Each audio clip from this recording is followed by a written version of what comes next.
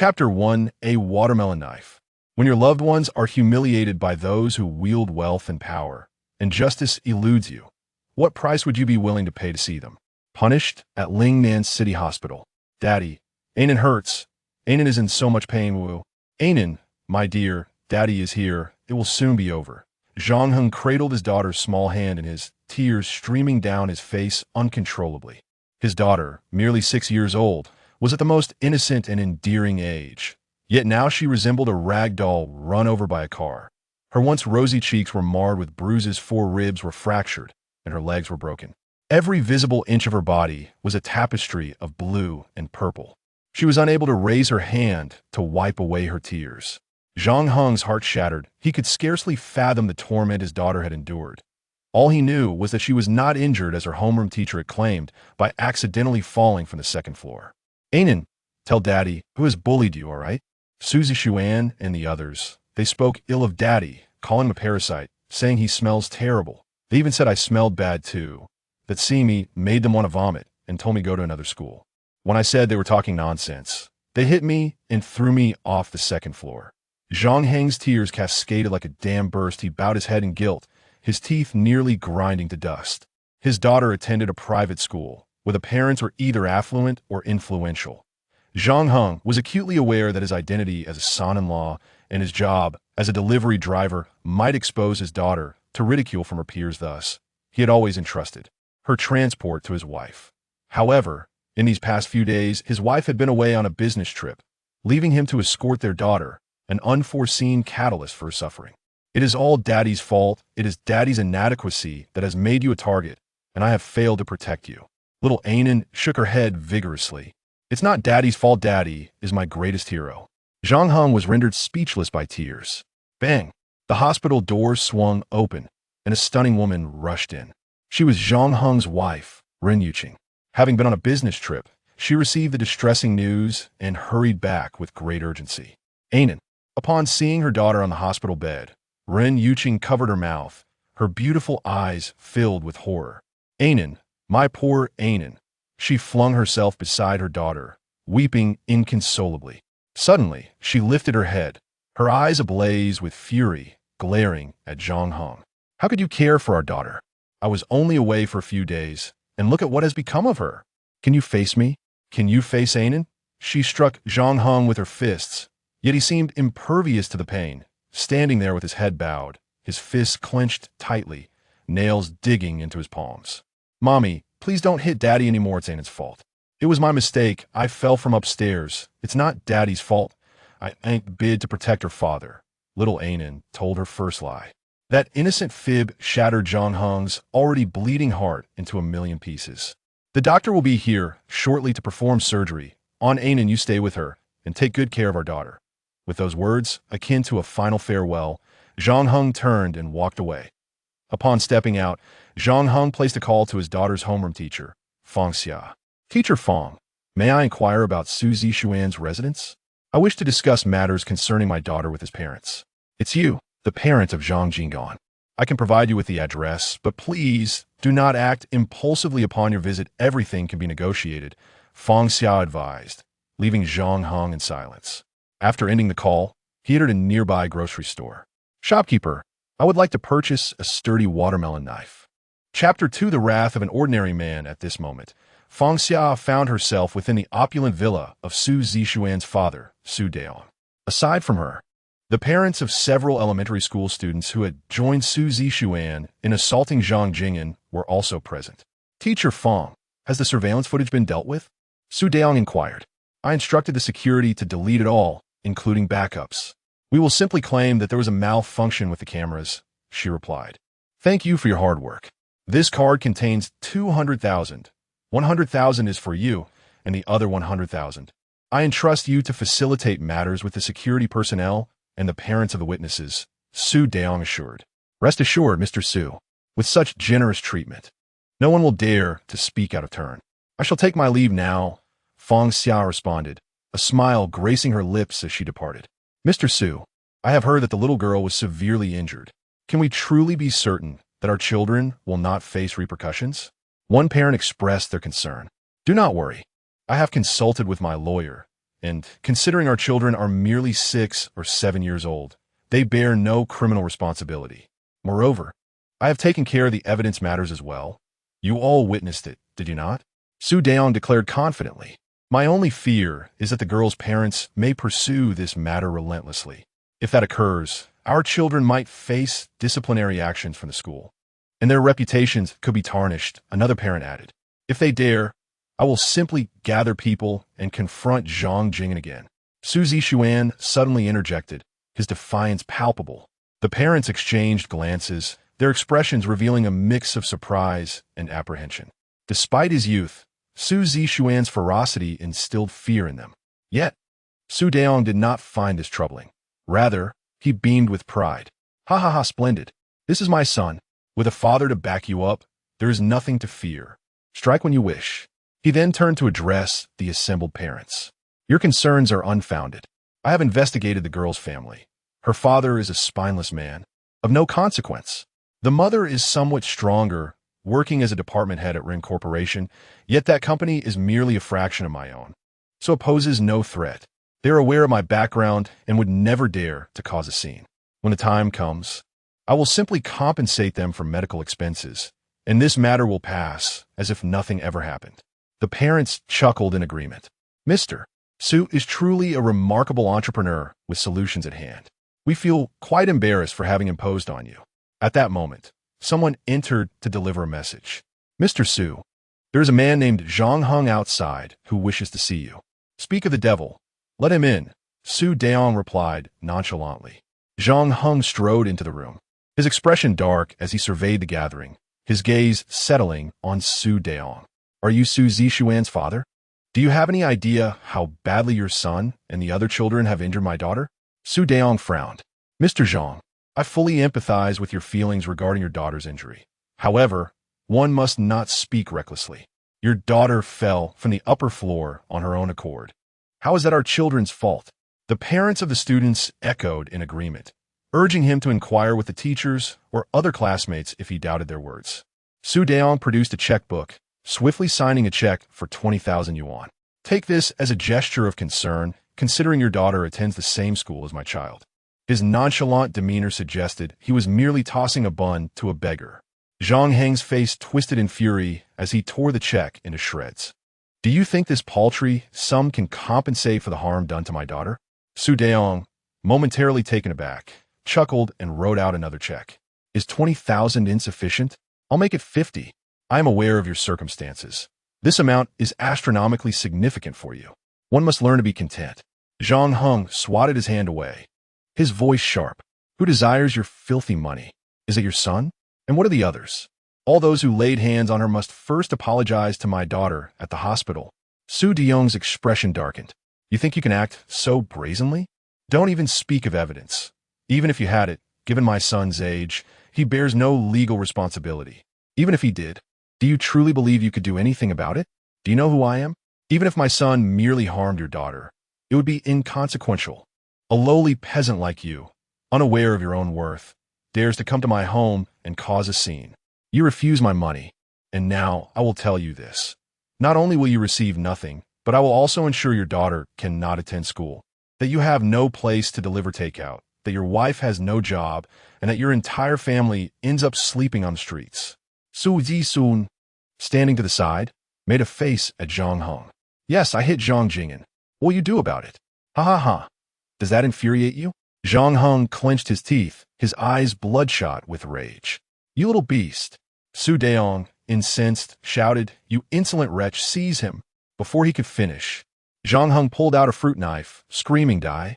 He plunged it deep into Su Daong's abdomen. Ack! Zhang Heng's roar was louder than Su Daong's anguished cry.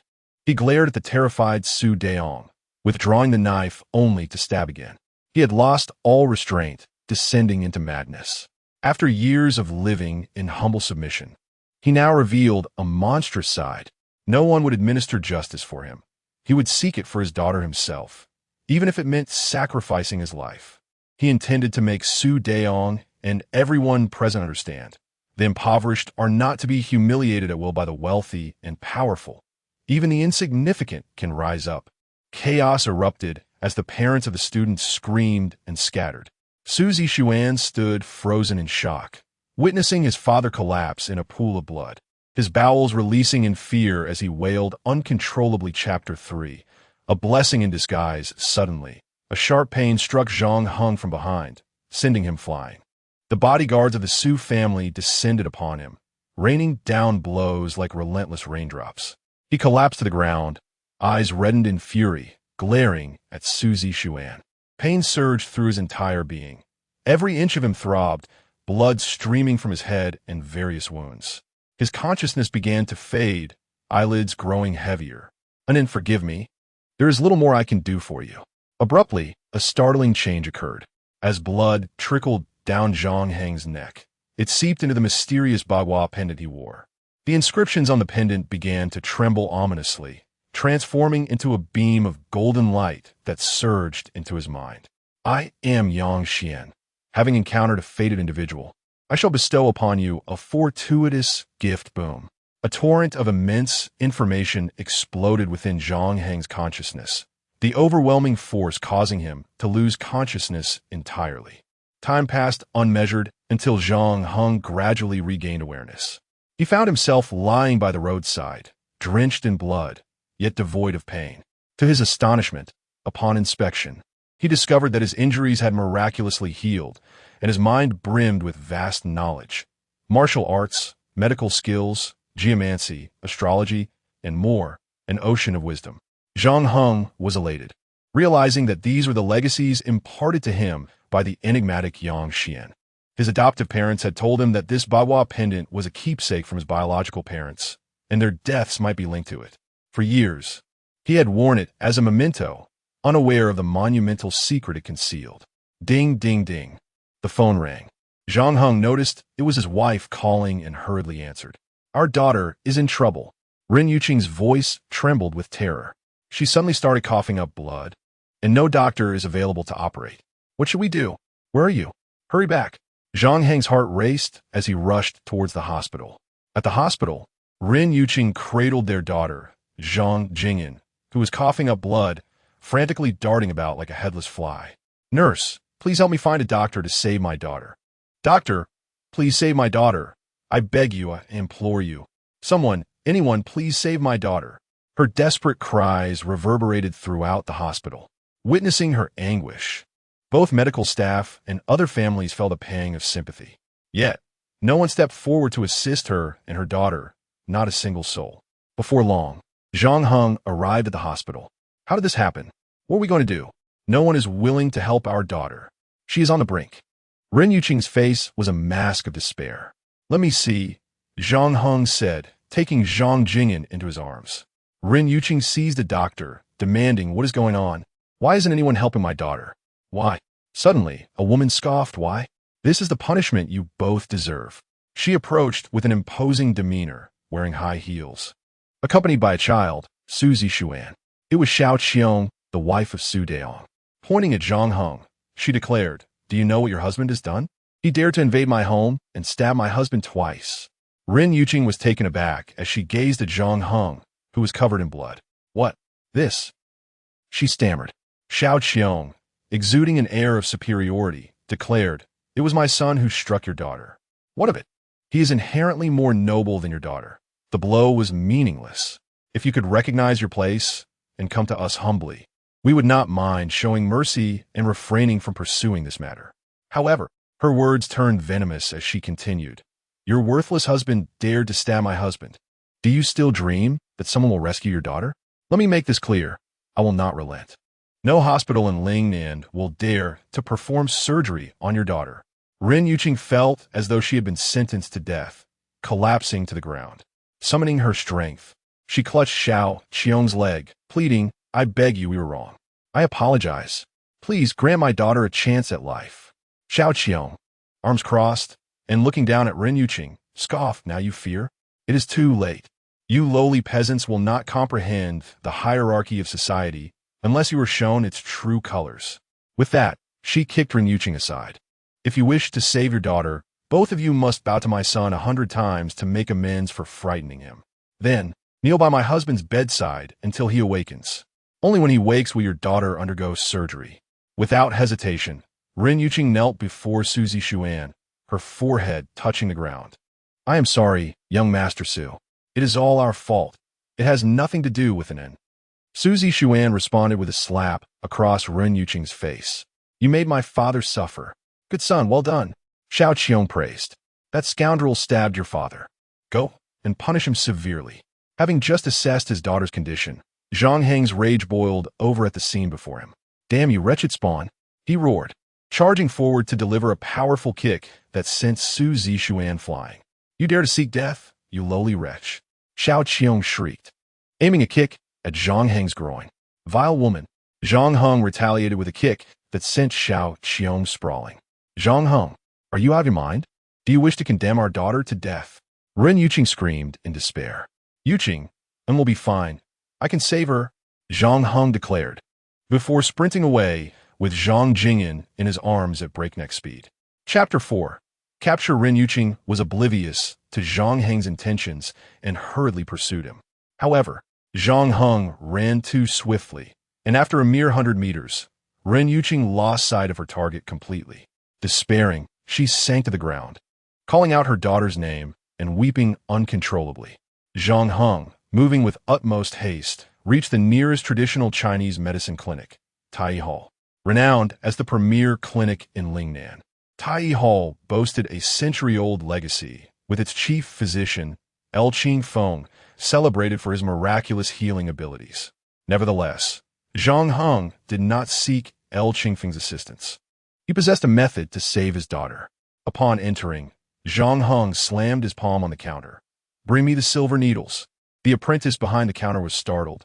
What's the matter? Silver needles. Quickly, Zhang Heng insisted. Dr. L, a patient has arrived, called the apprentice. Yet he did not fetch the needles. In no time, a tall, elegant young doctor in a white coat approached. Her name was El Yao, the granddaughter of El Qing Feng. Though still young, she had been trained in medicine from an early age, inheriting her grandfather's remarkable skills. After examining Zhang Jingyan's condition, El Yao's expression turned somber. Your daughter has passed. You must grieve. In a state of agitation, Zhang Heng replied, I only need a set of silver needles. I can save my daughter myself. The apprentice retorted, Dr. L is the granddaughter of the revered El Qing Feng, renowned for her medical expertise. If she says your daughter has passed, how can you claim to save her? Are you a deity? Zhang Heng bellowed. Enough of your nonsense. I only want the silver needles. I will pay whatever it costs. The apprentice obstinately refused. If I give you the needles, and later you accuse Tai Hall of causing your daughter's demise, who will take responsibility? Realizing the validity of the apprentice's suspicion, he shouted, I suspect you are indeed plotting this. Your daughter has died, yet instead of arranging her funeral, you bring her corpse here to extort us. Is there anyone in this world as heartless as you? Leave. Just leave. Zhang Heng, seizing the apprentice by the collar, lifted him off the ground. His face contorted with rage. The silver needles. Startled, El Yao interjected. Release him. I will fetch them for you. She quickly handed the silver needles to Zhang Heng, who then released the apprentice. Laying his daughter flat on an emergency bed, Zhang Heng began to insert the needles. He's truly attempting to extort us, El Yao thought, her brows furrowing as she observed Zhang Heng's actions. Well-versed in acupuncture, she understood that her grandfather, El Qing Feng, was a master of this art. Even with decades of experience, he could not accurately insert needles without undressing the patient. Even when undressed, pinpointing the correct acupoints required meticulous care. It is essential to precisely identify the acupoints in acupuncture.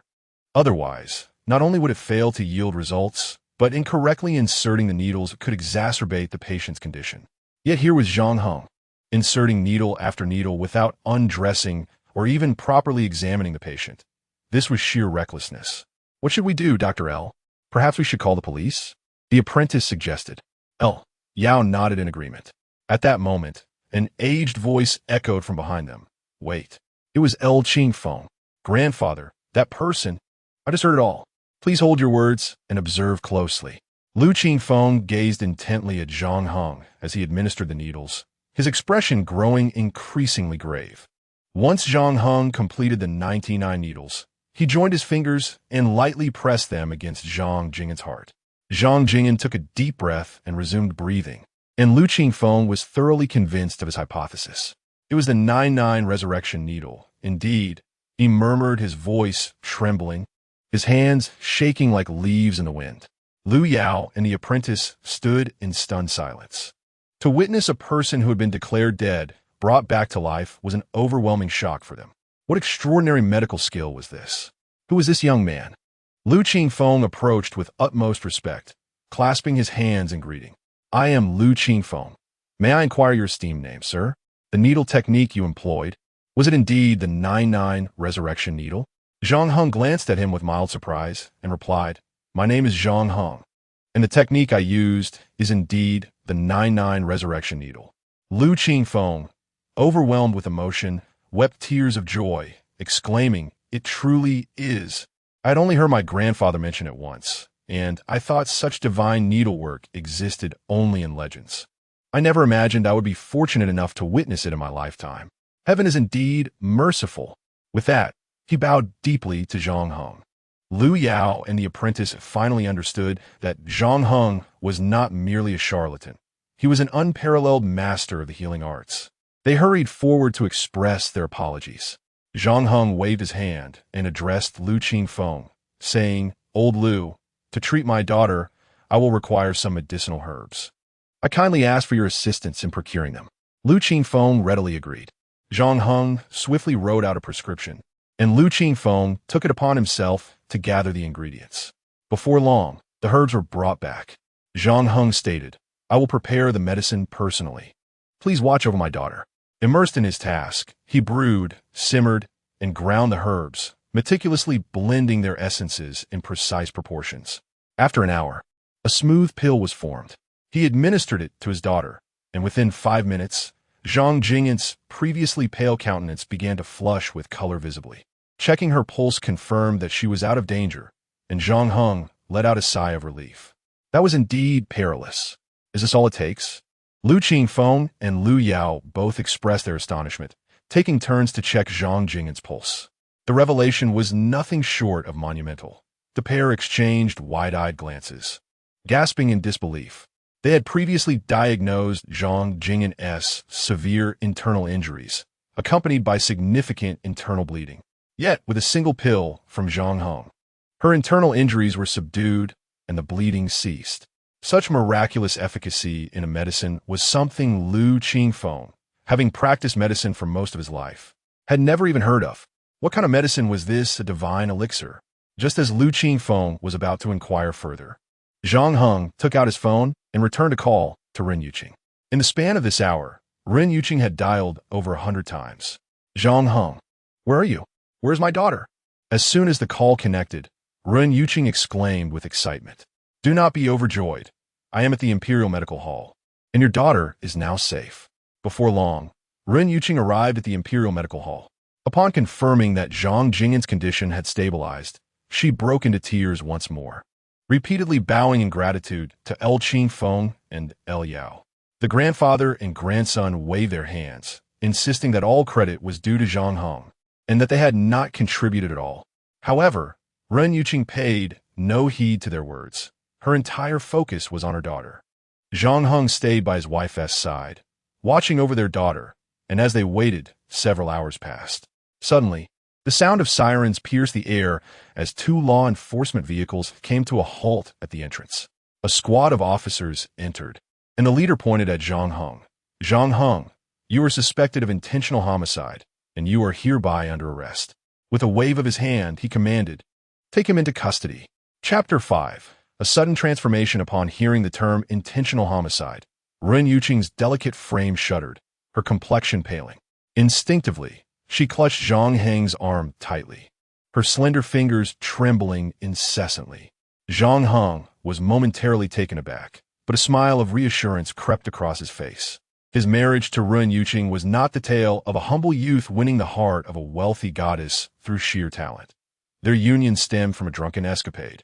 Ren Yuqing had reluctantly wed him due to an unexpected pregnancy, and over the years, her indifference had been palpable, as there was neither affection nor admiration for him. Zhang Heng was acutely aware of her discontent towards him, yet he bore no resentment. She was far too exceptional, while he considered himself rather ordinary. However, in this moment, he realized that his wife indeed harbored feelings for him. Gently patting her hand, he said, "Take good care of our daughter. I will be fine." His words were resolute and confident.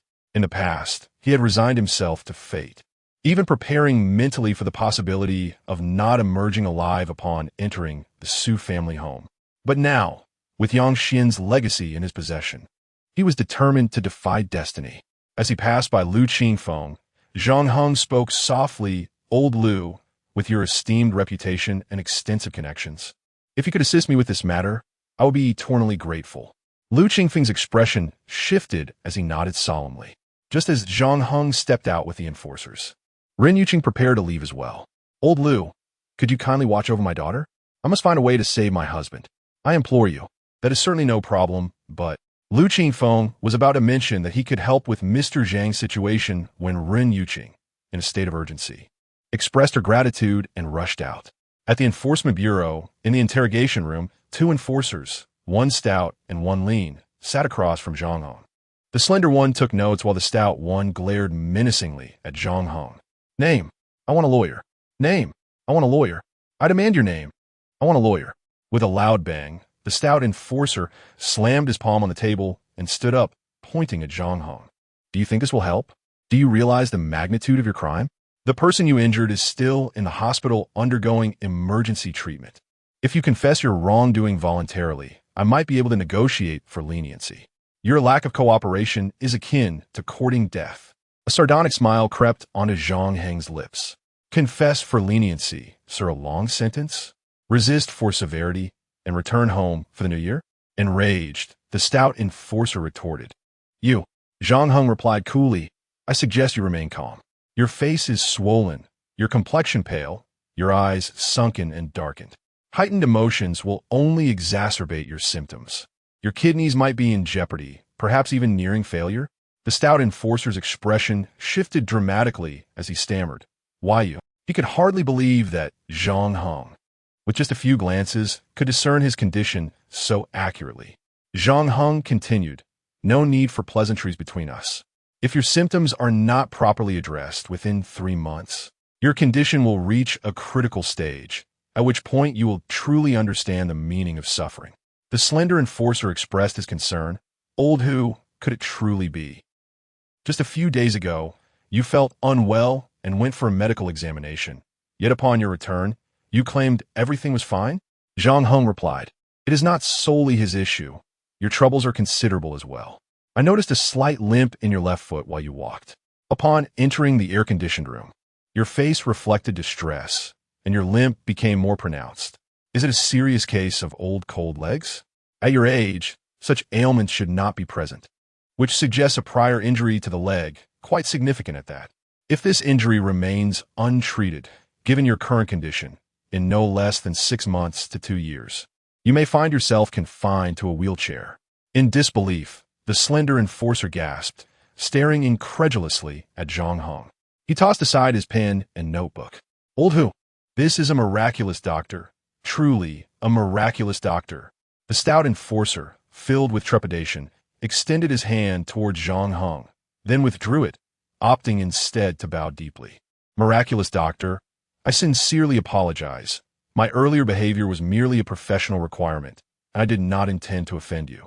Since you can discern our ailments at a glance, surely you possess a remedy to aid us?" The slender enforcer followed suit and bowed as well. If the miraculous doctor could extend his assistance, it would be as if we had been reborn through your care, and we would remain eternally grateful. Chapter 6. Did you not hear? Seeing the eager expressions on their faces, Zhang Heng nodded. "I shall provide you with 2 prescriptions. Return home and follow the instructions diligently for the medication. After 10 doses, you shall be cured." The plump and thin individuals were overwhelmed with joy. "Thank you, divine physician. Thank you, divine physician. Quickly, let us prepare tea for the divine physician. I shall fetch some food." They hurriedly exited, returning shortly after. One held a freshly brewed cup of fine tea, while the other bore a platter of fresh fruits. Zhang Heng handed over the written prescriptions, which the two cherished as treasures, folding them carefully and placing them in their pockets. "Do you smoke, divine physician?" Allow me to light one for you. Ah, divine physician, we are well aware of Su Deong's situation. That scoundrel has raised a little beast. He deserves to die 100 deaths. What you have done is entirely justified. However, that scoundrel has substantial business dealings and extensive connections. We must deliberate on how to handle this matter with care. At this moment, Zhang Heng was uncertain whether LV Qingfeng could truly assist him. So he engaged the plump and thin individuals in a discussion about potential solutions. Suddenly, the interrogation room door was kicked open with a resounding bang, and a tall figure strode in. "What are you two doing?" The thunderous shout startled the plump and thin individuals, prompting them to stand and salute hastily. "Captain, good day." The newcomer was Ma Dong, the captain of the Criminal Division of the Eastern District Law Enforcement Bureau. Given his position, he need not personally involve himself in this case. However, due to Su Deong's request, he had come to investigate. The individual who had harmed his friend was being treated like a revered ancestor by his subordinates. How could he not be furious? "You two have some audacity. Such blatant corruption. Are you not concerned about the consequences?" The plump and thin individuals trembled in fear, rendered speechless. "Leave." After dismissing them, Ma Dong slammed a document onto Zhang Heng's table. "This is your confession. Sign it immediately." Zhang Heng remained motionless. Ma Dong narrowed his eyes, his expression growing more menacing. "You committed the act in public, with witnesses and evidence at hand. Do you think you can deny it? I command you to sign, or I shall not hesitate to make you suffer." Zhang Heng still did not budge. Ma Dong coldly smiled and stood up. "Very well. Su Deong is my friend. You have injured him. I was inclined to teach you a lesson, and now you have provided me the opportunity. Let us see whether your bones are tougher than my baton. Once I have broken every bone in your body, I will not believe you will still refuse to sign." With that, he drew a rubber baton from his waist and swung it violently towards Zhang Heng's chest. The force of the blow was immense, and if it connected, Zhang Heng would surely break several ribs. Just as the baton was about to strike him, Zhang Heng sprang into action. He thrust his hands against the table, causing both himself and the chair to slide backward, and kicked out, striking Ma Dong's rubber baton squarely. "What?" Ma Dong's pupils constricted in disbelief, never expecting such a swift reaction from Zhang Heng. With a resounding slap, the rubber baton rebounded, striking Ma Dong in the chest. He let out a cry and fell backward, unable to rise for some time. Damn it." Ma Dong's face turned crimson as he struggled to stand, seething with uncontrollable anger. "I will kill you." Once again, he brandished the rubber baton and charged at Zhang Heng like a wild, unbridled dog.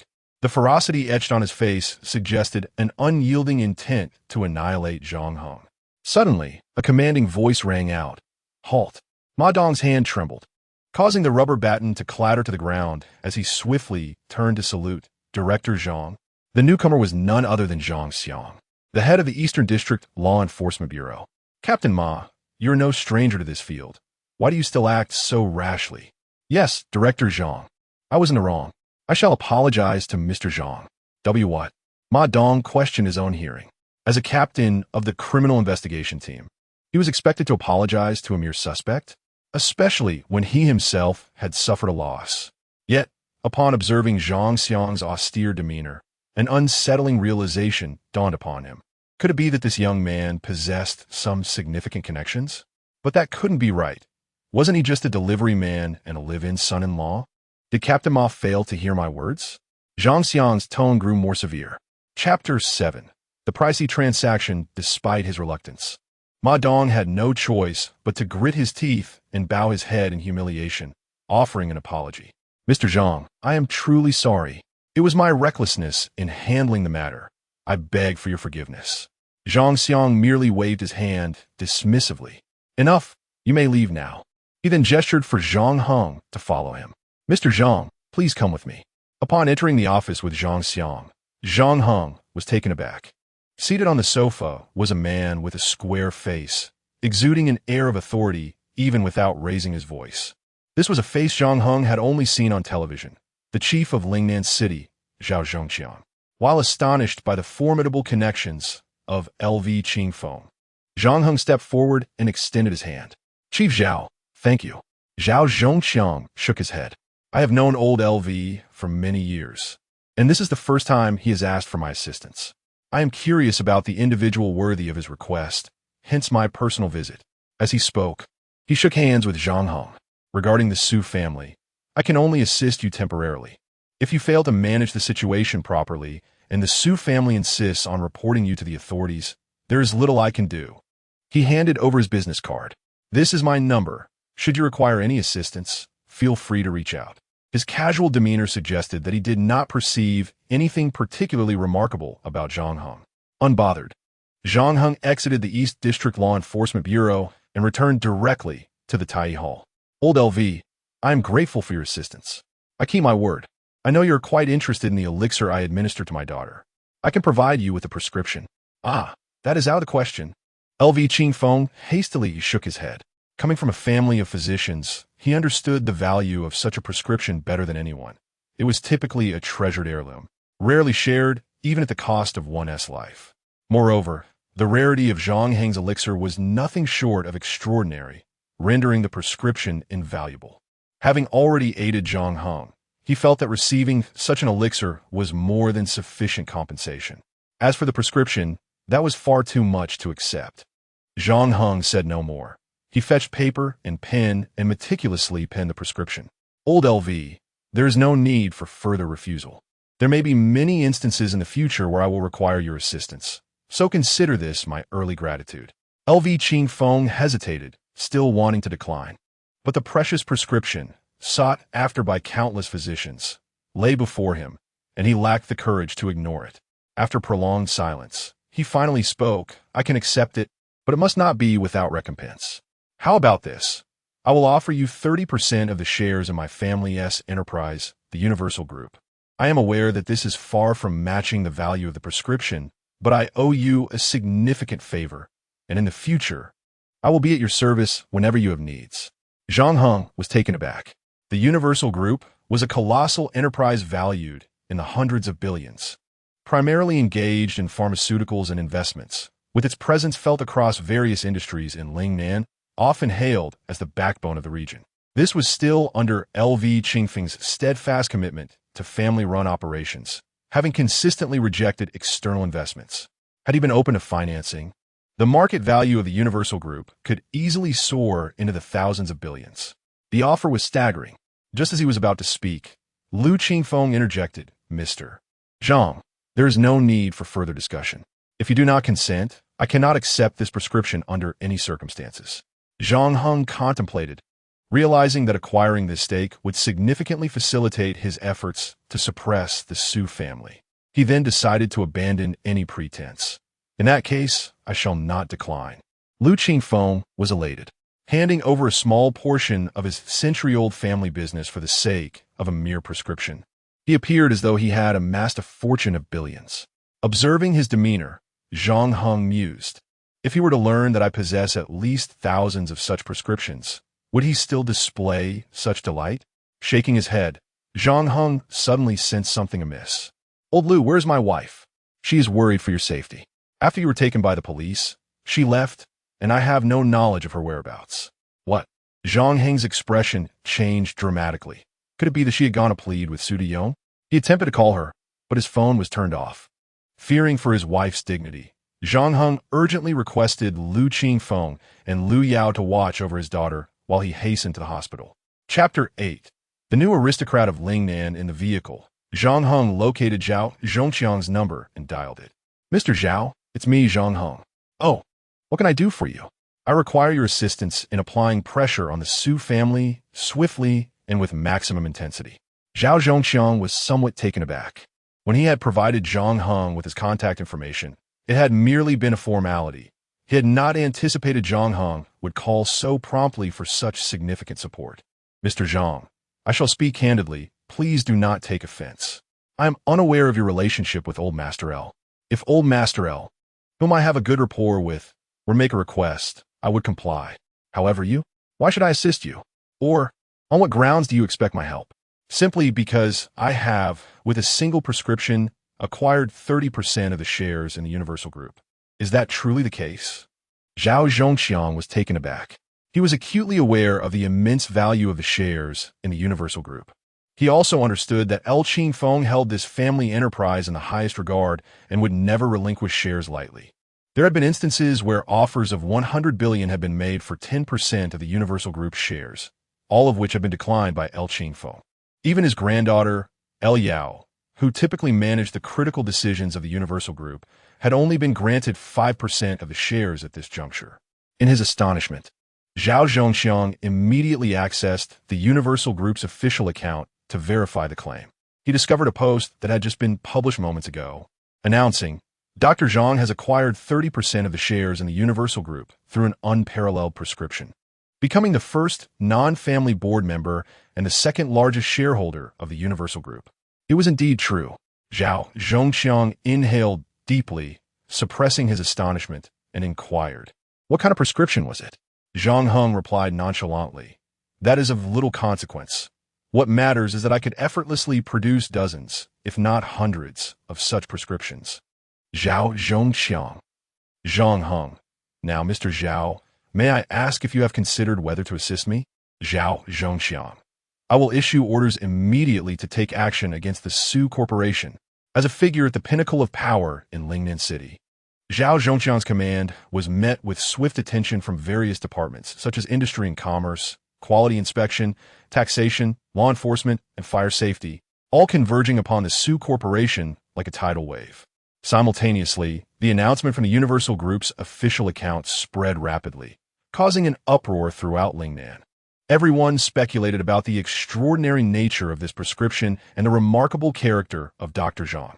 These inquiries went unanswered, yet all understood that anyone hailed as a divine doctor by the Universal Group must possess medical skills that rivaled those of the venerable El Qin Feng. Moreover, with 30% of the shares in the Universal Group, regardless of his past, this individual had undeniably ascended to the status of the foremost new aristocrat of Lingnan. In a fleeting moment, countless individuals were drawn to this enigmatic Dr. Zhang, employing every means to seek information, eager to meet and establish acquaintance. As the central figure in the whirlpool of public opinion, Zhang Heng remained unaware that he had quietly become the most sought-after individual in Lingnan. The car halted in front of the municipal hospital, and he swiftly made his way inside. After inquiring at the nurse's station, he soon learned the location of Su Deong's hospital room. Peering through the window, he observed that Su Deong had regained consciousness and was conversing with his wife and child. However, Ren Yuqing was conspicuously absent from the room. Zhang Heng pushed the door open and demanded, "Where is my wife?" Chapter 9. Death awaits you. Su Deong and his family of 3 were engaged in conversation when they suddenly heard Zhang Heng's voice and turned in unison. "It's you. How dare you show your face again?" Su Deong's eyes were bloodshot. If not for his freshly stitched wounds preventing him from moving, he would have undoubtedly taken up arms against Zhang Heng. "Why wouldn't I dare to appear?" Zhang Heng shrugged nonchalantly. "I will kill you." Su Deong's wife, Xiao Qiong, screamed and lunged at Zhang Heng with a fierce expression. Zhang Heng shot her a furious glare, causing Xiao Qiong to freeze as if an iron grip had seized her heart. "I ask you again, where's my wife?" Zhang Heng questioned Su Deong. "What is the matter? Are you scared now and seeking my forgiveness, hoping I will spare you?" Su Deong, "Sir, you despicable pauper, not only did you stab me, but you also dare to threaten my wife and child. There is no way I will let you off easily. Want to know where your wife is? Want your family to be safe? Then kneel before me and bow 100 times each for me, my wife, and my son. I will ask once more, where's my wife?" Zhang Heng's expression darkened as he stepped forward. "Huh, still acting tough. Do you truly not understand the meaning of death?" Su Deong narrowed his eyes, a torrent of hatred glinting from within. "You still don't fully grasp what I am capable of, but soon you will. I will employ 100 different methods to bring your family to ruin, leaving you to beg for life and wish for death. I will ensure your remaining years are filled with regret and suffering. I demand to know where my wife is." Zhang Heng bellowed, striding forward and seizing Su Deong by the collar, lifting him off the ground. The movement aggravated Su Deong's wound, causing him to scream in agony. Xiao Qiong rushed forward, tugging at Zhang Heng while shouting, "Let go of my husband, you vile scoundrel!" Su Zixuan also rushed over, kicking at Zhang Heng's heel from behind. "I'll kick you to death. I'll kick you to death." Enraged, Zhang Heng turned delivering a slap that sent both of them sprawling. He then pressed down on Su Daong's freshly stitched wound. Speak. Oh, I curse you, I want you dead. Dead. Su Daong's face contorted in pain as he cried out. Shall we have a competition to see who dies first? Let the contest begin. As he spoke, Zhang Heng grasped Su Daong's stitched wound and yanked it viciously. Su Daong's wound tore open, blood gushing forth as he screamed in agony. I'll tell you, I swear, your wife isn't here. I don't know where she went. I'm telling the truth. I truly don't know. Noticing that Su Daong appeared to be sincere, Zhang Heng released him. If Rainey hadn't come here, where could she have gone? After a moment of contemplation, a flash of inspiration struck Zhang Heng. Of course. There. He turned and strode out. You just wait. You better wait for me. The threat from Su Daong, laden with deep-seated resentment, echoed ominously from behind. Zhang Heng halted, turning to fix Su Daong with a cold, piercing gaze. You will not seek vengeance against me, for soon you shall comprehend the nature of the entity you have provoked. Allow me to forewarn you of the impending events. Before long, you shall receive a call, during which the voice on the other end will inform you of a grave crisis afflicting your company, leading to its impending seizure, and you shall find yourself facing incarceration. Let me elucidate the steps you must take to remedy this situation. First, retract your report to the authorities. Second, bring your raucous Chapter 10. Arrangements upon receiving a call from his acquaintance at the Enforcement Bureau, Su Daong answered with barely concealed anger. Captain Ma, what on earth is going on? Wasn't that scoundrel apprehended? How is it that he dared to come here and threaten me just moments ago? What? Director Zhang, General Zhao, personally intervened to secure his release, but he is merely a penniless intruder. What is happening? All right, I understand. Su Daong hung up the phone, feeling utterly defeated. What's wrong, dear? Noticing Su Daong's stunned expression, Xiao Qiong hurried over to inquire. Indeed, he was captured, but subsequently, General Zhao stepped in to facilitate his release. Captain Ma warned me that this individual has formidable connections and advised against any form of retaliation, lest I invite disaster upon myself. Su Daong replied, his voice faltering. What? This cannot be true, Xiao Qiong exclaimed in disbelief. At that moment, Su Daong's phone rang once more. Bad news, Mr. Su. The company is in serious trouble.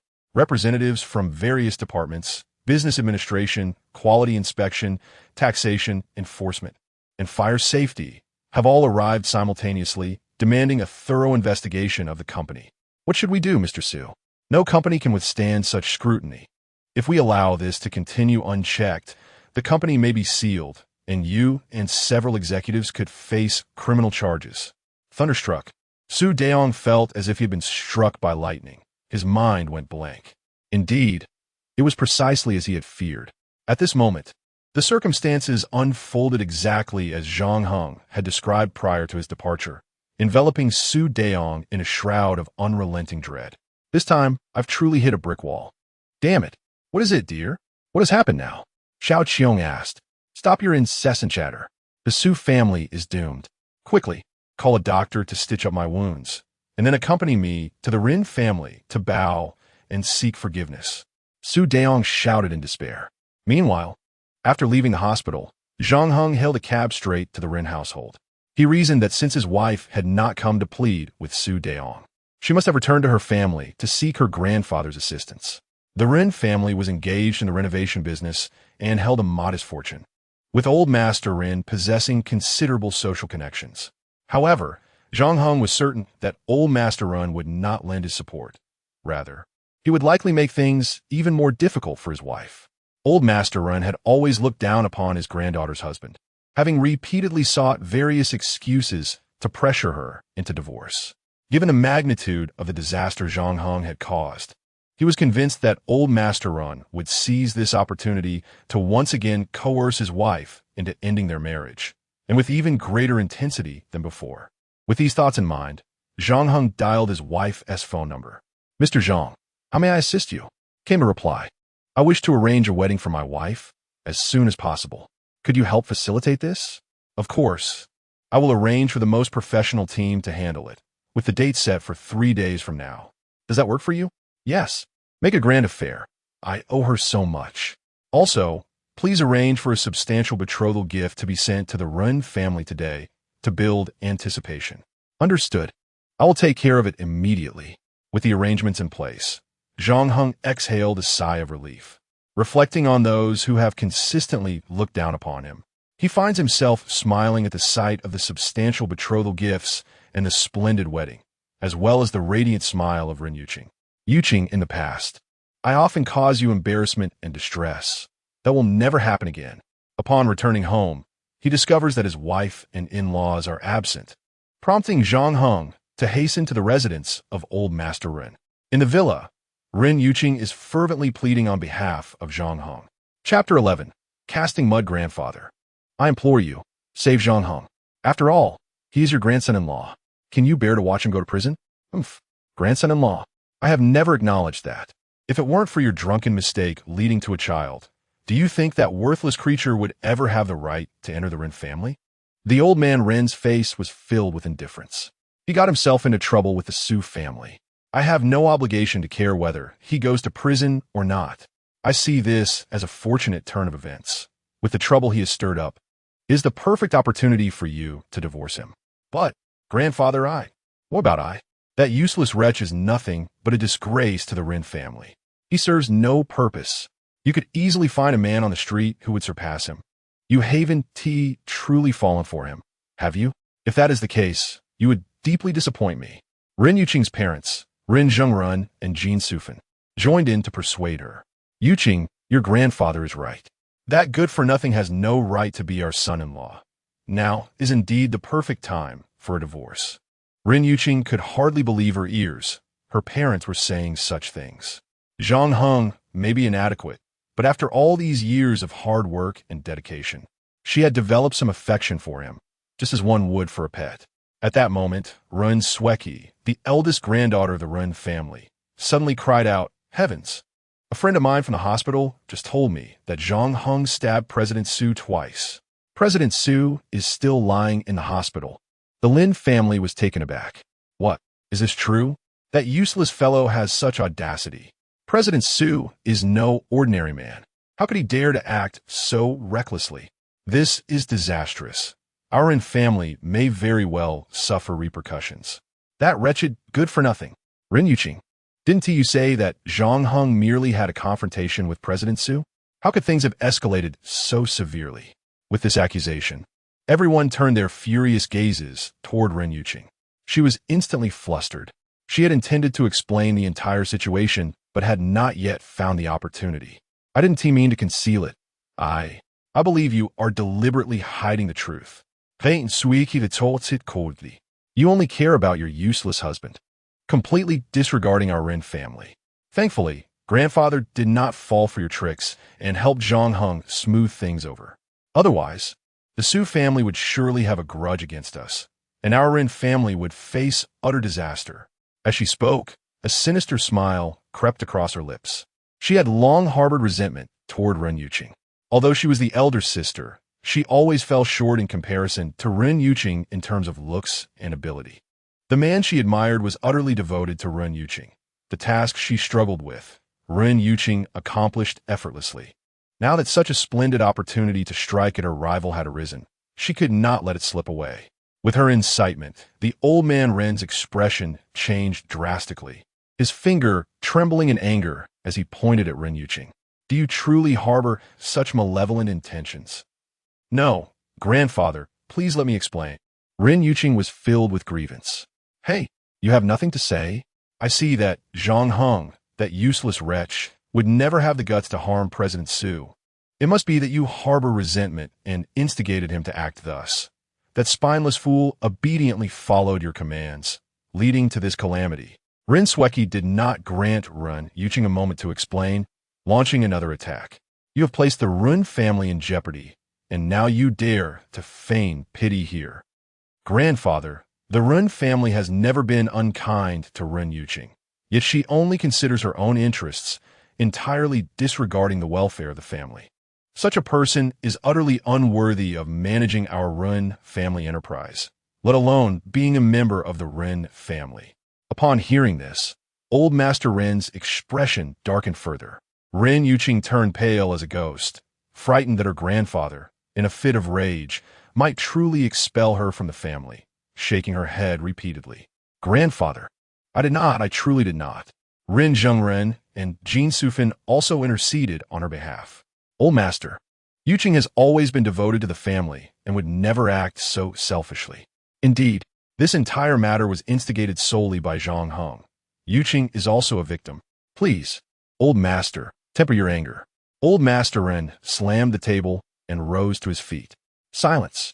Ren Yuqing, whether you instigated this or merely failed to stop Zhang Heng's reckless actions, you have ultimately caused a grave disaster and bear significant responsibility. Now the entire Ren family is embroiled in peril due to Zhang Heng's foolishness.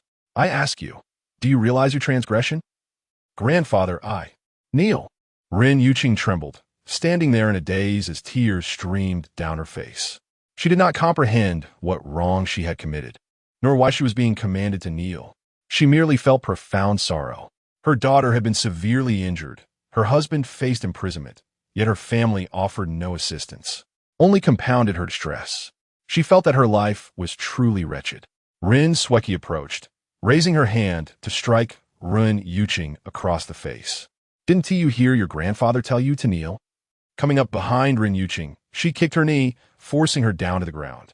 Just then, a loud shout echoed. Get away! A figure, radiating fierce energy, burst in, striking Rin Sweki down to the ground. It was none other than Zhang Heng. Chapter 12. Speechless Zhang Heng gazed compassionately at the pale, delicate face of Ren Yuqing, marred by a vivid red handprint. He extended his hand and helped her to her feet. Then, taking a step forward, he shielded Ren Yuqing behind him, confronting the elder Ren and the others directly. What had she done wrong to deserve kneeling? Everyone was taken aback. Hadn't Zhang Heng been apprehended? How could he possibly be here?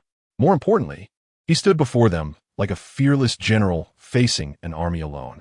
Was this the same timid, subservient man they had known? How could he possess such formidable strength? You spineless coward! How dare you strike me? Rin Sweki exclaimed as she clambered up from the ground, her hands poised to attack Zhang Heng. With a fierce glare, Zhang Heng warned, Do you wish to be struck again? His imposing demeanor instantly silenced Rin Sweki, her raised hand frozen mid-air. Rin Howren, Rin Sweki's brother, stepped forward. You have some audacity. You are merely a dog of the Run family, yet you dare to come here and wreak havoc? Others echoed, What audacity? Who do you think you are? This is not a place for your insolence. Slap yourself immediately. The crowd erupted into chaotic chatter. Zhang Heng's voice boomed. I shall be audacious today. His declaration resonated like a resounding bell, compelling everyone to fall silent. He continued, One must take responsibility for their own actions. I am the one who harmed Su Zhenghao. What does this have to do with Yuqing? Why should you make her kneel and strike her? My daughter was grievously injured, and I sought revenge on her behalf.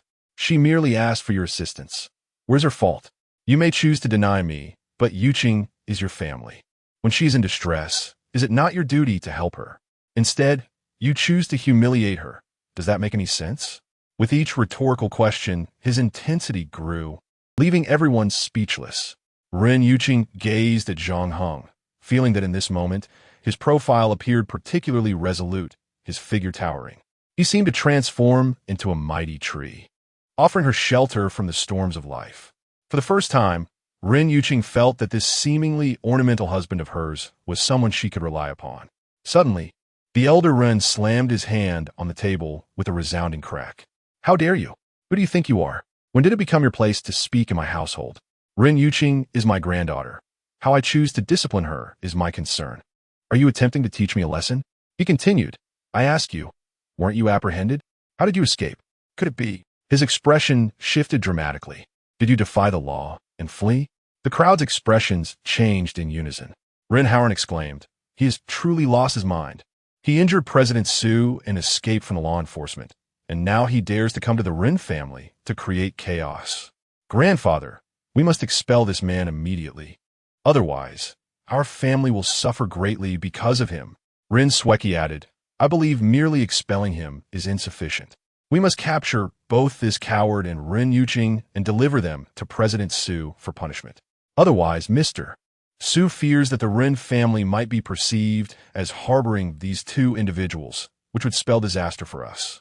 Old Master Ren fully concurred, his voice resounding with authority. Seize Zhang Heng and Ren Yuqing. At his command, the eldest of the Ren family and several male members surged forward. Zhang Heng stepped forward, positioning himself protectively behind Ren Yuqing.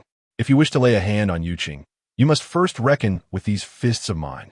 He clenched his fists tightly, his eyes blazing with fury, exuding an aura of dominance akin to that of a war deity. Chapter 13, A Different Confession. Hey, did you truly think we would be intimidated by a spineless coward like you? Sneered the eldest Ren. I have stated before, one person bears the consequences of their actions.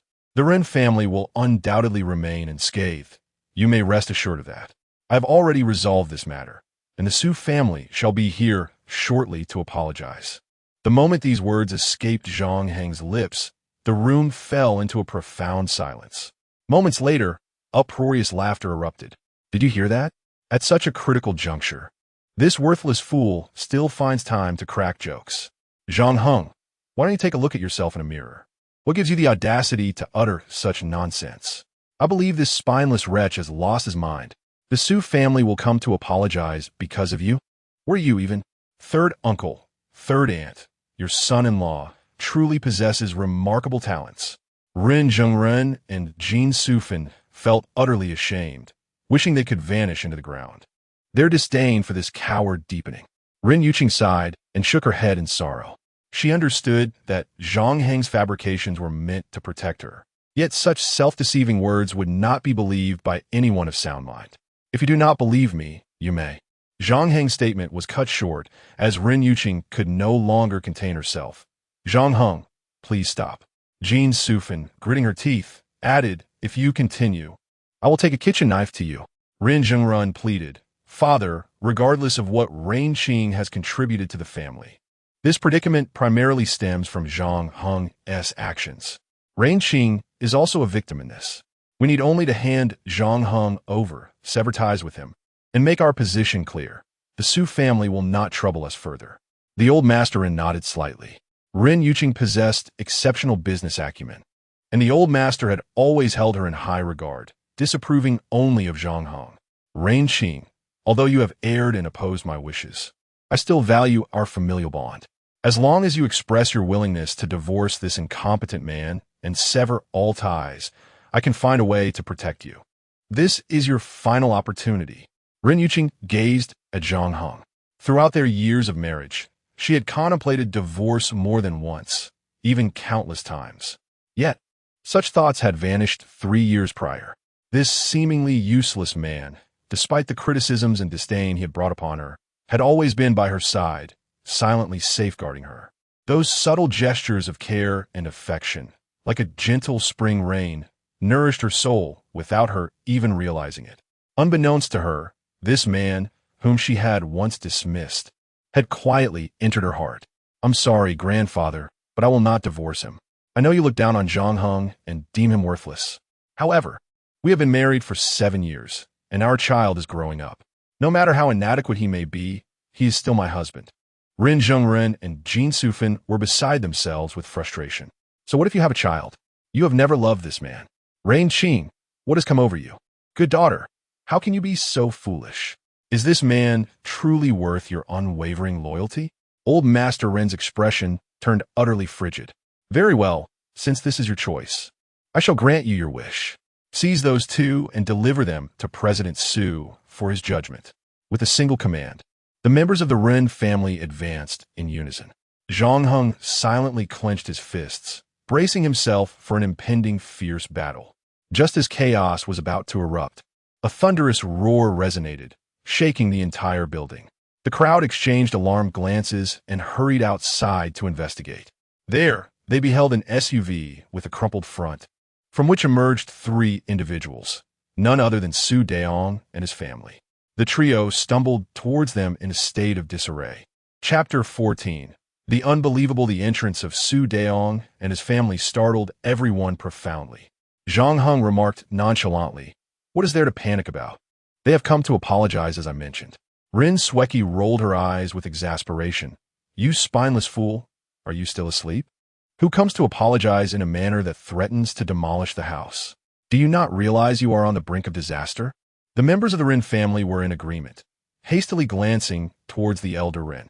Elder, President Su has personally come to confront us. What shall we do? They noted the blood seeping from his wound, his urgency indicating the depth of his fury. Damn you, Zhang Heng. We are all doomed because of you. Panic swiftly spread through the room, akin to villagers witnessing an invading army. The elder Rin, fully aware of the gravity of the situation, waved his hand decisively. Seize Zhang Heng and Rin Yuqing at once. We must distance ourselves from them. The elder Rin and several of the male relatives nodded gravely, preparing to act. Yet, in this critical moment, Rin Yuqing unexpectedly pulled Zhang Heng behind her. You must go. I'll buy you some time. Her voice trembled, revealing her profound fear. Yet she still sought to protect him. In that instant, Zhang Heng felt a warm current emanating from his heart, flowing through every corner of his being, his eyes brimming with moisture.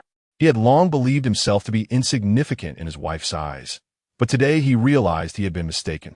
The years spent together were not in vain. The grievances he had endured vanished in an instant. With a wife like her, what more could a man desire? He grasped Rin Yuqing's hand tightly, glaring at the elder Rin. Let us see who dares to move. The elder Rin cursed, to hell with you, and swung his fist towards Zhang Heng's face. At that moment, Su Daong arrived, witnessing the scene, and bellowed in fury. What are you doing? Stop it. Cease this at once. The elder Rin tried to explain. President Su, please do not be angry. This useless fool has nothing to do with our family. I will bind him and present him to you as a display of our sincerity. Su Daong's anger peaked. He slapped the elder Rin hard and then kicked him away. Bind him? You scoundrel. How dare you speak of binding Mr. Zhang, whose status is beyond your comprehension? He railed, his agitation evident as he spat words filled with disdain upon those before him. The expression of every member of the Rin family shifted dramatically, their mouths agape in shock at Su Daong's proclamation. Could Zhang Heng possibly be of such noble stature? Before they could comprehend the situation, Su Daong knelt before Zhang Heng, exclaiming, Mr. Zhang, Mrs. Zhang, I am deeply sorry. I brought this shrew and this ungrateful wretch to apologize to you. Xiao Qiong followed suit, kneeling as well. Mr. Zhang, Mrs. Zhang, it is our fault. We are utterly in the wrong. We implore your mercy and ask for a chance at redemption. In the past, she had relied on Su Daong's influence, exhibiting a brash and domineering demeanor. However, at this moment, realizing that her family's fate rested in Zhang Heng's hands, she was utterly terrified, rendered incapable of maintaining her former arrogance. Only Su Zixuan remained standing, his face a picture of reluctance. Mom and Dad, why must we kneel before these inferior beings? This statement struck with the force of a dagger, akin to slaying his own father before Su Daong. Enraged, Su Daong sprang to his feet, delivering a swift kick that sent Su Zixuan sprawling, followed by a relentless beating. The severity of the assault left even the Rin family members trembling in fear, only halting when Su Daong finally commanded, kneel properly. This calamity arises from your insubordination. Su Zixuan lay there, barely conscious, with at least 7 or 8 bones fractured, too terrified to move a muscle. Silence enveloped the room. Everyone cast incredulous glances at Zhang Heng. Indeed, the Su family had come to apologize as he had predicted, and their demeanor was astonishingly humble, revealing the extent of their fright. Yet, how had this seemingly ineffectual Zhang Heng managed such a feat? Was he, perhaps, a figure of great significance who had merely feigned modesty all these years? Chapter 15. The power of the fox. The most astonished were undoubtedly Rin Yuqing and her family of 3. Over the years, they had spent day and night with Zhang Heng, firmly convinced that he was merely an ordinary delivery man, lacking any exceptional qualities. Where did such formidable energy emanate from? Rin Yuqing regarded Zhang Heng with an unfamiliar gaze, as if seeing him for the very first time. Zhang Heng, this. At that moment, Rin Sweki suddenly cried out, no, this isn't right. Her eyes widened as she stared at Zhang Heng, shaking her head like a rattle. She could not accept that the husband of her rival, the delivery boy she had scorned, could be such an extraordinary individual. The disparity between her expectations and the reality before her was overwhelming. She spoke indiscriminately. There must be some mistake. How could a worthless person like you possibly have the capability to impress Mr. Su? Before she could finish her sentence, Old Master Rin slammed his foot down. Silence. He had noticed Su Deong's fury upon hearing Rin Sueki insult Zhang Heng. His eyes were bulging with rage. Yet, Rin Sueki seemed oblivious, pointing accusatorily at Zhang Heng. Speak. How did you deceive Mr. Su? Let me tell you, you might have fooled him for a moment. But when he discovers the truth, Su Deong could no longer restrain himself and lunged at Rin Sueki, seizing her by the neck and delivering a barrage of slaps. You wretch! If you dare show disrespect to Mr. Zhang again, I shall end you. Zhang Heng's lips curled into a slight smile, which he quickly suppressed. Mr. Su, what a commanding presence you have. Su Deong's body trembled violently as he knelt down, bowing deeply. I dare not, Mr. Zhang. In your presence, I would never presume. Zhang Heng turned to Rin Yuqing. My dear, I believe their remorse appears sincere, and those who require a lesson have received it. Shall we allow them to bring other students and parents to apologize to our daughter and consider this matter resolved? At this moment, Rin Yuqing was still in shock, lacking any coherent thoughts, and merely nodded numbly. Thank you, Mr. Zhang. Thank you, Mrs. Zhang. We will attend to it immediately. Su Deong and his wife, as if granted a reprieve, bowed repeatedly, expressing their gratitude without restraint, terrified that Zhang Heng might change his mind. Zhang Heng surveyed Old Master Rin and the others. I previously stated that this matter would be resolved appropriately without implicating the Rin family. Did you not believe me? Now do you? A profound silence enveloped the room. This question, though seemingly superfluous, elicited no response. The members of the Rin family lowered their heads, afraid to utter a single sound. The once scorned Zhang Heng, now wielding a power that instilled fear in the Su family, had transcended the image of a mere delivery man. His words now held more weight than those of Old Master Rin. Rin Zhengren and Jin Sufan exchanged increasingly bright glances. In each other's eyes, they beheld unparalleled excitement. Truly, the heavens have opened their eyes. Zhang Heng has risen to prominence. Our family shall now bask in glory. I always knew Wen Ti remain a mere delivery man forever. You have finally made your mark. How splendid. Dear son-in-law, in the past, I, along with your father, did not treat you well. However, we shall make amends henceforth. Observing the fervent emotions of Rin Zhengren and Jin Sufan, the elder Rin's expression shifted dramatically before he reached a resolution. Zhang Heng, it appears we have underestimated you. I should have had faith in your words earlier. Nevertheless, you must comprehend that, as the head of the family, one must always prioritize the interests of the clan above personal desires. The previous decision to relinquish you and Yuqing was a measure born of necessity, not a personal affront. Surely, you can understand this? The members of the Rin family echoed in agreement. The elder spoke truthfully. Zhang Heng, Yuqing, we have always held high hopes for both of you. At this moment, Rin Haoran stumbled upon something extraordinary, his excitement propelling him towards the elder Rin with his phone in hand. Grandfather, take a look at this. Upon glancing at the screen, the elder's demeanor abruptly soured, his anger directed at Zhang Heng. Well done, Zhang Heng. You have skillfully wielded the guise of power, and we nearly fell for your ruse. Chapter 16. Behold my abilities. Old Master Rin suddenly changed his demeanor, leaving everyone taken aback as they gazed at him in confusion. What does the old master mean by this? Zhang Heng furrowed his brow. Hey, what does it mean? You can see for yourself. Old Master Rin angrily thrust his phone into Zhang Heng's hands. Upon receiving it, Zhang Heng discovered a freshly released news article detailing the government's sudden actions against the Su Corporation, indicating its imminent collapse. Everyone quickly retrieved their phones to ascertain the situation. Rin Haoran spoke to the crowd, casting a sharp glance at Zhang Heng. Goodness, so the government has indeed moved against the Su Corporation. No wonder Su Deong appeared so frightened. The simultaneous mobilization of numerous departments clearly suggested that the government had long been plotting against the Su Corporation, implying that this matter had nothing to do with Zhang Heng. However, how could Zhang Heng have known in advance that Su Deong would come to apologize? Isn't it obvious? He must have caught wind of the situation while at the Law Enforcement Bureau, then pretended to be impressive before Su Daong, leading him to believe that he orchestrated everything. Zhang Heng, I never realized you were so cunning. This is truly despicable. We thought you were some formidable figure. But it turns out you were merely a coward. Almost deceived us. Shameless. Without any capability, you seek to elevate yourself by borrowing the influence of others. Do you think that will earn our respect?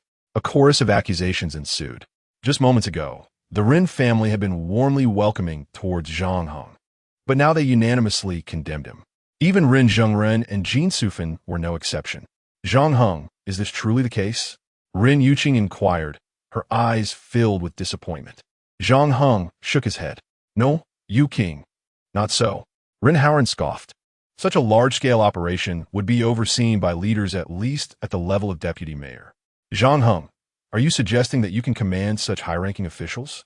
You may flaunt your fabricated authority, but now you refuse to acknowledge it. Do you think we are oblivious to your true nature? At this moment, Ren Sweki addressed old Master Ren. Grandfather, Su Daong believes this matter was instigated by Zhang Heng, which is why he was so terrified. Once he uncovers the truth, he will certainly be enraged and seek revenge even more fiercely.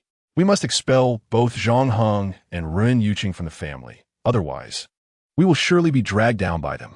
Having endured multiple slaps from Su Daong, her face swollen, she now realized that Su Daong had mistakenly thought Zhang Heng was a significant figure, which led to her humiliation.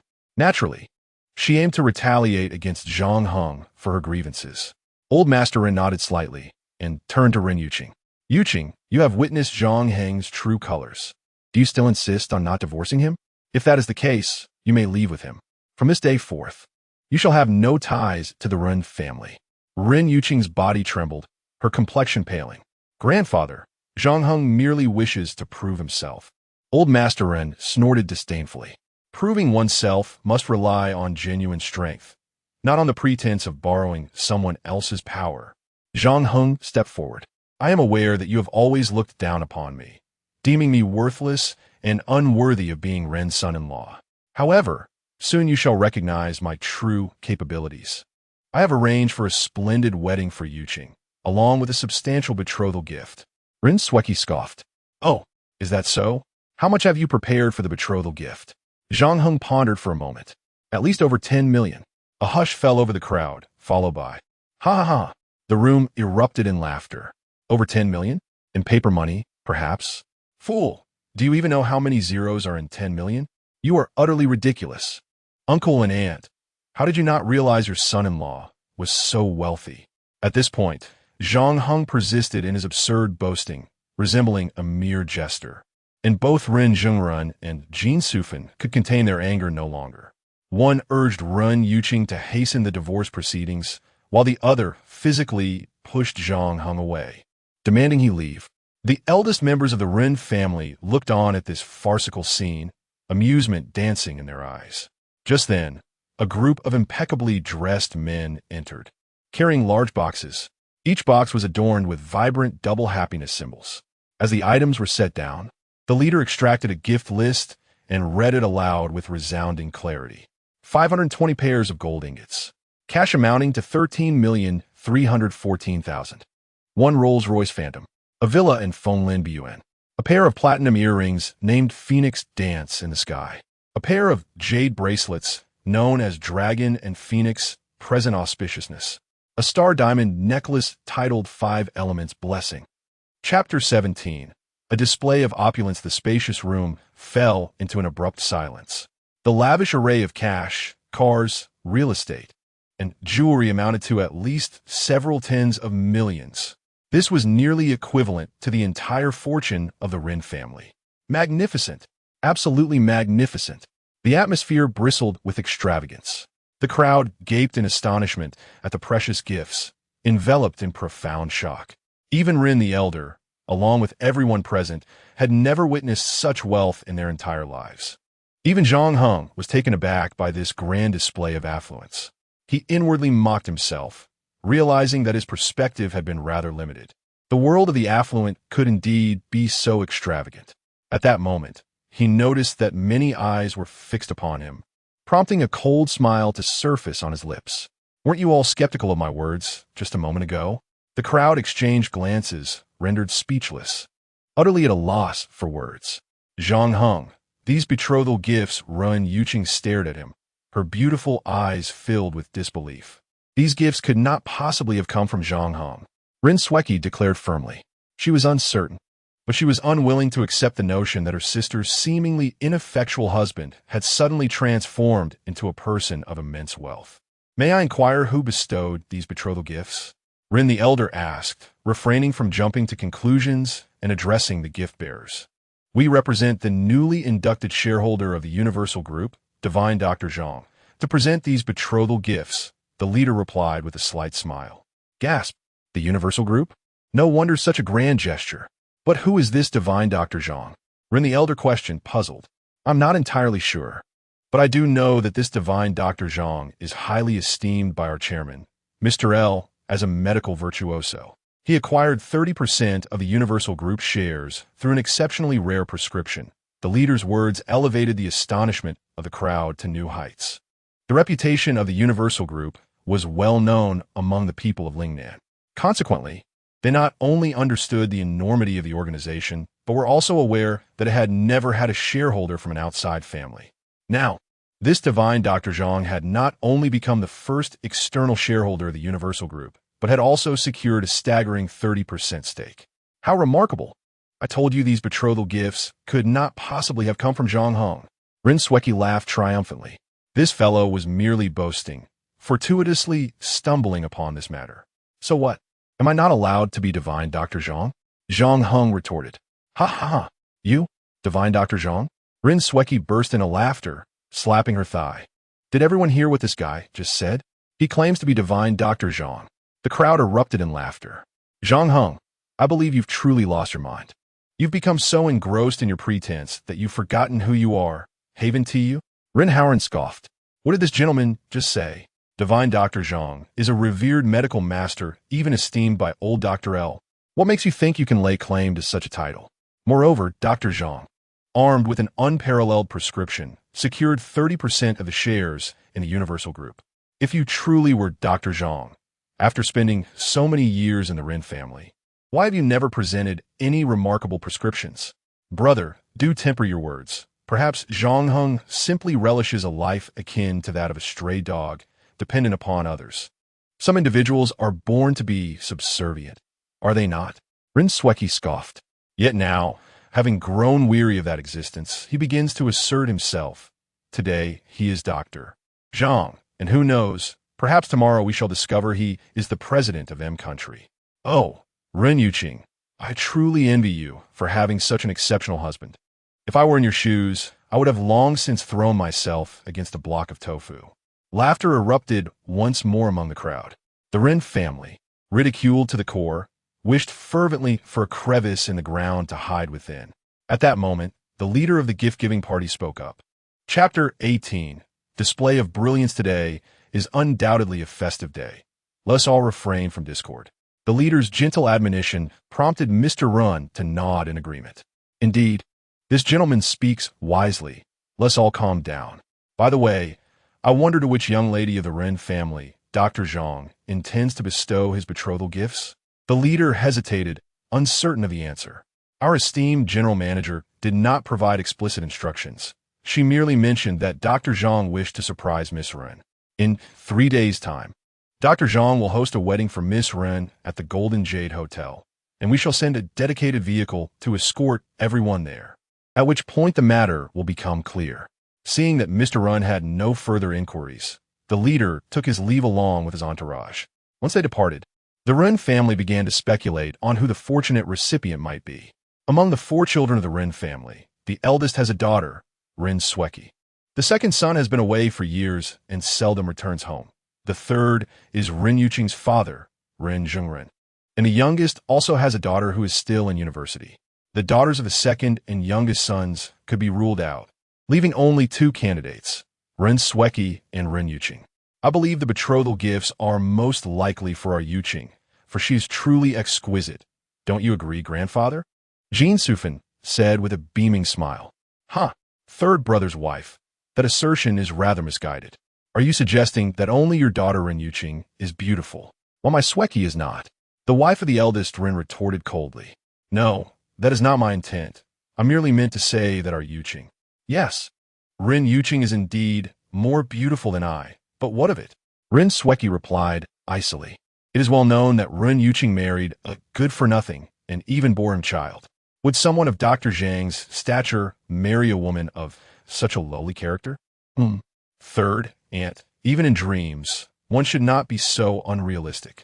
This statement from Rin Sweki effectively silenced Jin Sufan, for it struck at the very heart of Rin Yuqing's vulnerability.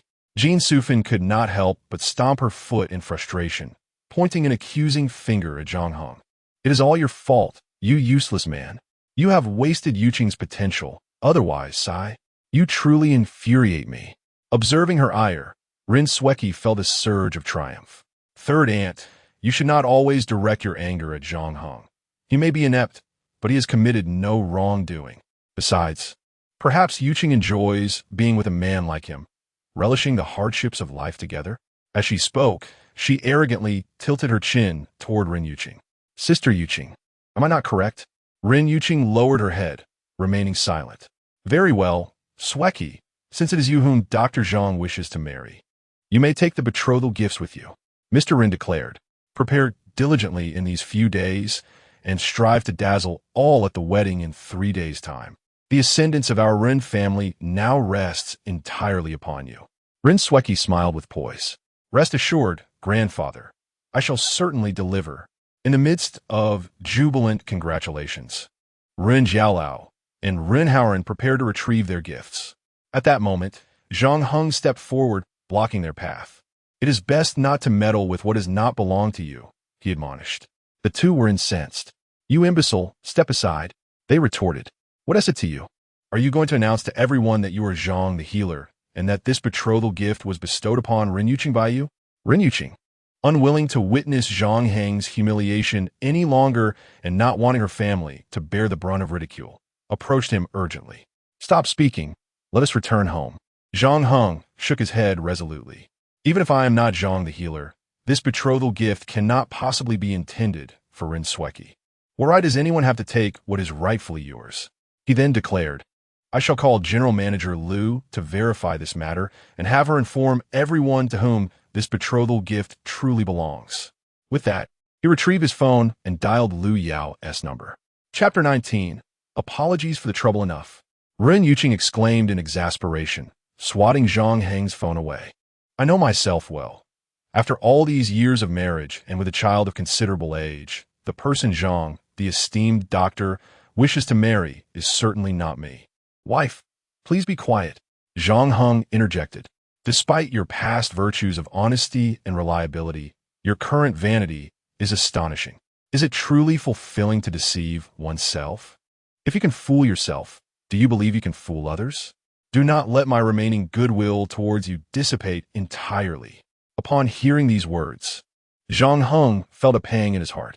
It was as though something was lodged in his throat. He wished to speak, but found himself utterly speechless. Come with me, Rin Yuqing insisted, dragging Zhang Heng out the door. Ha ha ha. Rin Sweki burst into laughter. At that moment, her joy was akin to savoring ice cream on a sweltering day, a delight that enveloped her from head to toe. Suddenly, Rin Haoran remembered something. Little sister, you are soon to marry the esteemed Dr. Zhang and live the life of a wealthy lady. Could you assist me a little? I have my eye on Chao Weiwei from the Chao family, as you know, but she has always looked down on me. If you could allocate some of the betrothal gifts for me to propose, they would surely think twice before underestimating the Rin family. Rin Sweki readily agreed. Of course. Tomorrow we shall go together to propose. I am to marry the esteemed Dr. Zhang, and our family shall rise to prominence. Let's see who dares to look down on the Rin family or my brother. Seeing her confidence, Jin Sufan eagerly approached. My dear niece, now that you have soared to greatness, could you lend our family a hand?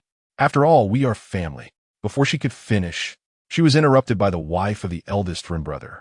Oh, so now you seek our Sweki's help? Not long ago, you were quite boastful, claiming that my Sweki could not compare to your daughter. Jin Sufan shook her head repeatedly. No, that cannot be. If beauty is the standard, Sweki surpasses all. Or else, how could such a remarkable figure as Dr. Zhang take notice? I must have been blind before. Rin Sweki was pleased by this flattery and lazily responded, "As long as you all behave, I might consider allowing your family to cling to my success. Rest assured, we will certainly behave." They replied eagerly, "Very well then. Should I come across a suitable match for Rin Yuqing, I will gladly facilitate an introduction, allowing your family to partake in the affluent lifestyle as well," she stated nonchalantly, as if bestowing a favor upon beggars. Rin Zhengren and Jin Sufan beamed with gratitude. Upon returning home, they immediately relayed the news to Rin Yuqing. "Sweki has agreed. She will assist in finding a suitable match. Yuqing, you must hurry and finalize your divorce. Your mother is right. That useless person has wasted so many years of your life. You must seize this rare opportunity for happiness." Rin Yuqing was left speechless. "Dear parents, do you genuinely believe that Rin Sweki would kindly introduce me to a suitable partner? Moreover, do you truly consider happiness to be solely measured by wealth?"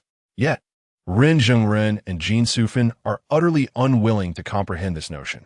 Regardless of what can be quantified, Zhang Heng possesses none of it. In any case, marrying anyone at random would be 100 times better than living with this feckless individual. By the way, where is he? At this moment, Zhang Heng is on the balcony taking a call from LV Yao. "Mr. Zhang, I sincerely apologize. I assumed you wished to surprise your wife, which is why I did not elaborate to the staff below, resulting in the gift givers being unaware of to whom the betrothal gift should be addressed. I will personally attend to this matter and clarify everything." Chapter 20. Reaching the inn, no, thank you. Zhang Heng declined Lu Yao's proposal. Initially, he contemplated following her advice, but upon reflection, it seemed insufficiently gratifying. Over the years, the Rin family had subjected his family to countless indignities, particularly his wife, enduring their relentless harassment and humiliation. Retrieving the betrothal gifts would certainly strike a blow to Rin Sweki and her family. Yet, if he were to wait until the wedding day, when they had squandered much of the dowry and Rin Sweki had adorned herself splendidly, only to discover that the esteemed Zhang Heng intended to marry someone else and reclaim all the gifts, that would be truly satisfying. Moreover, revealing the truth now could never match the surprise of disclosing it at the wedding. If he were to grant his wife a romantic gesture, why not endure a little longer and wait for the opportune moment to present her with an unforgettable experience? Just after he concluded his call, Rin Zhengren and Jin Sufan stormed in, brimming with indignation. "Zhang Heng, go immediately and finalize the divorce with Yuqing. Sweki has already promised to introduce her to a good man. You've overstayed your welcome in our home for far too long. It's time for you to leave." Zhang Heng couldn't help but chuckle. Rin Sweki introducing someone decent? She herself was undesirable. Where would she find such a person? Jin Sufan's eyes widened in fury. "Stop with your nonsense. Hurry up and complete the divorce proceedings." How many scornful looks and insults had their family endured because of him over the years? Don't you realize the havoc you've wreaked? As long as you're in our home, we will see no good fortune. If it weren't for you, would Rin Sweki have even received a betrothal gift today? You've delayed Yuqing's happiness for so long, and now she has a chance to find joy. Yet you refuse to leave. What is wrong with you? Her ire mounted with every word, and in a fit of rage, she rushed into the kitchen to retrieve a knife. "If you don't go through with the divorce today, I swear I will make you regret it." Rin Yuqing, frightened, hurried to intervene. "Enough, Mom. What are you doing? I will agree to it if you want. If Rin Sweki truly introduces me to a suitable match, I will divorce Zhang Heng." Only then did Jin Sufan relent. Once they departed, Zhang Heng queried, "You weren't serious just now, were you?" Rin Yuqing shook her head sorrowfully. "What does it matter whether it's true or false? Zhang Heng, can't you see? My parents have long suffered in the family, harboring resentment towards you.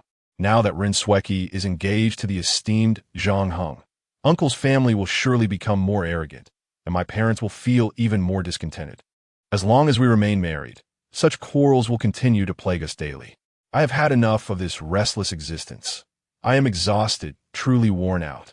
Zhang Heng felt a pang of anguish, an inexplicable weight pressing upon him, making it difficult to breathe.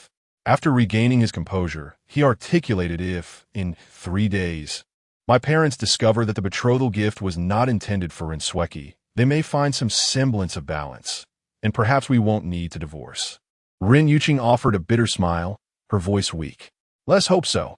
If it truly is for her, Zhang Heng, then our marriage will indeed reach its conclusion. Zhang Heng slightly narrowed his eyes, asserting such a thing will absolutely never occur. Rin Yuqing was momentarily taken aback, fell silent, and shook her head as she exited the room. Observing his wife's retreating figure, Zhang Heng quietly murmured, Yuqing, wait for me a few days, and then I shall never allow you to bear such burdens again. That night, Zhang Heng did not return home, but chose to stay at the Tai Hall with his daughter. The following morning, just as dawn broke, Su Daong and his wife, Xiao Qiong, arrived carrying their son on a stretcher, accompanied by a group of elementary school students and their parents, all of whom had previously assaulted Zhang Jing'an. The children displayed dejected expressions, many bearing injuries, evidently having faced stern reprimand from their parents at home. They formed a line, taking turns to apologize to Zhang Jing'an, followed by their apologies to Zhang Heng. Finally, Su Daong discreetly ushered Zhang Heng aside, presenting him with a bank card, stating that it contained 50 million as compensation and a testament to their genuine remorse, pleading for Zhang Heng to spare his family. Witnessing the appropriate consequences his family had faced, Zhang Heng recognized their palpable fear and deemed it unlikely they would misbehave again. Thus he acquiesced. He had initially intended to share breakfast with El Qing Feng when a call from his mother-in-law interrupted. Where have you been? Hurry back and help move things. Moving things? Zhang Heng's expression shifted dramatically. Could it be that his mother-in-law had disposed of all her belongings, forcing him to leave? Was it possible that within a single night, Rin Sweki had found a man for his wife? Contemplating this, he promptly hailed a taxi back home. Chapter 21. Nonsense. Upon returning home, Zhang Heng realized that he had misunderstood the situation. His mother-in-law had asked him to move things, but it was actually to assist Ren Haoren in his preparations for a proposal to the Chow family. Zhang Heng, why are you so late? Hurry up and start moving. Exerting yourself is the only thing you can do well. Ren Haoren leisurely leaned against the car, smoking, while directing Zhang Heng. Move faster, Jean Sufan urged, her demeanor cheerful as she flattered Ren Haoren. Haoren, your hairstyle looks fantastic today, and that suit of yours is quite impressive. You look just like a celebrity. I can't imagine any girl turning you down. Ren Haoren laughed heartily. Auntie, based on your compliment, my sister and I will help your family find a son-in-law as handsome and wealthy as I am. Jean Sufan beamed with delight. Oh, if only you were even 1/10 as handsome, we would be satisfied. Rin Sweki rolled her eyes nearby. Enough with the idle chatter. You're here to help move things. This is your chance to curry favor with us, so make the most of it and get to work. Jean Sufan reiterated her insistence, urging Rin Zhengren and Rin Yuling to join in the effort. Under normal circumstances, Zhang Heng would never assist in such matters, but this time he exerted himself with unusual vigor. After moving 666,000 in cash, he still expressed dissatisfaction. I believe the proposal should be more extravagant. 666,000 feels a bit insufficient. 999,000 seems more appropriate. As for the bridal price of 180 pairs of gold ingots, that too seemed lacking. He suggested 360 pairs instead. After all, Rin Sweki was destined to marry the esteemed Dr. Zhang, and the Chow family would be foolish to overlook such a match. The more they offered, the more substantial the dowry would be upon their return. Hearing this, the eldest of the Run family brightened. Well said, Zhang Heng. Today, you've spoken quite sensibly. Rin Yuling, your husband seems to have made some progress. Rin Sweki responded coolly, your reasoning is quite sound. In that case, go inside and bring out some more. Once everything is finalized, I'll reward you with a few extra hundred. Ren Haoren waved his hand dismissively. Zhang Heng nodded and energetically resumed moving items onto the vehicle. Seeing his fervent efforts pained Rin Yuling. She knew Zhang Heng to be a stubborn man, poor but proud, and now he must be worried that Rin Sweki would soon introduce him to someone else, with parents pressuring her to divorce him, which is why he was trying so hard to impress them. Little did she know, Zhang Heng found amusement in her thoughts. The satisfaction of giving now would turn sour when repayment was due, and when they could not reclaim what they had given, he would relish their despair. Once all items were loaded, the convoy of 3 cars made its way directly to the Chow residence. What brings you here? Chow Jinxing, the head of the Chow family, frowned upon seeing the Rin family's entourage. We have come to propose, Rin Howard declared, exuding confidence. 360 pairs of gold ingots, cash amounting to 9,999,000, along with a plethora of other gifts. Uncle Chow, do you not see the sincerity in my offerings? However, Chow Jinxing, observing his ostentatious display reminiscent of a nouveau riche, remained unmoved and instead exuded disdain.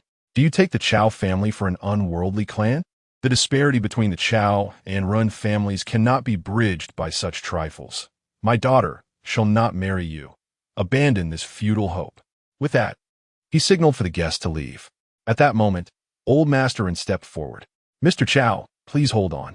Merely these gifts, given the financial prowess of the Chow family, would naturally not be deemed significant. Yet, perhaps you are unaware that my granddaughter is the fiancée of the esteemed Dr. Zhang, the foremost new aristocrat of Lingnan. Though the Rin family may have once lagged far behind the Chow family, the future promises a vastly different scenario. Upon hearing this, Chow Jinxing's expression shifted dramatically. Is this truly the case? The name of Dr. Zhang had indeed permeated the upper echelons of Lingnan City over the past few days, and Chow Jinxing was certainly aware of it. Should Rin Sweki indeed become Dr. Zhang's wife, the Rin family would undoubtedly soar to prominence, far surpassing the current standing of the Chow family. Indeed, it is true, Rin Sweki declared with pride, lifting her chin. What use is there in fabricating such a tale? In 3 days, Dr. Zhang and I shall be wed at the Golden Jade Hotel. At that time, I shall be the wife of the esteemed doctor, and my brother shall be the brother-in-law of Dr. Zhang. Do you mean to suggest that the brother-in-law of Dr. Zhang is unworthy of marrying a daughter of the Chow family? I would posit that it is rather an honor for the Chow family. Should you fail to seize this opportunity, even if your daughter desires to marry my brother in the future, I assure you, he shall not consent. Just as Rin Sweki finished her proclamation, a sharp rebuke echoed through the air. Nonsense. Chapter 22. Behold with wide eyes as the crowd turned to gaze. It was none other than Chow Jinxing's daughter, Chow Weiwei, who emerged. With a countenance full of disdain, she regarded Rin Sweki. I cannot believe that the illustrious Zhang Shini, renowned overnight in Lingnan, would deign to take notice of someone as superficial and lacking in beauty as you. Upon hearing this, Zhang Heng could not help but laugh heartily, giving Chow Weiwei a thumbs up. Your judgment of character is truly remarkable. Rin Sweki, infuriated, nearly exploded and stamped her foot. Brother, where's the video you recorded yesterday? Show it to them. Rin Howard promptly retrieved his phone. He had recorded the entire exchange when the representatives from Pushi Group came to deliver gifts the previous day. As he displayed the footage to Chow Jinxing and Chow Weiwei, both were left astounded. It's indeed true. Weiwei, you just insulted Miss Rin. You ought to apologize at once. Chow Weiwei, taken aback, hurriedly extended her apologies to Rin Sweki. Now, surely, Mr. Chow would not oppose this union any longer? Old Master Rin chuckled warmly. Of course not. Weiwei, a match with someone as promising as Howard is precisely the kind of ideal partner you have long desired. Is it not? Chow Jinxing added. Indeed, Howard, rest assured, I shall strive to be a devoted companion to you, Chow Weiwei responded. Coming from a wealthy family, she had never believed in love, only in money and power. The Chow family's fortune was estimated at 400 to 500 million, far surpassing the Rin family's wealth. However, in comparison to the esteemed Zhang Shini, they paled significantly. Now that Rin Howard was set to become Zhang Shini's brother-in-law, a bright future awaited him, leaving Chow Weiwei with no reason to decline. Chow Jinxing warmly invited the Rin family inside. Dear-in-laws, please come in and have a seat. I shall promptly inform my friends in business, so we can all enjoy a celebratory lunch together. Once both families settled in the hall, Chow Jinxing ordered tea and snacks, engaging the Rin family in conversation about the impending marriage. With both parties in agreement, arrangements were swiftly made for Zhang Shini and Rin Sweki's wedding in 3 days, followed by the nuptials of Rin Howard and Chow Weiwei, bringing double joy to the Rin family. Chao Zhenxing even promised to present gifts worth 3 times the bride price as a dowry, leaving old Master Run and the eldest Ren family member grinning from ear to ear. To gain a daughter-in-law for free and earn tens of millions alongside. Where else could one find such a fortuitous opportunity? Zhang Heng observed silently from the sidelines. He mused that while they might not truly earn those tens of millions, the gifts exceeding 10 million they would eventually have to repay would come from their own pockets. As the conversation flowed, guests began to arrive, wealthy individuals with fortunes comparable to Chao Zhenxing's. Upon learning that Zhang Shini's fiancé, he was present, and that Chao Weiwei was to wed the prospective brother-in-law of Zhang Shini, they came to offer their congratulations and curry favor. Chao Zhenxing introduced each guest in turn, and when he reached an unattractive, short, bald man, Ren Sueki cast a glance at Ren Yuqing, deliberately inquiring further. Mr. Wang, at first glance, exudes an air of prosperity, and indeed, his business endeavors reflect such magnitude. However, I find myself pondering whether Mr. Wang is married. Upon hearing her insinuation, Wang Jiwei sensed that she intended to introduce a potential wife for him, invigorating his spirit. Miss Run, I'm still unmarried. If you happen to have a suitable candidate in mind, I would be immensely grateful and assure you of my generous appreciation.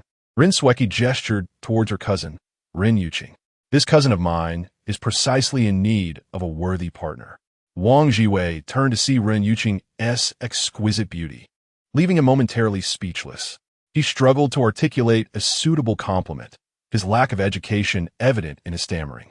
Ren Sueki felt a surge of irritation, for Wang Jiwei had not displayed such foolishness upon their previous encounters.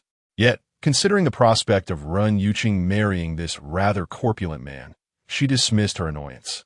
However, a concern lingered. My cousin is currently married. Should she divorce and pursue a relationship with you, it would classify as being divorced. I wonder if Mr. Wang would mind?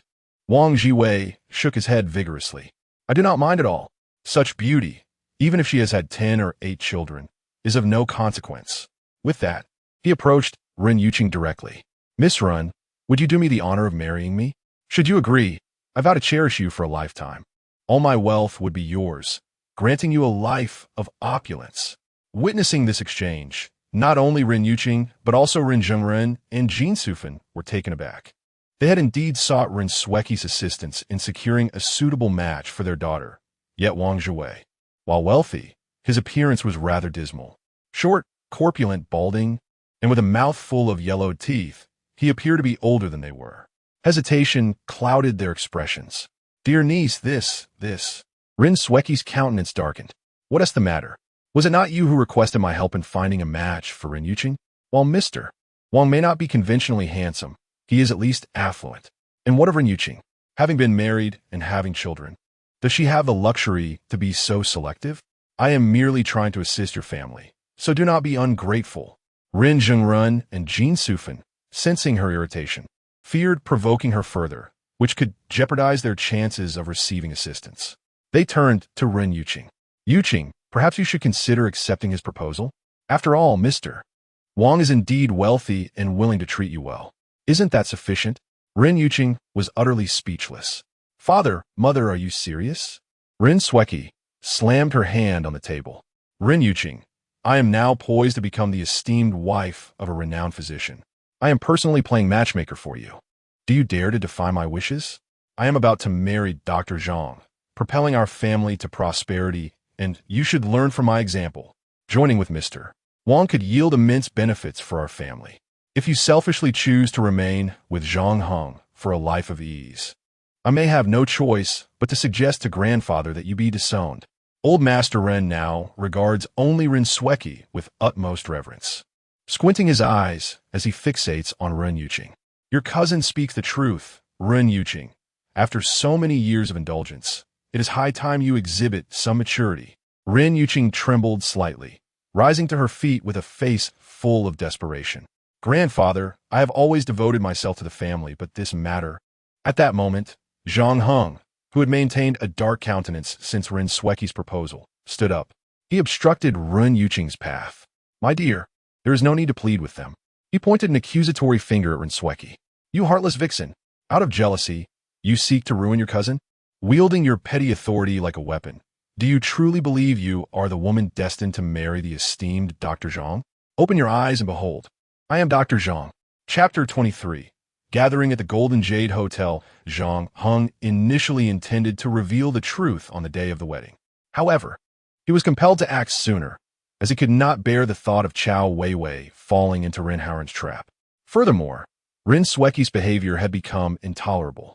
She relentlessly tormented Ren Yuqing. Zhang Heng could no longer endure the situation. His words resonated powerfully, plunging the vast room into silence. Everyone gazed at him with astonishment. Was he truly the renowned Zhang Shini? Suddenly, Ren Haoren erupted with laughter. Zhang Heng, have you lost your mind? Allow me to introduce this individual, Zhang Heng, my cousin-in-law, an absolute good-for-nothing.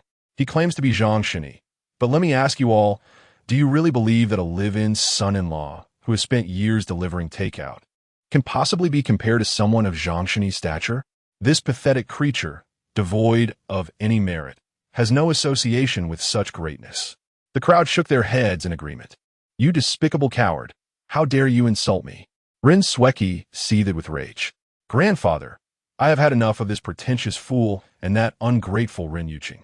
I implore you to banish them from our family. Ren Haoren and the others echoed her sentiments. Even Chao Jinxing, Chao Weiwei, and several other business associates, eager to curry favor with Ren Sweki, joined the outcry. Get out. Leave at once. Amidst the clamor, old Master Ren rose, his expression grave as he declared, Zhang Heng, Ren Yuqing, from this day forth, you have no ties to the Ren family. Depart.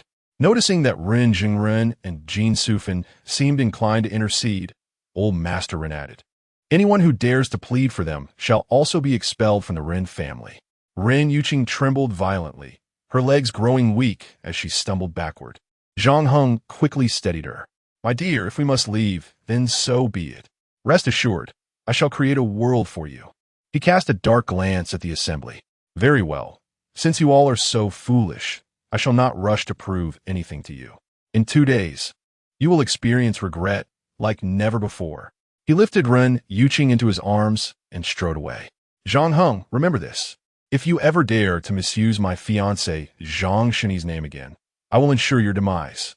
Ren Sweki shouted at his retreating figure, relishing in her triumph. A thorn in her side was finally removed. One word, exhilarating.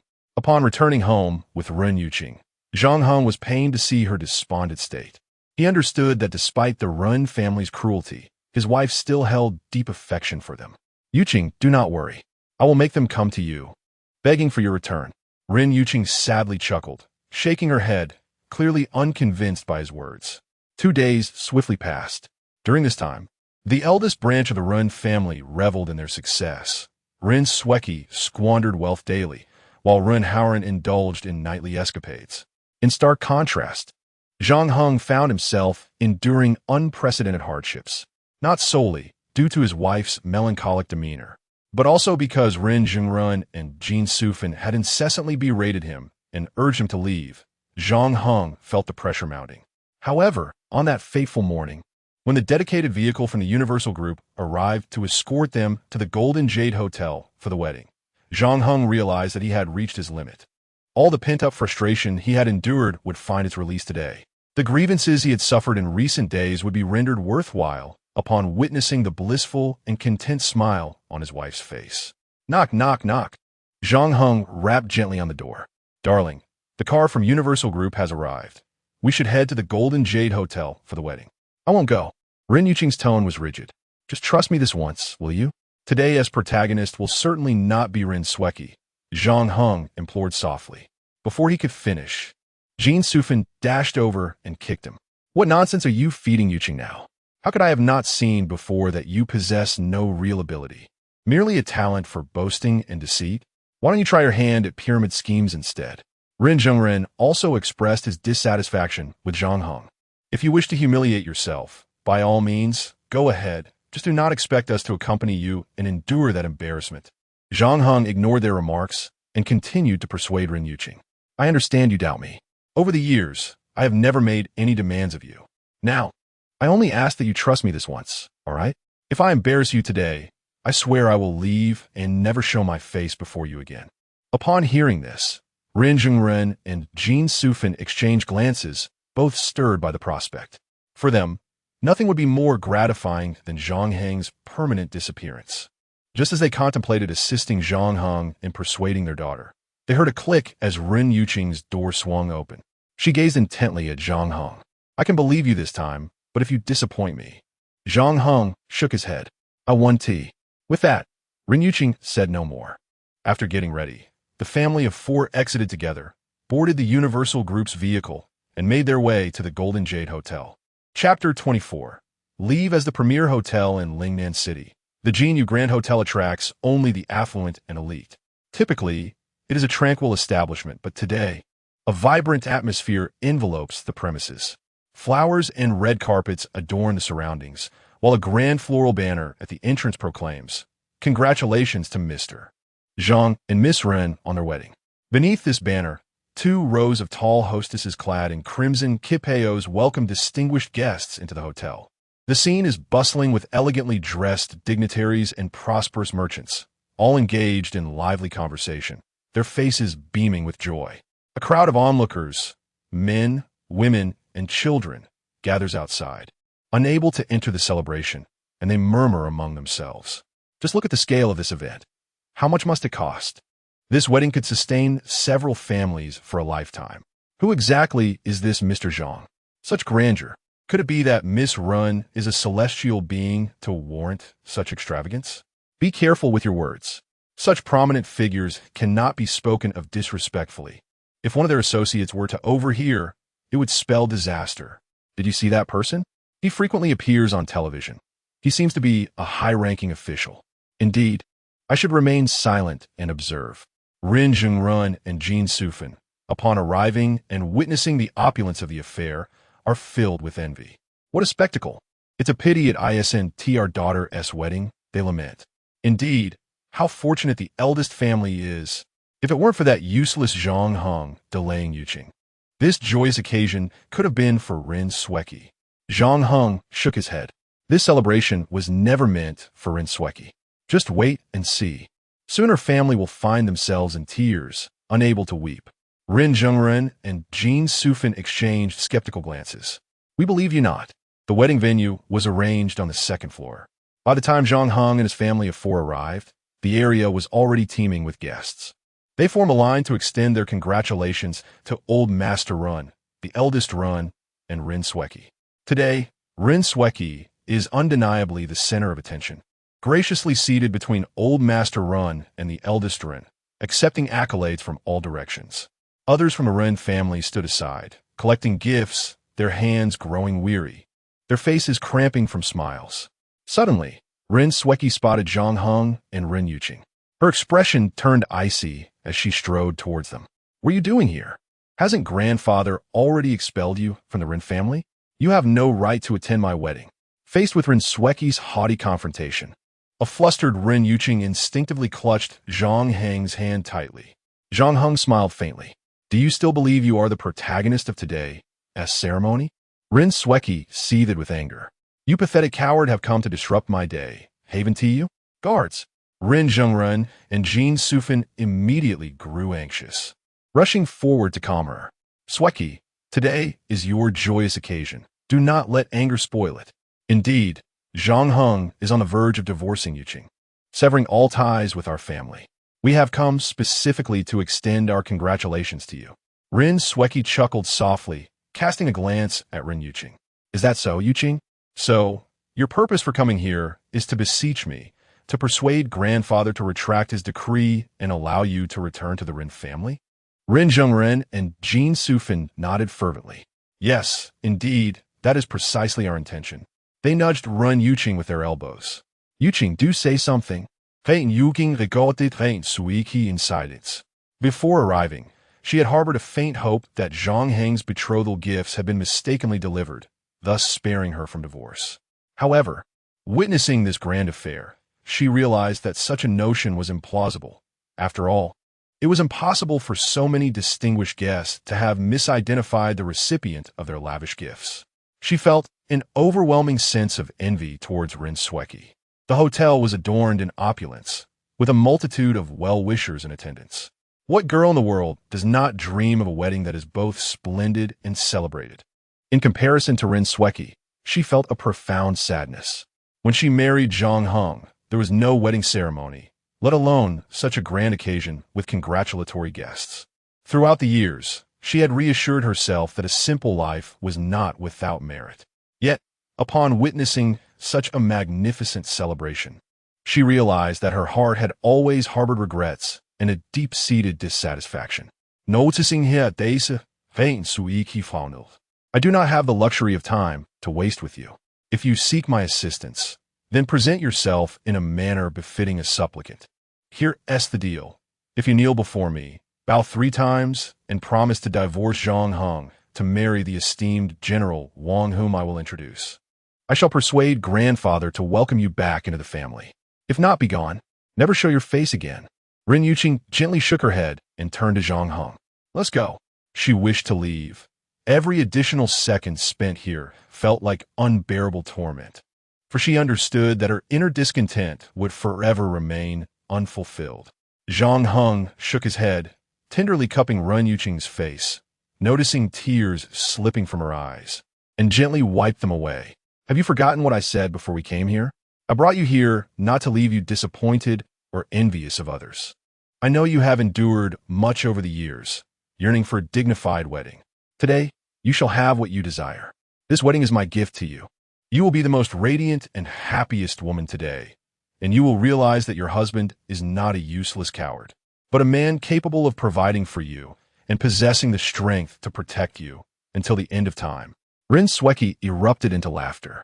Zhang Heng, are you trying to kill me with laughter? I wonder how you managed to keep this marriage intact for so long.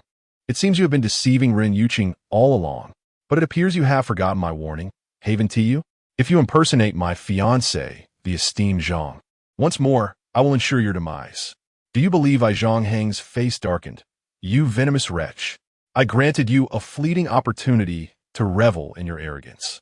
And you truly believe you have ascended to become a phoenix? Let me inform you, today marks your demise. Upon utterance of these words, a wave of astonishment swept over the crowd. What audacity you possess to insult the esteemed madam of the divine physician. Security, remove this scoundrel at once. Rin Sweki was seething with rage. You worthless coward, how dare you demean me? Someone, break his legs.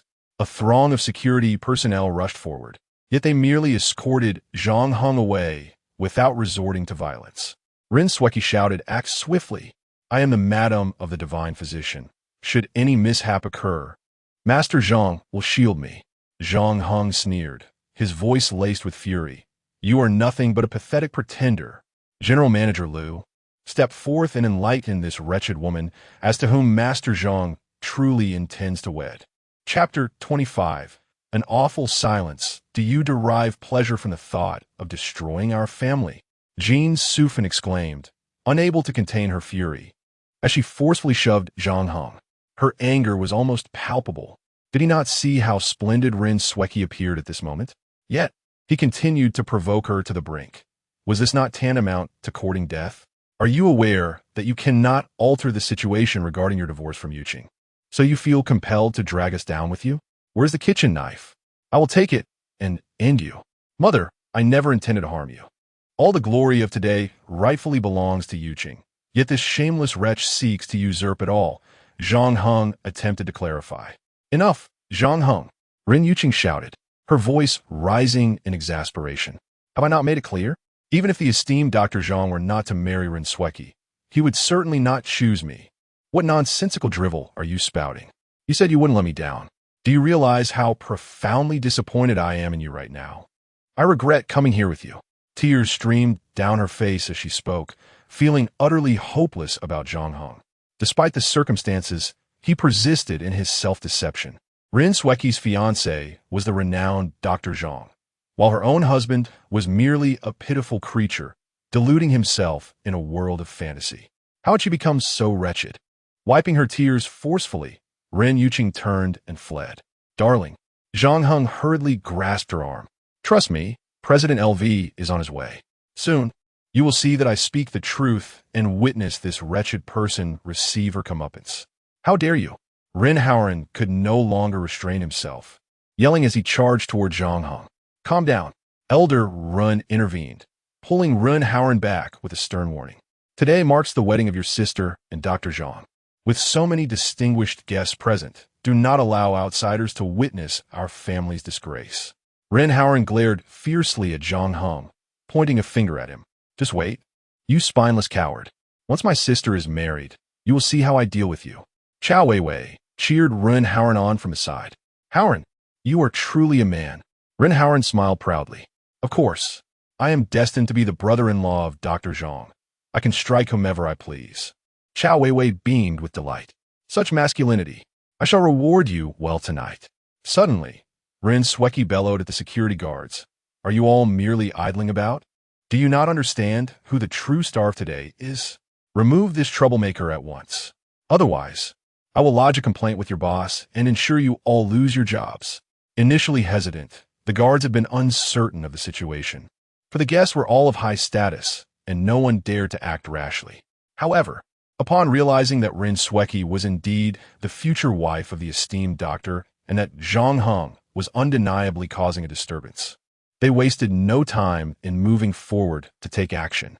At a critical moment, Lu Yao emerged from the crowd, commanding attention with a powerful declaration. Cease this at once.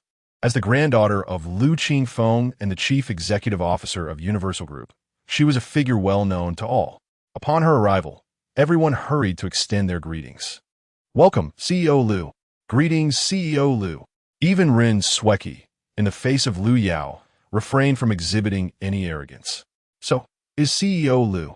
This individual insisted that I am not the one intended for Dr. Zhang, deliberately creating chaos here, and I had him expelled. Lu Yao furrowed her brows. You were never the one Dr. Zhang intended to marry. The moment those words were uttered, a profound silence enveloped the gathering. Chapter 26, the wedding ceremony commences. What? Surely I must have misheard. Did Mr. LV just say she is not the esteemed Mrs. Zhang? What on earth is happening? Does this mean our gifts have been misdirected? Who then is the true Mrs. Zhang? All the guests were left in a state of bewilderment, exchanging glances of confusion. The Ren family stood frozen, as if struck by lightning, rooted in place like statues. Mr. LV, what did you just say? Ren Sweki stammered in disbelief. I said, you are not the one that the esteemed Dr. Zhang intends to wed. Do you not comprehend the Chinese language? LV Yao reiterated coldly. This time, her words resonated clearly with everyone present. Ren Sweki's limbs turned to jelly, and she collapsed to the ground. Subsequently, in a fit of desperation, she clung to LV Yao's leg, shrieking like a madwoman, this cannot be. There must be some mistake. I am the Mrs. Zhang. Mr. LV is merely jesting. ISN, Teehee. Speak, Mr. LV. The eldest couple of the Ren family and Ren Haoran were equally distressed, their faces pale as they looked anxiously at LV Yao.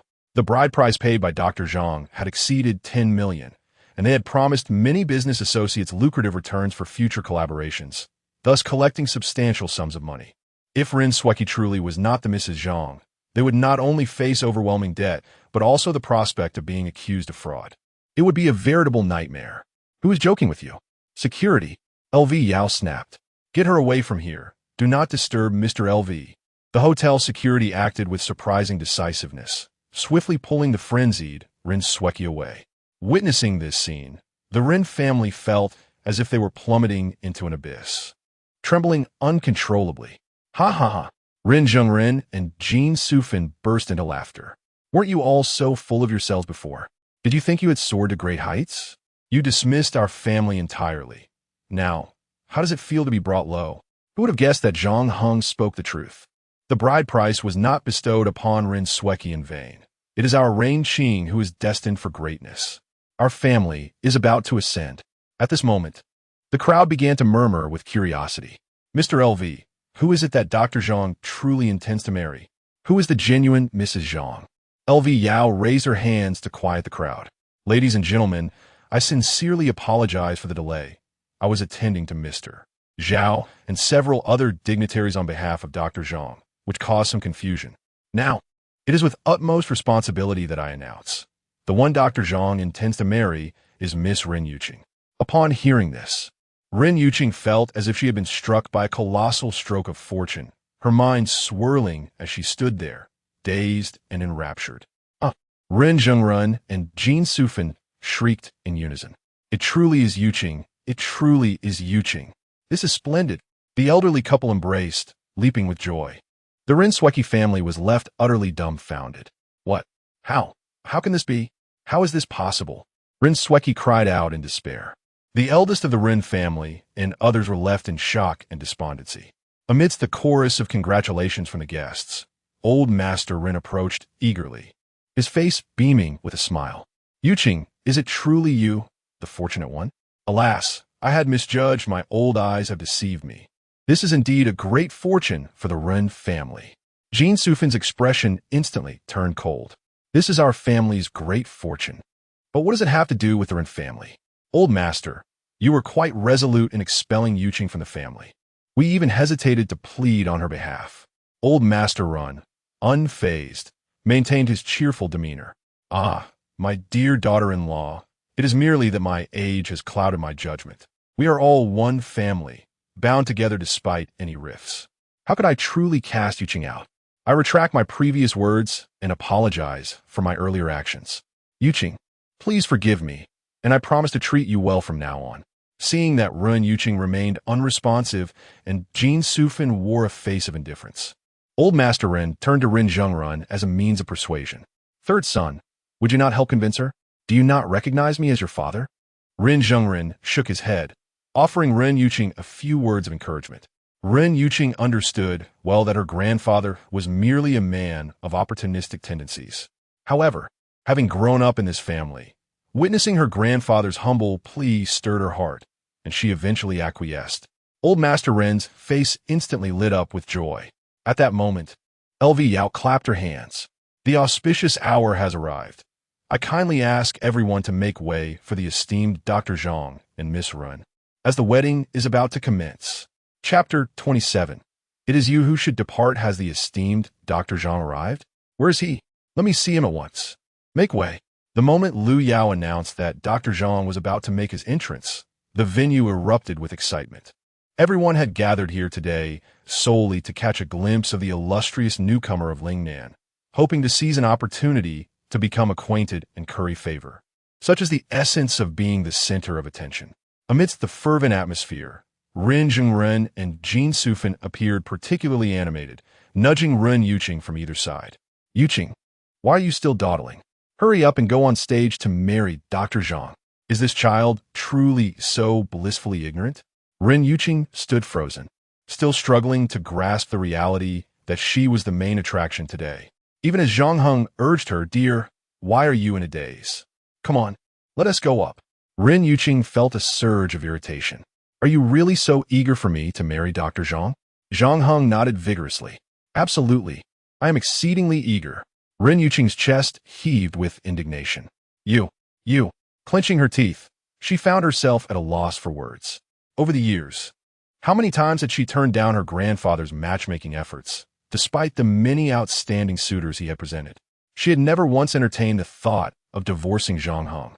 Yet here he was, so impatiently wishing to push her into another man's embrace. This infuriated her. With a stomp, she defiantly ascended the stage. Seeing her determination, Zhang Heng suddenly awakened to his folly and smacked his forehead in regret. Oh dear, I forgot that in her eyes, I'm not even in the same league as Dr. Zhang.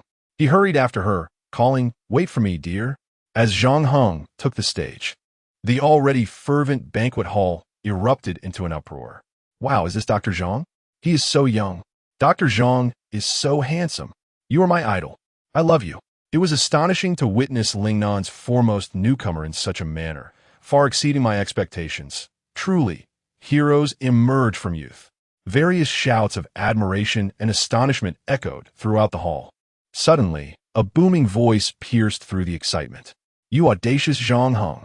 How dare you impersonate Dr. Zhang at his wedding, attempting to usurp his place? The speaker was Ren Howren. They had previously conferred at the Ren family about whether Zhang Heng was indeed Dr. Zhang, and had concluded that it was utterly impossible. Thus, He felt compelled to step forward at this moment.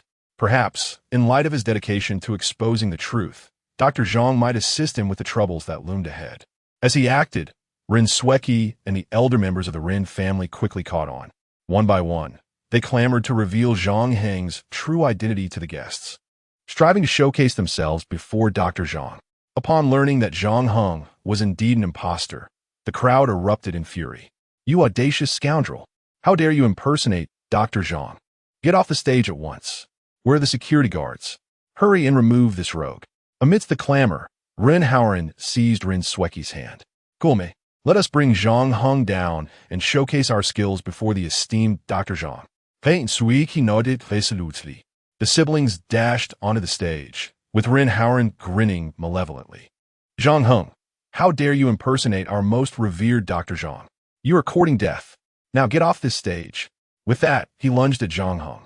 At that moment, the visibly displeased LV Yao stepped forward. With a resounding slap, she struck Ren Haoren across the face. "It is you who should leave." Chapter 28. The foolish wife L Yao's slap, though not heavy, resonated like a thunderclap, leaving Ren Haoren and Rin Sweki, along with the entire assembly, utterly bewildered. Were they not aiding the illustrious Dr. Zhang in a ruse? Why then did President L choose to strike at them? As they pondered this, L Yao's cold voice pierced through the confusion. "The wedding of Dr. Zhang and Miss Run is under my jurisdiction. When did it become the prerogative of others to meddle?" Upon hearing this, the crowd was enlightened. It appeared that President L had a strong aversion to external interference in her affairs. Initially dazed and aggrieved, Ren Haoren and Rin Sweki turned their gaze towards Zhang Heng with a glimmer of schadenfreude. With L Yao personally intervening, he was destined for a fate far worse than being ousted by them. Ren Yuqing quickly grasped the gravity of the situation. As L Yao's gaze shifted to Zhang Heng, she seized his hand and began to descend the stage. "Wife, what are you doing?" Zhang Heng inquired. "We are about to commence the wedding ceremony," he added. Ren Yuqing turned back, glaring fiercely at Zhang Heng. "Do you not realize the nature of this occasion? Is this truly a moment for jest?" She then surveyed the crowd before bowing in the direction of the stage. "Dr. Zhang, I sincerely apologize. My husband has become somewhat deranged and attempted to impersonate you. On his behalf, I extend my apologies, hoping you can overlook this folly and not hold it against him. I am immensely grateful for Dr. Zhang's affection, yet I must express my regret. My husband and I have been wed for over 7 years and have a delightful daughter. While it is an honor to receive your attention, I cannot abandon my family for you. I hope for your understanding." Once she had delivered this heartfelt declaration, she straightened her posture. The atmosphere had become as tumultuous as a molten lava pool. She had, astonishingly, rejected Dr. Zhang? How foolish! To squander such an opportunity for the sake of a penniless man. Was she lacking in sense? What do you know?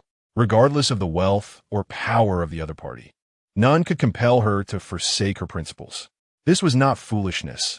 It was truly commendable. I find myself envious of her husband. Amidst the envious, jealous gazes, Zhang Heng wore a foolish grin. He never imagined his wife would utter such words in this setting. Despite not believing herself to be the favored one of the powerful Dr. Zhang, she steadfastly chose not to abandon her husband. It is essential to understand that her greatest dream was to have a splendid wedding. Over the past 7 years, she had endured countless hardships. At that moment, a sudden cry pierced the air. No, it was Ren Haoren, his face a mask of panic, as if his parents were in the emergency room, teetering on the brink of death. "Ren Yuqing, you cannot refuse Dr. Zhang. If you do, we are utterly doomed." Should Ren Yuqing wed Dr. Zhang, though they would need to return the betrothal gifts, they would then be family, and negotiations could be made. If Ren Yuqing were to refuse Dr. Zhang, then all that money would have to be returned to him in full. Soon, the eldest of the Ren family and Rin Sweki, among others, realized the gravity of the situation and rushed forward, pleading with Ren Yuqing. "Please do not reject Dr. Zhang. We implore you. What merits does Zhang Heng possess? He pales in comparison to even a single hair of Dr. Zhang's. Why are you being so stubborn? Marrying Dr. Zhang is undoubtedly the wisest choice, Ren Yuqing. Do not be foolish." The old master of the Ren family was also exasperated, stamping his foot in frustration. "Ren Yuqing, be rational. Be sensible. If you refuse to marry Dr. Zhang, why should I humbly plead for your return to the family? You must prioritize the family's interests. Even Ren Zhongrun and Jin Sufan joined in to persuade Ren Yuqing not to act unwisely.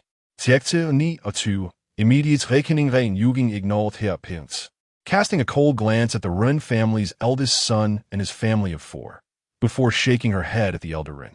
Grandfather, you always emphasize the importance of family interests. When have I ever neglected that? Beyond my lifelong commitment, the vast majority of my time and energy has been devoted to the family. Must I sacrifice everything for the family to be considered prioritizing its interests? I understand that you look down upon Zhang Heng, deeming him ineffectual, and my parents share this sentiment. Yet for over 7 years, through countless days and nights, he has stood by my side. In moments of sorrow, anger, and illness, he has been my silent companion, my protector. It is fair to say that without him, there would be no me today. If being born into this family grants me only one chance to act according to my own will, then it must be this one. You. The elder Run was so exasperated that he sighed and stomped his feet at a loss for words. Ren Zhongrun and Jin Sufan were equally distressed, their hands tangled in their hair. The eldest son of the Ren family, unable to bear the tension, knelt before Ren Yuqing. Ren Yuqing, we implore you, please marry the divine physician Zhang. Otherwise, our family will face utter ruin. Shall I bow my head to you? We beg you, if you help us this once, we vow to treat you well from now on and will no longer cause you distress. Ren Yuqing shook her head coldly. What you are about to face is the result of your own actions. It has nothing to do with me. I bear no responsibility or obligation to sacrifice my lifelong happiness for your interests. My dear, Zhang Heng tenderly called out to Ren Yuqing. What is it? She replied, bewildered. Without uttering a word, Zhang Heng reached out, wrapped his arms around her slender waist, and kissed her passionately. Ren Yuqing's ears flushed crimson in an instant. Since their marriage, aside from the one chaotic night before their wedding, they had never shared such intimate contact. This unexpected closeness, especially in public, took her by surprise. Embarrassed, she lightly punched Zhang Heng, but did not push him away. Instead, she closed her eyes. I love you. For all eternity, I shall never leave your side. Zhang Heng gently released Ren Yuqing and declared, if the entire world hurls insults at you, I shall whisper sweet nothings into your ear for a lifetime. As Zhang Heng spoke, he exchanged a knowing glance with El Yao. El Yao, astute as ever, quickly grasped Zhang Heng's intent. Observing the eldest Ren family, still pleading desperately, she scoffed. What are you begging for? Why should anyone be compelled to marry the divine physician if he cannot wed the woman of his dreams? Must he be forced into a union? Do you believe that behaving this way will bring him joy? Her words acted like a spell, freezing the eldest Ren family in place, their eyes wide with shock. Miss Run, the divine physician has heard your words, El Yao remarked. He just sent me a message, expressing that he too dislikes being forced into situations. Your deep affection for your husband is evident, and he holds you in great esteem. He wishes you both a lifetime of happiness. This wedding will be arranged for you and your husband. What? Ren Yuqing could hardly contain her surprise. A wedding will be held for us? Lu Yao nodded. Ren Yuqing immediately bowed deeply towards the stage. Thank you, Dr. Zhang. Lu Yao gestured for a staff member to approach. Please, both of you, go change your attire. The wedding ceremony is about to commence. As she spoke, she cast a sidelong glance at the eldest member of the Ren family, her meaning unmistakable. Once the wedding is concluded, you shall be dealt with. Chapter 30. Imprisoning you all as Zhang Heng and Ren Yuqing emerged in their splendid new attire. A collective gasp of admiration swept through the crowd. Ren Yuqing, a vision of beauty, was already captivating, but adorned in her wedding gown, she appeared ethereal, like a celestial being gracing the earth. Zhang Heng, initially perceived as unremarkable, underwent a remarkable transformation in his formal wear, exuding an aura akin to a youthful and accomplished gentleman, radiating undeniable masculinity. As the melodious strains of the wedding march filled the air, Zhang Heng took Ren Yuqing's hand, both of them basking in the cascade of petals showered by the flower children as they traversed the red carpet towards the officiant. Face to face, They solemnly exchanged vows of unwavering devotion. Following this, Zhang Heng enveloped Run Yuqing in a tender embrace once more. Oh, congratulations! A couple destined for each other. The atmosphere was alive with joyous exclamations. Regardless of their previous opinions about Zhang Heng and Ren Yuqing, witnessing their happiness inspired everyone to extend heartfelt blessings. At that moment, Zhao Zhongxiang, the esteemed mayor of Lingnan City, made his entrance. He had personally come to bestow his congratulations upon the couple. Mr. Zhang, Miss Run, my heartfelt congratulations. May your lives together be harmonious, and may you grow old together. Thank you, Mayor Zhao. Ren Yuqing beamed with joy. Before this day, she had never dared to dream of such a grand wedding, let alone receiving the blessings of the city's most powerful figure. Everything felt surreal, as if she were in a dream. In the audience, Ren Sweki watched her sister's radiant happiness with clenched fists, her eyes brimming with envy. This should have been mine. Damn, Ren Yuqing, you will pay for this. She muttered to herself when Lu Yao interjected. Now, it's time to address your matters. The betrothal gifts from Zhang Shini to the Ren family must be returned in full within 3 days. If even a single coin is missing, prepare to face the consequences. The eldest of the Ren family collapsed in shock. Ren Haoran, like a drowning man grasping for a lifeline, clutched Chao Weiwei's hand tightly. Weiwei, since my sister did not marry Zhang Shini, I presume you will not marry me either? Can you return the gifts we sent? Not a chance. Before he could finish, Chao Weiwei slapped him furiously. I have tolerated you for far too long. You repugnant worm, boasting about being Zhang Shini's brother-in-law. Yet both you and your sister are equally shameless. I always knew my father, and I should never have trusted you. You constantly belittle Zhang Heng, but it is you who are the true waste. While Zhang Heng may lack wealth, at least he possesses vitality. You can't last more than 3 minutes in bed, and yet you still demand more. I can't believe I spent 3 days with you. Utterly disgusting. With that, she struck Ren Haoran once more and stormed off with her father, seething with indignation. The audience erupted in laughter. Immediately thereafter, a group of individuals surged forth. Old Master Run, you previously asserted that Dr. Zhang would become your granddaughter's husband, and it was only then that we consented to extend our goodwill towards you, currying favor. Now return our money. Indeed, had it not been for your claim that the Ren family would be related to Dr. Zhang, we would never have offered you any assistance or invested in your faltering company. Repayment is imperative. I warn you, do not attempt any deceit, for I shall not hesitate to report you to the authorities for fraud, ensuring that you all face imprisonment. Chapter 31. How amusing. Oh my, what a calamity. Old Master Ren stomped his feet and sighed deeply on the verge of tears, just as he had begun to savor the benefits tucked away in his pocket. He was faced with the prospect of returning them, causing his heart to bleed. In his frustration, he addressed the crowd. Enough. I shall repay you your money. Turning to El Yao, he added, the dowry they spent is their own affair. Whether you wish to demand repayment or report them to the police is of no concern to me. Hearing this, the eldest branch of the Run family became anxious. Father, grandfather, you cannot abandon us to our fate. If you forsake us, it will surely lead to our doom. Ren Zhengren and Jin Sufin burst into laughter. At that moment, they felt an immense sense of relief. El Yao, however, did not rush to respond. She discreetly glanced at Zhang Heng, seeking his guidance. Upon seeing him shake his head, she coldly declared, that will not do. As an elder of the Ren family, you bear some responsibility for this matter. You must also share in the repayment of the dowry they squandered. Remember, you have only 3 days. Do not compel me to involve the police in debt collection. With that, El Yao strode away in her high heels. This highly anticipated wedding concluded in such a farcical manner. Once outside the hotel, Ren Zhengren and Jin Sufin fell back into their old habit, incessantly lamenting how Run Yuling was foolish to refuse the renowned Zhang Shini and instead choose to be with Zhang Heng, which they deemed utterly insane. Irritated by their comments, Ren Yuling turned to Zhang Heng and said, today we held our wedding. Although we cannot afford a honeymoon, can you at least take me out for some fun? I simply wish for a moment of tranquility. Zhang Heng smiled. Of course, that's no problem. He took her hand and swiftly hailed a taxi, leaving in a cloud of dust. Driver, to Tianzi Square, Zhang Heng instructed. What business do you have there? Rin Yuling furrowed her brows. Tianzi Square is a renowned upscale shopping center in Lingnan City, where even a cup of milk tea costs 5 to 10 times more than elsewhere. It was far beyond their means. Today is our joyous occasion.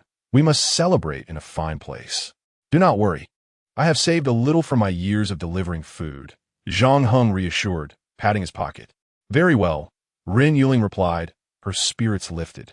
Although she understood that Zhang Heng's modest savings might not suffice for a dress at Tianzi Square, she would not mind even a simple cup of milk tea, as long as he had the intention. By the way, there is something I need to discuss with you, Ren Yuling began, as if recalling something important. Regarding your previous impersonations of Zhang Shini, I hope to see no more of that. Zhang Heng, the reason I have not divorced you until now is that I trust your character, though you may lack wealth at present. As long as you remain grounded and work diligently, there will come a day when you will achieve greatness. However, if you lack the ability yet insist on showing off, putting on a fade to impress others and causing us trouble. Before she could finish her sentence, Zhang Heng shook his head. Rest assured, my dear, I will not allow you to regret choosing me. Shortly thereafter, they arrived at Tianzi Square. Zhang Heng took Rin Yuqing's hand and led her to the Tiffany jewelry store on the third floor of the mall. What are we doing here? Rin Yuqing paused at the entrance. During our wedding, we used a proper ring. That might have sufficed in the past, but today, having a proper ring is essential after we have formally celebrated our union, Zhang Heng said, gesturing towards her finger. Since Zhang Heng's identity as the renowned doctor had not been revealed, he had opted for a prop ring instead of the luxurious diamond ring he had prepared for the ceremony. But everything here is so expensive, we cannot afford it, Rin Yuqing said, her face displaying embarrassment. Then let us choose a more affordable one, Zhang Heng replied, pulling her into the store. Just then, a mocking voice came from behind them. This is utterly hilarious. You two didn't even have a ring during your wedding? Rin Yuqing turned around, her expression darkening. The speaker was a flamboyantly dressed woman, slightly older than Rin Yuqing. Her name was He Xiumei, a close friend of Rin Sueki, who had also attended the wedding. During high school, He Xiumei was in the same class as Rin Sueki and had often assisted her in bullying Rin Yuqing. Today, witnessing her friend suffer at Rin Yuqing's hands during the ceremony, she had deliberately followed Zhang Heng and Rin Yuqing, intending to humiliate them and seek revenge for Rin Sueki. Chapter 32. Competing in Wealth? Rin Yuqing discerned her intentions and immediately wore an unamused expression. Whether we possess rings or not is of no concern to you, is it?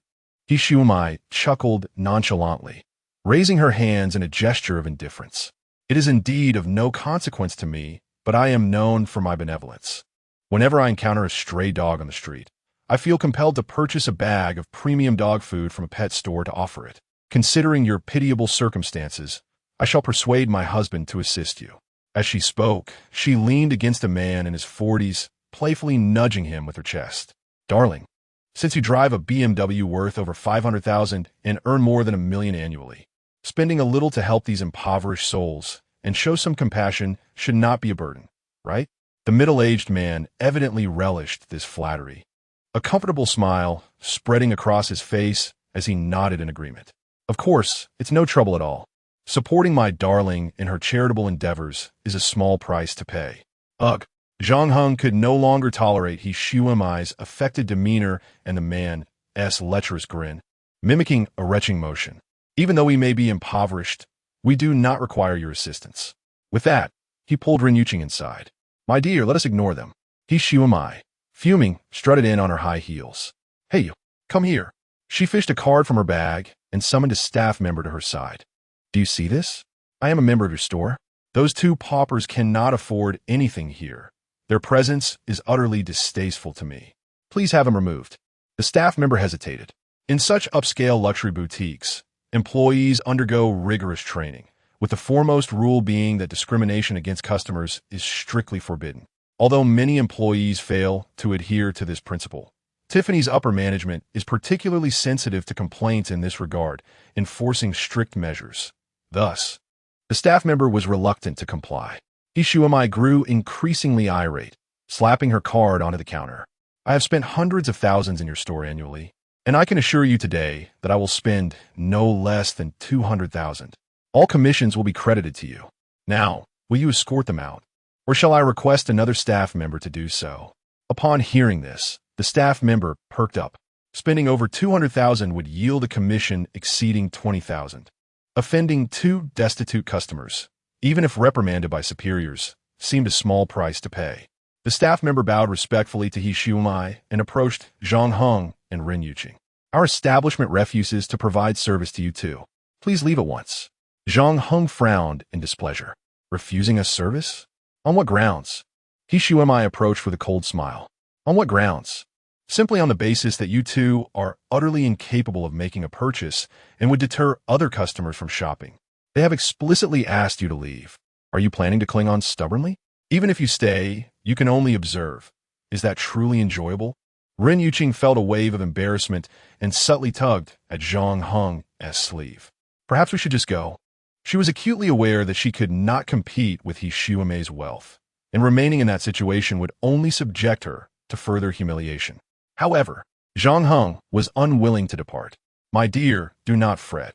I shall soon demonstrate to this woman what true affluence entails."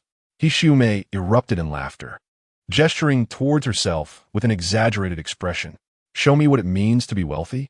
You insolent fool, how audacious you are. Do you think I am unaware of your circumstances? You are merely a delivery worker. Do you truly believe you can rival me in riches? It's utterly laughable." Chapter 33. The billionaire He Xiumei smiled, and the man beside her joined in the laughter. "My dear brother, I remarked if you're going to boast, at least do it in front of strangers. My wife knows you inside out. What are you pretending for?"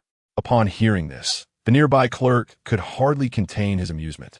Ren Yuqing could no longer bear it. "Are you leaving or not? If you're not, then I shall."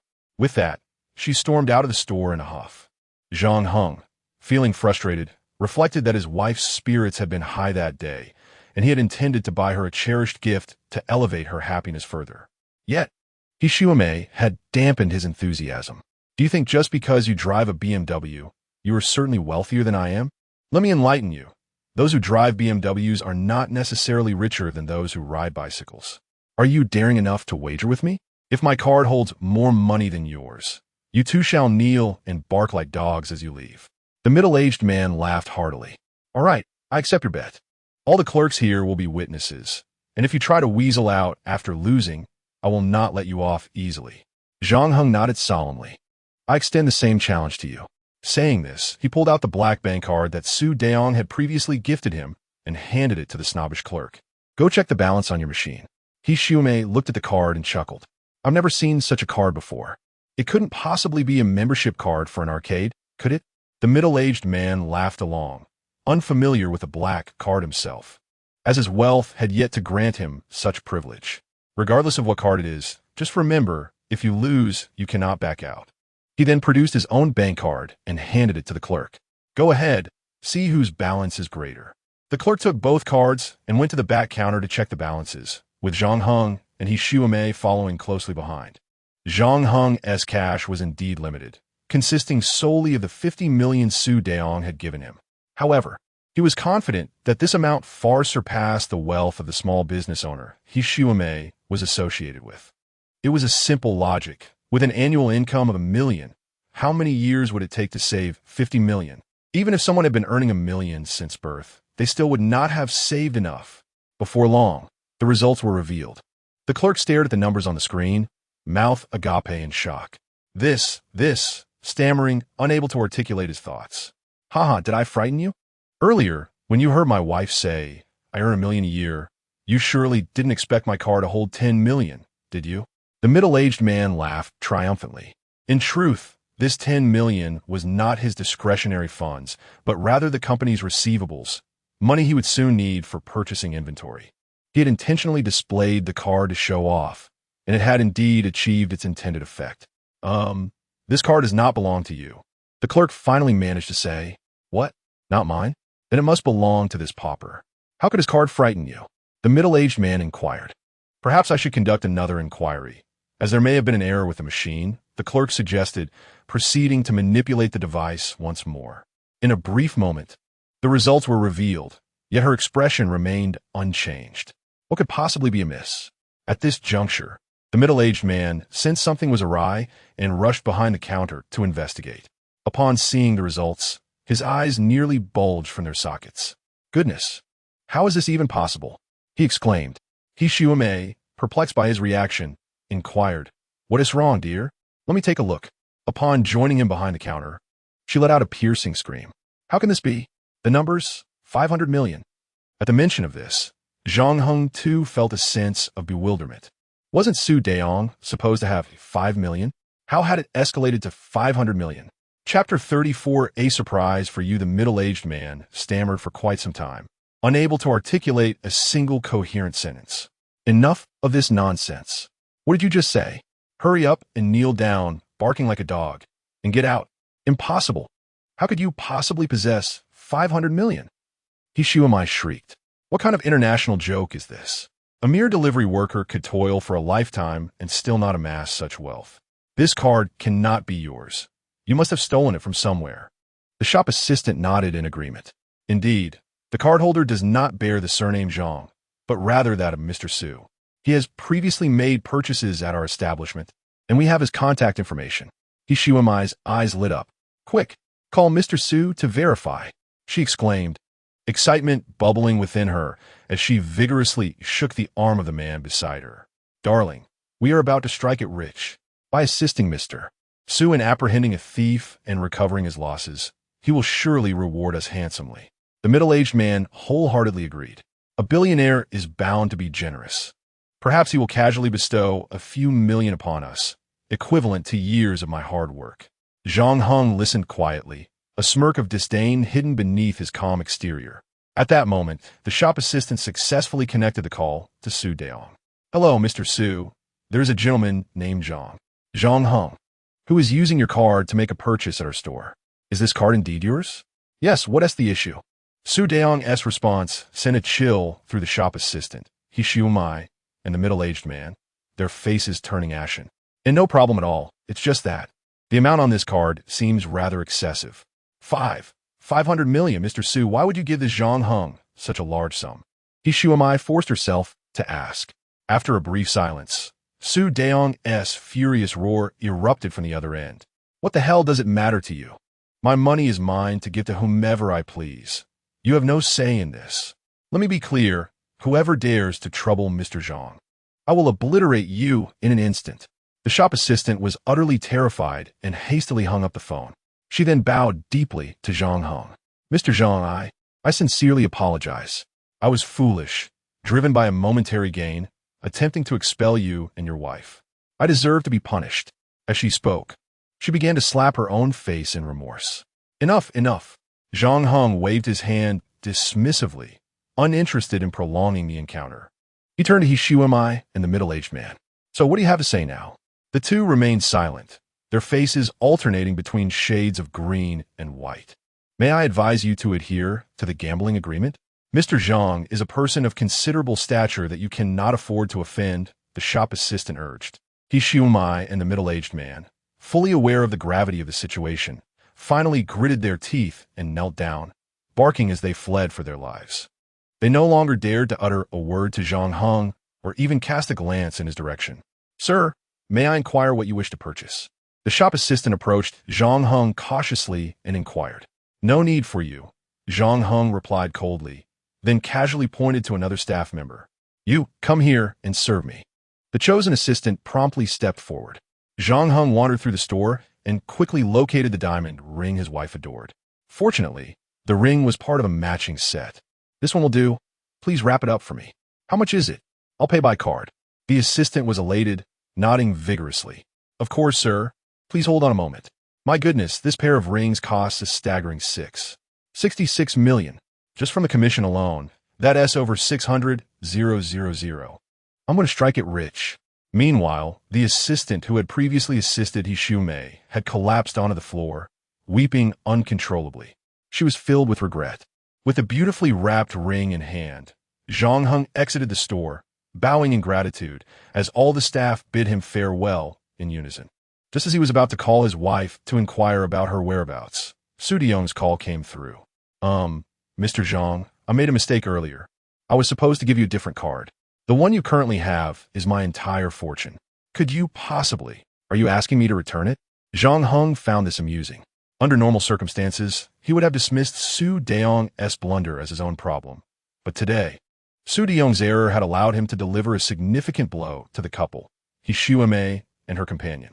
In a good mood, he decided not to hold a grudge against Su Deong. All right, I will transfer the excess funds back to you. Thank you, Mr. Zhang. Thank you, Mr. Zhang. You are truly a benevolent soul.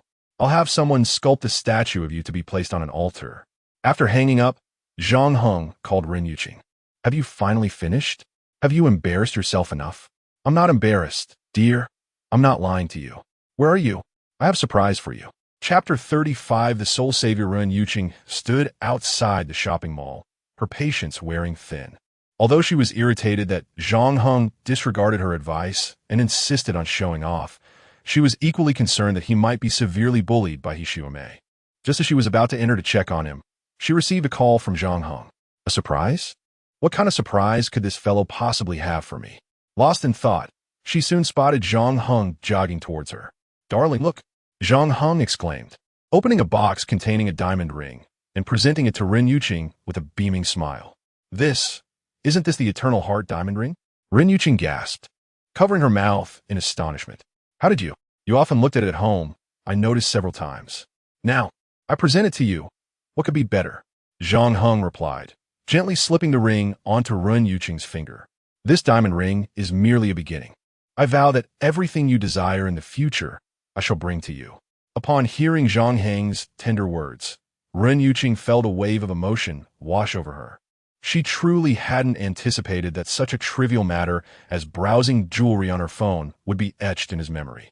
This man genuinely cared for her. Gazing at the ring adorning her hand, Ren Yuqing realized it was likely not an authentic piece. She understood well that a genuine diamond would cost several million, a sum Zhang Heng could never afford. Most likely, he had purchased a high-quality imitation and had it packaged in a Tiffany box. Nevertheless, she was elated. She had never been one to place importance on material possessions. What mattered most was the sincerity behind the gesture. In that moment, she took out the men's ring and slowly placed it on Zhang Heng's finger. Observing his foolish grin, she smirked and offered him a piece of advice. Don't think this guarantees everything. While I have feelings for you, you know my standards are high. I am willing to try to accept you. But if you do not diligently strive for improvement, I can just as easily remove this diamond ring as I placed it on your finger. Zhang Heng nodded. Rest assured, I understand. At that moment, Ren Yuqing's phone rang. Upon answering, her expression shifted drastically. Grandfather wants us to return.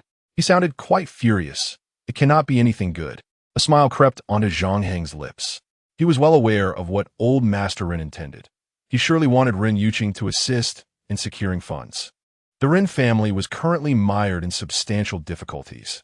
If he could help his wife obtain the necessary money to resolve the family's troubles, he could subsequently propose any conditions he wished to the old man. While he wouldn't demand absolute submission to his wife, he could certainly elevate her status within the family, ensuring that the elders would think twice before attempting to manipulate her. Let us go. With me by your side, I will ensure you endure no grievances. Inside the Ren residence, a chorus of scorn echoed. A family of swindlers, shameless wretches, former business associates who had once courted the Ren family now claimed their dues with disdain, leaving with a bitter spit in their wake.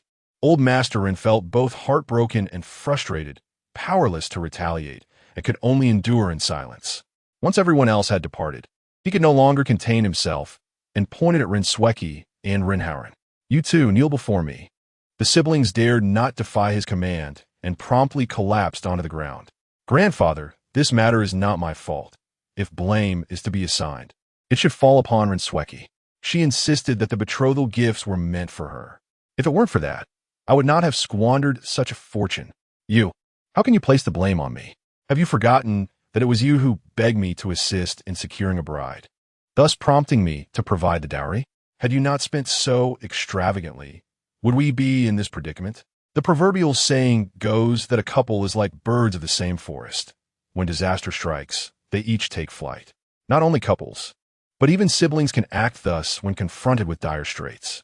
Ren Howren and Ren Sweki began to hurl accusations at one another, their quarrel escalating into physical conflict before their father and grandfather. Stop this at once. barked the eldest of the Rin family with a stern expression. You two inept individuals. Instead of contemplating solutions to our predicament, you resort to blaming each other. Does mutual blame serve any purpose? Will it resolve our issues? He then bowed slightly to the elder Rin. Elder, while Howren and Sweki are indeed at fault, I must assert that the gravest error lies with Rin Yuqing. Consider this. Had she not lost her senses and stubbornly insisted on being with Zhang Heng, rejecting the esteemed Zhang Shini, will we find ourselves in this situation? We should never have been troubled by this matter, nor should we have had to return those benefits. We ought to have soared to success on the wings of Zhang Shini's fortune, but due to Rin Yuqing's folly, all has been lost. Rin Howren and Rin Yuqing nodded vigorously, echoing in agreement. Indeed, it is all Rin Yuqing's fault. The elder Rin maintained a solemn countenance, his displeasure evident. Yet his eldest son's words had clearly resonated with him. Before long, Zhang Heng and Rin Yuqing returned. Grandfather, what is it that you require of us? What is it? The elder Rin slammed his hand on the table in fury. Look around. Observe the current state of our household. Not only have we had to return all the benefits received from others, but we are also burdened with immense debt. The entire Rin family is suffocating under this weight. And you stand there as if nothing is amiss, inquiring what I desire? Do you understand that you bear the lion's share of responsibility for this debacle? Confronted with her grandfather's wrath, Rin Yuqing appeared utterly innocent. Grandfather, I did nothing. How can I be blamed for this? The elder Rin's forehead throbbed with anger. Silence. Had you not rejected Zhang Shini, would matters have escalated to this extent? Are you still attempting to argue your case? I demand that you leave immediately, whether to seek investment or loans. If our family cannot weather this crisis, I will not only expel you from the family, but also reclaim your home. Rin Yuqing's expression shifted dramatically. What? She found it utterly intolerable that her grandfather could attribute all of this to her, and furthermore, utter such heavy words about reclaiming the house. It felt as if he were severing ties with his own family. If they were expelled from the Rin household and the house was taken back, they would truly have to sleep on the streets. Glancing at Rin Howren and Rin Sweki, she noticed that although they were kneeling, they were mocking her with cold smiles. At that moment, the grievance within Rin Yuqing could no longer be contained. Grandfather, are they truly your only grandchildren? Am I not? Why do you always show favoritism towards them and make my life difficult? I could endure everything in the past. But this time, grandfather, you have gone too far. As she spoke, tears streamed down her face, and she turned away, running off in distress. Zhang Heng cast a dark glance at the old man Ren. My wife is already your only savior. If you dare to treat her this way, you will come to regret it. Chapter 36. Have you truly flourished? Old Master Ren paid no heed to Zhang Heng, and upon witnessing his audacity to threaten him, seized the teacup from the table and hurled it at Zhang Heng. Get lost. Take a cab and scram. Zhang Heng surveyed the room, disinterested in further discourse with the onlookers, and promptly turned to pursue Rin Yuqing. Upon exiting, he found no trace of Rin Yuqing and, after attempting to call her, realized she was not answering, causing him to feel a surge of anxiety. My foolish wife. I had anticipated this old man's intentions and prepared accordingly. Why aren't you answering my calls? At a Starbucks on Nanhua East Road, Rin Yuqing sat across from a striking young woman. This girl, while equally beautiful as Rin Yuqing, exuded a starkly different charm. Her allure was undeniably sensual. Clad in a form-fitting, low-cut dress that accentuated her curves, she presented a breathtaking silhouette. Her long, flowing hair cascaded like a waterfall. Her makeup was meticulously applied, and her demeanor radiated a languid elegance that stirred desire in every glance. Her name was Li Shiwen, a popular online streamer and a close confidant of Rin Yuqing. Listening intently to Rin Yuqing recount the unfolding events, Li Shiwen clenched her teeth in indignation. This is utterly outrageous. With your capabilities, you could thrive anywhere. You dedicate yourself wholeheartedly to your family, and yet they treat you this way. It infuriates me. Rin Yuqing offered a sorrowful smile. What can be done? Perhaps I'm simply destined for misfortune. Li Shiwen regarded her friend with a mixture of sympathy and frustration. Honestly, how could you choose Zhang Heng when such an esteemed figure like Zhang Xin Yuan wishes to marry you. What are you thinking? Ren Yuqing, unwilling to delve into the matter, shook her head. Xiwen, you know many wealthy individuals. Could you introduce a few to me? I urgently need funds, or my family will find themselves on the streets. The actions of old Master Run had truly left Ren Yuqing disheartened. However, regardless of future plans, she needed to surmount the immediate obstacles first. All right, I shall assist you. Recently, a wealthy heir has been pursuing me and has been eager to meet. I'll arrange to see him today and see if we can discuss this matter. As she spoke, Li Shiwen took out her phone to contact the affluent heir, Fong Wenjua. Before long, the arrangements were confirmed. Fong said that he and his friends have a gathering later. We can join them. For now, let us enjoy our coffee and wait. Sounds good. With a glimmer of hope, Ren Yuqing felt her spirits lift. She glanced at her phone and noted numerous missed calls from Zhang Heng, promptly returning his call. Half an hour later, Zhang Heng arrived by taxi. Upon entering, he was met with the sight of Ren Yuqing seated across from Li Shiwen, which instantly caused him a headache. Li Shiwen had always regarded him with disdain, believing he was unworthy of Ren Yuqing, and thus, she never missed an opportunity to mock him whenever they met. With a steely resolve, Zhang Heng stepped inside, only to be met with a dismissive roll of Li Shiwen's eyes as she turned her face away, unwilling to acknowledge his presence. Shiwen introduced a few individuals to me, and shortly, we will discuss matters of investment with them. However, they intend to visit a nightclub, possibly to indulge in alcohol, so you should accompany them as well. Ren Yuqing remarked, There's no need for that. I've already resolved the financial matters, Zhang Heng replied, shaking his head. He was aware of the wealthy patrons who frequently shower gifts upon streamers online, and he understood their motivations for meeting streamers and their friends in person. He did not wish for his wife to engage with such men. Oh, really? You have it all figured out? Li Shiwen skufa. Her gaze filled with disdain as she fixed her eyes on Zhang Heng. What do you intend to accomplish? Is it merely through your words? After clinging to Yuqing for so many years, all you have done is cause her embarrassment and trouble. And yet, you still have the audacity to boast. I truly admire your nerve. Zhang Heng furrowed his brow. I am aware that you have always held a bias against me, but I am not the same person I once was. Li Shiwen esa scoff intensifia. Oh, really? In what way are you different? Is it that you have developed a thicker skin and grown more boastful? Beyond that, I see no change. Zhang Heng fell silent. Ren Yuqing, fearing that the two might escalate into an argument, hurriedly intervened. All right. I'm truly exasperated with both of you. After all these years, every encounter is the same. For my sake, can you pretend not to know each other? As he stood, Li Shiwen suddenly noticed that the diamond ring on her finger matched the one Zhang Heng wore. They were a couple's design. Earlier, she had seen the ring on Ren Yuqing's hand, but had dismissed it as a cheap imitation. However, upon closer inspection, she was taken aback.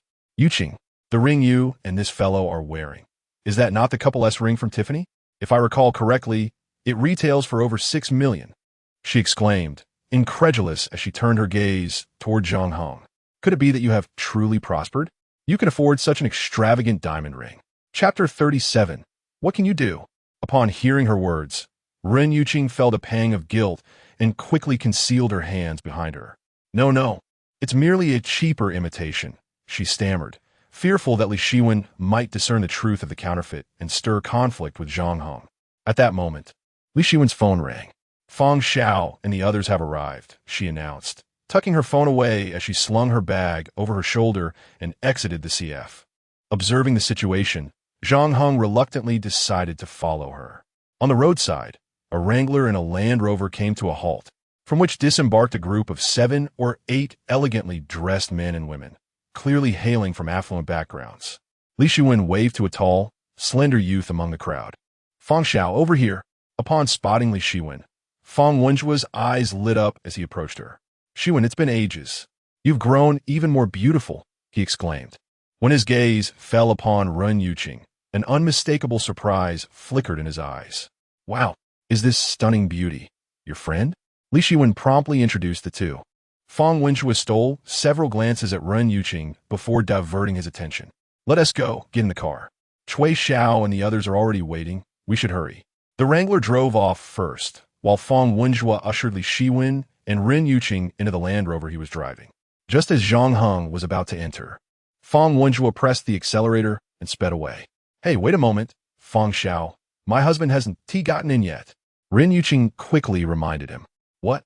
Your husband? Fang Wenjue glanced at Zhang Heng through the rearview mirror, chuckling. Miss Run, you truly have a sense of humor. How could someone who looks like a beggar possibly be your husband? He pressed the gas pedal and accelerated further. No, Fang Xiao, please stop. He really is my husband. Ren Yuqing exclaimed urgently. Fine. All right. Fang Wenjue relented, halting the vehicle. He leaned out of the window, grinning at Zhang Heng. My apologies, brother. I mistook you for a passerby. In truth, he had been aware of the connection between Zhang Heng and Ren Yuqing all along. Although Li Shiwen hadn't mentioned it during the introductions, Zhang Heng had been standing in close proximity to Ren Yuqing. Fang Wenjue's antics were a deliberate ploy to tease Zhang Heng, hoping he would take the hint and choose not to spoil the atmosphere. However, as Zhang Heng approached the vehicle with a stern expression, Fang Wenjue continued his jest. It seems there's no room left. Perhaps you should just hail a cab? Hantang, Fenghua Entertainment Club. In reality, there was ample space in the vehicle. With a slight adjustment, they could easily accommodate not just one, but even 3 additional people. The crux of the matter lay in the fact that these affluent youths held Zhang Heng in disdain, refusing to budge an inch, all the while watching him with amused expressions. Zhang Heng's temper began to flare. Are you deliberately trying to provoke me? Ren Yuqing, anxious that Zhang Heng might clash with Fang Wenjue, hurriedly urged the reluctant Li Shiwen to shift her position, then pulled Zhang Heng into the vehicle. Fang Xiao, we can set off now. Fang Wenjue cast a lingering glance at Zhang Heng before continuing to drive. Before long, they arrived at Hantang, Fenghua Entertainment Club, guided by the staff. The group entered a VIP room as opulent as a palace. Wow, this truly is the imperial hall of the Han and Tang dynasties. It is my first time visiting this place as well. It seems that Cui Xiao has quite the influence. What I could not procure, he managed to obtain with ease. Fang Wenjue exclaimed, giving a thumbs up to a portly gentleman adorned in designer attire, lounging on the sofa. This gentleman is Cui Jingzhe, whose wealth surpasses even that of Fang Wenjue. The Imperial Hall of the Han and Tang Splendor Entertainment Club requires a minimum expenditure of 88,000 for a single evening and can only be reserved by those of considerable status. Cui Jingzhe's ability to secure such a reservation speaks volumes of his power. Haha, we're all good brothers. Why speak of such things? If you enjoy it, I can bring you here every day. Cui Jingzhe chuckled heartily, yet his gaze was fixed upon Ren Yuqing and Li Shiwen. With his financial prowess, he had encountered countless exquisite women, yet none could compare to the 2 before him, particularly Ren Yuqing, who was simply stunning. Fang Wenjue, ever perceptive, took the initiative to introduce the 2 parties. Cui Jingzhe's face contorted into a grin, and he clapped his hands, exclaiming, Bring the drinks, bring the drinks. Soon enough, an array of red wines, foreign liquors, beers, cocktails, fruit platters, and snacks flowed into the room, and the atmosphere within the private booth became increasingly lively. At that moment, Fang Wenjue lifted a glass and approached Zhang Heng. Brother Zhang, I may have offended you earlier. Please do not take it to heart. Here's to you. He raised his glass sincerely, but Zhang Heng, seeing the mockery in his expression, could no longer tolerate it. Sorry, I'm not interested. Zhang Heng's words pierced the air, causing an immediate chill to envelop the room. As Fang Wenjue's expression darkened, Li Shiwen rushed forward, pushing Zhang Heng. What are you doing? Who gave you the audacity to speak to Fang Xiao like that? Do you think you're someone important? Ren Yuqing quickly turned to Fang Wenjue, apologizing. Fang Xiao, I sincerely apologize. My husband has a rather foul temper. Please do not take offense. Fang Wenjue, with a smile that did not reach his eyes, waved his hand dismissively. It's all right. His pride can be a double-edged sword at times. I hope Brother Zhang understands this. Zhang Heng, unyielding, met his gaze with defiance, his eyes brimming with provocation. What if I don't understand? At this, the atmosphere became tense as Cui Jingzhe and other friends of Fang Wenjue exchanged glances, their expressions shifting, each eager to take action. Chapter 38. Rendering you ineffective. Zhang Heng, what on earth are you doing? Has Fang Xiao given you too much face? Li Shiwen scolded Zhang Heng and promptly instructed Ren Yuqing to pull him aside, while she sought to soothe Fang Wenjue's emotions. How can you act as if you are already intoxicated when you haven't even begun drinking? Ren Yuqing reprimanded Zhang Hing in a corner. Their attitude towards you may indeed be less than favorable, but we are the ones in need here. Could you possibly maintain your composure? Zhang Heng sighed lightly. Let's return home. I truly possess a means for the investment. We need not solicit their assistance. Ren Yuqing rolled her eyes. I no longer wish to converse with you. If you are unwilling to assist, then simply sit quietly and do not hinder us. With that, she disregarded Zhang Heng entirely. She felt this man lacked any sense of timing and was far too capricious. Had she known, she would never have allowed him to accompany them. Seeing Ren Yuqing's disinterest in Zhang Heng, Fang Wenjue and the others exchanged knowing smirks. They completely ignored Zhang Heng, engaging in toast with one another in lively camaraderie. Although it appeared as though everyone was simply reciprocating toasts, Zhang Heng could discern that Fang Wenjue and Cui Jingzhe were subtly orchestrating the atmosphere. Unbeknownst to Ren Yuqing and Li Shiwen, they were being urged to consume more alcohol. After several rounds, Ren Yuqing, who had a low tolerance for alcohol, began to sway slightly. Cui Jingzhe wore a sly grin, seizing the moment to propose another toast. Miss Ren, I feel an immediate affinity with you. It is simply delightful. Come, allow me to toast you once more. I can't take any more. Cui Xiao. I must take a break. Ah, Miss Ren, do not be modest. How about this? I will finish my drink, and you can take a sip. I truly cannot drink anymore. Miss Ren, if you refuse like that, it would be rather. Zhang Heng approached, clinking his glass with Cui Jingzhe's. My wife cannot handle her liquor. I shall drink this on her behalf. Before Cui Jingzhe could respond, Zhang Heng downed the drink in one go. Cui Jingzhe frowned, visibly displeased, yet he refrained from voicing his objections. He forced a laugh and raised his glass towards Li Shiwen. Then, Miss Li, allow me to toast you as well. Li Shiwen, feeling much like Ren Yuqing, dizzy and on the verge of sickness, was hesitant to offend Cui Jingzhe, so she steeled herself and took another sip. Cui Jingzhe's discontent grew. I have finished mine, and you merely took a sip. That is rather disrespectful, is it not? Li Shiwen bit her lip.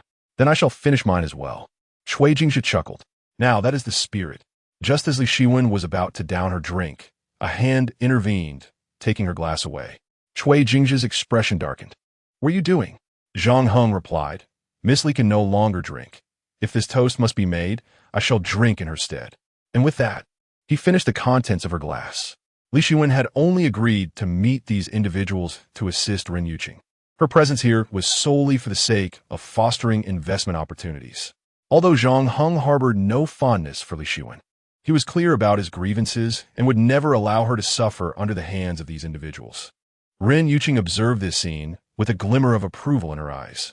Despite his somewhat tempestuous nature, he demonstrated a sense of responsibility when it mattered most. Li Shiwen could not help but alter her perception of Zhang Heng slightly.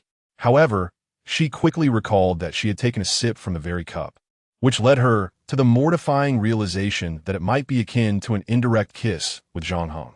At this thought, she felt a mix of shyness and aversion. Suddenly, Fang Wenjue erupted in anger, exclaiming, What the hell are you? As Cui Xiao shared a drink with Shiwen, he questioned Zhang Heng's interference.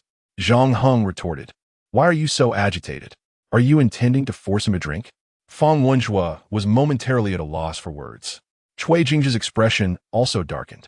Both men were nearing the end of their patience with Zhang Heng. Cui Jingzhe managed a cold smile, asserting, Brother Zhang must be feeling parched and wishes to indulge in a drink. Let us not disturb the harmony.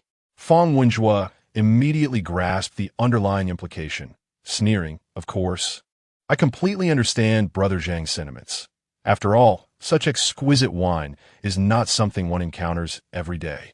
As he spoke, he filled both his and Zhang Heng's glasses, declaring, Come, Brother Zhang, cheers. Following his toast, Cui Jingzhe raised his glass, and soon others followed suit. This group of unscrupulous individuals engaged in a relentless barrage, intent on rendering Zhang Heng utterly incapacitated through drink. Chapter 39. Have the lessons not been sufficient? Zhang Heng was acutely aware of their intentions, yet he remained unfazed. No matter the pretext for their toasts, he would drink. Even in the absence of a reason, he would still indulge.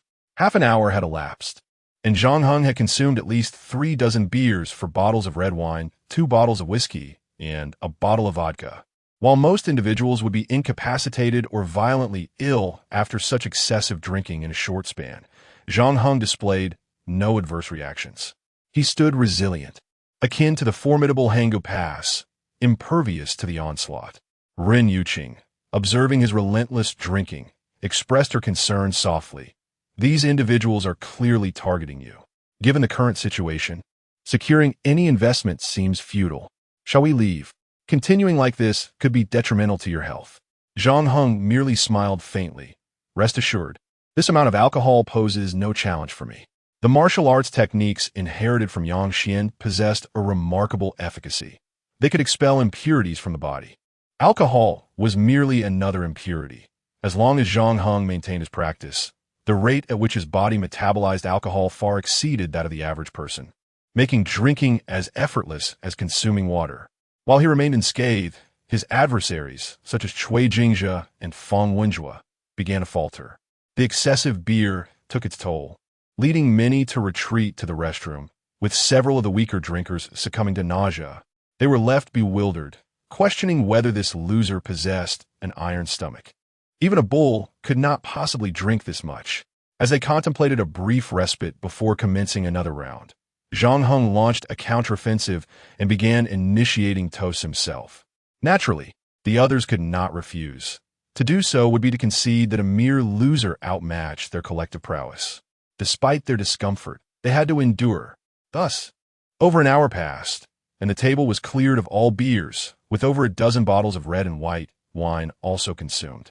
Despite Zhang Heng's rapid alcohol metabolism, he began to feel a slight dizziness. The scene for Cui Jingjia and his companions was even more pitiful. Aside from one girl who abstained entirely, everyone else had vomited multiple times. Cui Jingjia, particularly targeted by Zhang Heng, had retched 7 times in succession. The group was left in a state of despair, no longer daring to propose toasts to Zhang Heng. Upon witnessing him raise his glass, they all feigned death on the sofas. Zhang Heng raised an eyebrow, signaling a temporary halt to the drinking. Cui Jingjia and his companions, feeling utterly humiliated by his nonchalance, seethed with indignation, plotting to reclaim their dignity at the earliest opportunity. Ren Yuqing and Li Shiwen exchanged glances, both astonished by Zhang Heng's capacity for drink.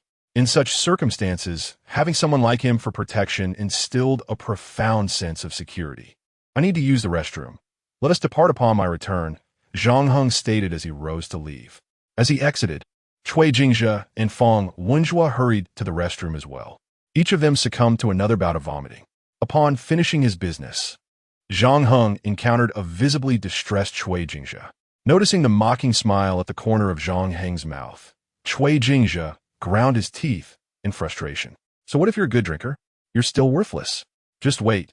Your wife will inevitably be mine. Zhang Heng narrowed his eyes. Do you still harbor intentions of striking my wife? It seems the lesson has not been sufficiently learned.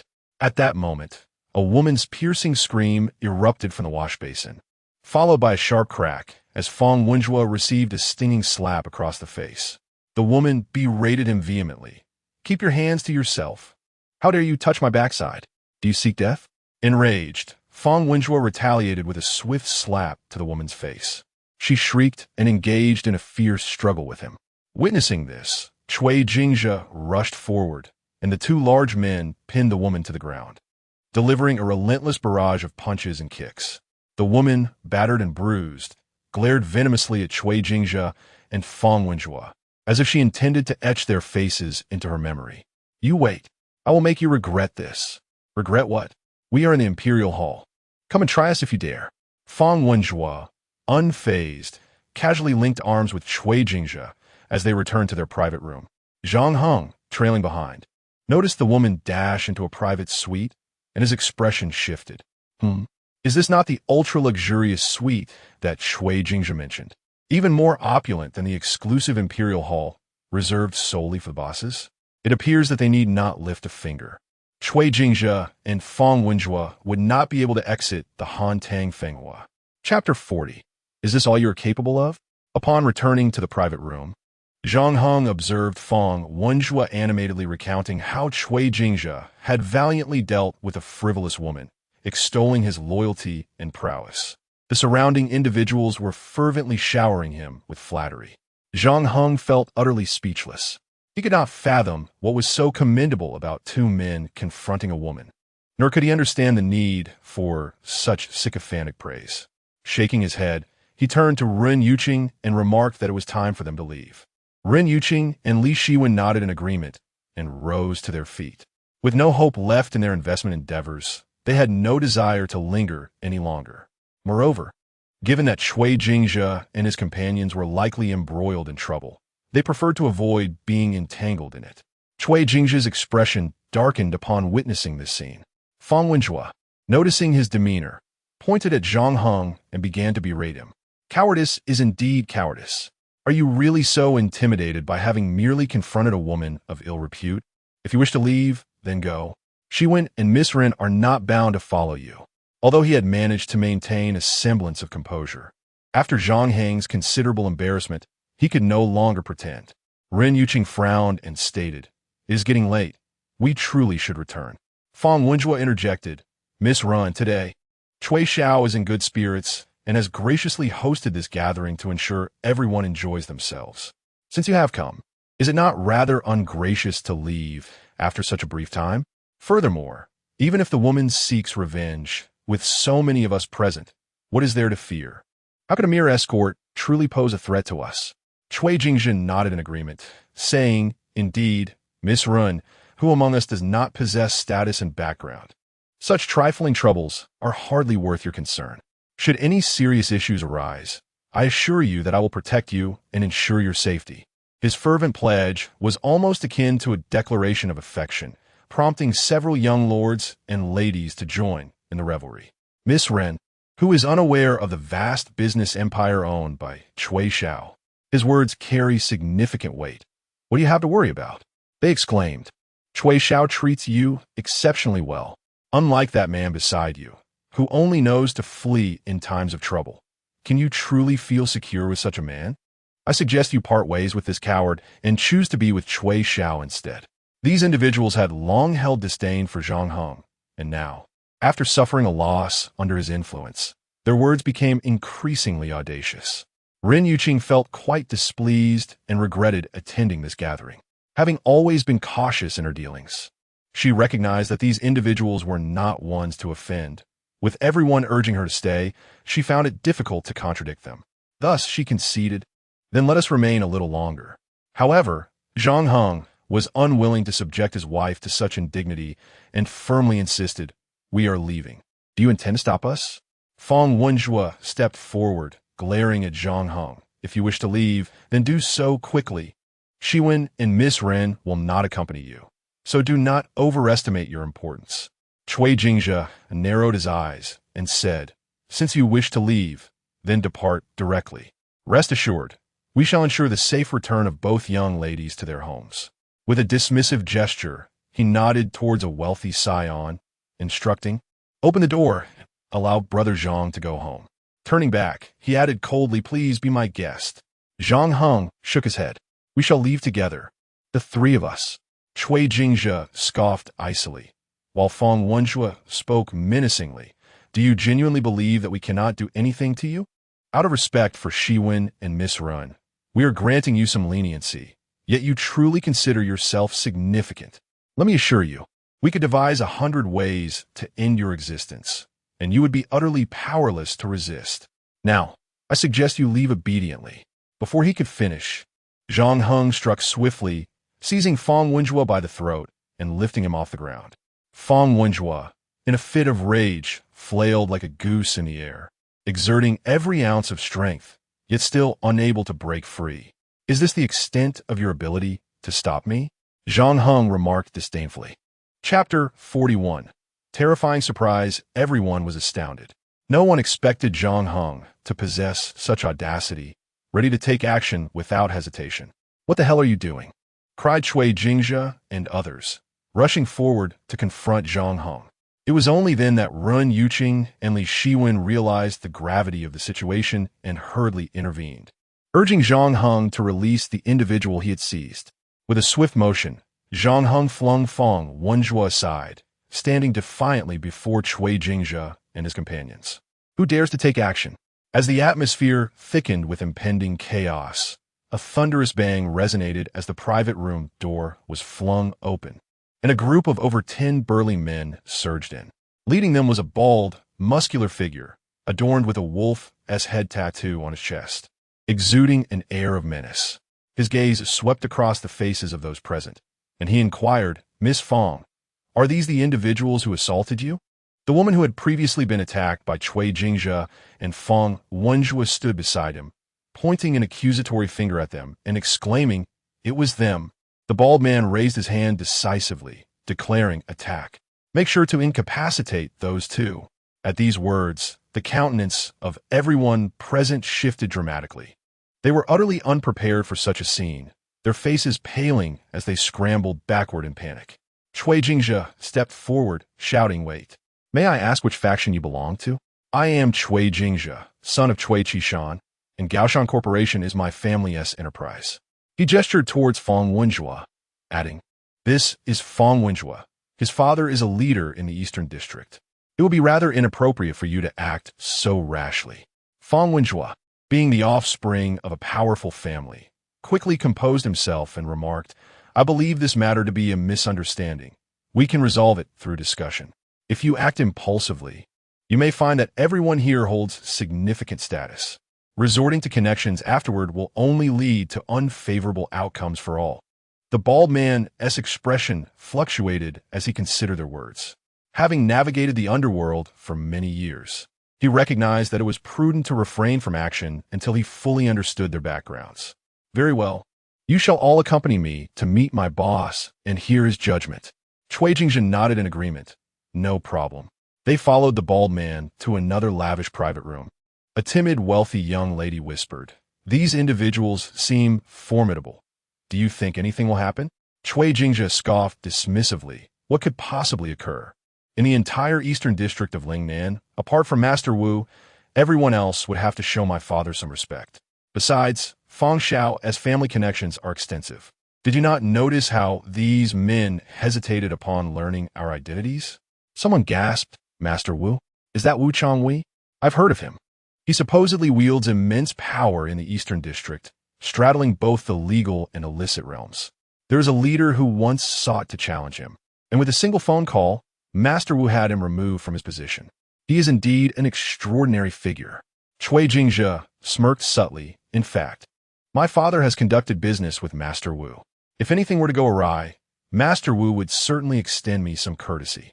Upon hearing this, the group felt a wave of reassurance wash over them. If young Master Cui had ties to Master Wu, they could navigate the Eastern District with confidence. As the conversation unfolded, a group of individuals entered the private room. A burly, bald man swung open the door, ushering everyone inside before assigning someone to secure the entrance firmly. Within, behind the sofa, stood a row of over a dozen men clad in black, arranged like an imposing wall, exuding an undeniable aura of intimidation. Seated on the sofa was a middle-aged man, confidently reclining as he smoked a cigar. His open collar revealed a thick gold chain adorning his neck, coupled with a dragon tattoo emblazoned across his chest, exuding an air of menace. This man was known as Master Wu, whose real name was Wu Changwei, a formidable figure in the underground world of Lingnan, commanding respect from both the legal and illicit realms. To Wu Changhui's right sat a corpulent man, his expression grim. The woman who had previously been assaulted by Cui Jingzhe and Fang Wenjue rushed to the corpulent man upon entering, clearly his partner. Observing the situation, Wu Changhui furrowed his brow and remarked, "Away, I summoned you to assist Miss Fang in seeking vengeance. Yet you've brought everyone here. For what purpose?" Before the bald man could respond, Cui Jingzhe stepped forward, saying, "May I inquire about your esteemed identity? We might have encountered a slight misunderstanding with your associates, and we have come to clarify." Wu Changhui's laughter was cold and disdainful. "You assaulted someone on my territory, and yet you remain ignorant of who I am? I am Wu Changhui." At this declaration, the color drained from the faces of all present. Moments ago, they had been discussing Wu Changhui's formidable reputation, only to find themselves facing his wrath. Instantly, all eyes turned to Cui Jingjia, who had just boasted that Master Wu would show him favor, but now found himself at the mercy of the situation. Cui Jingjia trembled, feeling as if he were a leaf caught in a tempest. His father had indeed mentioned past business dealings with Wu Changhui, but any notion of receiving leniency was merely a figment of bravado. Chapter 42, Consequences You Cannot Bear, Cursed be the day, for had he known, he would never have postured arrogantly. In his heart, Cui Jingjia silently scolded himself. At this juncture, everyone was relying on him. Even if he wished to feign submission, it was no longer an option. With a heavy heart, he had no choice but to appeal to Wu Changhui. 5. Master Wu, is it truly you? He stammered. I sincerely apologize. We were unaware that we had harmed someone of your standing. Wu Changhui waved his hand dismissively. No need for apologies. When one commits a wrongdoing, they must face the consequences. He then turned to the stout man beside him. Xiao boss, the adversary has harmed your woman. How would you like to exact your vengeance? The choice is yours. Xiao boss, his expression dark and brooding, nodded grimly. Those two who laid hands on her should be incapacitated. As for the rest, simply beat them for 5 minutes and then throw them out.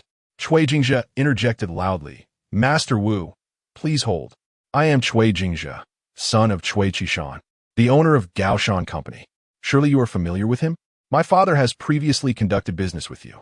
Might I propose that, in light of my father's reputation, we share a drink and settle this matter amicably? Wu Changhui let out a cold, mocking laugh and smashed his glass upon the floor. The sound echoed, sending a shiver through everyone present. Gaoshan Company? What a trivial establishment. Cui Qishan? Is he truly a man of significance? I extend no courtesy to your father. You should inquire if he dares to claim such favor. A heavy silence enveloped the room as the crowd inwardly condemned Cui Jingjia for his Na'vi bravado. The consequences of his words had unfolded in an unforeseen manner. Stricken with fear, Cui Jingjia trembled, no longer daring to utter a word. Wu Changhui continued, if you wish to avoid punishment, it is not impossible. You have harmed Xiao boss's woman. Therefore, allow your girlfriends to make amends. He gestured towards Ren Yuqing and Li Shiwen. As for these two ladies, if they come forth to share a drink with me and amuse me, I might consider sparing you. His gaze lingered greedily upon the two women, having noticed their exceptional allure the moment they entered. Such exquisite beauty was rare, and he was determined to seize the opportunity. Xiao boss, upon hearing this, appeared quite pleased. The other wealthy young ladies, though not as captivating as Ren Yuqing and Li Shiwen, were still far superior to his battered mistress. Having these girls attend to him would certainly alleviate his anger. Seeing Xiao boss smiling, Wu Changhui laughed heartily. It seems Xiao boss agrees with my decision. Very well, Away, bring them here. Away promptly moved forward, intending to forcibly escort the girls. The group of girls turned pale with fear, pleading with Cui Jingjia and Feng Wenjue for assistance. However, having narrowly escaped a severe beating themselves, they dared not speak up. At that moment, the saying rang true. When a father dies and a mother remarries, each must fend for themselves. Li Shiwen, known for her fiery temper, could no longer contain herself as she witnessed Cui Jingjia and the others bowing their heads in silence. Are you truly men? I spit on you. Cui Jingjia, you promised to protect Yuqing, yet now you would send her to entertain other men to secure your safety? Yet, regardless of her scolding or the urging of the other girls, the group of men dared not utter a single word. Wu Changhui let out a hearty laugh. Ladies, it is merely a stroke of misfortune that the individuals you know are such spineless cowards. However, rest assured, as long as you manage to amuse me, I shall protect you from any harm. No one shall dare to bully you. As Ah Wei and his companions approached, Ren Yuqing's face turned pale with anxiety as she clutched Zhang Heng's arm tightly. Zhang Heng gently patted her hand and reassured her, do not worry. I will not allow you to be mistreated. He stepped forward, positioning himself in front of the group of girls. You are Wu, correct? I ask you to grant me this favor. Let this matter end here. Otherwise, the consequences will be beyond your capacity to bear. Chapter 43. Unstoppable. Zhang Heng suddenly stepped forward, leaving everyone in the private room momentarily dumbfounded. As realization struck, Cui Jingjia and Zhang Zhiming felt a surge of panic. They wished they could kick Zhang Heng out with all their might. How dare he speak up when even those of us with status and connections remain silent? Who does he think he is, daring to assert himself? Does he comprehend the weight of Fifth Master's reputation? He is a formidable overlord in the Eastern District, commanding both the underworld and legitimate spheres. How reckless of him. It's as if he seeks to bring us to ruin. In stark contrast, the girls present looked at Zhang Heng with gratitude.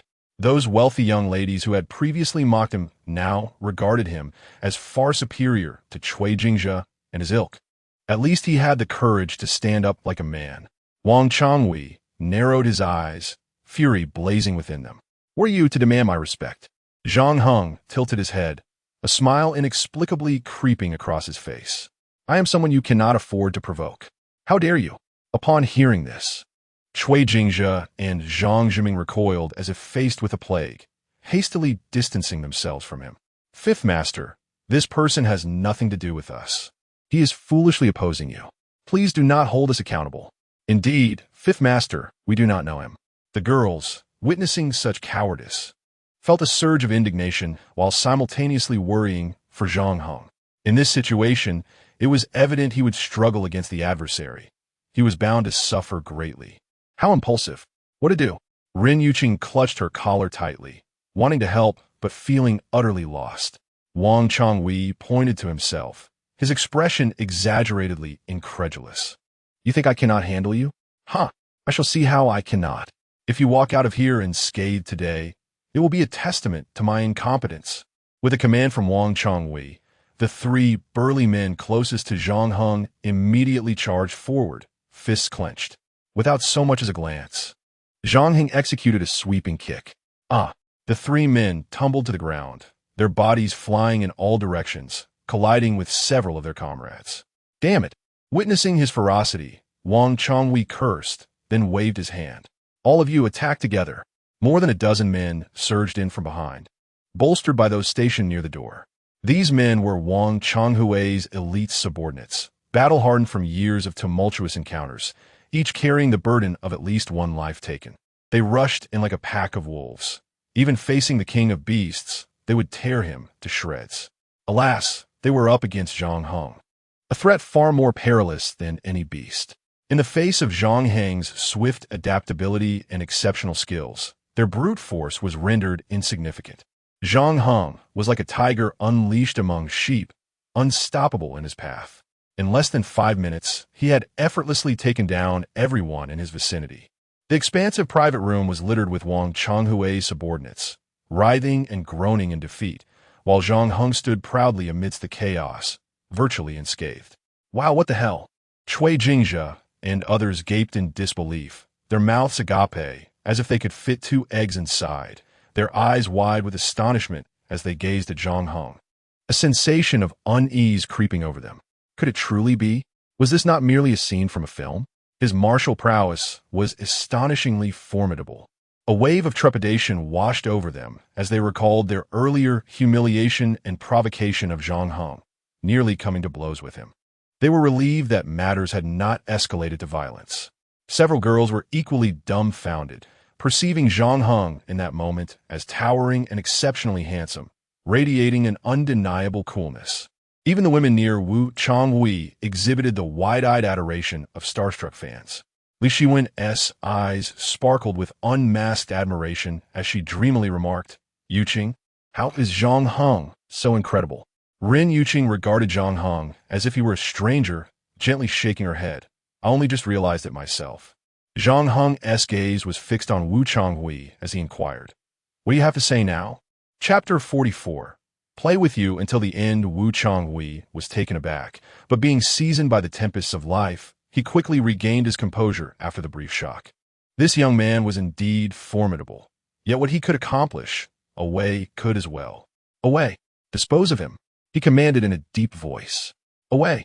The burly man with a shaved head who had brought Zhang Heng had trained in martial arts at the Shaolin Temple for 6 years, mastering profound skills. Over the years, he had assisted Wu Changhui in conquering all adversaries, thus earning his position as Wu's trusted lieutenant. Despite Zhang Heng's impressive display, Wei exhibited no sign of trepidation. Rather, he was ignited by fierce combat spirit. It had been a long time since he had encountered a worthy opponent. He beckoned Zhang Heng with a crooked finger. "Your skills are commendable. No wonder you are so arrogant. Come, let me play with you." Before he could finish his sentence, his expression shifted to one of ferocity. With a sudden thrust of his right arm, his bulging muscles strained against his attire, and he stepped forward into a stance. His right foot's toes planted firmly on the ground. He unleashed a punch that rocketed forward like a cannonball. The force of his strike was immense, and the speed was blinding. Most would scarcely comprehend it. Yet, to Zhang Heng, Wei's attack appeared to unfold in slow motion. In a fleeting moment, Zhang Heng conceived at least 36 effortless countermeasures, yet he chose not to employ any. Instead, he extended his right hand and gently grasped Wei's fist. With a soft crack, Zhang Heng seized Wei's punch with the ease of an adult holding a child's hand. Wei's pupils dilated in shock as he shouted in disbelief, "This is impossible." He gritted his teeth, exerting every ounce of strength to free his fist, but Zhang Heng remained as immovable as an ancient tree, unyielding, employing an exceptionally skilled technique. Zhang Heng neutralized Wei's punch and secured his grip. A smirk graced Zhang Heng's lips as he forcefully twisted Wei's wrist. With a sickening snap, Wei's wrist broke, eliciting a pained cry. Zhang Heng then delivered a kick that struck Wei's chin, sending him into a blissful slumber. Everyone stood frozen in shock. Not only were the others dumbfounded, but Wu Changhui was also left speechless. The mightiest warrior under his command had crumbled as easily as parchment in Zhang Heng's grasp. Who are you?" Wu Changhui's voice trembled. With Wei, his most trusted enforcer, so effortlessly subdued, this formidable figure who had navigated the underworld of Lingnan for years could no longer maintain his composure. "You sought to provoke me despite my willingness to show you respect," Zhang Heng remarked, advancing step by step toward Wu Changhui. Wu Changhui's complexion paled, his eyes shifting in uncertainty. Suddenly, a thought struck him, and he said, "I concede. You are extraordinary, more formidable than any ruthless character I have encountered in my years. But what of it? No matter how skilled you are, can you outpace a bullet? Even the most proficient martial artist will find themselves in the morgue after being shot in an alley. Moreover, in this era, the language of violence has long since been supplanted by that of money and power. They're the true fists that govern the world. Are you aware that with your actions, a mere phone call from me could land you in prison, leaving you to languish there indefinitely? Do you understand that with a slight exertion of influence, I could ensure that you and your family live in perpetual unrest?" The more he spoke, the more emboldened he became, eventually reclining comfortably on the sofa, casting a cold gaze at Zhang Heng. Indeed, Wu Changhui had risen to his current status, maintaining his position as the underground leader of the eastern district of Lingnan for many years, relying not solely on a cadre of capable enforcers, but more significantly on his formidable connections and robust backing. Had he only been a brute, he would have long since been ousted. This threat struck a chord deep within Zhang Heng. His own network was undeniably fragile. If someone as powerful and unscrupulous as Wu Changhui sought to create trouble for him, he would truly be unable to find peace. Initially, he had intended merely to teach Wu Changhui a lesson, but now, faced with Wu's relentless pursuit and threats against his family, the thought of violence began to stir within him. It seemed there was no option left but to take decisive action to eliminate future troubles. With a chilling demeanor, Zhang Heng proposed, "In that case, release these girls, and I shall remain here to engage with you until the end. What say you?" Chapter 45. Silence, please, as matters escalated. Wu Changhui found little inclination to indulge in frivolities. He readily acquiesced. Zhang Heng turned to Ren Yuqing, saying, "My dear, you and the others should leave." Ren Yuqing bit her lip in concern. "But what about you?" As Wu Changhui had asserted, despite Zhang Heng's formidable skills, should Wu Changhui resort to unscrupulous means, Zhang Heng would undoubtedly be at a disadvantage, leaving Ren Yuqing deeply unsettled. Zhang Heng offered a calm smile. "Do not worry, I will be fine." Just as Ren Yuqing was about to voice her concerns further, Li Xuan interjected. All right, Yuqing, let us step outside and devise a plan to assist. We cannot accomplish anything here. Reluctantly, Ren Yuqing nodded, reminding Zhang Heng to take care as they departed. The girls exited swiftly, while Cui Jingjia and the others remained in the private room. They too wished to leave, yet Zhang Heng had not permitted Wu Changhui to release them, and they dared not speak, waiting anxiously. Regret filled their hearts. Had they known of Zhang Heng's prowess, they would not have opposed him, for otherwise they might have found a way to escape. What will you do to entertain me? Wu Changhui scrutinized Zhang Heng with a mocking expression. Zhang Heng remained silent, contemplating the most prudent approach to handle the situation. Suddenly, his phone rang. It was a call from Zhao Zhongqiang. Mr. Zhang, are you free at the moment? A relative of mine recently suffered a stroke and has become a vegetable. After consulting countless doctors, I have transferred him to Lingnan and would like your assistance. Can it wait? I am currently tied up with some matters, Zhang Heng replied, sensing the urgency in Zhao's tone. Zhao Zhongxiang, detecting something amiss, pressed. What is it? Have you encountered trouble? You are my relative's last hope. I cannot stand idly by. Zhang Heng explained. It's nothing significant, merely a minor conflict with someone named Wu Yi at Hantang Fenghua Entertainment Club. Zhao Zhongqiang fell silent momentarily. Wu Yi? Is that Wu Changhui? Zhang Heng was taken aback. You know him? Zhao Zhongqiang's anger flared. That fool. Mr. Zhang, just wait. I will send someone immediately. After hanging up, Zhang Heng's expression shifted, realizing that Zhao Zhongqiang's call had arrived at a fortuitous moment. Perhaps this conflict would not necessitate the resolution he had initially envisioned. Wu Changhui sneered, calling for reinforcements. Are we? Go ahead, I dare you. Let us see how far that gets you. Zhang Heng replied. They are on their way to assist you. Wu Changhui, incredulous, exaggeratedly pointed to himself. Wait for me. Huh, fine, I shall wait. I am eager to see who in Lingnan dares to cross me. Xiao, the owner, was acutely aware of Wu Changhui's formidable influence in Lingnan, and he laughed heartily. Who in Lingnan does not know who you are, Wu Yi? Who would dare to oppose this fellow for the sake of this insignificant man? Indeed, there existed entities that instilled fear in Wu Changhui. However, how could such individuals possibly be summoned by someone as inconsequential as Zhang Heng? A profound silence enveloped the space as several minutes slipped by unnoticed. Suddenly, the door to the private room was thrust open. Wu Changhui, who had initially worn a broad smile, was instantly struck with terror upon seeing the person striding in. Boss Xiao, oblivious to the change in his expression, burst into derisive laughter at the sight of an unremarkable elderly man. Are you kidding me? This decrepit old fellow is the person you invited? Are you trying to make me laugh to death? I truly do not comprehend the audacity that led you to keep us waiting. Wu Changhui, filled with fright, stepped forward and delivered a resounding slap across Boss Xiao's face. Silence yourself. Chapter 46. Kneeling in plea for mercy, Boss Xiao was suddenly struck across the face, caught completely off guard, gazing at Wu Changhui with a mix of embarrassment and innocence.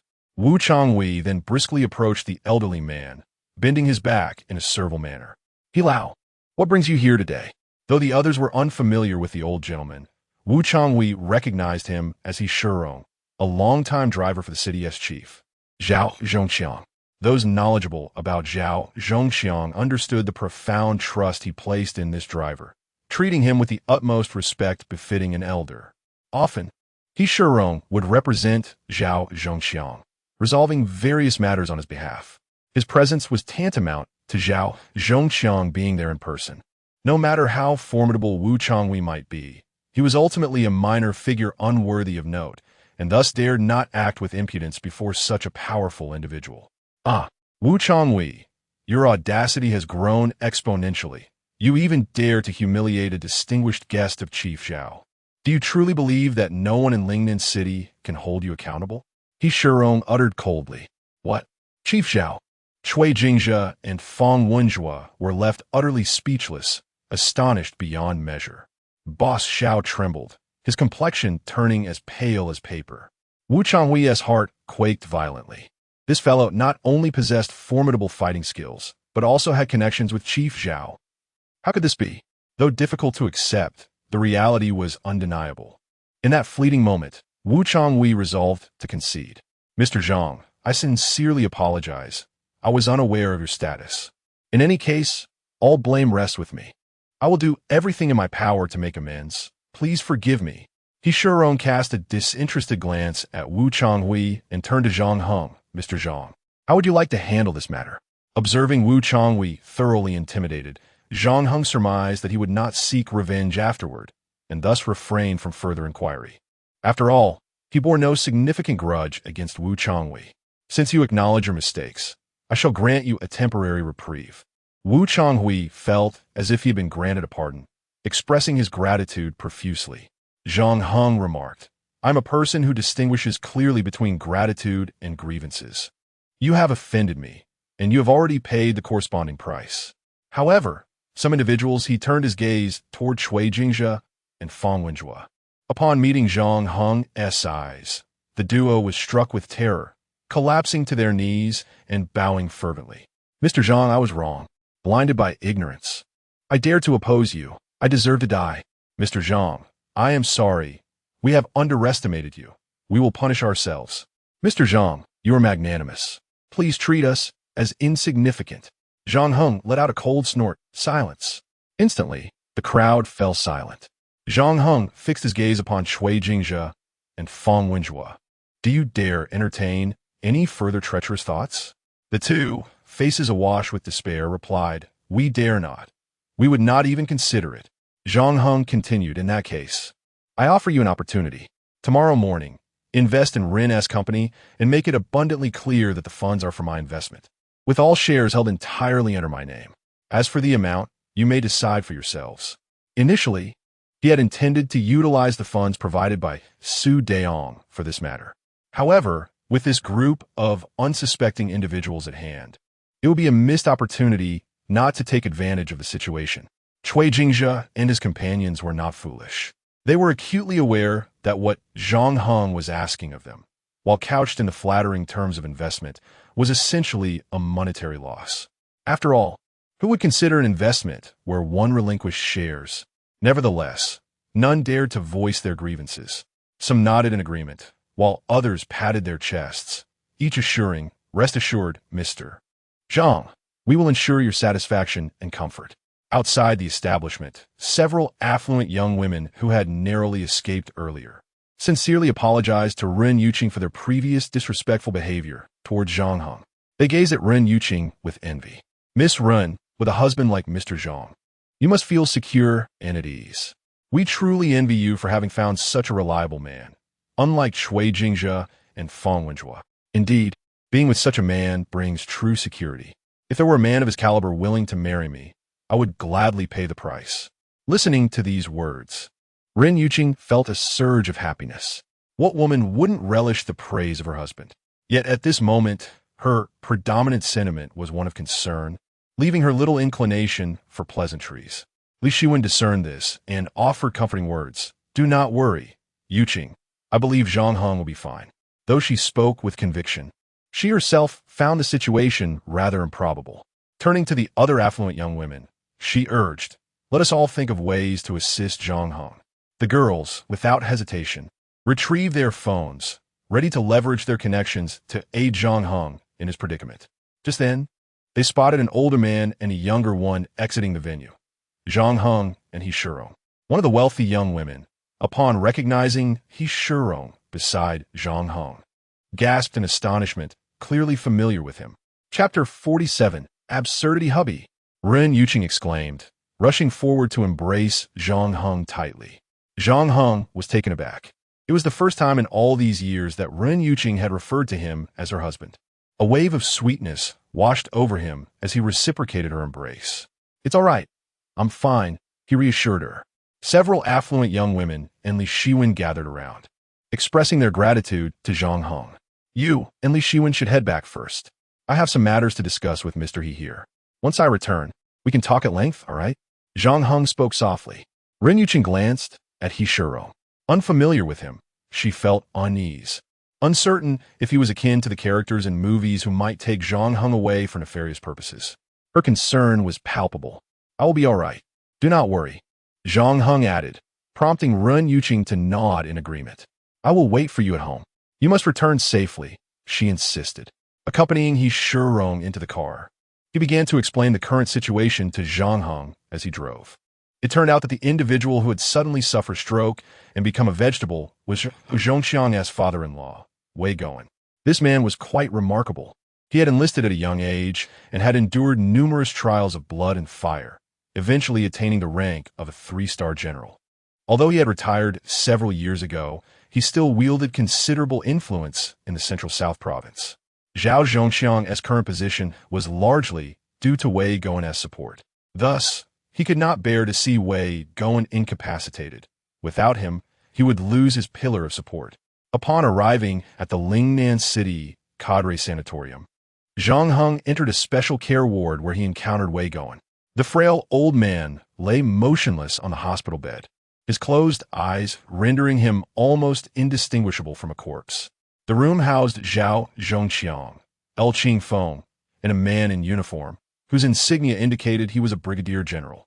He bore a resemblance to the ailing Wei Goen, presumably his son. At that moment, he was conversing with a bespectacled, cultured, middle-aged man, who, as Zhang Heng gathered from their dialogue, was Wei Goen's personal physician. "Mr. Zhang, you've arrived," Zhao Zhongxiang greeted, approaching him. "Mister, he has informed you of the situation, I trust? My father-in-law's condition is quite dire, and Mr. L is at a loss. We must now rely on you." Upon hearing this, Wei Goen's son, Wei Tianhe, furrowed his brow. "You cannot be suggesting that the miracle worker we've been waiting for is this individual?" Zhao Zhongxiang nodded affirmatively.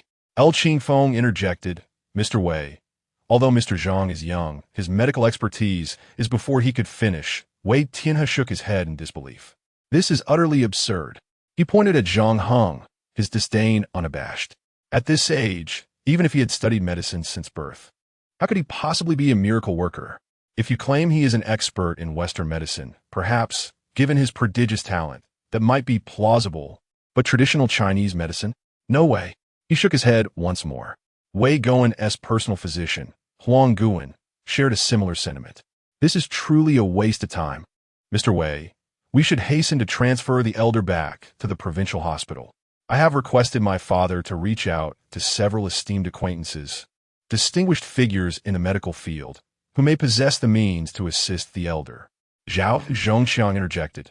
"The situation is not as you perceive, Mr. Zhang is indeed a person of remarkable capability." Huang Guan coldly interrupted. "Mr. Zhao, I mean no disrespect, but while Mr. Wei places great trust in you, your actions are truly disheartening. I recognize your good intentions, yet the physicians you have summoned are either charlatans seeking fame or dubious practitioners, easily deceived and consequently squandering the elder's precious time. This is utterly unacceptable." Wei Tianhe already bore dissatisfaction toward Zhao Zhongxiang, and, upon hearing these words, his expression darkened further as he retrieved his phone to arrange for their departure. Suddenly, the beeping sound intensified, and Wei Goen's pulse abruptly ceased. The faces of those present shifted dramatically. Huang Guan urged, "Quickly, Mr. Wei, immediately arrange for the elder's transfer. I will perform resuscitation." As he spoke, he prepared to administer cardiac pacing to Wei Goen. Zhang Heng stepped forward, halting him. "Do not act rashly. The elder still has a chance. But if you use the pacemaker, he will surely perish." Chapter 48. A high-stakes gamble. Huang Guan shot a glance at Zhang Heng, exclaiming, "Nonsense! What do you know? You mere child?" Zhang Heng retorted coldly, "You are the true charlatan, deluding yourself into believing you are superior, when in reality, you are utterly clueless." Fuming with rage, Huang Guan demanded, "What did you say?" Wei Tianhe, feeling increasingly agitated, barked, "Silence, all of you. Dr. Huang, quickly save the old master." Zhang Heng stepped forward to intercept Huang Guan, asserting, "We cannot use a cardiac pacemaker. Mr. Wei, your opinion of me is inconsequential. But should you allow this man to administer a pacemaker to the old master, even a deity could not salvage him." Huang Guan, seething with fury, shouted, "You speak utter drivel. Step aside immediately. Mr. Wei, it is evident that this individual is merely attempting to buy time to ensure the old master's demise."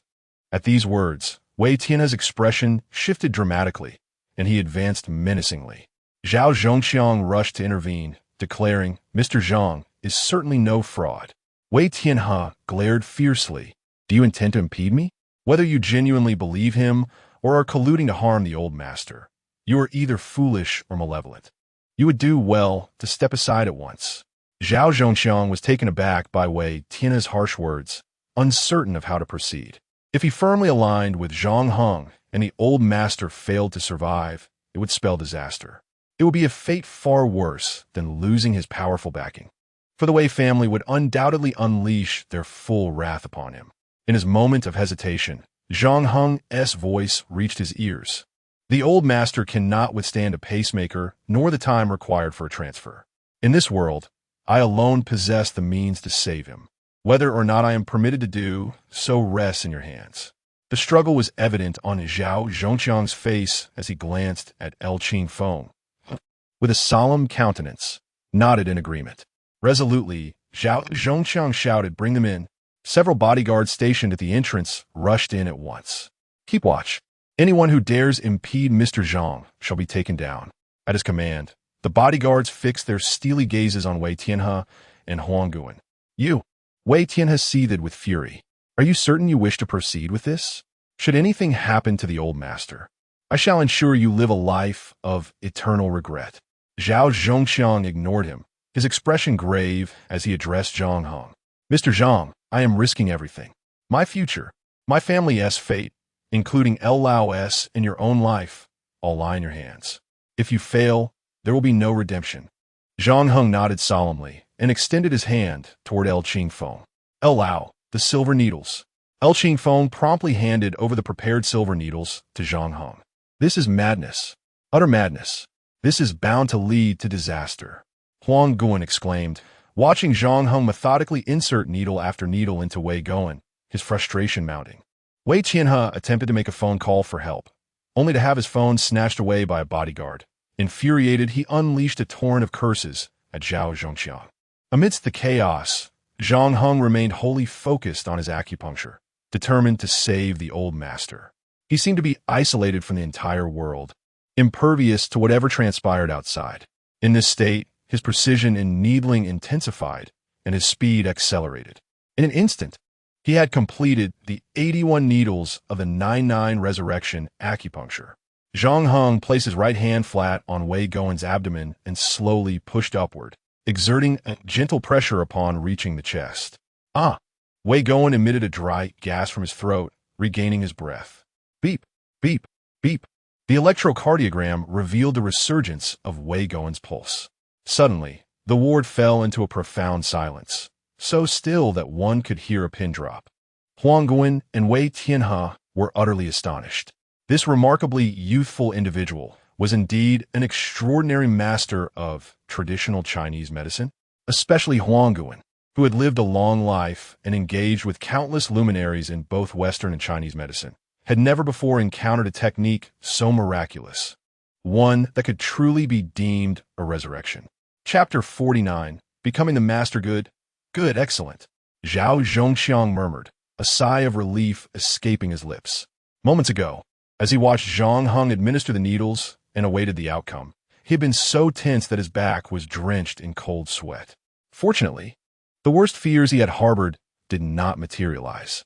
Now you must understand, I harbored no ill intentions towards the old gentleman, and Mr. Zhang is certainly no charlatan. He directed at Wei Tianhe. Wei Tianhe nodded, saying nothing further, his gaze fixated intently on Zhang Heng. After reviving Wei Guan, Zhang Heng did not cease his efforts. Instead, he methodically retrieved more silver needles and proceeded to treat Wei Guan once more. Wei Tianhe knew that Zhang Heng was attempting to awaken Wei Guan from his vegetative state.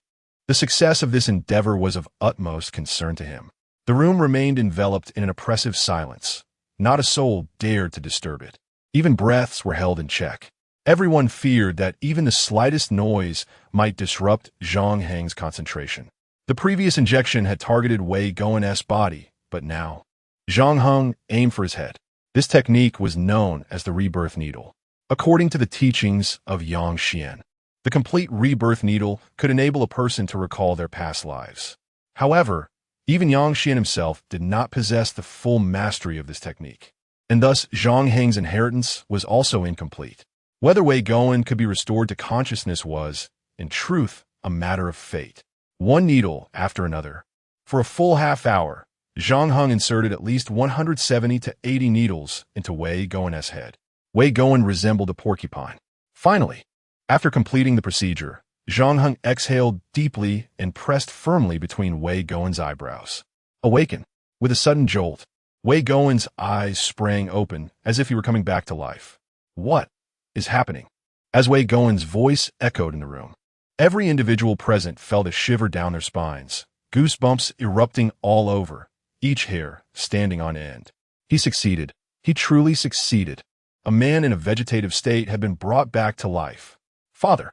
Wei Tianhe exclaimed, rushing forward to grasp Wei Gowen's hand, his body trembling with excitement.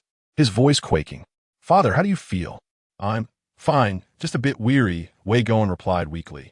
The old gentleman's current condition did not permit much conversation. He needed rest. Let him recuperate. We could discuss matters outside, Zhang Heng suggested, leading the way out of the ward. The rest followed suit, exiting the room. Divine doctor, you are truly a divine physician, Wei Tianhe said, unable to contain his elation as he gazed at Zhang Heng. He bent deeply, bowing at a 90-degree angle. I sincerely apologize for any offense I may have caused earlier. Please forgive me. Zhang Heng helped him to his feet. Mr. Wei, your concern for the old gentleman is entirely understandable. Wei Tianhe nodded vigorously. The gratitude I owe you, Mr. Zhang, is something my family will never forget. With that, he patted Zhao Zhongqiang on the shoulder. I had just misunderstood you. Fortunately, you made a decisive choice at a critical moment, and my sister did not misjudge your character. Zhao Zhongqiang laughed heartily. At that moment, Huang Guan bowed deeply to Zhang Heng. Master Zhang, I am but a frog at the bottom of a well, unaware of your extraordinary medical skills. I apologize for my disrespectful words. And to Dr. L, I regret any offense caused by the insinuation that you seek fame without merit. Zhang Heng held no grudge and instructed Zhao Zhongqiang to summon someone to write a prescription, which he then handed to El Qingfeng. This was a prescription for the elder's health maintenance. The group expressed their gratitude once more. With matters settled, Zhang Heng took his leave, while Zhao Zhongqiang personally escorted him to the entrance of the sanatorium. Mr. Zhang, I am immensely grateful for your assistance in this matter. I shall never forget this kindness. Should you ever require anything in the future, you may count on my unwavering support. Zhang Heng smiled. As a commander of Lingnan, Zhao Zhongqiang's promise held considerable weight. There is no need for such formality, Commander Zhao. You previously required nothing and rendered me tremendous assistance. I am merely returning the favor. By the way, I remembered something. The city is planning to develop the urban village area, which is a substantial project. If I recall correctly, your wife is in the renovation business. Is she not? When the time comes, you could take her along to bid for the project. I will ensure everything is arranged. Zhang Heng raised an eyebrow. The urban village development plan, known as the Southern District New Prospect, is indeed a massive undertaking, with projected investments exceeding 100 billion. Zhao Zhongqiang's gesture of gratitude is exceptionally sincere. In that case, I shall express my gratitude in advance, Commander Zhao. Farewell. After departing, Zhang Heng did not return home, but went to the Tai Hall. As he anticipated, Ren Yuqing was there, accompanying Zhang Jing'an while awaiting his news. The moment Zhang Heng returned safely, the heavy burden on Ren Yuqing's heart was finally lifted. That night, the couple chose not to return home, quietly staying by their daughter's side. The following morning, as Ren Yuqing prepared to leave for investment matters, Zhang Heng called her to a halt. I have already secured the investment. Let us go directly to the company. Really? How did you manage that? This question had been posed several times the previous day, and Ren Yuqing had remained skeptical. However, with Zhang Heng's successful evasion from Wu Changhui's grasp, her trust in him had grown, though she was still filled with curiosity. You will find out shortly. It is time for you to take the reins. Zhang Heng winked conspiratorially. Chapter 50. Call me Daddy last night. Zhang Heng had briefed Cui Jingzhe and the others, leaving them with his contact number. Early today, Cui Jingzhe sent a message stating that everyone's funds were ready, totaling 50 million, and could be invested at any moment. An investment of 50 million was sufficient to elevate Zhang Heng to a position beyond the reach of the venerable Ren patriarch. Ren Yuqing, unfamiliar with the intricacies of the situation, followed Zhang Heng to the company, her heart laden with apprehension. By a little past 9, they arrived just in time for the company's routine morning meeting. Inside the office of the venerable Ren, the eldest of the Ren family, Ren Hauren, Ren Sweki, and several other primary managers were present. What brings you here? Were you not supposed to seek investments? The venerable Ren frowned, visibly irritated upon seeing Zhang Heng and Ren Yuqing. We have secured the investment, 50 million, and it will be arriving shortly. Zhang Heng's declaration rendered the room momentarily silent. A few seconds later, ha ha ha, laughter erupted, the gathered individuals regarding Zhang Heng as though he were a mere jester. Foolish boy, did you wake up too early? The venerable Ren scoffed. Are you telling me you've brought in 30 million in ghost money? Do you even know how many zeros that entails? You're killing me. Ren Hauren chimed in. Ren Yuqing, I truly envy you for having such a wonderful husband. He can make you laugh even under pressure. You are indeed fortunate. Ren Sweki added, her tone dripping with sarcasm. Ren Yuqing's face turned a shade of stormy gray as she discreetly tugged at Zhang Heng, reproaching him. What nonsense are you spouting? I'm not joking. The investment is indeed secured, Zhang Heng insisted. Oh yes, indeed he has. Ren Yuqing, you must trust your husband. When has he ever exaggerated? He can command even leaders of vice-ministerial rank. Bringing in 30 million should be a trivial matter, Ren Sweki retorted, eliciting another round of laughter. Zhang Heng smiled. You don't believe me? What will you say if I actually accomplish this? Ren Sweki rolled her eyes dramatically. If you truly manage it, I'll call you daddy. Very well. Let's make a pact. If the 50 million arrives, you call me daddy. If it doesn't, I will submit to any consequence you deem fit. Should anyone retract their statement, may they face the wrath of their own father and grandfather. As he spoke, he cast a deliberate glance at the venerable Ren, who visibly shuddered. Ren Yuqing was taken aback, exclaiming, You can't be serious. She thought Zhang Heng had lost his mind. Making such a bet was nothing short of self-deprecation. Ren Sweki evidently shared her sentiment, fearful of Zhang Heng backing down. You said it yourself. Everyone heard you. If the money doesn't arrive, you'll be on your knees, crawling like a dog. Anyone who goes back on their word shall meet their demise at the hands of their own kin. Ren Hauren interjected, This wager should have a time limit. Otherwise, what if your money takes a century to arrive? Are we to wait for 100 years? Zhang Heng glanced at the clock. At most 15 minutes. Hey, Suiki nodded. Very well, we shall wait 15 minutes. Zhang Heng, resolute in his stance, disregarded Ren Yuqing's mounting frustration. Go ahead and do as you wish. When the funds fail to arrive, I shall relish in your predicament. Zhang Heng reassured her. Rest assured, I shall not bring shame upon myself, nor will I allow you to suffer disgrace because of me. Time swiftly slipped away. The 15-minute mark loomed near, and all present cast mocking glances at Zhang Heng. Suddenly, a knock echoed through the room. Come in, commanded the elder Ren. A middle-aged woman entered, her expression brimming with excitement. Chairman, just moments ago, someone invested 50 million into our Ren Corporation. A hush fell over the office, leaving everyone, including Ren Yuqing, utterly speechless. Did Zhang Heng truly accomplish this? 50 million. Such an amount seemed almost otherworldly. The messenger, the financial manager of Ren Corporation, stood bewildered at the astonished faces surrounding her. Shouldn't such a monumental investment evoke joy? Ren Sweki, you haven't forgotten your earlier words, have you? Zhang Heng teased. Ren Sweki's countenance darkened as she turned to the elder Ren. Zhang Heng understood her intent to plead for leniency and chuckled softly. Elder, do you recall what she just stated? Whoever fails to acknowledge this shall face the wrath of their deceased father or grandfather. Upon hearing this, the elder Ren's expression soured instantly. Ren Sweki, one must have the courage to take responsibility for their actions. But grandfather, I shan't repeat myself. The elder Ren's tone was unyielding. As one ages, superstition often intensifies. He had no desire to become entangled in misfortune due to Ren Sweki's potential breach of contract. Chapter 51. A reckless gamble. Upon witnessing the situation, Rin Sweki glared fiercely at Zhang Heng, her teeth clenched in anger.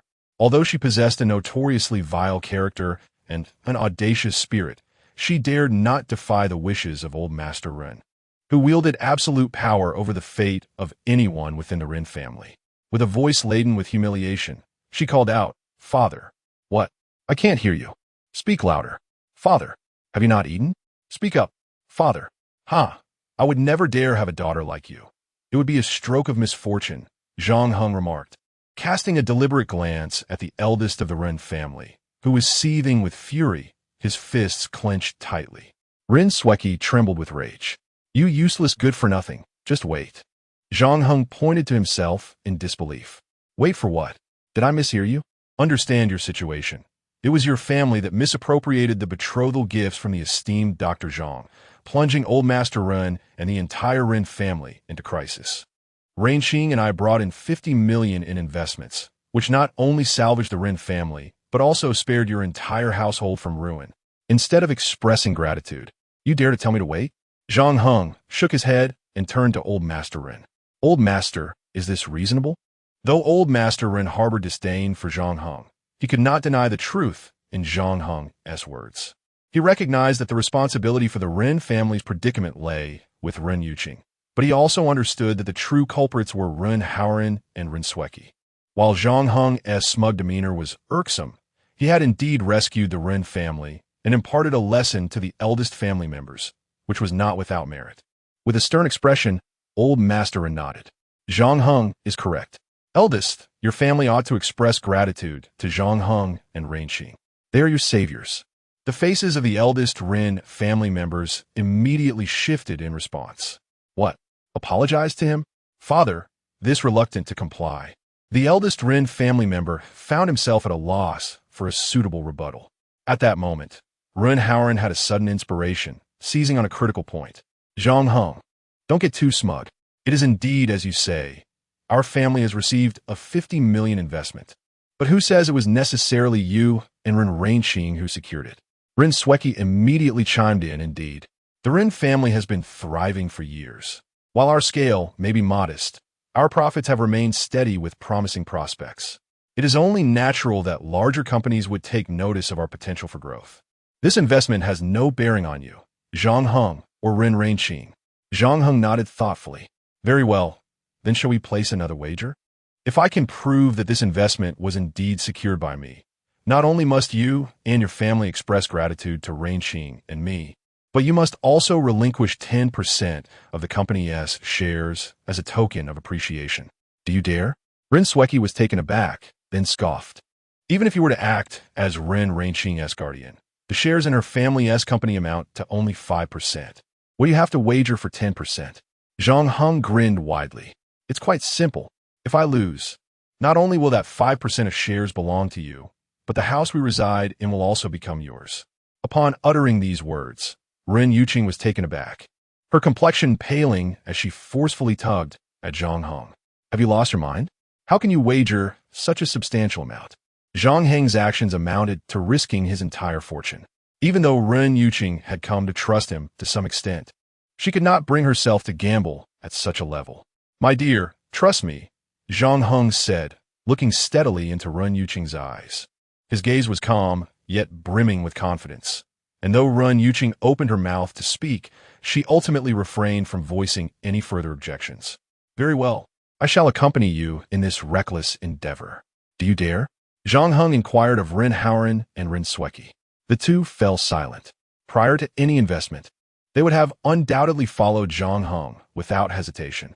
However, after suffering a previous defeat, they were now haunted by psychological shadows. Moreover, Zhang Heng's demeanor exuded such assurance that they found themselves devoid of courage. At that moment, the elder of the Ren family snorted disdainfully and slammed his hand on the table. "I will take you up on this wager. I refuse to believe that someone as inconsequential as you could persuade others to invest 50 million in the Ren family." Zhang Heng's expression shifted with renewed vigor. "Excellent. You have heard it, old man. As the saying goes, those who gamble must accept the consequences. If anyone cannot bear the loss and wishes to retract, the elder must remain impartial. Elder Rin scrutinized Zhang Heng with keen interest, perplexed by how this once spineless individual seemed to have transformed entirely over the past few days. What had transpired within him? Zhang Heng, I had not perceived your innate ambition and resolve until now, he remarked, nodding in acknowledgement. I shall serve as a witness. Should anyone act in bad faith, I shall not condone it. Zhang Heng then snapped his fingers at the finance manager. Shun Li, Manager Shun, please inform everyone present of the sources of that 50 million investment and what the investors have stated. Chapter 52. The End. Shun Li nodded and hurriedly pulled out the documents, reading aloud to the assembly. The investment sum of 50 million was the total amount contributed by multiple companies. Upon hearing her words, the expression on the face of the eldest Rin family member shifted noticeably. Had it been the investment of a single company, one could have easily concluded it had nothing to do with Zhang Heng. However, the simultaneous investment from various companies raised suspicions that perhaps it was due to someone's influence. Shun Li continued, the first investment amounts to 20 million, contributed by Gaoshan Company. The second amounts to 10 million from Haixing Technology.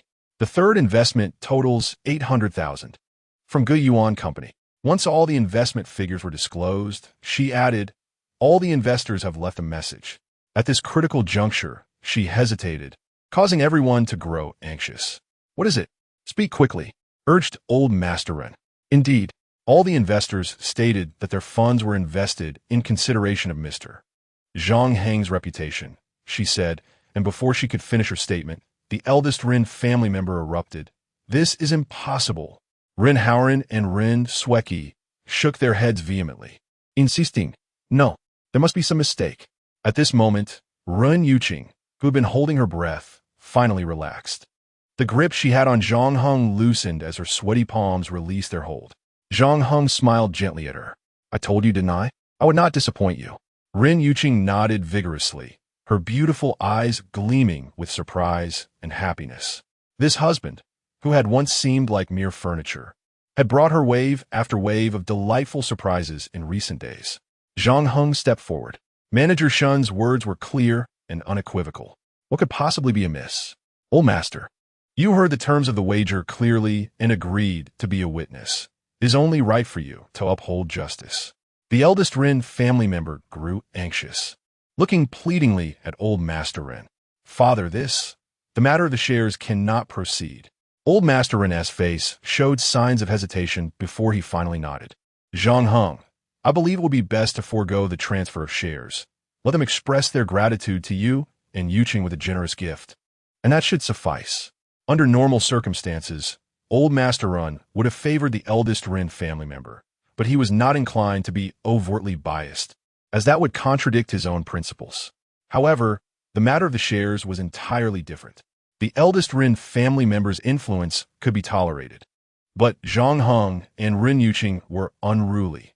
Should they gain control over the shares, their voice within the company would strengthen, thereby diminishing old Master Ren's authority, which he could never accept. Grandfather, this is something you personally agreed to witness. You promised not to favor either side. How can you simply dismiss it? Feeling wronged, she now understood Zhang Heng's intention to elevate her status within the family. Reflecting on the substantial investment of 50 million that Zhang Heng managed to secure, one cannot help but appreciate the arduous effort it must have entailed. However, as her words escaped her lips, the countenance of the elder Rin darkened immediately. What is this?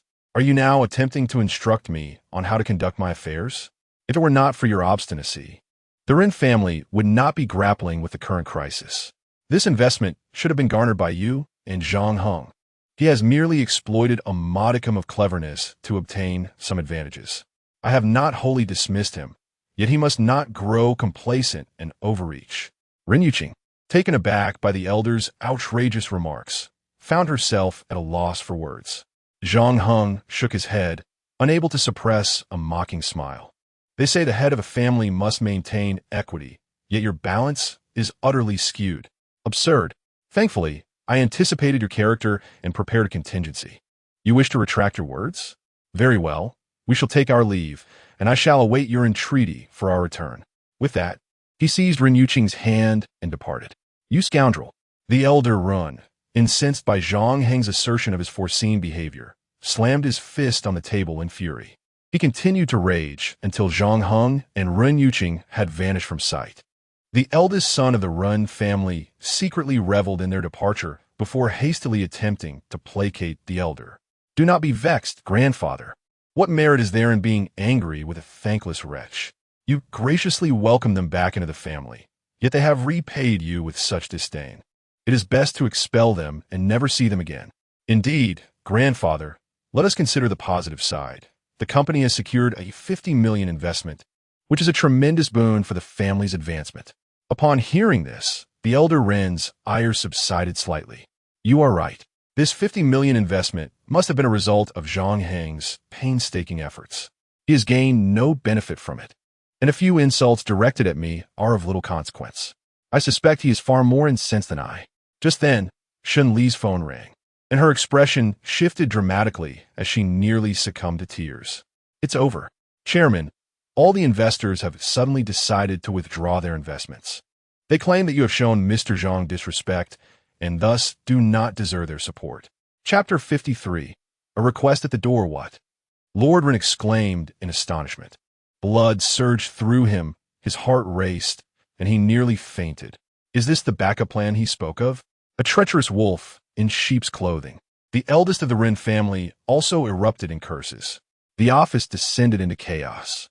After a while, Calm gradually returned. "Chairman, what should we do now?" Shunli inquired anxiously. Such a substantial sum of money could have rapidly expanded the company, and now it was gone. It was truly.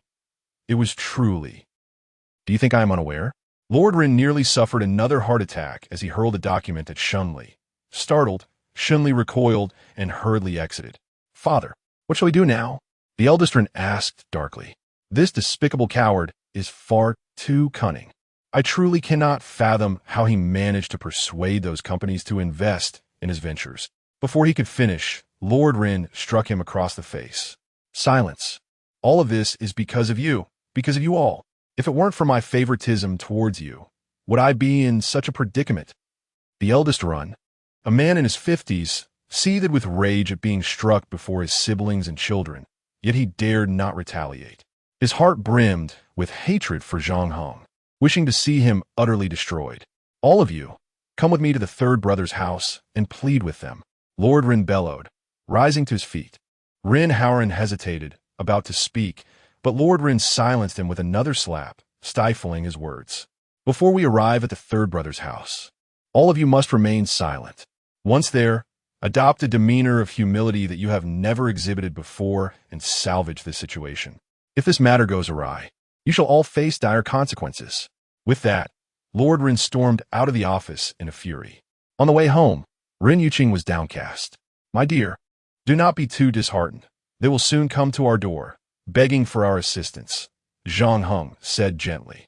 "How could that be possible? Not to mention grandfather. Even my uncle would never come to our home to seek our help." Ren Yuqing shook her head. "That is under normal circumstances. The situation has changed. Do not forget, the deadline for them before Dr. Zhang is fast approaching. This investment is their lifeline. If it falls through, they will not easily secure another sum exceeding 10 million to fill the gap. They may look down upon us and would normally never come to seek our help. But if they do not, they risk imprisonment. I suspect this time it will be quite different. I have said today is the day you step into your power, and I shall not go back on my word." Seeing Zhang Heng's unwavering confidence, Ren Yuqing felt a flicker of hope. "All right, then let us wait and see." Upon returning home, they found Ren Zhengren and Jin Sufan already there. As soon as they saw Ren Yuqing had returned, they eagerly rushed to inquire. "What on earth, Yuqing? It has been since yesterday's wedding that you've returned home. Where have you been?" "I went to seek investment," Ren Yuqing replied, recounting the burden placed upon her by old Master Run regarding the family's predicament. Upon hearing this, Ren Zhengren and Jin Sufan immediately shifted their ire toward Zhang Heng. "It's all this useless fellow's fault. Did I not warn you? As long as he remains in our household, there should be no good fortune. You should have never chosen him. You ought to be with Dr. Zhang. Yuqing, it's not too late to reconsider. Here we go again." Ren Yuqing shook her head in exasperation. "Mom and Dad, please refrain from speaking so harshly. Worry not. I have already secured the investment. Soon, the old master and the others will come to plead with me and Yuqing. Just wait and see, Zhang Heng declared with unwavering confidence. Oh, spare me. You're boasting first thing in the morning. If you had a couple of drinks, would you think the entire nation is yours? And the old master coming to plead with you? Have you not slept last night? Or are you merely rambling in your sleep? You sound like a lunatic. If the old master truly comes to plead with you, I will place you on the altar for worship. The two scoffed dismissively. As soon as the words left their mouths, a knock resonated at the door. Ren Yuqing exchanged a glance with Zhang Heng and hurried to open it. Oh my, old master, why have you all come? Upon seeing not only old master Ren, but also the entire family of the eldest Ren, both Ren Zhengren and Jin Sufan were momentarily taken aback. What is happening? Could it be that they truly have come to seek Zhang Heng? Chapter 54. Stun haha. Zhang Heng, Yuqing, you are all here. Old Master Ren entered with a cheerful demeanor. To an outsider, one might mistake him for a benevolent grandfather. Yet, one wonders what brings the old man here today. Zhang Heng feigned ignorance, refusing to provide Old Master Ren any avenue for retreat. Instantly, the elder's expression stiffened. Zhang Heng, do not go too far, barked the eldest of the Ren family. The old master has already lowered himself by coming here. What more do you desire? Zhang Heng shot him a fierce glare. Do you think you have the right to speak here? The elder's fury flared. He could hardly believe that Zhang Heng, a mere junior who was hardly regarded as part of the Ren family, dared to address him in such a tone. Anger surged within him, eyebrows raised, fists clenched, eyes ablaze with indignation. Yet he found himself paralyzed, unable to retaliate. Ren Zhengren and Jin Sufan held their breaths, overwhelmed by tension. Zhang Heng's swift actions left them no time to intervene. They were acutely aware of the potential wrath of both the eldest and the old master. Yet, remarkably, neither of them erupted in anger. Eldest, step back, Old Master Ren commanded in a low voice. The eldest complied obediently. Zhang Heng, Yuqing, what occurred earlier was my oversight. I have come specifically to apologize. Is it too much to ask for your forgiveness? Ren Zhengren and Jin Sufan were utterly astonished. Goodness, the old master has come personally to apologize? Such a scenario was unfathomable in the past, a dream beyond their wildest aspirations. They exchanged incredulous glances, pondering what Zhang Heng had done to warrant such a response from the elder and the family's chief. Ren Yuqing's eyes sparkled with surprise. Zhang Heng had forewarned her, so she was somewhat prepared, yet she never anticipated that her grandfather would come to her door in such a humble manner. Overwhelmed with emotion, she was about to voice her forgiveness when Zhang Heng shook his head. Old master, consider the grievances Yuqing has endured. Do you believe a mere apology can erase everything? That would be far too simplistic. You may have been the grandfather, the elder, the head of the family in the past, but times have changed. If you wish to earn Yuqing and my forgiveness, merely offering a casual apology will not suffice. Upon hearing this, Ren Yuqing was taken aback, while Ren Zhengren and Jin Sufan felt a chill run down their spines. This reckless fool is truly out of his mind. Although they were unaware of Zhang Heng's actions that compelled the old master and the eldest to bow their heads in apology. The gravity of his words and the audacity of his tone were, indeed, excessive, given their understanding of old Master Ren. It was likely that he would soon erupt in a storm of fury, even in the absence of thunderous wrath. The least one should do is to change countenance immediately and depart with a dismissive wave, for any leverage Zhang Heng possesses is rendered futile. Within mere seconds, the two berated Zhang Heng mercilessly in their minds. What a fool! Do you not realize that this was the opportune moment to negotiate with the old man? Yet you have chosen to act so excessively, risking a complete rupture of the situation? Wouldn't that only exacerbate matters? They gazed intently at the old man, ready to leap forth and deliver a thorough reprimand to Zhang Heng, while simultaneously softening the old man's disposition. However, the anticipated scene did not unfold. The old man merely exhibited a fleeting moment of stiffness, bowing his head for a few seconds before raising it again, his face still adorned with a smile. Very well. Then, what is it that you desire from me? The duo, Ren Zhengren and Jin Sufan, were utterly taken aback. Even as the events transpired before their eyes with undeniable clarity, They struggled to comprehend that the once formidable and uncompromising patriarch was now reduced to a puppet, devoid of temper and subject to Zhang Heng's whims. Chapter 55. Enough of that. Let us first address their matters, Zhang Heng declared, gesturing towards the Ren family. The elder Ren nearly choked on his own blood in disbelief. Very well, let us handle their affairs first. He nodded, casting a stern glance at the head of the Ren family and his kin. The head of the Ren family, along with his wife, and the siblings Ren Hauren and Ren Sweki, promptly stepped forward. Zhang Heng, Ren Yuqing, we owe you our sincerest gratitude for securing the 50 million investment, which has spared us from the wrath of Dr. Zhang.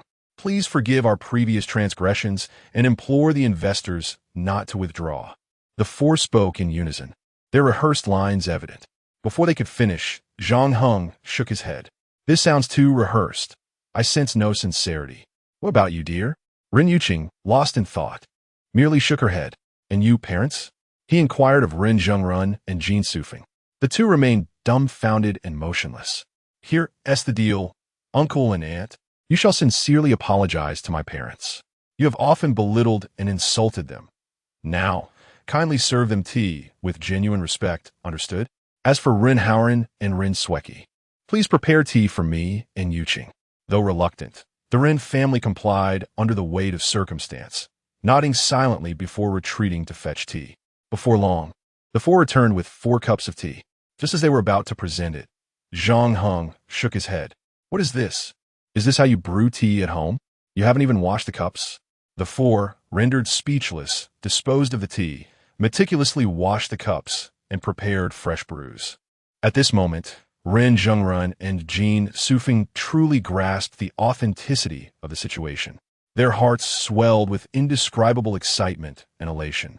After years of enduring humiliation within the Ren family, experiencing such authority and presence was truly unprecedented for them. Delight surged within them. It was exhilarating. When the Ren family once again presented the tea, this time, without needing Zhang Heng's prompting, Jin Sufeng was quick to intervene. The tea you brewed is meant for guests. Zhang Heng and Yuqing usually drink green tea, not black. The Ren family was on the brink of eruption, enduring the frustration as they discarded the tea once more and replaced it with green tea. They returned yet again, only for Jin Sufeng to shake her head again. They drink green tea, and we do not drink tea. We prefer milk tea. At that moment, the head of the Ren family wanted to scream. What nonsense are you spouting? I have seen you and the third one drink tea like it's water, taking a deep breath to quell the rising anger. They brewed yet again. This back and forth continued until every last drop of water in the house had been squandered. Finally, Jin Sufeng and Ren Zhengrun were satisfied as they accepted the tea and began to drink. Ah, what a relief. Even if it were brewed with cold water, it felt delightful. At this juncture, Zhang Heng formally transitioned to the main topic. Well, we have accepted your apologies and gratitude. Now, uncle, as per our previous wager, please proceed to transfer the 10% shares into Yuqing's name. The eldest of the Ren family cast an impassive glance at Zhang Heng. It has already been done. The transfer was completed on the way here, and you may verify it now. Ren Yuqing took out her phone to check, and indeed, it was settled. She nodded at Zhang Heng. All right, then you are free to go, Zhang Heng remarked, turning his attention to the old master Ren. Old master, it is time to discuss your matters. Given your past actions towards Yuqing, I have 2 conditions to propose. Should you agree to these conditions, I will immediately instruct the investors to reinvest their funds. Chapter 56. A word is a promise. Proceed. Were the 2 conditions you propose? The elder Ren readily agreed. Judging by his demeanor, it was evident that even if Zhang Heng had presented 200 conditions, he would have acquiesced without hesitation. First, I require a written commitment. Under no circumstances shall you coerce me or Yuqing into divorce, regardless of what transpires, unless Yuqing herself consents. You shall not expel her from the family. Not an issue. Second, I seek a heartfelt apology for the injustices Yuqing has endured over the years. I have already. The previous apology does not count. I discern no sincerity in it. As Zhang Heng spoke, he cast a tender glance towards Ren Yuqing. You have never truly contemplated the extent of Yuqing's suffering over the years. In that moment, Ren Yuqing felt an overwhelming urge to weep. She no longer cared whether others understood her, for she had Zhang Heng. This man had witnessed her vulnerabilities and kept them etched in his memory, persistently seeking justice for her even after all this time. She stood there, silently moved, completely oblivious to the elder Ren's attempts to apologize, failing to react in any way. After several failed attempts to elicit a response from her, the elder Ren, growing somewhat exasperated, darkened his expression and raised his voice. Yuqing, what do you wish for your grandfather? Must he kneel before you to earn your forgiveness? At that moment, Ren Yuqing finally emerged from a reverie. Seeing her grandfather's knees bend, as if he were truly about to kneel, she hurried forward to assist him. Grandfather, what are you doing? This would only humiliate me. She then nudged Zhang Heng, urging, shouldn't you prompt the investor to proceed with the funding? With a smile, Zhang Heng nodded and promptly called Cui Jingjia. It was only then that Ren Yuqing realized the investments were provided by Cui Jingjia and his affluent peers. She surmised that this was indeed the promised reward for helping them evade a calamity the previous day, which explained Zhang Heng's unwavering confidence. Minutes later, the elder Ren received a call from Shun Li, confirming that the funds had been secured. At last, the weight of anxiety lifted from his heart. He regarded Zhang Heng with a knowing look. Zhang Heng, you truly are remarkable. Absence of 3 days warrants a fresh perspective. You have excelled. Zhang Heng discerned a hint of resentment in his tone, yet he remained unconcerned, for he had anticipated the repercussions of his actions and feared no retaliation from the elder Ren. You flatter me, but I have merely emulated what I learned from you. By the way, I must inform you that the total investment of 50 million will be held in my name on behalf of the investors. Based on my calculations, considering the scale and prospects of the Ren Corporation, these funds could yield at least 25% equity. As soon as these words were uttered, the elder Ren's expression changed dramatically.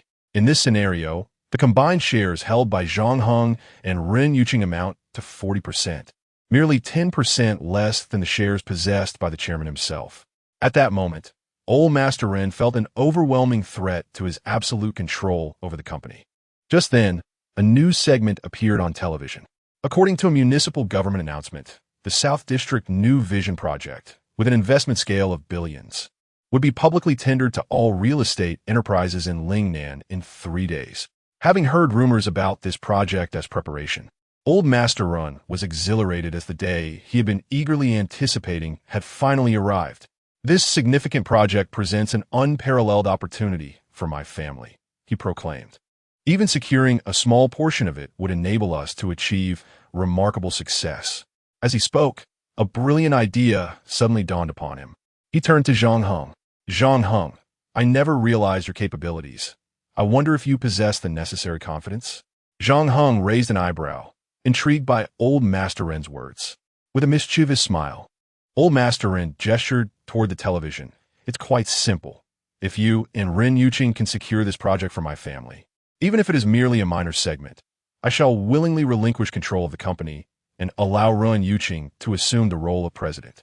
However, if you fail, it would indicate that both of you still require further experience, and thus, it would be better for you to entrust your shares to me for safekeeping. What do you say? Don't you enjoy a gamble? Do you have the confidence to win big? Zhang Heng chuckled inwardly, amused by the timing of old Master Ren's proposition.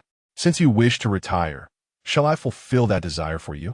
He extended his hand to shake old Master Ren's. It's a deal. Chapter 57. A new beginning. Old Master Ren initially believed that it would require considerable effort to ensnare Zhang Heng, but to his astonishment, Zhang Heng proved to be foolish enough to leap into the pit, fully aware of its dangers. Overcome with joy, he grasped Zhang Heng's hand tightly. It is settled. It is settled. Mere verbal agreements were insufficient. We ought to draft a written contract as well. What a splendid idea. An old fox and a young fox, both wearing smiles while secretly cursing each other's foolishness. Soon enough, the agreement was established, and both parties affixed their signatures and seals, leaving old Master Ren and his companions thoroughly satisfied. Upon exiting Ren Yuqing's residence, they erupted into laughter. I never imagined Zhang Heng could be this foolish. It's utterly hilarious, proclaimed the eldest Ren. Grandfather's wisdom is unparalleled. He effortlessly disarmed them. Once their shares returned to grandfather's hands, Let us see how they gloat then, added Rinhauern. Indeed, when that time comes, we shall return the humiliation we suffered today 100-fold. Rin Sweki declared, her eyes filled with resentment. However, despite the slim chances of success in their scheme, there lingered a concern that if Zhang Heng and Ren Yuqing stumbled upon unexpected fortune, they could indeed succeed, which would pose a significant problem. Old Master Rin pondered this and summoned Rin Sweki. Sweki, I entrust you with this matter. It is imperative that you thwart Zhang Heng and Ren Yuqing's plans, ensuring their failure. Additionally, devise a way to secure a stake in this project for our family. Should we obtain even a modest share, Grandfather will reward you handsomely. Rin Sweki nodded earnestly. Rest assured, Grandfather, I shall not disappoint you. Meanwhile, within Ren Yuqing's household, chaos erupted over this affair. To call it an argument might be an understatement. It was more accurately a tirade from Ren Yuqing and her parents, chastising Zhang Heng for his arrogance and carelessly engaging in an unwinnable wager. Have you lost your mind? Truly, have you lost your mind? After all the effort to secure those benefits, you just let them slip through your fingers. Ren Zhongren exclaimed, his anger palpable. I was just starting to think you had potential, and in an instant, you squander everything. I'm furious. Where's the kitchen knife? Today, I shall take it upon myself to deal with you. It is evident that all major and minor real estate and construction companies in Lingnan City will undoubtedly participate in the bidding. The upcoming tender meeting will surely be a spectacle of luminaries and influential figures converging. As for the Ren family, they are merely an inconsequential decoration company. How could they possibly compete with such titans? The vast chasm in hard power cannot be bridged by mere luck, no matter how fortuitous one may be. Zhang Heng smiled in silence. Silly wife, even the esteemed Mr. Zhao, at the pinnacle of power in Lingnan, has personally assured me of his support in this matter. What do you have to worry about? Just wait and see. Everything you deem impossible will soon materialize. I will elevate you to the most vital and central figure in the Ren family, commanding respect from everyone, including the venerable Mr. Ren, who will defer to your judgment.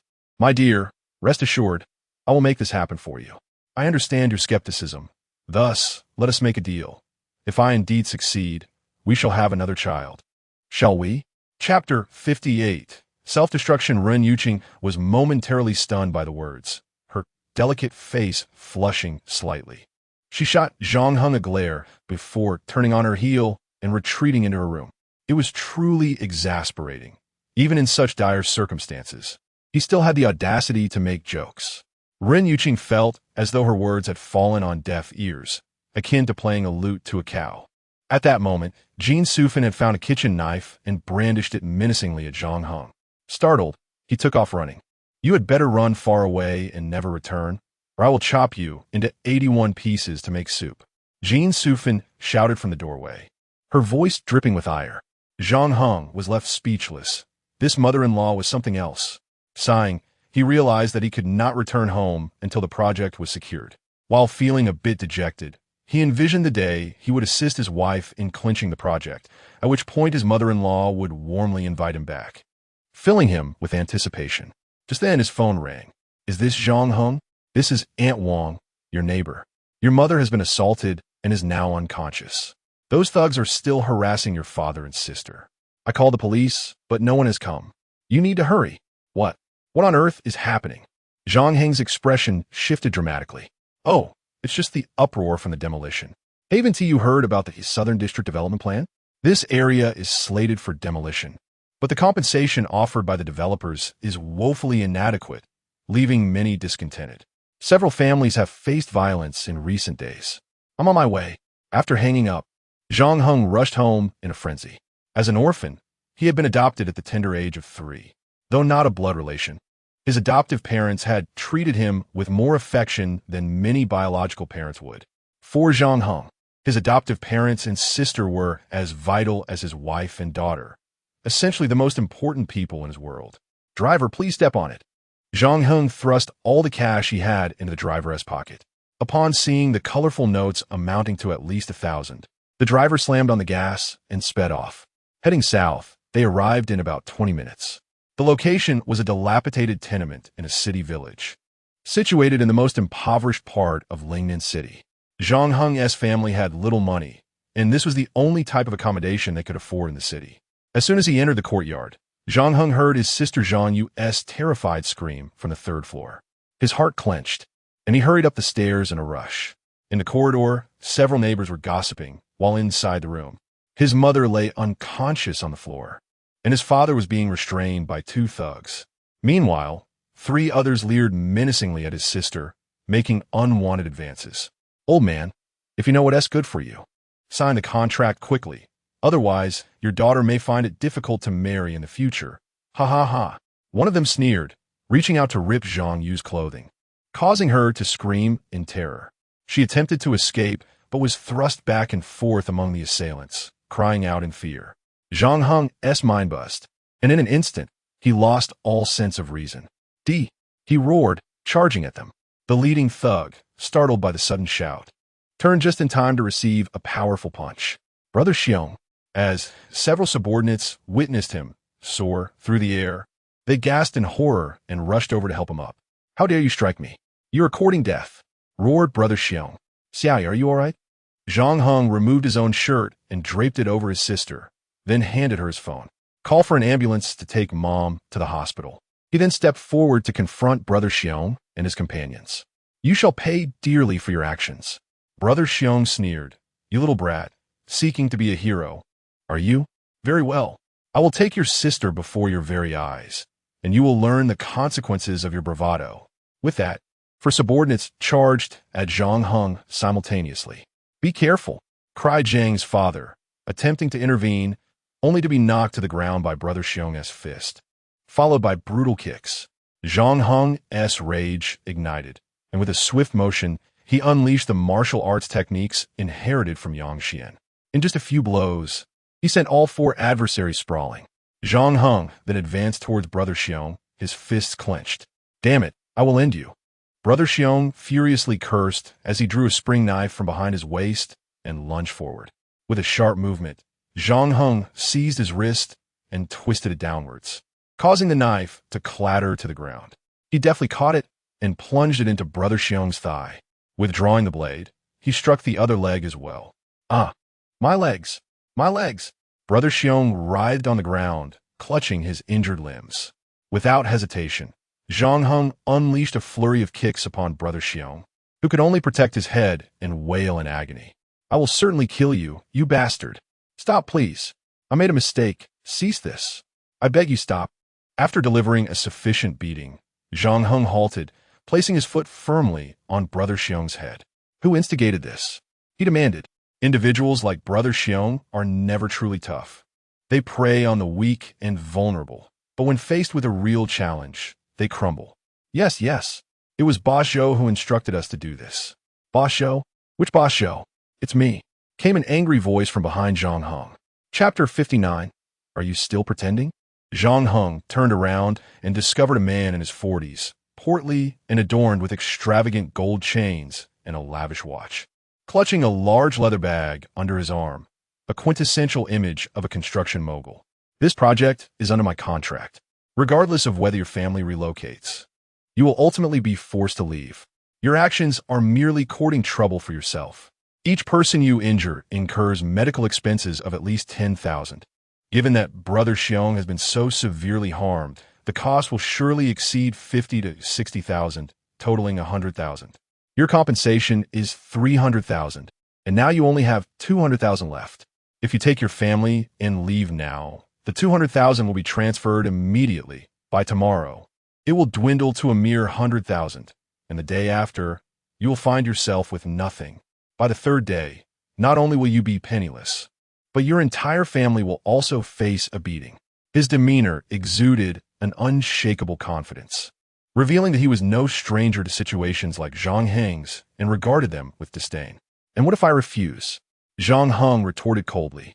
"You think your bravado intimidates me? You believe I summoned these 4 men? Let me assure you, with a single phone call, I could summon hundreds in a heartbeat. I trust someone has already alerted the authorities, yet no one seems inclined to assist you. Understand this. If you comprehend the gravity of your situation, you may still have a chance. But if you remain obstinate, I will make it my mission to ruin you. Mr. Zhou's expression turned menacing as he brandished his phone. Shall I call my men, or will you take the money and leave? You have 3 seconds. Zhang's father, a man of integrity, fearing the escalation of the situation, hastily urged Zhang Heng. Enough, you've already avenged us. They have powerful connections. We cannot afford to provoke them. Mr. Zhou laughed mockingly. Young man, heed your father's advice. The world is far more brutal than you can imagine. In response, Zhang Heng took decisive action. He lunged forward, seizing Mr. Zhou's phone and forcefully striking it against his face. Then he unleashed a flurry of fists and kicks, a relentless assault. Call for help, will you? Go ahead. You think you're so cruel? Bullying honest folks? The houses here are slated for demolition. It's not just a matter of millions, but at least 60 to 70,000. You expect 30,000 while deducting medical fees? Let me show you what medical fees look like. He battered Mr. Zhou until he was a bruised, crumpled heap on the ground, howling in agony like a slaughtered pig, and only then did Zhang Heng cease his onslaught.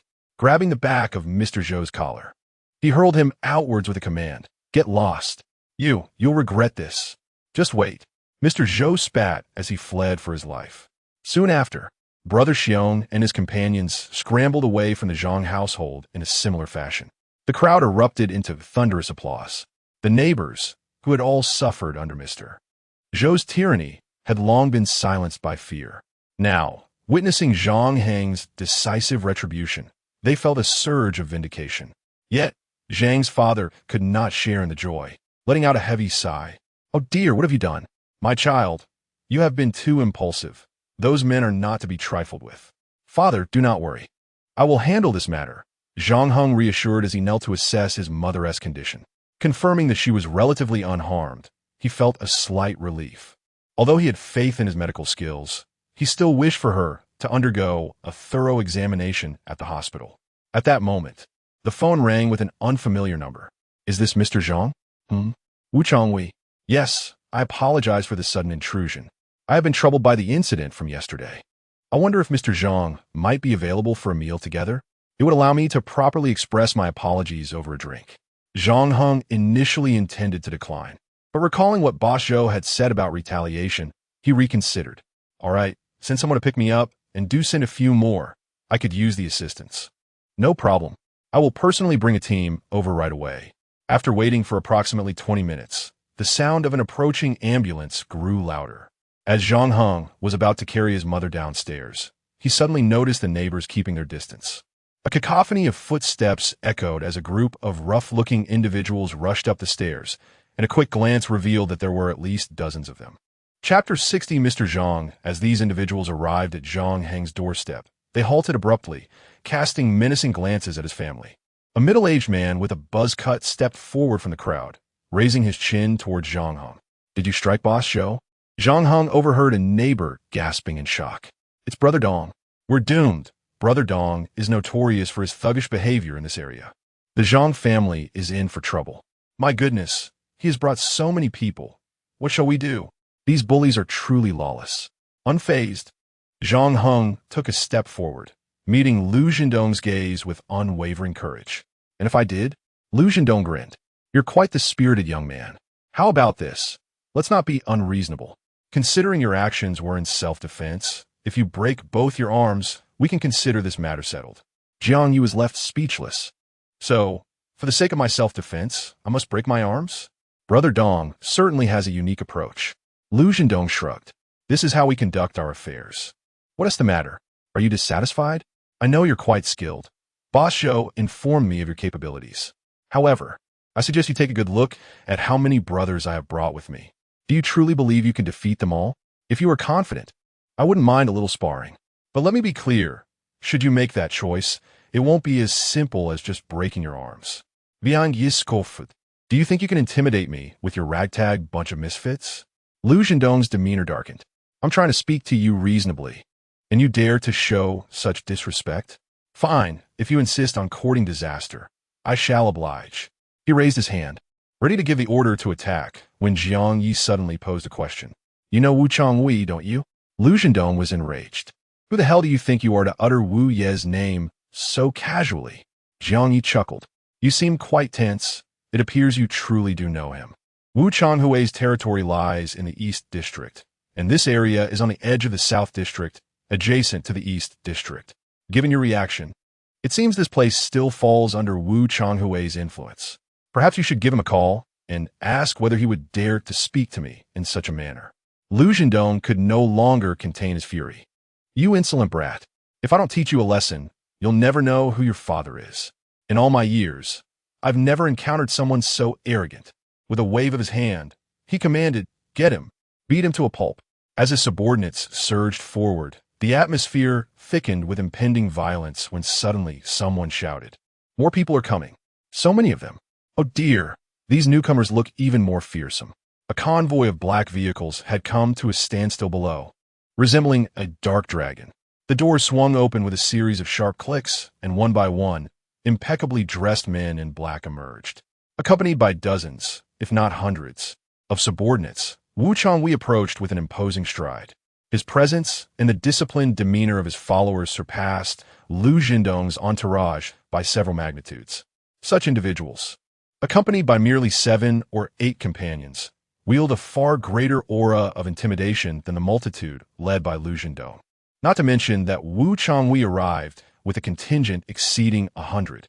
In comparison to Lu Zhendong's meager display, it was utterly overwhelming. As they approached, the crowd fell silent, parting like the sea to grant them passage. Lu Zhendong was taken aback to suddenly see Wu Changhui here and approached him with an ingratiating demeanor. "Master Wu, what brings you here? You could have informed me in advance so I could properly receive you." Yet, Wu Changhui did not even spare him a glance, striding directly into the Zhang residence.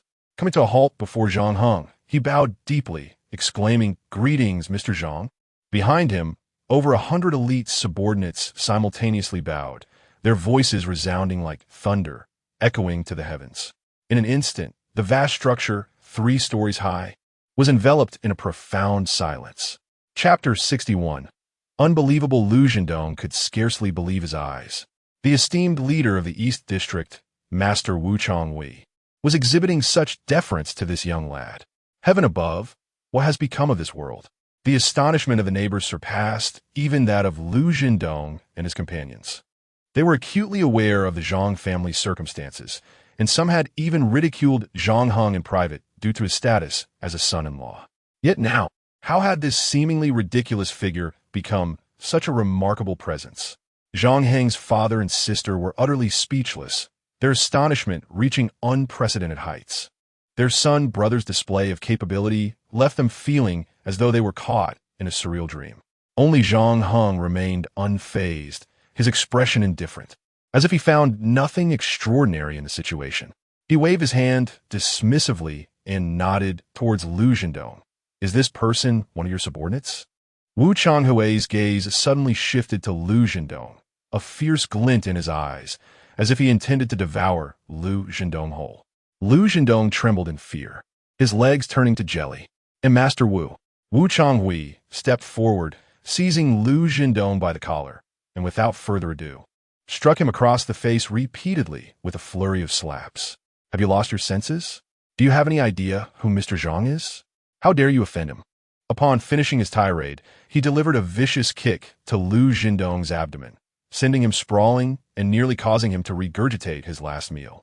Lu Zhendong, utterly cowed, crawled to his knees and approached Zhang Heng, pleading, "Mr. Zhang, I am truly sorry.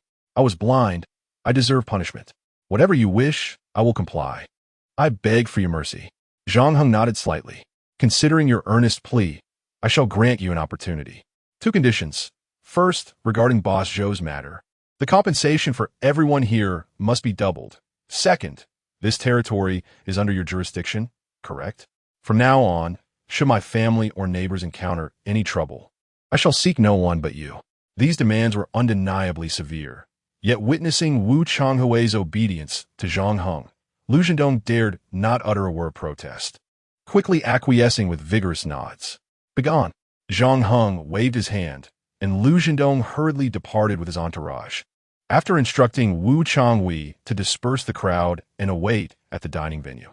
Zhang Heng accompanied his father and sister to the hospital to ensure their mother received a thorough examination. Once reassured of her well-being, he proceeded to join the festivities with Wu Changwei. In a vast private dining room, the banquet was lavishly adorned with an array of exquisite dishes, bordering on the ostentatious.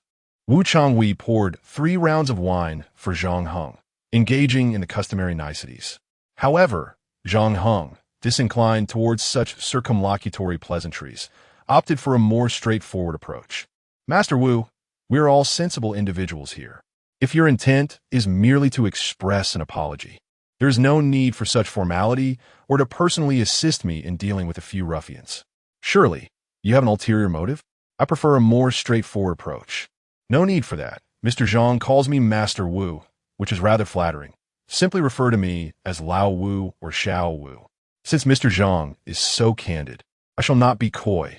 I am indeed eager to cultivate a closer relationship with you. Are you aware of the South District New Horizon project?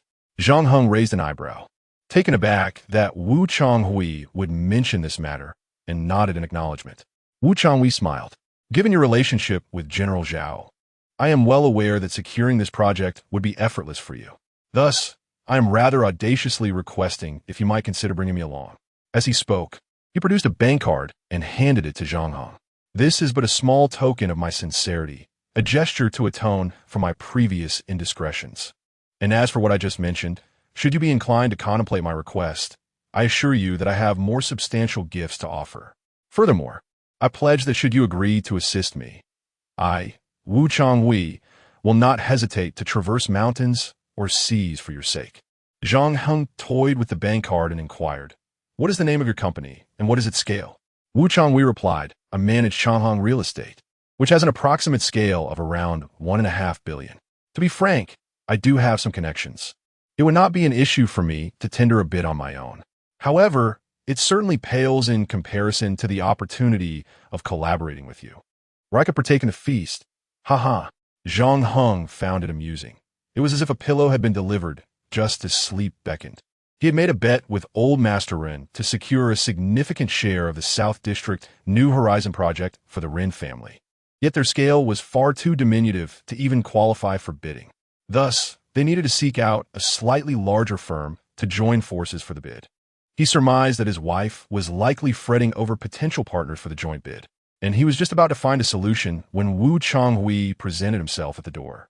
Nodding, he said, "I can agree to this, but I have some conditions." Wu Changhui was overjoyed, exclaiming, "Whatever your conditions may be, feel free to state them. I am immensely grateful for your willingness to assist me. I shall drink to this, and thereafter, you may judge my performance." With that, he downed a full glass of liquor in one go. At that moment, Zhang Heng's phone rang. It was Ren Yuqing calling. "Darling, what is the matter? What happened? What do you think happened?" "Isn't it the trouble you caused? That South District New Horizon plan. Our Ren family doesn't even qualify to bid on it. We must find another company to collaborate with. I've contacted every firm on the list grandfather provided, but not a single one is willing to pay us any mind.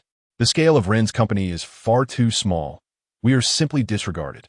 These are all companies with around 500 million in scale, and they want to entertain us. Larger firms are even less likely. I'm at my wit's end. You promised this on your own. What do you propose we do now?" Even through the screen, Zhang Heng could envision his wife pouting adorably, her charming face adorned with dissatisfaction, which brought a smile to his lips. "If I were to tell you that I have found a company with a valuation of over 10 billion as a partner for joint bidding, you would undoubtedly find it hard to believe, wouldn't you?" "Of course, I do not believe it. Do you think I am foolish? Then come and see for yourself." Chapter 62. Killing 3 birds with 1 stone. I am not in the mood for jokes right now. Hey, Yuging the Toltit Shopri. In any case, please hurry, wait. I have a call coming in. I must hang up. The call abruptly ended. Zhang Heng chuckled softly, shaking his head. He did not rush to call Ren Yuqing to confirm the matter. Instead, he engaged in a discussion about collaboration details with Wu Changhui. He planned to finalize the arrangements before informing Ren Yuqing. Meanwhile, Ren Yuqing was on the phone with Sun Jiwei, the president of Tina Engineering Company. "Mr. Ren, previously you called my company, and my staff declined your proposal. However, I personally believe that Ren's company is a commendable candidate for joint bidding, and I am open to discussion. Shall we meet?" Ren Yuqing was elated. There was no reason to refuse. Certainly, Mr. Sun. What time and where shall we meet? After ending the call, Ren Yuqing was filled with excitement as she stepped out, heading toward the Ruishing CAF located 5 kilometers away. She had felt a sense of despair, but Sun Jiwei's call rekindled a glimmer of hope. She resolved to seize this opportunity and strive to fulfill her mission. As she drove, she pondered how to approach Sun Jiwei during their conversation. Inside the Ruishing CAF, Sun Jiwei was also contemplating his intentions regarding Ren Yuqing, specifically in conjunction with Ren Sueki. Indeed, Sun Jiwei's direct outreach to Ren Yuqing was entirely due to Ren Sueki's influence. Sun Jiwei's company had previously collaborated with Ren's company, and it was Ren Sueki who had managed the communications, thus possessing Sun Jiwei's contact information. Ren Sueki was adept at persuading Sun Jiwei because she understood his notorious penchant for beautiful women. He would go to great lengths to attain them. Hence, she intended to use Ren Yuqing as leverage. Pointing to a waitress behind the counter, Ren Sueki said, "That waitress has been bribed by me. When Ren Yuqing arrives, Mr. Sun, you simply need to have her order a coffee, and the waitress will discreetly administer the drug. After she consumes it, she will be unconscious within 10 minutes. For the next 3 hours, you can proceed as you wish." Sun Jiwei nodded repeatedly, glancing at the photograph of Ren Yuqing that Ren Sueki had provided. The thought that such an exquisite woman would soon be at his mercy made his mouth water. "I shall take my leave now.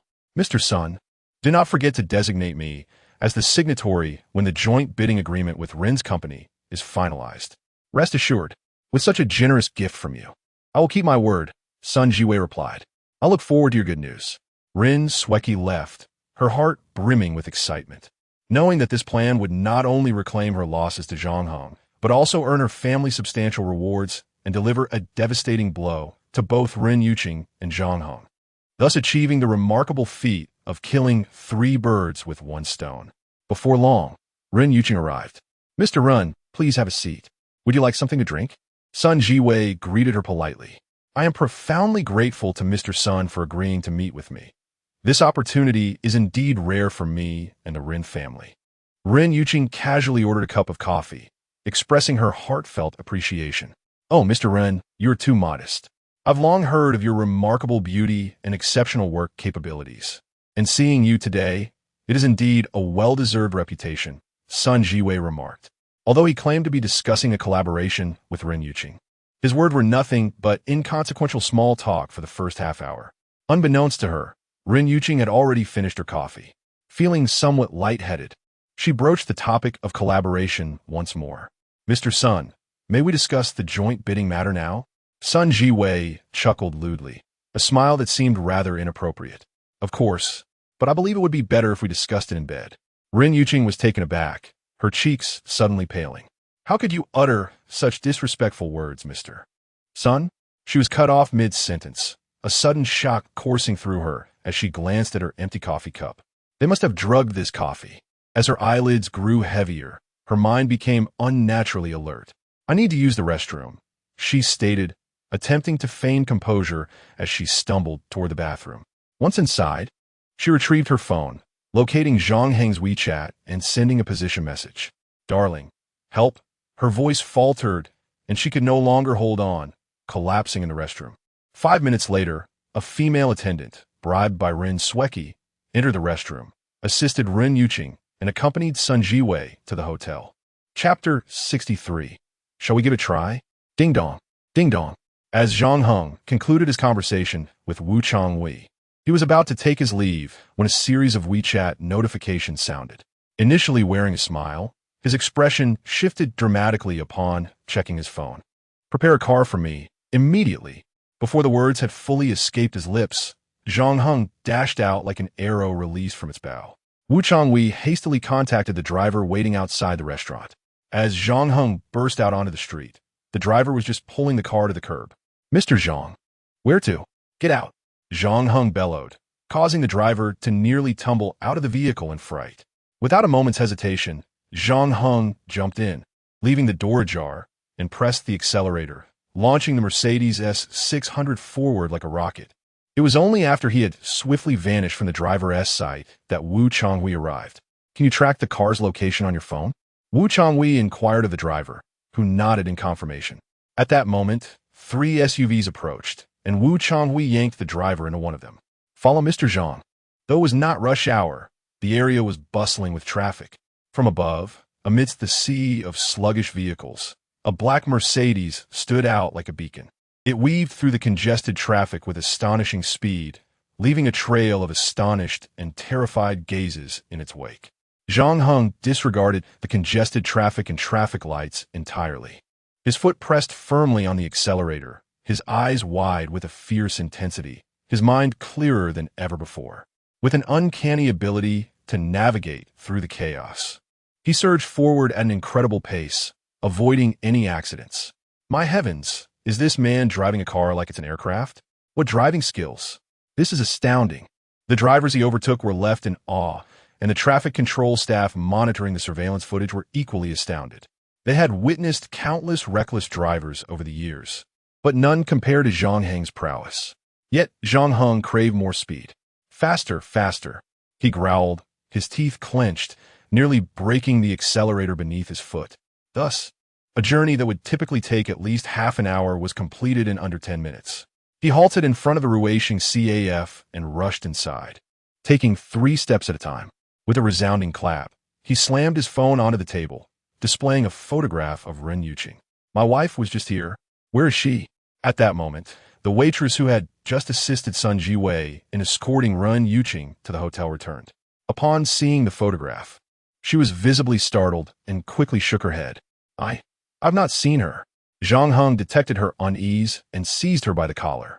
I'll give you 3 seconds. If you don't speak, I swear I will end you. His eyes were nearly bloodshot, his expression malevolent as he instilled fear in the waitress, who turned pale, nearly wetting herself in terror. She-yes at the Huaihua Hotel next door. She suddenly fainted, and a guest urged me to assist in taking her to the hotel. As for the room number, I cannot recall, only that it was on the 8th floor. Zhang Heng abruptly discarded her and turned to flee. Within a minute, he arrived at the Huaihua Hotel. With a resounding thud, he slammed his phone onto the counter. This is my wife. She has been taken to the hotel by malicious individuals. Please, assist me in locating her exact room number. The cashier was taken aback by Zhang Heng's urgent demeanor, but did not acquiesce to his request. I'm sorry, sir, but we cannot disclose our guest's privacy before she could finish. Zhang Heng slammed his wallet onto the counter. All the money is yours. A life is at stake. Please, help me find out. Sir, I really may not fully grasp the situation. If anything happens to my wife, I might lose my mind or even resort to violence. The crimson intensity of Zhang Heng's eyes compelled the cashier to swallow her words. Witnessing his profound concern for his wife, she felt a twinge of empathy.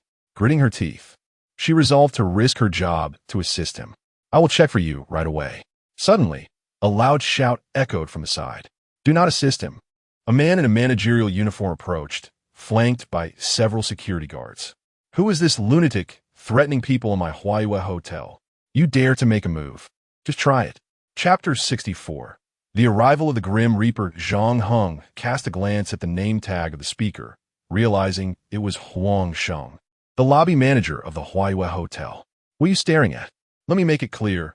Huaihua Hotel is not a place where someone like you can act recklessly. Huang Sheng declared, his tone condescending. Someone like me? Zhang Heng scoffed, acutely aware of the blatant discrimination in Huang's words. At that moment, the cashier interjected to clarify. Manager Huang, this gentleman's wife may be in danger, which is why I agreed to assist. Before she could finish, Huang interrupted his wife. Are you referring to the lady in the photograph? Use your brain. Such an exceptional woman would never associate with a lunatic like him. Just look at his pitiful appearance. I bet he's merely trying to harass her after being rejected. You agree to help him? You clearly lack both sense and decorum. What qualifications do you have to assist him? You have no discernment. If you don't want to continue working, just say so, and I'll have you dismissed immediately.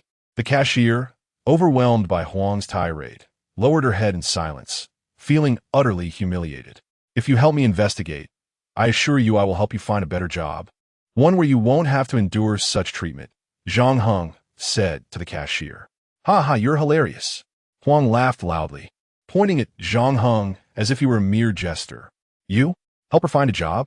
Are you suggesting she should beg instead? He waved his hand dismissively. Enough of your nonsense. Get out of our hotel immediately, or else I want to be so courteous. Time was of the essence, and with Huang continuing to obstruct him, Zhang Heng could no longer restrain himself. He seized Huang by the collar and lifted him off the ground. You think you can be rude to me? I want to see how you intend to be rude. With that, he hurled Huang to the ground, causing him to cough violently, nearly spitting out blood. I can't believe this. You want to die? Huang shouted. What are you waiting for? Go, get him. 3 security guards who had accompanied Huang immediately drew their batons and charged at Zhang Heng. At this point, Zhang Heng could no longer hold back and fought back with full force. With a series of loud thuds, all 3 security guards were swiftly dispatched to the ground. Quick, find out which room my wife has been taken to. I promise you will receive a better job. Zhang Heng urged the cashier once more. The cashier, momentarily stunned, nodded vigorously. Soon, the information was revealed. Your wife checked in under the name Sun Jiwei.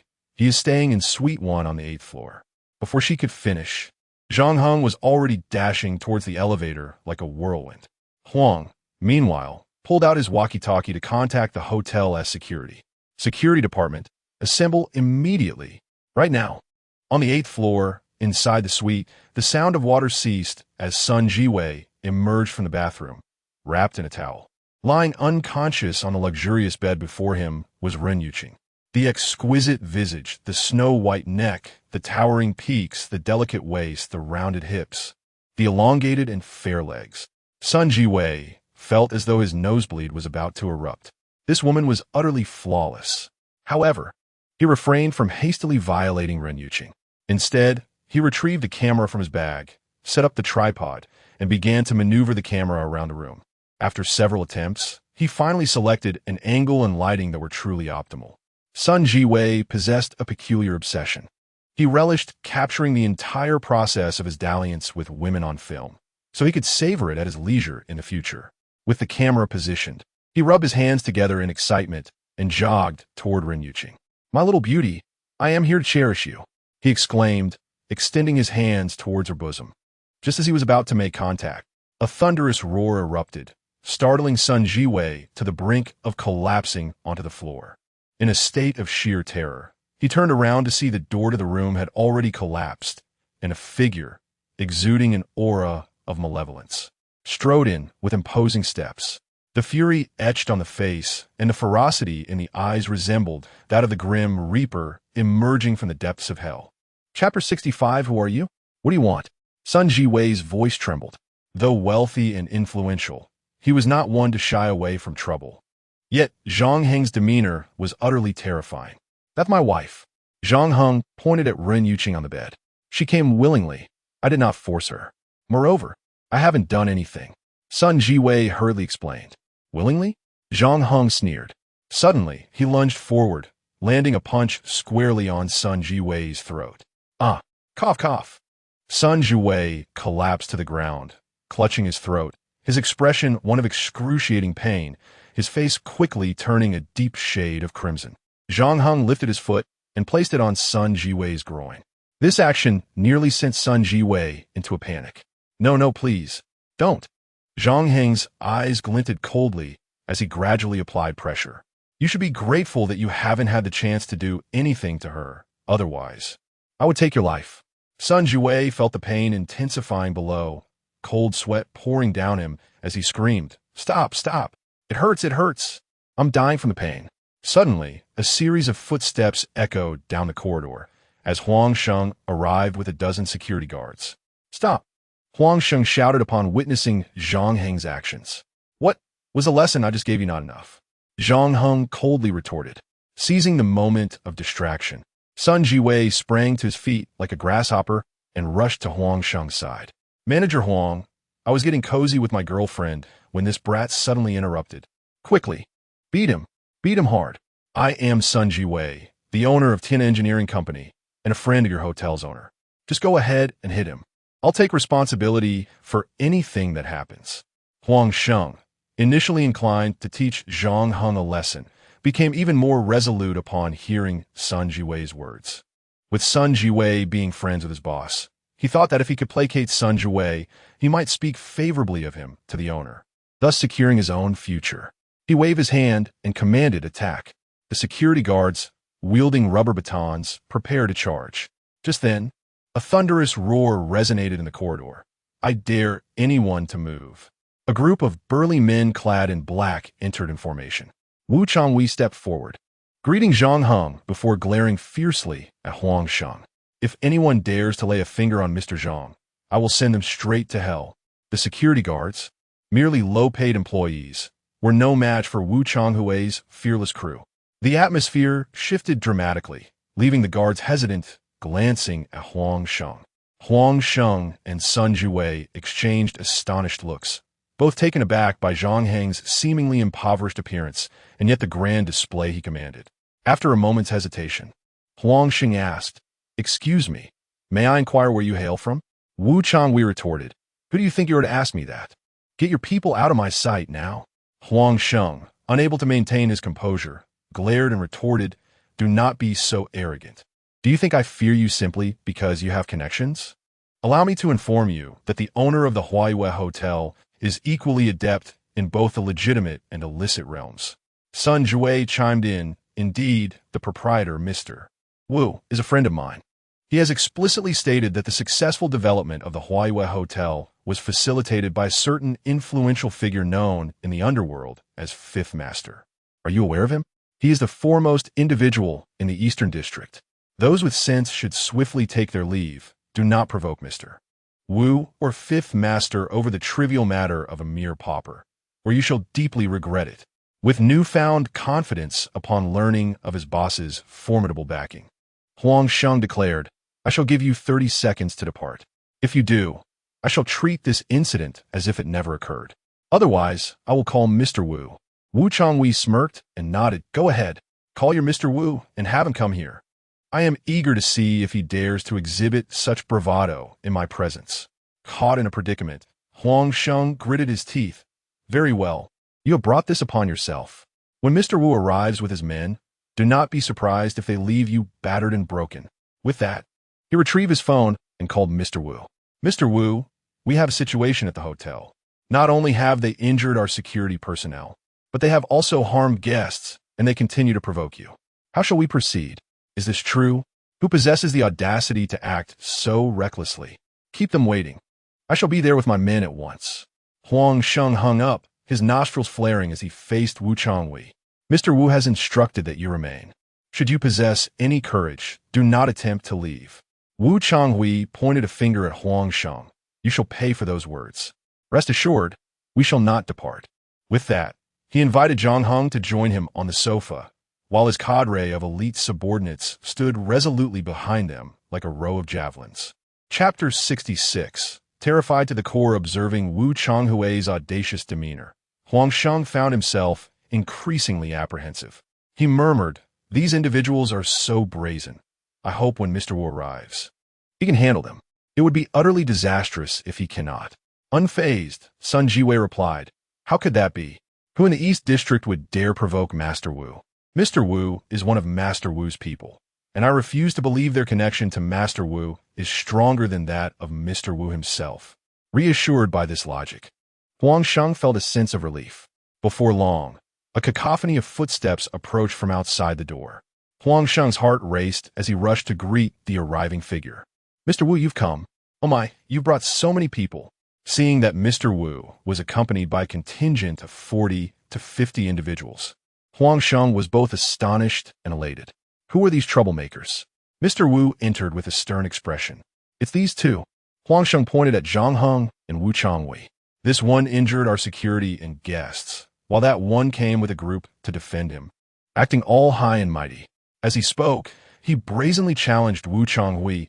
"Weren't you quite arrogant just now? Show me that bravado again." Before he could finish, a sharp pain struck his face as Mr. Wu delivered a resounding slap. "Mr. Wu, what are you doing?" Huang Sheng cried, clutching his stinging cheek, on the verge of tears from the humiliation. "Shut your mouth." Mr. Wu kicked him to the ground. Then, like a grandson before his grandfather, he hurriedly approached Wu Changhui and bowed deeply. "I pay my respects to Master Wu." In an instant, The vast room fell into an eerie silence. What? What? Everyone was stunned. This man was, in fact, Master Wu. Realization dawned upon them, and they understood why Wu Changhui had been so confident. He was, after all, the most formidable figure in the East District. So you do recognize me.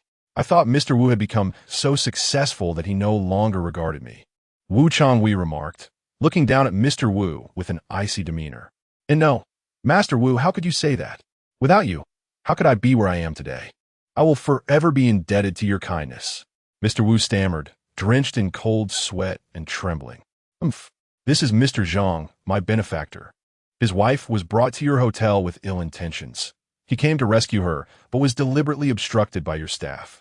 How you choose to handle this matter is for you to decide. Upon hearing this, Mr. Wu was taken aback, casting a shocked glance at Zhang Heng. Such youth, yet a benefactor of Master Wu? Truly remarkable. He quickly adopted a humble demeanor, profusely apologizing to Zhang Heng.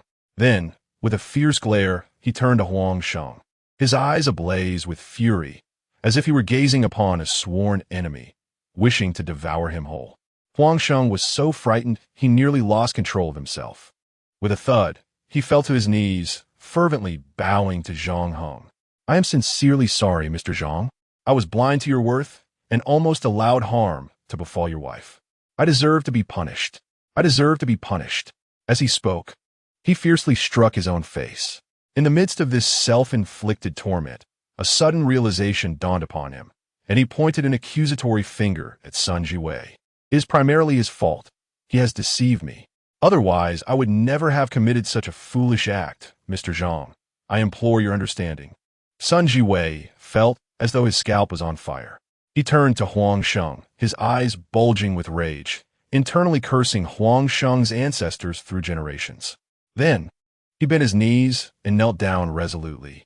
Mr. Zhang, Chapter 67.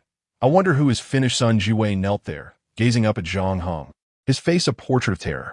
He understood all too well that with a mere word from Zhang Heng, his life could be extinguished in an instant. However, Zhang Heng remained remarkably composed, far more than Sun Jiwei had anticipated. Do not attempt to deny it, nor plead for mercy. I will be unequivocal. There's a path before you, albeit a singular one. Reveal to me the identity of the individual who swayed your disdain for the Rin family company. Who was it that drove my wife in peril? It was Rin Sweki. Sun Jiwei blurted out without a moment's hesitation, betraying her without remorse. Zhang Heng retrieved his phone and activated the recording function, directing it at Sun Jiwei. Indeed, the events unfolded thusly. He recounted how Rin Sweki had reached out to him, detailing their conspiratorial dealings in full. What a despicable wretch. Zhang Heng's expression darkened. Yes, it is all the fault of that vile creature. Sun Jiwei echoed, his voice rising in indignation. Mr. Zhang, if it were not for her deliberate disparagement of Miss Run, I would never have contemplated such treachery. With but a word from you, I am willing to atone for my sins. I possess 100 methods to dispatch that wretched soul. Zhang Heng swiftly kicked him to the ground. Silence. He then waved his hand dismissively, beat him to near death, then strip him bare and hang him outside the window for a full 24 hours before bringing him down. Sun Jiwei immediately erupted into a cacophony of despair. The thought of being displayed outside for a day was unbearable. Not only would he endure physical agony, but he would forever be marked, recognized wherever he went. Henceforth, he would find no refuge in the vast expanse of Lingnan. The ferocious subordinates of Wu Changhui paid no heed to his lamentations. They commenced a brutal beating before binding him and suspending him outside the window. Once the task was complete, Wu Changhui personally escorted Zhang Heng to the car. Mr. Zhang, you may return first. I will handle the aftermath and subsequently finalize the collaboration with the Rin family company. As the vehicle journeyed onward, Ren Yuqing gradually regained consciousness. Upon opening her eyes, she shot upright, brimming with agitation. Where am I? Zhang Heng quickly sought to reassure her. My love, it is I. I have rescued you. You are safe. Ren Yuqing, overwhelmed with fear, clung to Zhang Heng and wept. You terrified me. You truly frightened me. He gently patted her back, soothing her with tender words. I am here. There is no need for fear. As long as I draw breath, no one shall harm you. Rin Yuqing nodded emphatically, suddenly recalling something. What about Sun Jiwei? He has received his due punishment. Let us return home to rest. You need not worry about the joint bidding. I have already taken care of everything. Is that truly so? Indeed, it is true. You should take the time to recuperate.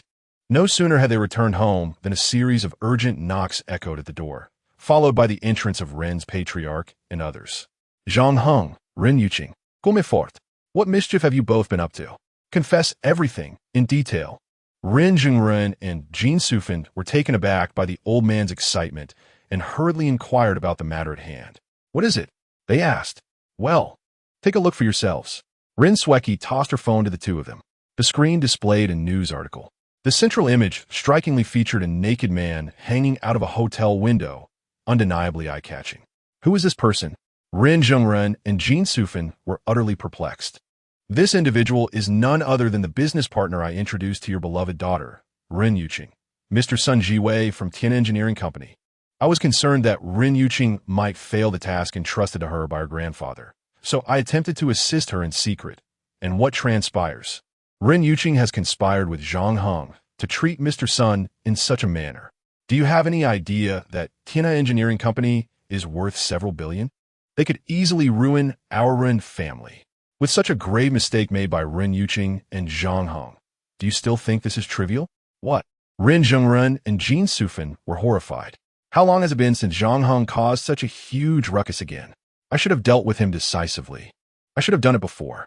At that moment, Zhang Heng and Rin Yuqing emerged from the room. Noticing the imposing presence of Rin Sweki, Zhang Heng smirked coldly. Rin Sweki, you speak with such feigned righteousness, thinking no one knows your true nature? Whether Rainway and I are involved is debatable, but I'm certain you are up to something. Chapter 68. A momentous occasion. Upon witnessing Zhang Heng's demeanor, Rin Sweki's heart sank. Could it be that he knows I was the one who drugged Rin Yuqing?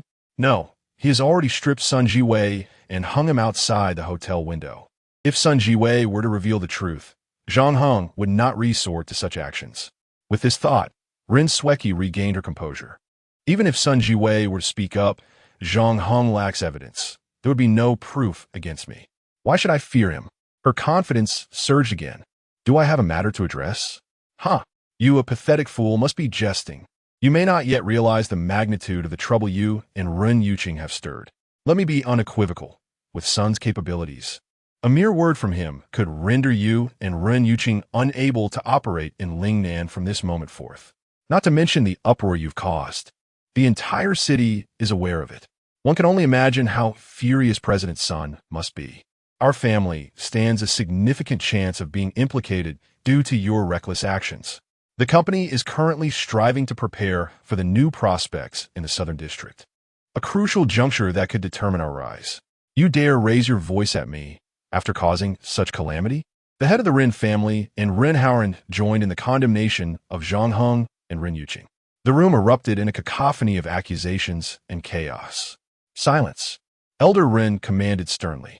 Everyone instantly fell silent. Gazing at Rin Yuqing, disappointment filled Elder Rin's eyes. Yuqing, oh Yuqing, Zhang Heng is merely a brash fool, strong yet lacking intellect. It is no surprise he finds himself in trouble. But you? Your grandfather has always held you in high regard. Reflect on your actions over the past few days. Time and again, you have placed our family in jeopardy. Do you truly believe you are worthy of the trust one has placed in you? Rin Yuqing shook her head vigorously. No, grandfather, it is not as you think. Sun Jiwei had ulterior motives. He claimed to discuss a collaboration, yet he drugged my coffee, attempting to assault me. Thankfully, Zhang Heng arrived just in time. Elder Run waved his hand dismissively. Just what? You ought to have understood President Sun's character before entering negotiations. You were careless and allowed yourself to be drugged, failing to reflect on your own mistakes. Yet you choose to blame him for his supposed malice. Is that reasonable? Moreover, are you not unharmed? Yet President Sun's reputation has been nearly destroyed by this incident. Knowing the gravity of the situation, you should be seeking remedies rather than deflecting blame. Does this not fill me with disappointment? Rin Yuqing stood there, dumbfounded. She could hardly fathom that her own grandfather would utter such heartless words in light of her ordeal. Even Rin Zhengrun and Jin Sufan, who had always been obedient to Elder Run, felt that his words were excessively harsh and utterly callous. Suddenly, a cold chuckle broke the tension, followed by a slow clap. It was Zhang Heng, shaking his head as he clapped. Well, well, what a loving grandfather. Had I not heard it with my own ears, I would scarcely believe that there exists a person in this world so ruthless towards his own granddaughter. Old Master Ren furrowed his brow. Enough with your sarcastic remarks. What do you wish to convey? Zhang Heng shook his head. I do not wish to say much. I merely seek to pose one question. Are you not doing this solely to compel Yue Ying and me to relinquish our shares? Very well. We might even be willing to part with our shares unconditionally. However, what if we have already secured a partnership with a construction firm several times larger than Sun Jiwei's, guaranteeing our acquisition of the South District New Horizon project? Old Master Ren was taken aback, then burst into laughter. He turned to the rest of the Ren family. Did everyone hear what he just said? The members of the Ren family wore expressions of derision. They were all acutely aware that the only person willing to meet with Ren Yueying to discuss collaboration was Sun Jiwei, and that negotiation had already collapsed. Even if Zhang Heng and Ren Yueying were to experience miraculous fortune in finding other work opportunities, they would lack the time to pursue them. Since such a scenario was utterly implausible, they merely laughed, too disinterested to even mock Zhang Heng further. The jester enjoys his antics. Why expend effort to bring him down? There is no need. Zhang Heng, I am aware of your lofty self-esteem. Let us make a deal, should events unfold as you claim. You need not refer to me as grandfather any longer. Simply call me by my name, and I shall address you as grandfather. However, if you are merely stalling for time, I advise you against it. It will be prudent to surrender the shares promptly. I shall provide you with a sum of money, allowing you and Ren Yueying to flee. Otherwise, should President Sun seek revenge, you two will find yourselves in a dire predicament. No sooner had he finished speaking than his phone rang. It was a call from a vice president. Chairman, we have wonderful news. Extraordinary news. The vice president exclaimed, his voice brimming with excitement. The president of Changhong Real Estate has just visited our company, expressing a desire to collaborate with the Rin family in bidding for the South District New Horizon project. Chapter 69. Grandfather calls grandfather with a crisp thud. The old gentleman's phone slipped from his grasp and fell to the floor. He mechanically turned his head to gaze at Zhang Heng, his expression vacant as if struck by a bolt of lightning. You, he stammered, pointing a trembling finger at Zhang Heng, his hand quaking as though afflicted by Parkinson's disease. Grandfather, what is the matter? What has happened? Why do you look this way? Speak, grandfather. The eldest of the Ren family and others surrounded the old gentleman, their faces etched with anxiety. The people from Changhong Real Estate are willing to collaborate with us. The old gentleman managed to articulate, his voice quivering. What? Upon hearing this, the members of the Ren family stood frozen, their expressions akin to those who had encountered a ghost. Even Ren Yuqing was taken aback, swiftly turning her gaze toward Zhang Heng, whose face bore the triumphant smile of a strategist on the brink of victory. Earlier, Ren Sweki had mentioned that Sun Jiwei's Tiana Engineering Company had assets amounting to around 4 to 5 billion. As for Changhong Real Estate, Zhang Heng declared, retrieving his phone to access Tianyanka and investigating the information on Changhong Real Estate. After finding the data, he waved his phone before everyone's eyes. Did you see that? Did you see that? It's 15 billion. More than 3 times that of Tiana Engineering Company. Ren Old Master, Ren Family Eldest, Ren Sweki, Ren Howren, and others. Silence enveloped them. The seemingly impossible had been achieved, and even the most skeptical among them could not deny it. Witnessing this, Ren Zhengren and Jin Sufan were overwhelmed with joy. My goodness, Zhang Heng has truly created a miracle? So, his earlier confidence in wagering with the old gentleman was not mere bravado, but rather a calculated assurance? When did this useless fellow become so capable? Good, truly splendid. Grandfather, since Zhang Heng has indeed found a suitable partner, then you. Ren Zhengren was about to persuade the old gentleman not to hold Ren Yuqing accountable for Sun Jiwei's actions when he was abruptly interrupted by Zhang Heng. Father, wait a moment. I have not yet concluded my business with the old gentleman. Grandfather, what did you say earlier? If I succeed, you shall call my name, and you will call me grandfather. Ren Kong, After more than 70 years of life, you have always valued your reputation above all. Surely, you would not renege on a promise made before your children and grandchildren, would you? Upon hearing Zhang Heng audaciously utter his name, the old gentleman abruptly lifted his head, his eyes wide as saucers. This spineless youth truly had the audacity to challenge him. Zhang Heng, have you lost your mind? You, a mere grandson, dare to call your grandfather by his given name? Rinhauern exclaimed loudly. You are indeed an ungrateful wretch, capable of such insolence, revealing that you have never truly respected your grandfather. Do you really believe he will call you grandfather? Can you bear the weight of such a title? Whether I can bear it or not is of no concern to you. Did I wager with you? Why are you all so agitated? Zhang Heng scoffed. He turned to old Master Ren, noticing the latter's face contorted with rage and his silence, clearly intending to play tricks. With a shrug, he remarked, "It is truly disheartening that one can so easily deny their own words.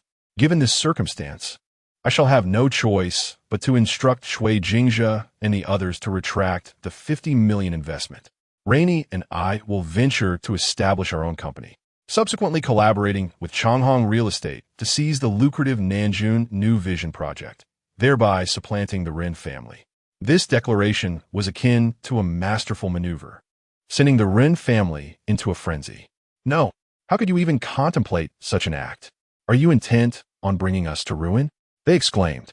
The investment has already been secured and the shares allocated to you. How can you so brazenly go back on your word? Zhang Heng scoffed dismissively. If Ren Kong can renege, why can't I? He then grasped Ren Yuqing's hand and declared, "Come, my dear wife. Let us embark on the journey of establishing our own enterprise." Chapter 70. Await your fate. The rapid and monumental shift in circumstances left Ren Yuqing in a state of utter bewilderment, as Zhang Heng's actions struck her with unparalleled force. She found herself being led away by him, lost in a daze. Suddenly, a loud shout echoed behind them. "Stop!" Old Master Ren rushed forward, obstructing Zhang Heng and Ren Yuqing's path. "Do you have anything to say?" Zhang Heng wore an innocent smile on his face. You, how dare you?" Old Master Ren gasped, his expression dark as ink, in an effort to thwart Ren Yuqing from succeeding in her endeavors. He had provided her with a list of potential collaborators, yet all the companies listed were of inferior quality. Moreover, he had specifically instructed Ren Sweki to sabotage her efforts. To his utter astonishment, despite these dual safeguards, Zhang Heng had managed to achieve his objective with such finesse. Time and again, he found himself outmaneuvered by this son-in-law, whom he had always regarded with disdain. The frustration he felt was beyond words. In over 70 years of life, he had never endured such vexation as that inflicted upon him by Zhang Heng. Though he stood on the precipice of fury, he had not succumbed to irrationality. He understood that, no matter how stifling this indignation, he must grit his teeth and endure. Otherwise, if Zhang Heng and Ren Yuqing truly established a company, the Ren family would lose the opportunity to secure the New Vision project in the Southern District, jeopardizing their ascent. Furthermore, the 50 million investment from Shui Jingzhe would vanish, leaving the Ren family without the means to cover the deficits incurred with Zhang Shini, leading to imprisonment for him and the head of the Ren family. "Are you truly expecting me to call you grandfather?" Old Master Ren inhaled deeply and inquired. "Zhang Heng, perhaps it would be better to let this go?" Fei Yuging softly advised. Her heart was not devoid of resentment towards old Master Ren, but she considered the future implications of cohabiting under the same roof, where they would inevitably encounter one another regularly. It would not bode well to sever ties completely. There is no need to maintain appearances with such a person. Zhang Heng fixed his gaze upon old Master Ren's eyes as he articulated this sentiment. This marked a definitive rupture in their relationship. "Very well, very well, very well," old Master Ren repeated thrice, lowering his head. "Grandfather! Zhang Heng, you are my grandfather." The words were laden with bitterness and malice, sending a chill through Ren Yuqing, causing her to shudder involuntarily. Yet, Zhang Heng remained unfazed. "Excellent. Then let us set this matter aside for now." Old Master Ren regarded him intently before advising Ren Yuqing. "Engage constructively with the representatives of Changhong Real Estate. You must secure the New Vision project in the Southern District. Though the agreement stipulated that upon their success in obtaining the project, he would relinquish control of the company, such considerations were secondary for the moment. The immediate priority was to ensure the acquisition of the new Vision project, paving the way for the Rin family's ascension. As for the matter of control, that could be addressed in due course.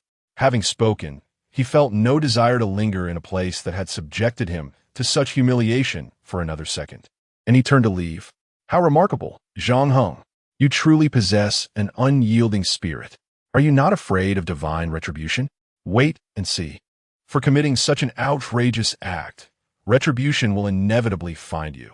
You revel in your success now, but there will come a time when you face misfortune. When that moment arrives, I shall show you the true meaning of cruelty.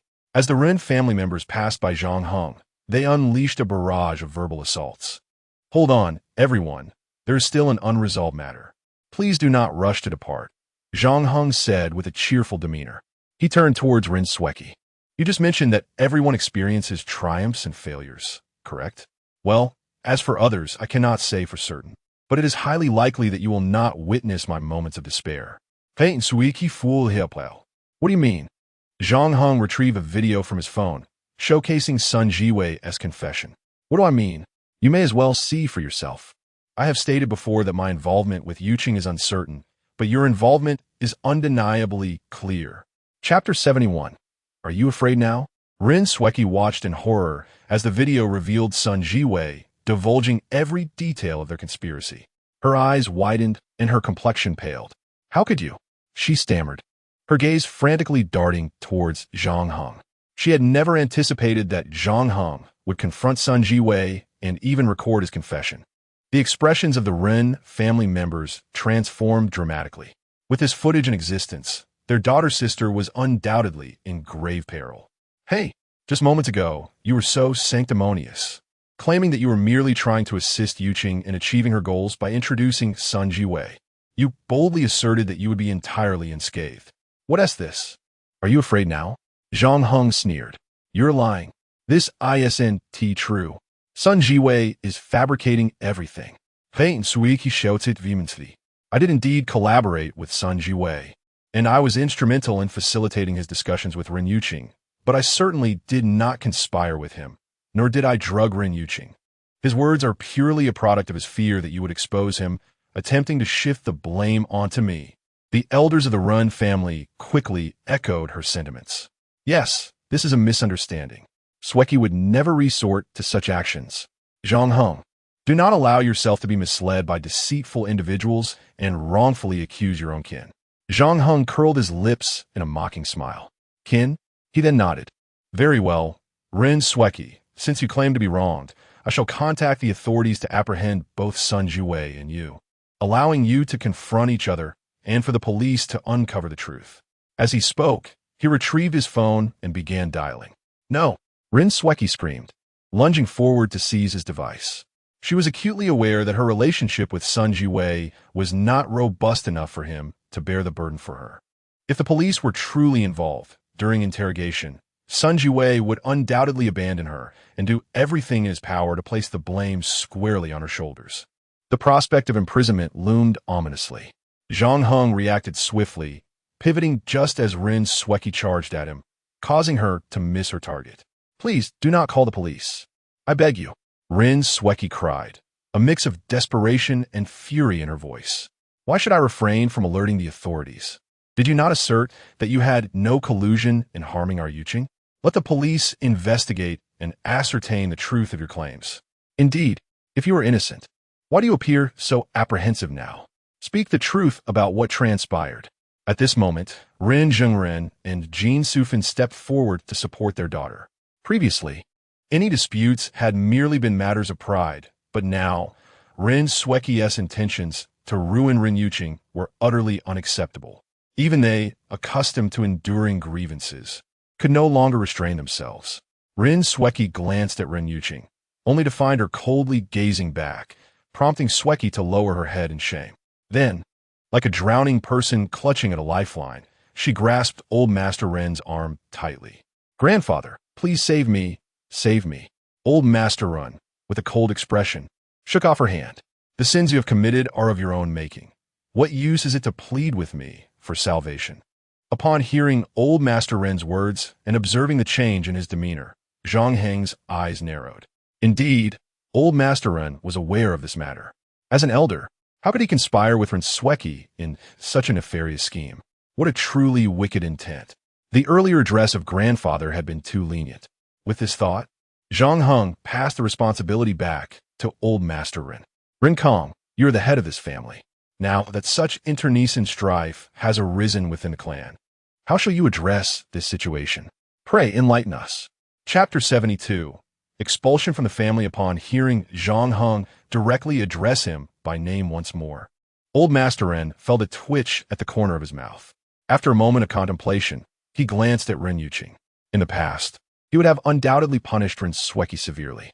However, given the current circumstances, first, Ren Sweki's actions were instigated by him, and second, Zhang Heng had become a thorn in his side, with Ren Yuqing naturally positioned as his adversary. Ren Sweki had transformed into a crucial pawn in his scheme. Under such conditions, he was unwilling to relinquish Ren Sweki. Yet, attempting to reason with Zhang Heng seemed futile. Thus, he turned to Ren Yuqing, his ever-loyal granddaughter, as a potential avenue for resolution. Yuqing, it is true that Sweki has erred, but I believe her actions stem from a moment of folly rather than any malicious intent. Considering that she acted in haste, how about we let her sincerely apologize to you and move past this? Now that you and Zhang Heng have established a partnership with Changhong Real Estate, I doubt she will dare harbor ill will towards you in the future. Sweki, what do you think? At this moment, Ren Sweki appeared unusually obedient, nodding vigorously. Yes, grandfather is right. It is as he says. She approached Ren Yuqing and bowed repeatedly. I am truly sorry, Yuqing. It was my folly, clouded by ignorance. Thankfully, it did not escalate into a grave mistake. Otherwise, I would bear a lifetime of guilt and remorse. I implore you, as family, do not let Zhang Heng involve the authorities. I would genuinely face imprisonment. The eldest of the Ren family, along with Ren Haoren and others, joined in pleading for Ren Sweki. Yuqing, remember that compassion is paramount. Your cousin has sincerely apologized. Please forgive her. Yuqing, to compensate for the distress you have suffered, I shall offer you 1 million as emotional damages on Sweki's behalf. Would you consider ceasing this pursuit? The third brother, third sister-in-law, please lend your voices too. After all, we are family and should not be so unyielding. Upon hearing the offer of 1 million, Jin Sufin was tempted, yet Ren Zhengren shook his head in silence. As a father, despite his typically subordinate role in the family, he remained fiercely protective. Though he had a penchant for wealth, witnessing his daughter endure such injustice compelled him to take a stand. Ren Yuqing listened to Ren Sweki's pleas for forgiveness and the entreaties from the rest of the family, her thoughts wavering. On one hand, she despised confrontational behavior. On the other, Ren Sweki's actions had crossed a line, igniting her indignation. Understanding her inner conflict, Zhang Heng stepped forward and forcefully knocked Ren Sweki to the ground. Is this how you plead? Do you not understand that when seeking favors, one must adopt a humble demeanor? What does it mean to be humble? You must kneel and bow your head in supplication. Ren Sweki shot up her head, glaring fiercely at Zhang Heng. Oh, you wish to intimidate me? I can easily call the police. Zhang Heng picked up his phone. Wait, I was wrong. I shall never do it again. Ren Sweki hastily knelt and bowed her head to Zhang Heng. Why are you begging me? Beg my wife. Zhang Heng retorted, his tone unyielding. Yes, Ren Yuqing. I acknowledge my mistakes. I truly recognize my errors. I implore you, in your boundless mercy, to grant me a reprieve. I swear I shall never again dare to oppose you. Ren Sweki bowed her head in remorse, tears streaming down her face, embodying a picture of contrition. Observing her pitiable state, both Ren Zhengren and Jin Sufin felt a sense of relief. Let us see if you dare to harm others again or look down upon our family.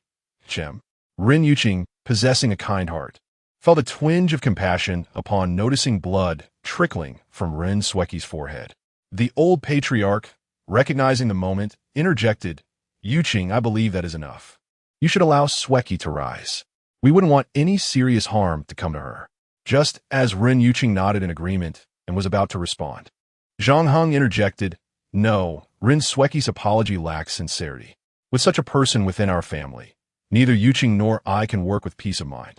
I believe she must be expelled from the family. Chapter 73.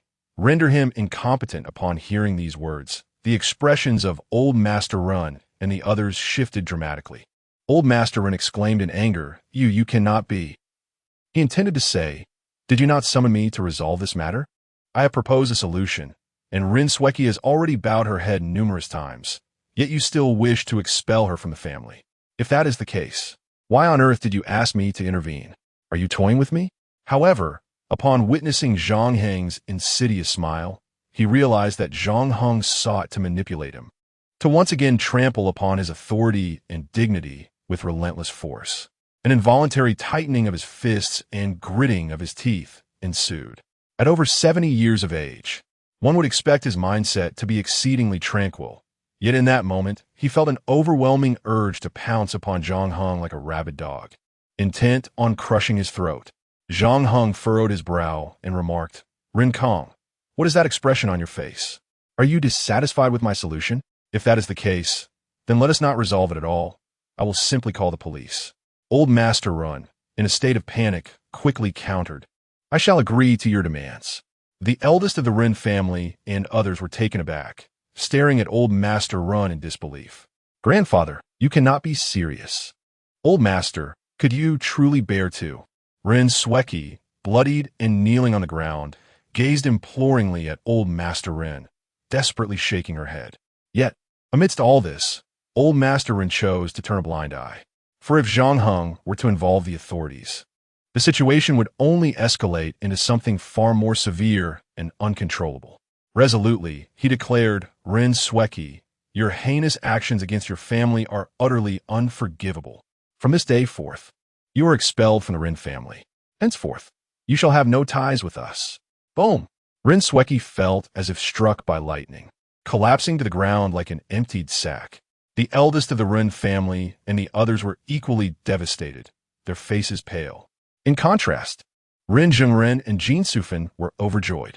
The old master is wise. Such severe punishment is necessary to deter others.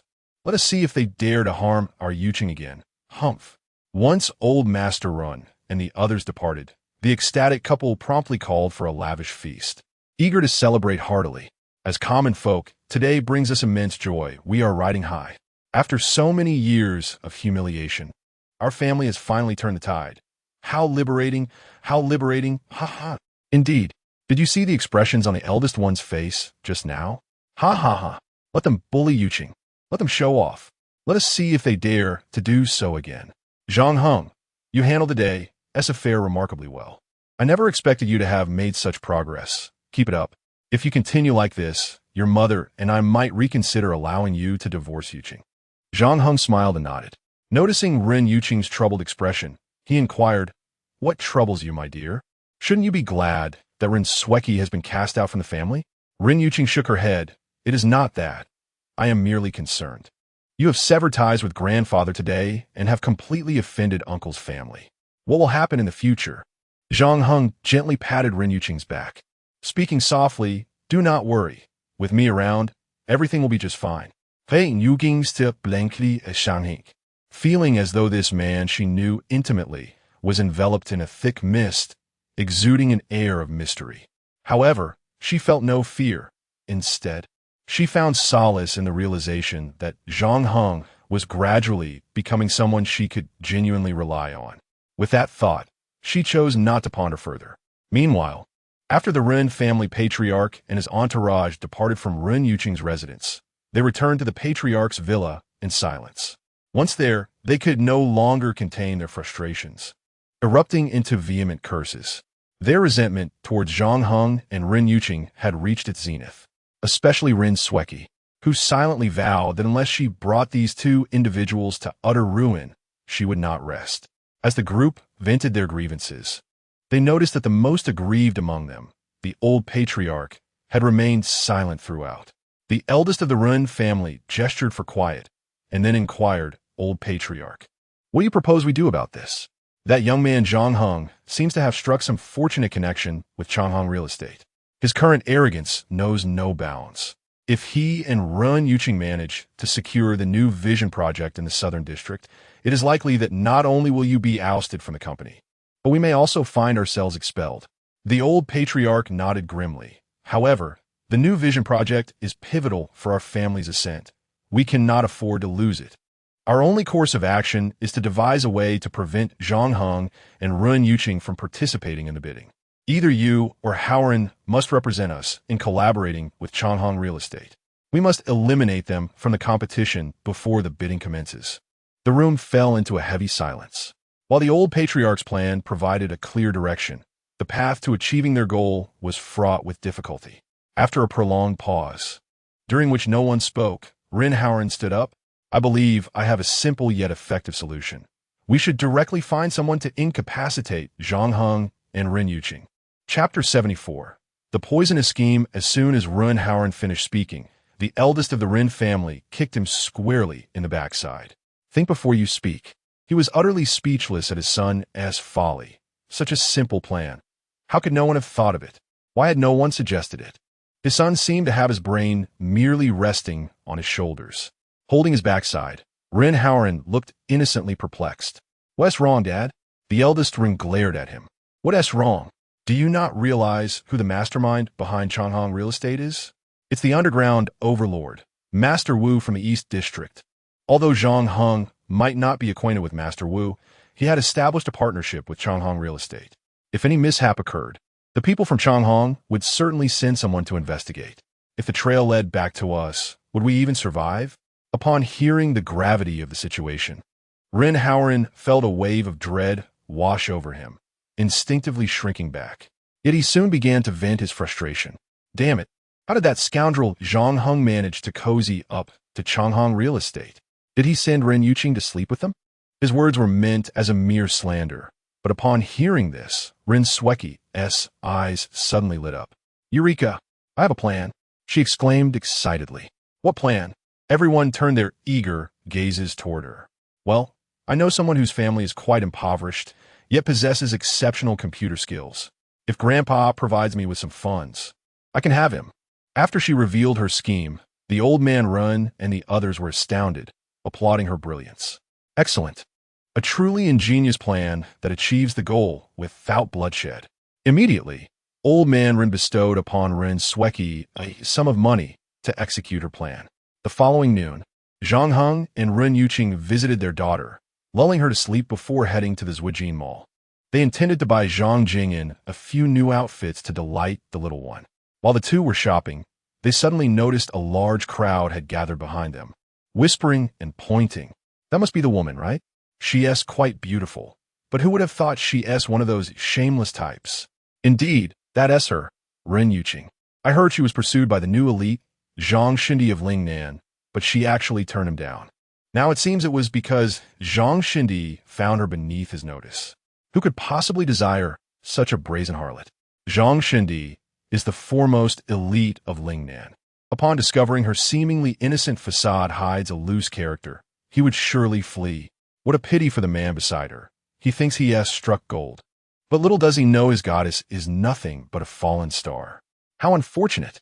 As Zhang Heng listened, growing increasingly uneasy, he approached the group. What are you talking about? The gaggle of gossipers, sensing his displeasure, dared not linger and murmured as they dispersed.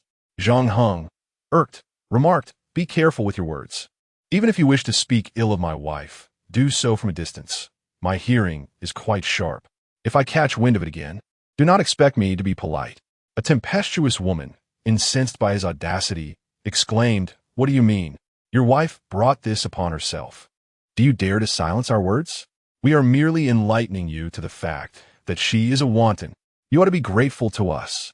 Zhang Heng's expression darkened profoundly as he strode forward, demanding, What did you say? He raised his hand, ready to strike.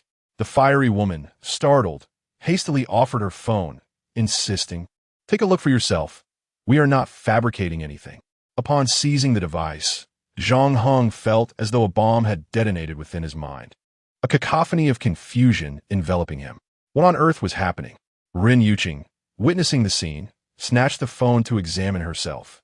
As the content registered, she appeared as if struck by lightning, her body trembling, the phone slipping from her grasp and crashing to the ground, followed by her collapsing in shock. "Wife!" Zhang Heng exclaimed in alarm, rushing to support Ren Yuqing. Yet, she remained entranced, her gaze fixed on the phone screen, her mind swirling as she rolled her eyes back, succumbing to the overwhelming shock. Chapter 75. The Wrath of Heaven. The mobile screen of the irate woman displayed a news report published by a media outlet. The headline read, "The first new noble of Lingnan, Divine Dr. Zhang, is to marry a prostitute." The article exposed all of Ren Yuqing's details, including her photograph, age, and background. However, following the factual information was a slew of fabricated slanders. It claimed that Ren Yuqing had a sordid past, having once worked as an escort in nightclubs, leveraging her beauty and physique to sleep with numerous men in exchange for promotions and raises. Accompanying the article were an array of heavily censored, explicit photographs, along with blatant pricing for her services, $10,000 for a session, $80,000 for an all-night affair, and a contact number that was patently false. More alarmingly, the article's view count had soared to 300,000 and was escalating rapidly. The comments section was inundated with vile remarks, with countless individuals disparaging her character, proclaiming that appearances could be deceiving, and reducing her to crude and vulgar terms, suggesting that such a woman was worth sampling at any cost. Zhang Heng, witnessing this, felt a surge of anger that was almost unbearable. Whoever orchestrated this despicable act, publishing such lewd photographs and spreading defamatory reports to harm his wife, would undoubtedly face severe repercussions. However, now is not the time for retribution. He swiftly scooped up Ren Yuqing and exited the mall in haste. Upon returning to the Tai Hall, he checked her pulse and assessed her condition, confirming that she had merely fainted from extreme distress, with no other symptoms present. Zhang Heng felt a slight relief.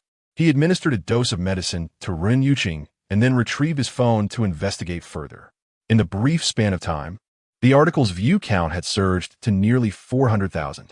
It was evident that someone was fervently disseminating this report across various platforms, drawing an alarming number of viewers in a short period. Pondering this, Zhang Heng perused other platforms and was increasingly horrified. As he had suspected, numerous sites were abuzz with posts about the article. Countless self-media outlets clamored to share it for traffic, and even a few local official media from Lingnan had republished and commented on it, indicating the event's considerable escalation. Ren Yuqing's pictures were circulating widely, and even Zhang Heng's image had been transformed into memes, adorned with a ridiculous green hat. A wave of unfathomable rage surged within him, akin to molten lava threatening to erupt. It was a fury he had never experienced before. Today, he truly understood the terrifying nature of online violence. The sensation of being engulfed by a deluge of slander, overwhelmed by the spittle of millions, yet powerless to resist, drove him to the brink of madness. Just then, his phone rang. It was Lu Yao calling. "Mr. Zhang, have you seen the reports online?" "I have. This matter requires urgent police intervention. At the very onset of the incident's escalation, I instructed our technical team to conduct an analysis. And the conclusion is that someone is using a Trojan virus to control numerous accounts, disseminating falsehoods en masse. However, the personnel in my company lack expertise in this area. Only the police can swiftly uncover the mastermind behind this." "I understand. Thank you." After ending the call, Zhang Heng promptly dialed Zhao Zhongxiang.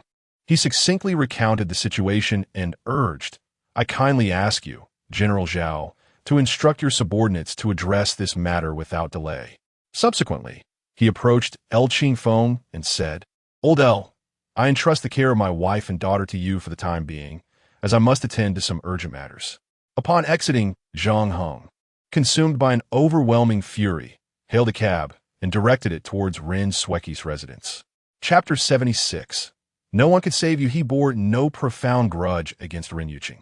Having recently dealt a crushing blow to Ren Sweki, the sudden occurrence of this incident left him incredulous, convinced that Ren Sweki was behind it. Upon arriving at the destination, Zhang Heng delivered a forceful kick. Bang! The door of Ren Sweki's home collapsed with a resounding crash. The family of four, engrossed in their phones as they reveled in reports about Ren Yuqing, were startled by the commotion. "Zhang Heng, what are you trying to do?" The eldest of the Ren family rose, casting a hostile glare at Zhang Heng. Don't think that just because you've had a stroke of luck and achieved a bit, we are truly afraid of you. You have no right to wreak havoc in my house. Ren Howren stood up as well, shouting in agreement.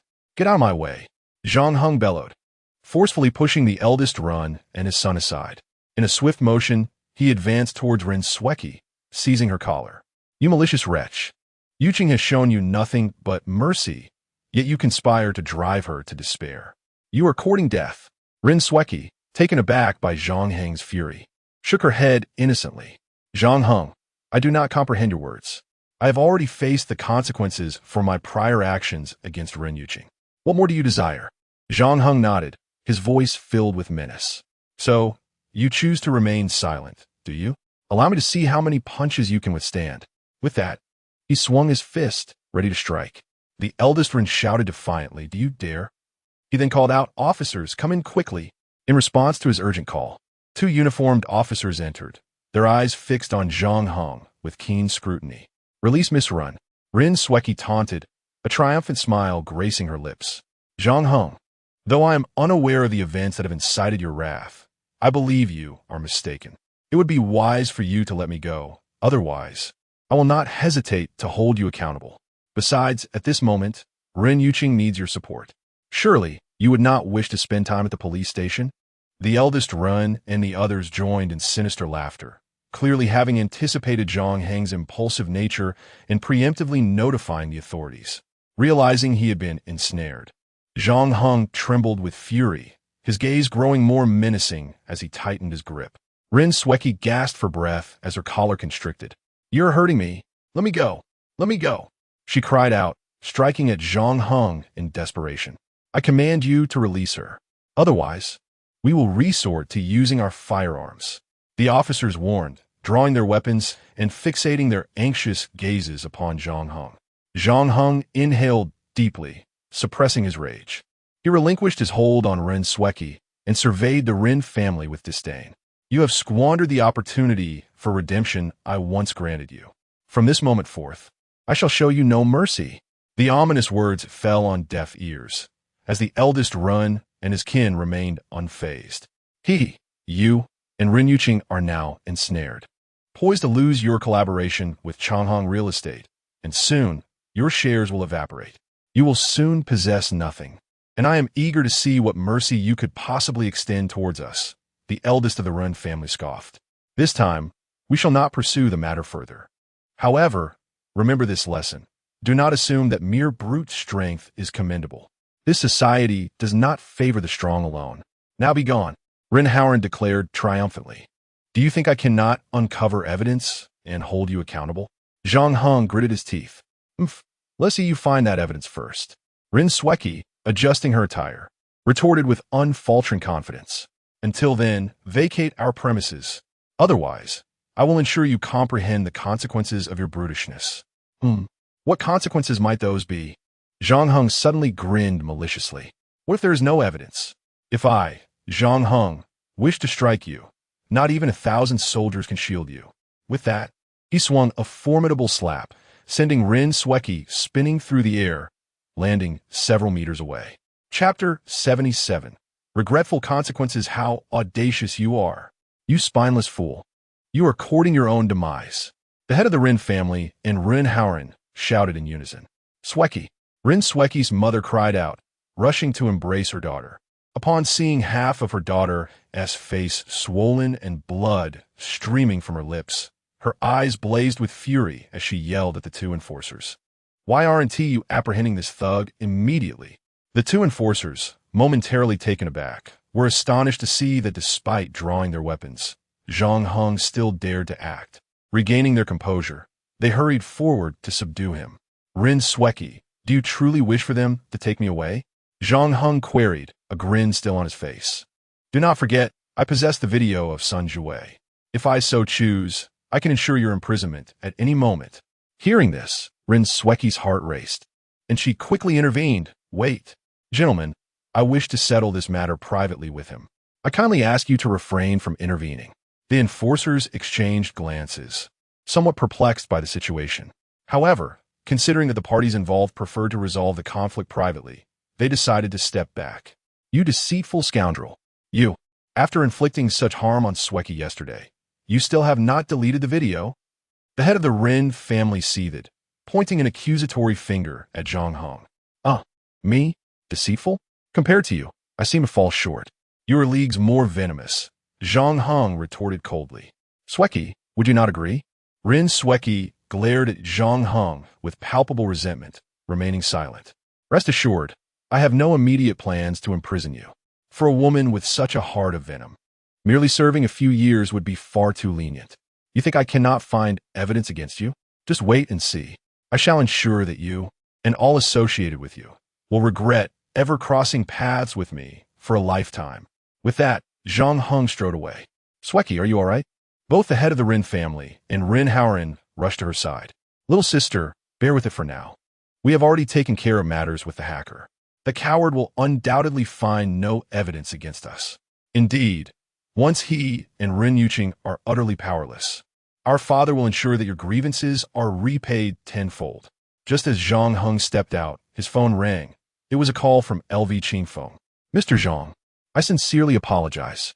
Several patients arrived just now, and they were pointing fingers at your wife. As fate would have it, she woke up and, upon hearing their remarks, felt utterly humiliated and has since disappeared. Anxious, Zhang Heng hastily dialed Ren Yuqing, only to find that his call went unanswered. He rushed back home, only to find Ren Zhengrun and Jin Sufan embroiled in a heated argument in the living room.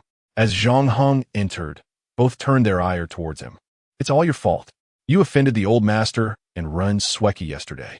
Do you have any idea what they have done to our family? Everywhere we go, we are met with scorn. You are ruining us. You always act so capable. Resolve this issue at once. Zhang Heng disregarded the two individuals and made his way directly to Ren Yuqing's room. Upon opening the door, he was met with the sight of Ren Yuqing sitting at the head of the bed, her face hidden in her hands as she wept. Darling, Zhang Heng approached her and sat down beside her. What should I do? Everyone is criticizing me. No matter how I explain, it is futile. My reputation is utterly destroyed. How can I possibly live on like this?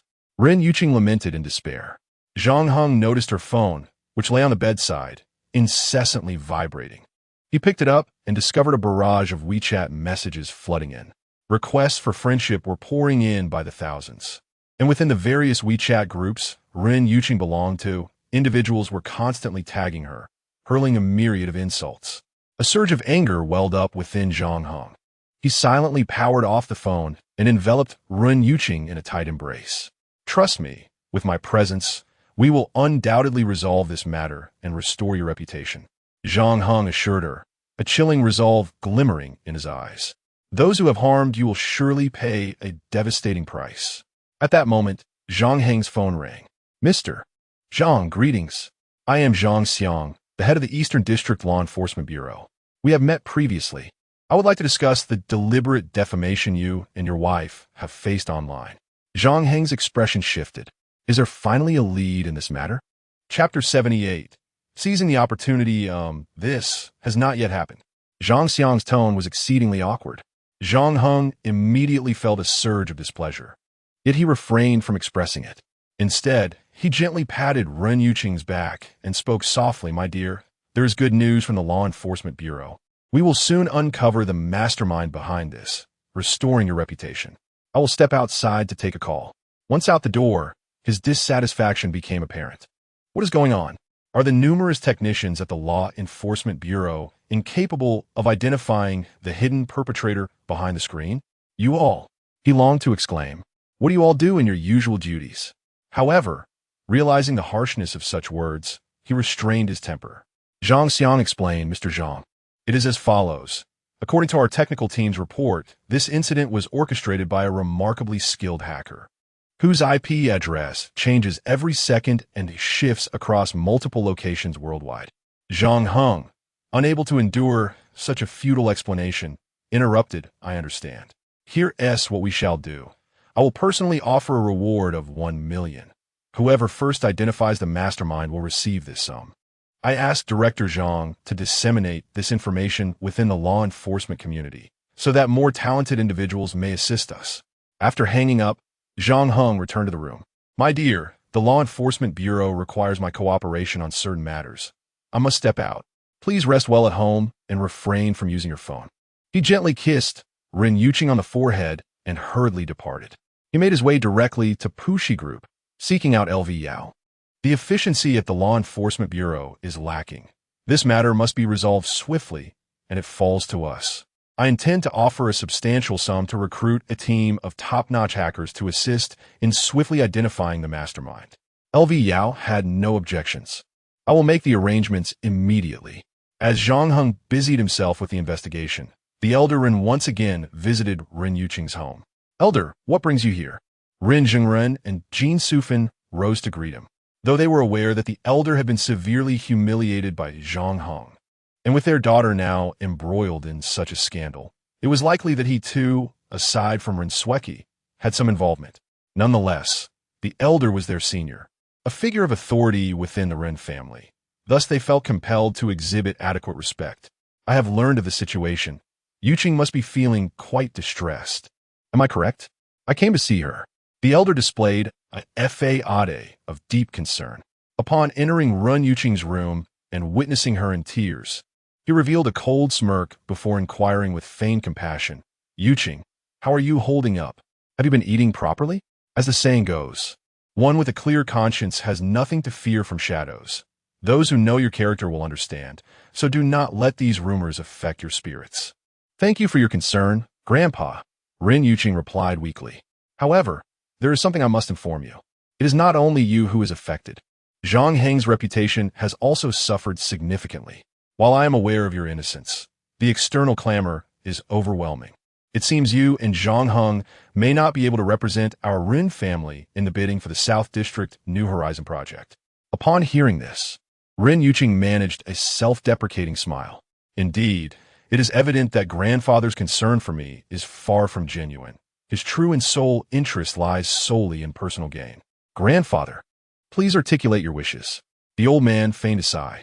In truth, I would very much like you and Zhang Heng to assist in securing the New Horizon project in the Southern District for the Ren family.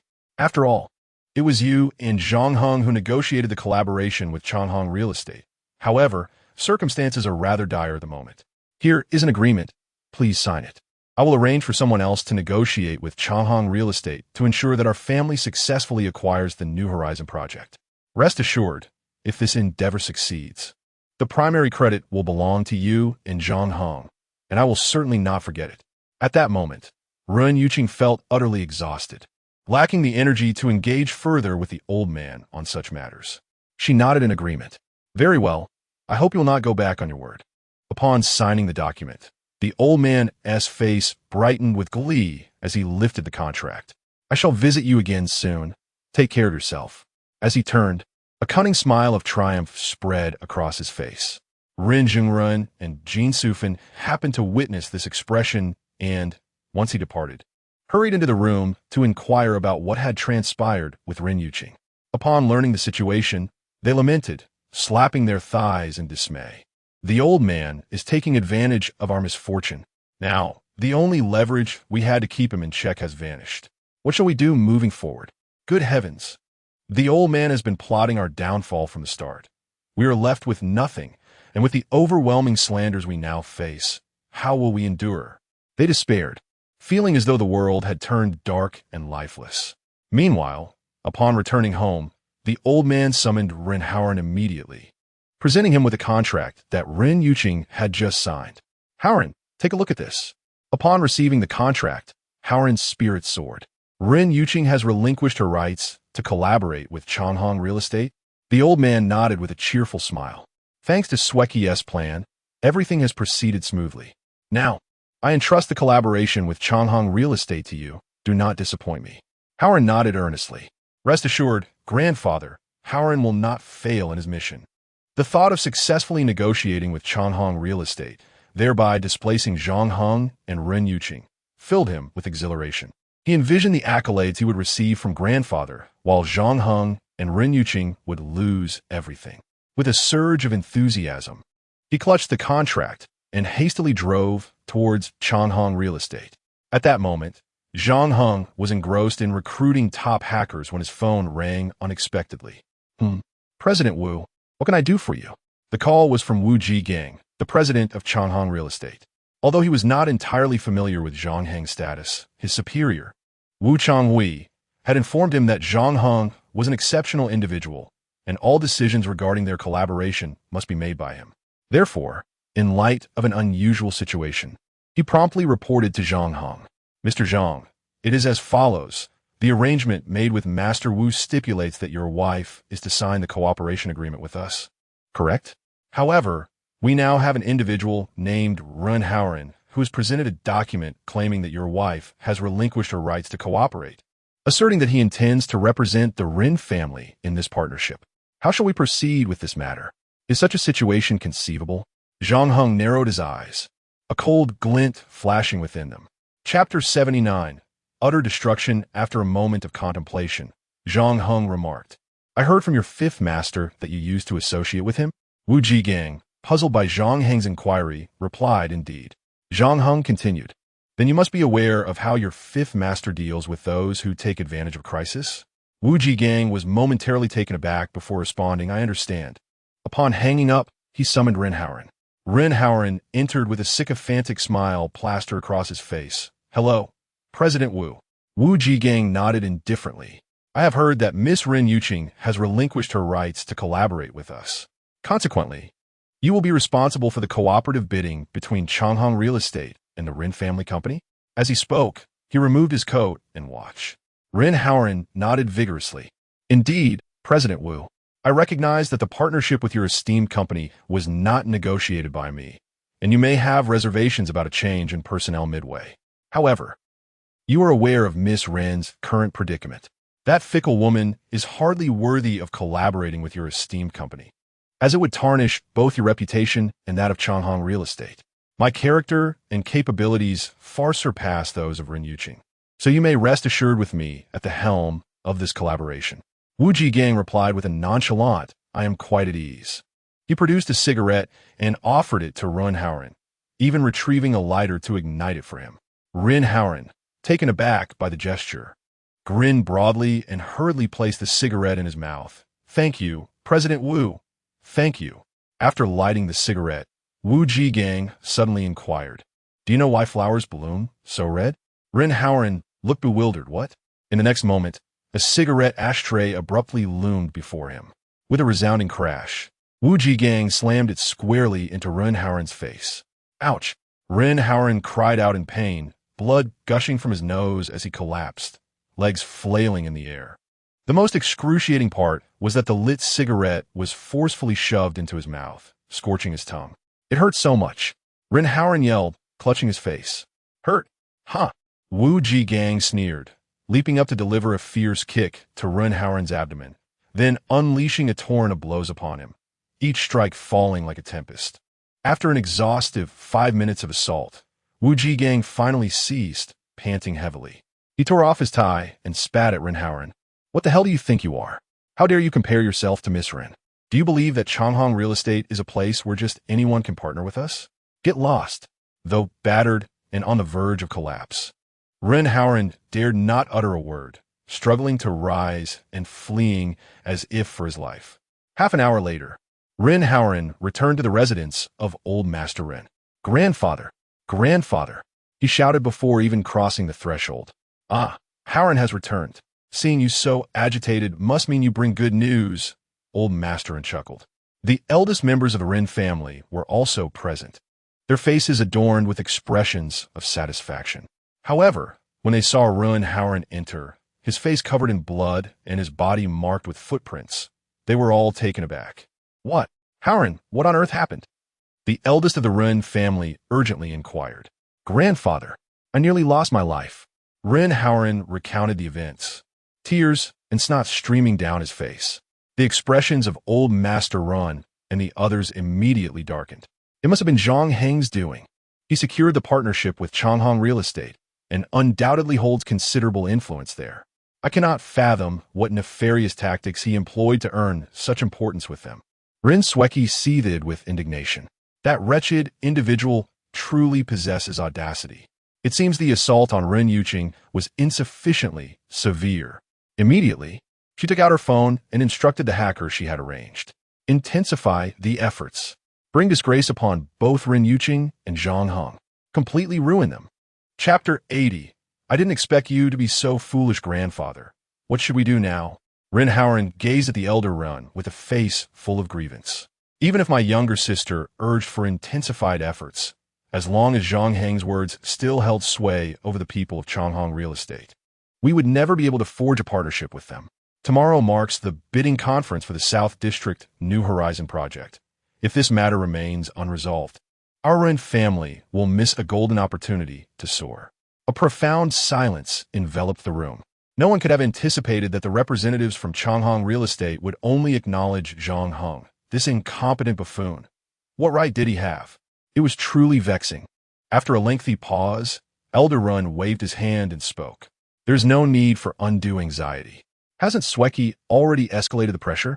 Zhang Heng and Ren Yuqing are currently under substantial psychological strain.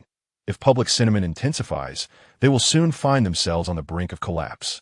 Even if they do not break down, they must realize that with their current reputation, the bidding committee for the South District New Horizon project will certainly not allow them to participate. I have an agreement with Zhang Heng. If he and Ren Yuqing fail to secure this project, he must relinquish all his shares to me. We are not at the final moment yet, so they still cling to a glimmer of hope, anticipating that the police might resolve the case before the bidding commences. By this time tomorrow, when they come to the realization that the case is unsolvable and that holding the rights to cooperate with Changhong Real Estate is utterly meaningless, as they are about to lose everything, the initiative will revert to us. Upon hearing this, the attendees' eyes sparkled with understanding.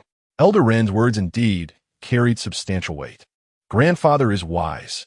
The old are always more adept. The elder's vigor remains undiminished. Pleased by the flattery of his grandchildren, Elder Ren smiled with satisfaction. Envisioning the moment when Zhang Heng and Ren Yuqing would be driven into a corner, surrendering everything to him, pleading for a sliver of favor to start anew elsewhere. Reflecting on this, he cautioned Ren Sweki, the hacker you found must not be apprehended by the police before the bidding conference. Ren Sweki nodded. Grandfather, rest assured. That hacker possesses exceptional talent in virus development. He has stated that even the finest technical teams would require at least 7 days to catch him, given his skills. Elder Ren nodded with contentment. Very well. Let us patiently wait. Zhang Heng and Ren Yuqing will soon come to us, groveling. And thus, they waited for a day and a night. The following evening, with less than 12 hours remaining before the South District New Horizon Project's bidding conference, Zhang Heng and Ren Yuqing had yet to arrive in pursuit of a resolution. The eldest of the Ren family and others gathered at Elder Ren's residence. Grandfather, what is happening? Zhang Heng and Ren Yuqing have not yet come. The bidding conference is imminent, and we must resolve this matter swiftly. Elder Ren felt a twinge of annoyance. This was unexpected. Logically, they should have already been here, beseeching him for a deal. Could it be that they were simply too dim-witted to grasp the gravity of the situation? Contemplating this, Elder Ren dialed Zhang Heng's number. Oh, is it Ren Kong? What brings you here? Hearing Zhang Heng call his name once more, the corners of the old man's mouth twitched. Zhang Heng, the bidding conference for the new Outlook project in the Southern District is set to commence at 9 o'clock tomorrow morning. You ought to be aware of that. Given the current reputations of you and Ren Yuqing, the bidding party will undoubtedly exclude you from participation, correct? Oh, and what of it? Are you truly this naive? Have you forgotten the agreement we signed? If you and Ren Yuqing fail to secure this project, you will have to relinquish all your shares to me. In other words, you and Ren Yuqing are on the verge of losing everything. Please continue. I once thought you were rather astute. Yet here you are, displaying such folly. The situation has escalated to such severity, and you remain so indifferent? Allow me to enlighten you. The most prudent course of action at this juncture is to transfer your shares to me in advance, and then negotiate with the people from Changhong Real Estate, persuading them to sign a cooperation agreement with Howren. If you cooperate sincerely, I can provide you and Ren Yuqing with a sum of money to start anew elsewhere. Is this your grand scheme? Colluding with Ren Sweki to defame Yuqing online. Seizing the opportunity to strip us of everything? Rin Kong, do you truly believe that Yuqing and I would allow ourselves to be manipulated by you so easily? Zhang Heng retorted mockingly. I understand you have always been rather self-satisfied, and you likely took pride in the notion that Yuqing and I would come begging to you, offering our possessions in exchange for a modicum of favor. Unfortunately, you are not as clever as you think. Your plan poses no threat to me whatsoever. If you doubt this, turn on the television and see for yourself. Chapter 81. Infuriated old Master Ren furrowed his brows, utterly perplexed by Zhang Heng's words. Yet, in this moment of near despair, Zhang Heng remained remarkably composed, which filled him with an ominous premonition. Quick, turn on the television. He commanded the eldest Run. The eldest Run complied, and they were met with a local news broadcast from Lingnan. Today, the city officials announced that due to the overwhelming number of companies participating in the bidding for the South District New Vision project, the tender meeting will be postponed by 1 week. What? The members of the Ren family were taken aback, their faces stricken with disbelief. How could the tender meeting be postponed at such a critical juncture? My heavens, what on earth is happening? Ha, you see the news, don't you? Zhang Heng sneered over the phone. A week is ample time for me to uncover the puppet master behind this. Just wait and see. With that, he ended the call. Grandfather, what? What is happening? Ren Howard asked, utterly bewildered. Is it possible that useless Zhang Heng had the city officials postpone the tender meeting? The eldest Ren's brow knitted in concern. If that were the case, Zhang Heng's influence would be far too great. Absolutely impossible. That inept fool could not possess such power. One could only say that this man's luck is astoundingly good. Amidst such a dire situation, he fortuitously encountered a stroke of good fortune that allowed him to evade calamity. Damn it, she was filled with anger, resentment, and anxiety. With an additional week at hand, the hacker she had engaged was indeed at great risk of being discovered. Old Master Ren soon grasped the gravity of the situation, his expression darkening instantly. We were initially in a position of advantage, but now we find ourselves in a precarious predicament. Sweki, you must immediately prepare for crisis management. If the hacker you hired is indeed apprehended by the police, ensure that he does not divulge your identity. As he spoke, he struck the table in frustration with a fist. Regardless of ability or luck, we have lost this round. That damned good-for-nothing. I wish I could flay his skin and pull out his tendons. Moreover, that hacker is bound to be caught. Sweki, instruct him to unleash his full capabilities. By any means necessary, he must ensure that Zhang Heng and Ren Yuqing are plunged into an abyss from which there is no return.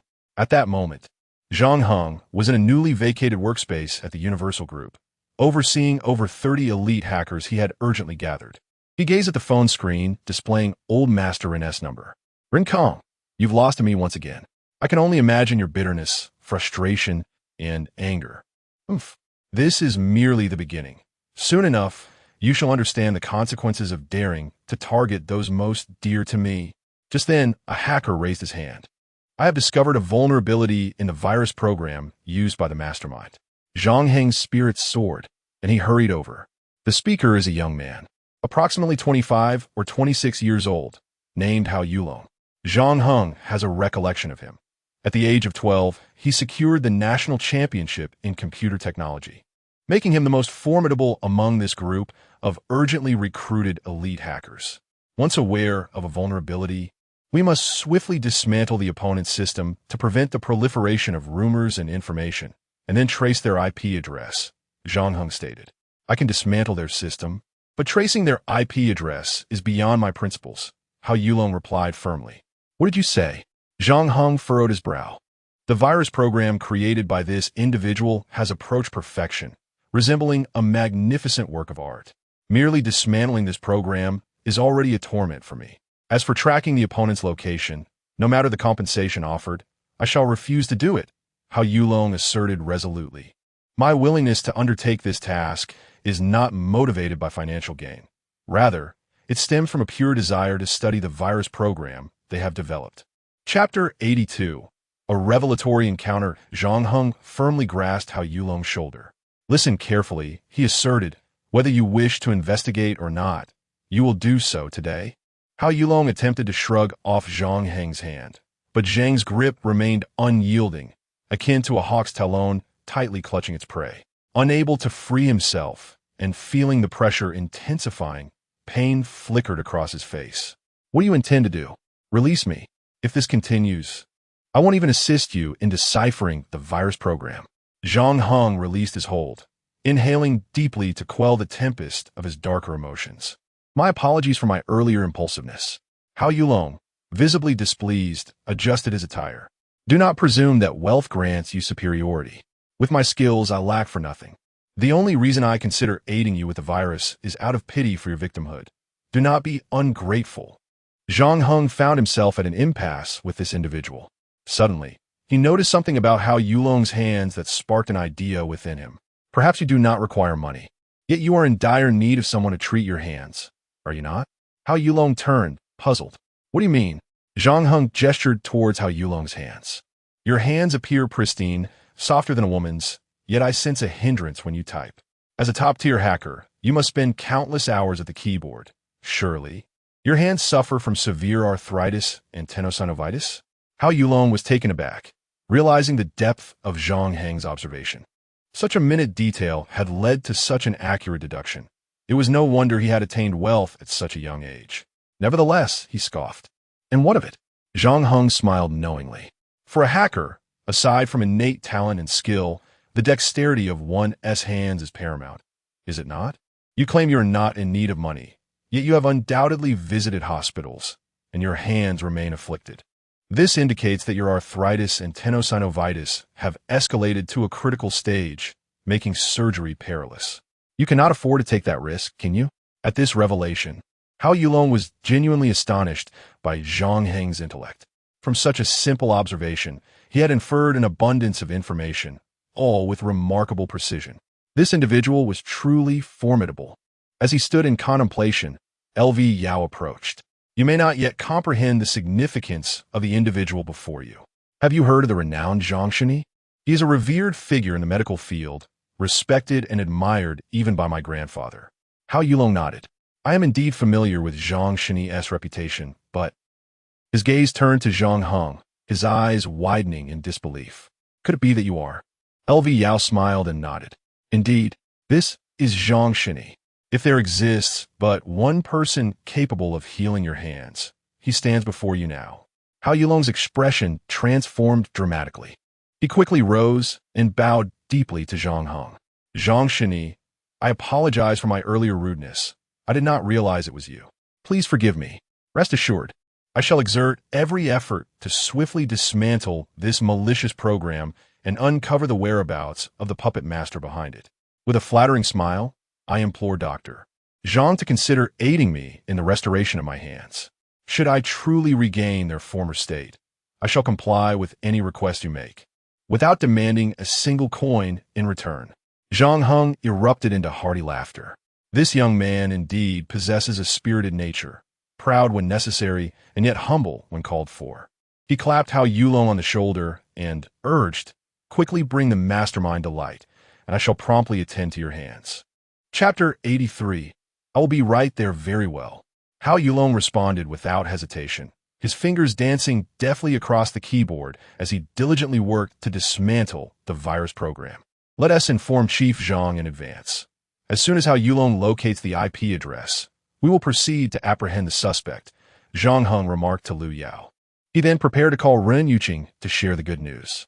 At that moment, Ren Yuqing was at the Xishan Resort, indulging in a hot spring with her close friend, Li Shiwen. As an internet broadcaster, Li Shiwen was exceptionally quick to gather information online. Upon learning of Ren Yuqing's predicament, she promptly set aside her work to visit her friend.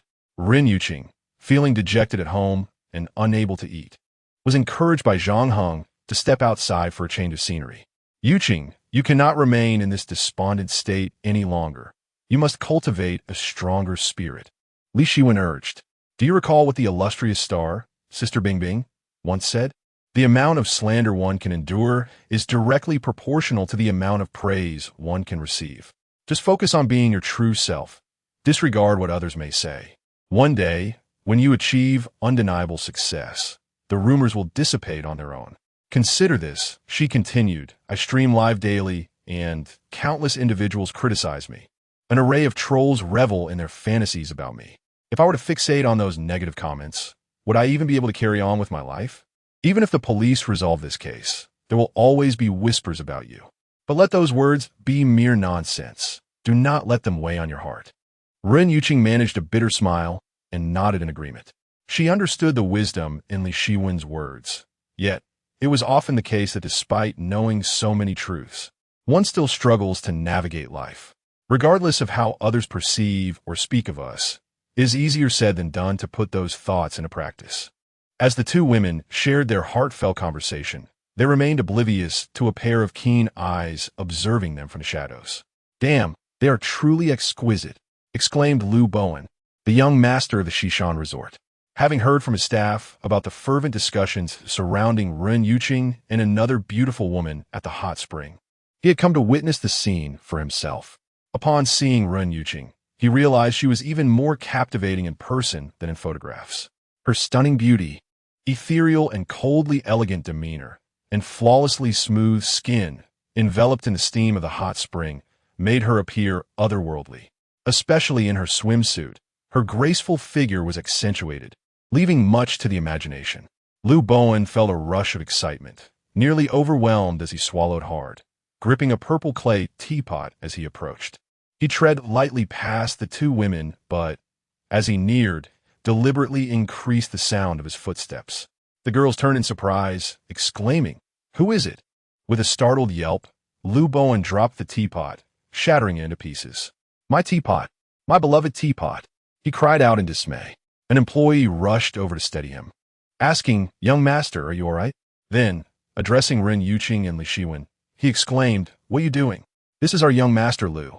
He merely passed by. So why did you intentionally frighten him?" Ren Yuqing and Li Shiwen were both taken aback. The young master of Shishan Resort was undoubtedly a top-tier heir. Although Lu Bowen was in the wrong, the two women, recognizing their inability to confront him, took the initiative to apologize. Lu Bowen, infuriated, exclaimed, "Is an apology sufficient? Do you have any idea that this teapot is a Yixing Zisha teapot? Moreover, it is a treasured antique once used by Emperor Kangxi, worth 5 million. Ren Yuqing and Li Shiwen's expressions changed dramatically. They were astonished that such a seemingly trivial teapot could be so valuable. The employee, noticing the girls' daze, shouted, "What are you daydreaming about? Hurry and compensate." Lu Bowen feigned recognition of Ren Yuqing, squinting and saying, "Aren't you that Ren Yuqing from the internet? Hee. I heard you can be bought for 50,000 for a night. Here's the deal. If you truly cannot afford to pay, how about you accompany me for 100 days? We can consider this matter settled. Serve me well, and I might even give you a little extra tip. What do you say?" Upon hearing this, Ren Yuqing immediately understood his intentions. She felt a mix of indignation and resentment. "You shattered the teapot yourself. We had no involvement in it. Why should we be held accountable?" Li Shiwen also stood up for her dear friend. "Hey, you think you can avoid the payment? Fine. Let me make it clear. Today, you either pay up or fulfill our young master's demands. Otherwise, no one leaves Shishan Resort." As the employee spoke, he clapped his hands. Immediately, a dozen security guards surrounded them from all directions. "This is bad. What should we do?" Ren Yuqing panicked. She saw Lu Bowen leering at her, her face turning pale with fear. Was she truly going to be sullied by such a person today? The thought made her feel desperate. Just then, Zhang Heng's call came through. She seized the phone as if it were a lifeline and answered urgently. "Darling, I'm in trouble. I'm at Shishan Resort, and I broke the young master's teapot.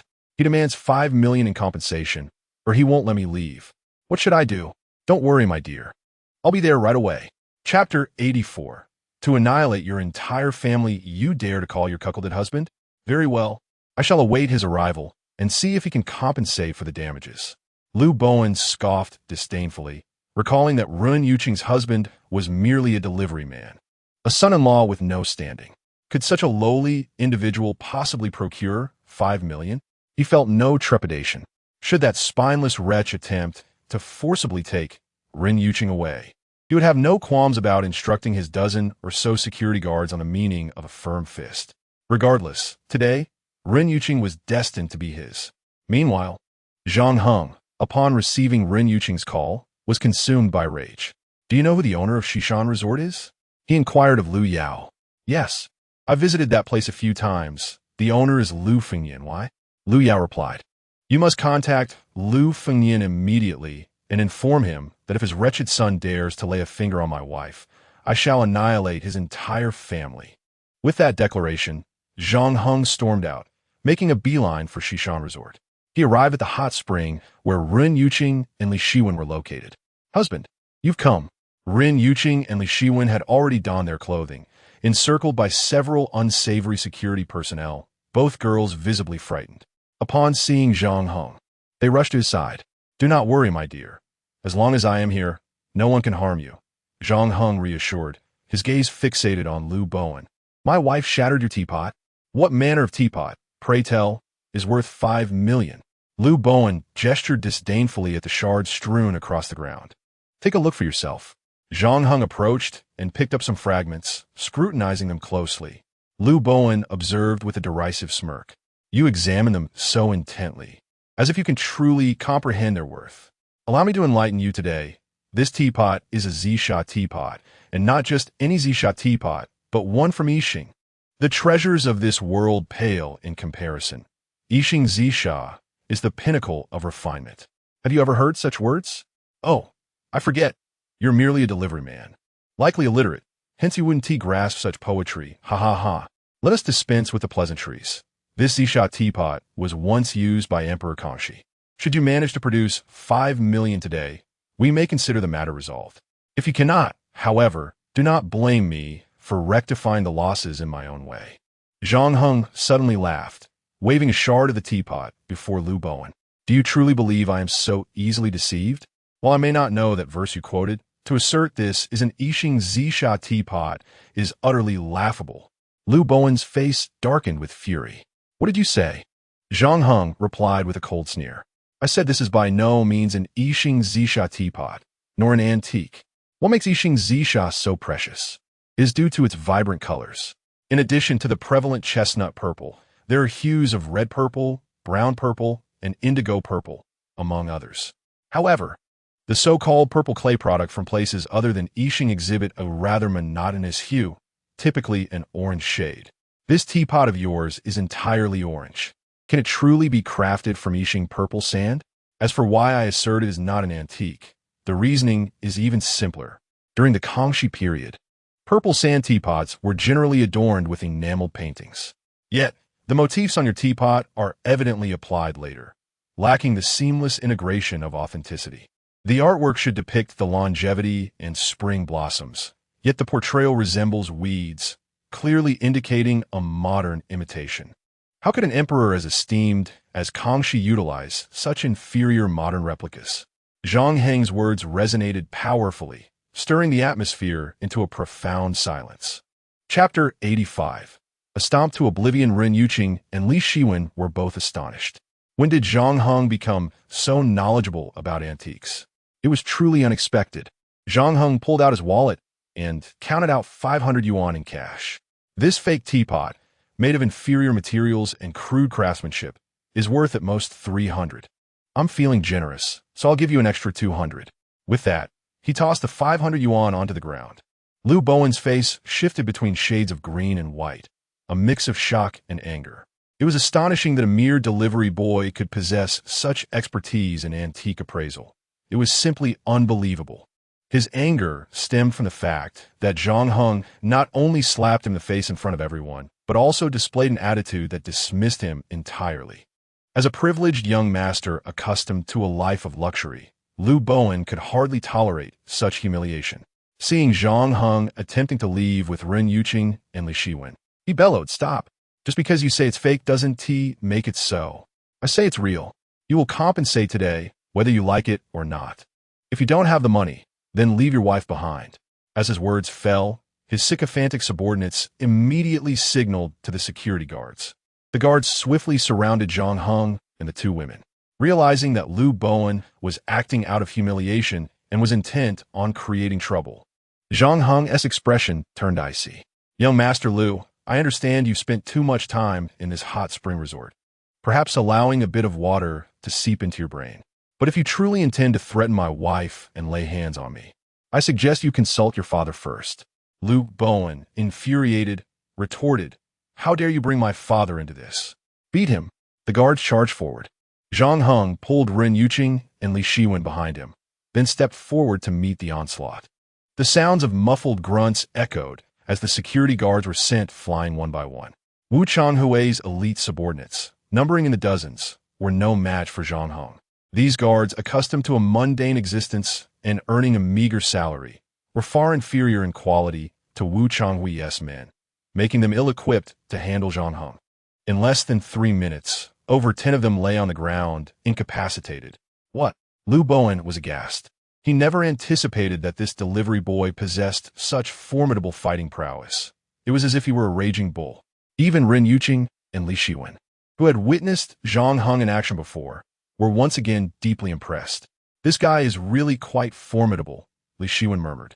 "Indeed, I never noticed it before." Paying Yuging the Mox. As she gazed at Zhang Heng's back, a warm sense of security enveloped her. It felt as though, with him by her side, she had nothing to fear. She cherished this reassuring feeling. However, when she saw Zhang Heng advancing toward Lu Bowen, she grew anxious and hurriedly stepped forward to dissuade him. "Let us not escalate this situation." Zhang Heng had initially intended to teach Lu Bowen a lesson for daring to lay eyes on Ren Yuqing, but upon her urging, he nodded in agreement, wishing to spare his wife any further worry. "You are fortunate. My wife possesses a kind heart. Otherwise, you would truly come to understand the severity of the situation." With that, he departed with Ren Yuqing and Li Shiwen. How dare that delivery worker think this matter could be so easily dismissed? Lu Bowen's resentful voice echoed from behind. "One day, I shall bring 100 men to your door and make you pay dearly before your very eyes." Zhang Heng's expression suddenly turned icy.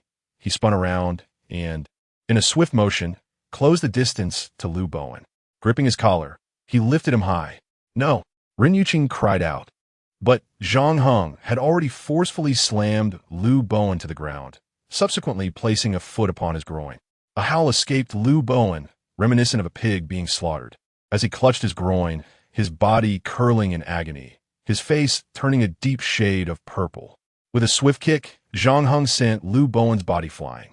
"Young master!" The sycophantic employee shouted as he rushed to support Lu Bowen, then turned to Zhang Heng, yelling, "You are finished. You are finished." Do you have any idea of Chapter 86? An apology to Mr. Zhang upon hearing the sycophantic employee's address to Lu Fengyan. Ren Yuqing and Li Shiwen instantly recognized each other's identities and felt a surge of panic. Lu Fengyan was the proprietor of the Xishan Resort, a man of immense wealth with ties to both legitimate and illicit enterprises. Zhang Heng had severely beaten his son, and it was clear that retribution would follow. What should they do? The two women exchanged glances, utterly at a loss for solutions. Just then, Lu Fengyan hurried to his son's side. "Bowen, how are you?" Lu Bowen's face was contorted in agony. "It hurts, Dad, it hurts so much." Seeing his son clutching his groin, Lu Fengyan's heart sank, realizing the severity of the blow. His face trembled with barely suppressed rage as he turned sharply to Zhang Heng. For a fleeting moment, his eyes blazed with fury, but that fire extinguished just as quickly. He had come here due to a phone call from Lu Yao, which had revealed Zhang Heng's identity. Despite the Lu family's considerable stature, they were not in a position to offend the esteemed Zhang, a rising star in Lingnan. It was all him. He did this. The sycophantic employee insisted desperately before being met with a resounding slap from Lu Fengyan. "Silence. Do not think for a moment that I am unaware that you are the one who led Bowen astray." The employee covered his face, eyes filled with indignation. "Mr. Lu, I'd be quiet. Speak another word, and I shall strike you down." Lu Fengyan bellowed, and the employee fell silent, not daring to utter a sound. Lu Fengyan then seized Lu Bowen and brought him before Zhang Heng. "Quickly, apologize to Mr. Zhang." Lu Bowen stood frozen, incredulous. "Dad, what are you saying?" I must have misheard. He was on the verge of tears, feeling utterly betrayed. His father expected him to apologize to his assailant, rather than seek vengeance for the brutal assault he had endured. Ren Yuqing and Li Shiwen were equally dumbfounded. Yet, Lu Fengyan struck Lu Bowen on the head. "Do not presume. I am unaware of your intentions toward his wife that led to this lesson. Apologize at once. He raised his hand again, and Liu Bowen instinctively shrank back. Raising his gaze to Zhang Heng, his eyes were filled with resentment. However, he dared not defy his father's command and reluctantly bowed his head in apology. Why, yes, I'm sorry. His apology was half-hearted, and fearing further punishment from Zhang Heng. Lu Fengyin quickly added his own contrition. Mr. Zhang, Mrs. Zhang, I sincerely apologize for my son's misbehavior and the trouble it has caused you. Initially, Ren Yuqing feared that Zhang Heng might face dire consequences, but upon witnessing Lu Fengyin's attempt to reason, she decided to seize the moment. Mr. Liu, you are being too harsh. My husband bears some responsibility in this matter as well. She interjected, waving her hand dismissively. No, my child is rather naive, and Mr. Zhang's intervention in reprimanding him was indeed a favor to me. I should express my gratitude to Mr. Zhang. I sincerely apologize for the unpleasant experience caused to a few today. Here is my business card. I hope you will grace us with your presence again in the future, and I shall ensure that you receive impeccable service. Holding Lu Fengyin's business card, Zhang Heng and his companions exited the Xishan resort. It was only at this moment that Ren Yuqing truly exhaled in relief. Fortunately, Mr. Liu is a reasonable man, otherwise the consequences would have been dire. She turned her gaze towards Zhang Heng. You must refrain from being so impulsive in the future, otherwise you may bring harm upon yourself. Zhang Heng smiled and nodded. Understood. My dear, you and Li Shiwen should return home first. I have some matters to attend to. The mastermind behind the online slander will soon be apprehended. So please remain at home and wait for me. Zhang Heng returned to the Universal Group. As soon as he entered the workspace, Liu Yao approached him eagerly. Hao Yulong has already decrypted the virus program and traced the IP address of the perpetrator. Director Zhang has personally led a team to apprehend them. Chapter 87. Collapsed. Zhang Heng was overjoyed. Excellent. I shall accompany Captain Zhang in the pursuit. Just as he was about to depart, Hao Yulong rushed over to detain him. Dr. Zhang, you promised to help me with my hand. My IP location is incredibly precise, and with Captain Zhang personally leading the operation, there's no room for error. Zhang Heng pondered for a moment and nodded. Very well. He then instructed someone to fetch silver needles and the necessary herbs to treat Hao Yulong's hand. Meanwhile, on the way home, Li Shiwen noticed that Ren Yuqing had once again slipped into a state of despondency, prompting a sigh from her. She was aware that at the Xishan resort, Liu Bowen had been deliberately causing trouble, fueled by the rumors circulating online, in an attempt to take advantage of Ren Yuqing, which only served to amplify her fear of the overwhelming public opinion. Yuqing, do not be overly concerned. Did Zhang Heng not say that the police would soon apprehend the mastermind behind this? Li Zhen, Risusurither. At that point, the police will mandate all platforms to delete the rumors en masse and issue a statement to clarify the situation, thus restoring your innocence. Do you truly believe it will be that simple? Ren Yuqing shook her head, offering a bitter smile. Moreover, even if the mastermind is caught and the police issue a statement, countless individuals will still refuse to believe the truth. From now on, I shall likely bear the burden of infamy. With this thought, sorrow overwhelmed her, and tears streamed down her face. Throughout the years, she had never relied on her beauty to cross any boundaries. She had cherished her reputation and upheld her principles, leaving her bewildered as to why she must endure such tribulations. Before she realized it, they had arrived at Ren Yuqing's home. As Li Shiwen parked the car, she noticed Ren Yuqing hurriedly exiting. Yuqing, where are you going? She called, swiftly following suit, only to see Ren Yuqing racing toward her house. Outside the door, a crowd of dozens had gathered for reasons unknown. The assembly consisted of middle-aged men and women, surrounding Ren Yuqing's home, chattering animatedly and occasionally gesturing. In the center of the commotion stood Ren Jingrun and Jin Sufan, their faces etched with fear as they repeatedly bowed and attempted to explain to the crowd. As Li Shiwen drew closer, she grasped the situation. The mastermind behind the rumors had resorted to even more sinister tactics. He had surreptitiously accessed Ren Yuqing's family social information and sent solicitations to all of her relatives, friends, and neighbors, those who rarely ventured online and were unable to discern the veracity of the information. Confronted with convincingly altered images, they believed Ren Yuqing to be a shameless woman. prompting them to congregate at her doorstep in outrage. At that moment, upon noticing Ren Yuqing's return, the crowd surged towards her like a swarm. "You shameless woman! How dare you send such messages to my husband? Do you have no sense of shame? It is truly inconceivable that you could stoop so low. My son is merely 17. How could you send such messages to her? Have you no conscience? I once believed you to be a virtuous young lady, encouraging my daughter to emulate you, only to discover you are of this ilk. How despicable!" As the crowd jeered and hurled accusations, they spat at Ren Yuqing. Some, incensed beyond measure, even attempted to strike her. Ren Jingrun, Jin Sufin, and Li Shiwen rushed forward to shield Ren Yuqing, fervently trying to explain the situation. Yet, these individuals were beyond reason, their tempers flaring even further. Unable to contain herself any longer, Ren Yuqing burst into tears, fleeing in a torrent of sorrow. "Yuqing, where are you going?" Ren Yuqing offered no response, darting out of the community and hailing a taxi, disappearing without a trace.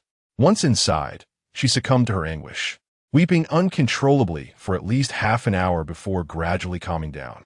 The driver finally inquired, "Miss, where are you headed?" Ren Yuqing gazed out the window, realizing she was near a tranquil villa district, and replied, "To stop here." After settling the fare and alighting, she sought out a secluded spot, purchasing a small knife. She then walked along the fence of the villa area until she reached a grand phoenix tree, where she paused and, with gritted teeth, made a cut upon her wrist. Chapter 88. I come personally. Ren Yuqing was not a person of weak psychological resilience, certainly not. Yet, she was someone who profoundly cared about those around her. Were she to be alone, no matter the magnitude of slander she faced, she would endure and live on with fortitude. However, the thought that not only she, but also her daughter, husband, parents, and even all her friends and relatives would suffer public scorn due to her tarnished reputation was unbearable to her. Perhaps only through the ultimate sacrifice could she convey to everyone that she was certainly not the kind of woman they presumed. "Meow meow, I'm so sorry. I cannot accompany you as you grow up. You must take care of yourself, eat well, sleep well." And listen to your father. A bitter smile graced her lips as her life as essence ebbed away, rendering her visage increasingly pallid and her eyelids heavier by the moment. Eventually, her eyes closed. At that moment, a young saleswoman named Ma Fong, on her way to the sales office in the villa district, stumbled upon this scene and was struck with alarm. Ma Fong hurried to Ren Yuqing's side, checking for a pulse, only to find her breath exceedingly faint. Motivated by the belief that saving a life is more meritorious than constructing a towering pagoda, Ma Fong knelt down, preparing to carry Ren Yuqing to the hospital. Suddenly, a thought crossed her mind. She took out her phone and recorded a brief video. "This lady has committed suicide for unknown reasons. I am now preparing to take her to the hospital." After capturing the evidence, she stowed her phone away, hoisted Ren Yuqing on her back, and rushed toward the road. At the Universal Group, Zhang Heng had just completed a treatment on Hao Yulong, employing his unique techniques for a thorough massage before releasing his hand. "Now, try to feel again." Hao Yulong moved his fingers and wrist, initially experiencing no significant sensation. However, upon sitting at his computer and typing away, a radiant joy illuminated his eyes. "Heavens, this is truly miraculous. My hand is completely healed." He rose to his feet and bowed deeply to Zhang Heng. "A divine doctor indeed. I am in awe." Zhang Heng waved his hand dismissively and began to leave. "There are medicines and prescriptions on the table. Take them as directed. Once finished, procure 5 more doses as per the prescription." By the time he concluded, his voice was but a whisper, and he had already vanished from sight. Shortly thereafter, Zhang Heng arrived at the Eastern District Law Enforcement Bureau. Zhang Xiang had returned with the mastermind behind the recent troubles, who was currently being interrogated. "Mr. Zhang, you've arrived." Upon seeing Zhang Heng, Zhang Xiang greeted him and gestured towards the interrogation room, where a frail young man sat across from 2 law enforcement officers. "That's the culprit. His name is Zheng Zhong, only 23 years old. What a shame, such talent squandered on a life of crime. Rest assured, after thorough questioning, we will ensure he faces severe consequences." As they spoke, the 2 officers responsible for the interrogation emerged. Director Zhang, this fellow is tight-lipped. We haven't extracted any information. Judging by his demeanor, he seems resolute in his decision to remain silent, even if it means facing imprisonment, rather than revealing who instigated his actions. Zhang Xiang glared with fury, ready to explode. It was one thing to be unable to trace the IP address, but now they couldn't even extract a shred of information during the interrogation. Director Zhao had personally instructed him to assist Zhang Heng in resolving this matter. Yet he felt utterly useless, which deeply embarrassed him. Zhang Heng raised his hand to quell Zhang Xiang's impending outburst. Director Zhang, allow me to give it a try.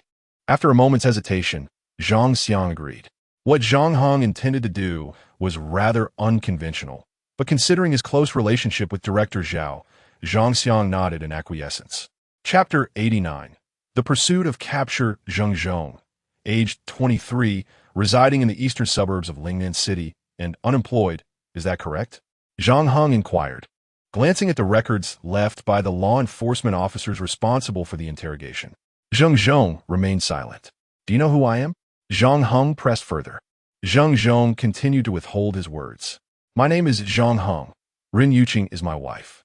Upon hearing this, a flicker of emotion crossed Zheng Zhong's otherwise impassive face. I'm sorry, he said, his voice dry. Oh, an apology? Zhang Heng scoffed. Your words bear no sincerity and are utterly meaningless to me. It was Rin Sweki who compelled you to act this way, wasn't he it? Zheng Zhong again fell silent. That is quite all right. You need not speak. Just listen to me, Zhang Heng stated coldly. Whether it is because Rin Sweki offered you a handsome sum or resorted to threats, it matters not. Regardless of how I question you, even if I were to strike you, you would never betray her. Am I correct? In that case, very well. I wish to see who is more ruthless, Rin Sweki or I. With that, Zhang Heng took out his phone and dialed Wu Chongwei. I need you to assist me with a task. I will send you an address. Go there and apprehend everyone residing at that location. Then video call me. After hanging up, he sent Zheng Zhong's home address. A look of astonishment crossed Zheng Zhong's eyes. He opened his mouth as if to say something, but ultimately restrained himself. Zhang Heng remained unperturbed, lightly tapping his fingers on the table while casting a cold gaze at Zheng Zhong. Within half an hour, Wu Chonghui's video call came through. Mr. Zhang, we have captured a total of 5 individuals. Surprisingly, 3 others were monitoring this family and have also been subdued. He then pointed the camera at Zheng Zhong's family. Bound and gagged, Zhang Heng displayed the phone screen to Zheng Zhong. Do you see this? Zheng Zhong's expression shifted dramatically, his delicate features contorted with terror. No. You, please. Do not harm my family. I will tell you anything you wish. I beg you, spare them. As he pleaded, he bowed deeply to Zhang Heng, tears streaming down his face. Just a moment ago, weren't you quite defiant? Zhang Heng struck him across the face. I was wrong, I'm sorry. I made a mistake. Please, do not let them hurt my family. Yes, it was all Rin Swekie's doing. I only helped her for money to treat my parents' illness. She threatened my family, saying she would destroy them if I dared to expose her. I was terrified. That's why. I beg you, have mercy on me. Zheng Zhong knelt before Zhang Heng. You think it was easy for you? But is this your justification for your misdeeds? I might pity you, but who pities me? Who pities my wife? Zhang Heng shouted angrily, kicking Zheng Zhong away. Upon witnessing the dire situation, Zhang Xiang, fearing that Zhang Heng might inadvertently cause harm to Zheng Zhong, hurriedly rushed in to intervene. Mr. Zhang, please calm down, he implored. Hasn't he already begun to speak? I assure you that both he and those who instigated him will face the full extent of the law, restoring justice for you and your wife. Zhang Heng silently nodded and exited the interrogation room. He feared that remaining there would compel him to act violently against this pitiful yet detestable creature. Under duress, Zheng Zhong promptly divulged everything, and soon the evidence was gathered. Zhang Xiang personally led a team to apprehend Rin Sweki. Chapter 90. Quickly agree Zhang Heng intended to join Zhang Xiang and the others in capturing Rin Sweki. But at that moment, his phone rang. Are you Mr. Zhang Heng? This is the Lingnan City Hospital. Your wife has attempted suicide and is currently undergoing emergency treatment. You must come at once. The devastating news struck Zhang Heng like a thunderclap. In a frenzy, he dashed out of the Law Enforcement Bureau racing towards the city hospital. Upon his arrival, he found Ren Jingrun, Jin Sufan, and Li Shiwen already present. What happened? Where is Yuqing? Is she all right? Zhang Heng asked in a frantic tone. Li Shiwen, weren't you with Yuqing? How could this happen? At that moment, he had never felt such desperation, such disarray, or such fear. The thought of possibly losing Ren Yuqing forever engulfed him in an abyss of dread, rendering him breathless. When I was taking Yuqing home, something went wrong, and she ran off alone. I don't know what happened, Li Shiwen said, tears streaming down her face as she gazed at the red light above the operating room. She is still in surgery. We don't know her condition yet, she added. Zhang Heng, terrified that the doctors might fail to save Ren Yuqing and waste the critical treatment time, pounded on the operating room door, intent on forcing his way in. At that moment, the door swung open, and a doctor, removing his mask, glared at Zhang Heng in annoyance. Have you lost your mind? What about my wife? Zhang Heng asked, urgency etched on his face. The patient is stable now. You may rest assured, the doctor replied. That's wonderful news. Thank you, doctor. I apologize for my earlier outburst, Zhang Heng expressed with gratitude. The doctor waved his hand dismissively, not wanting to dwell on the matter. Soon after, Ren Yuqing was transferred to a recovery ward. Upon seeing her pale face and the oxygen mask, Ren Jingrun and Jin Sufan were filled with sorrow. It's all your fault, you troublemaker. This is entirely on you. Jin Sufan scolded Zhang Heng. If you hadn't offended your uncle and grandfather, we wouldn't be in this situation, and Yuqing wouldn't have suffered like this. This is indeed my fault. I failed to protect Yuqing, Zhang Heng admitted, bowing his head in self-recrimination, offering no defense. The four of them sat silently by Ren Yuqing's side as time passed slowly.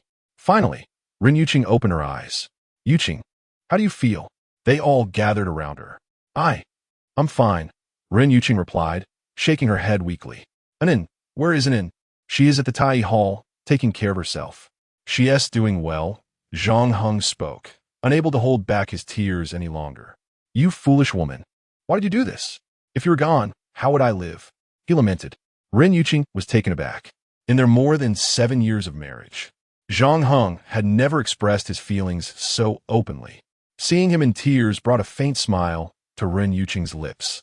But the thought of the rumors cast a shadow over her expression. I find myself at a loss. Rumors are as fierce as a tiger.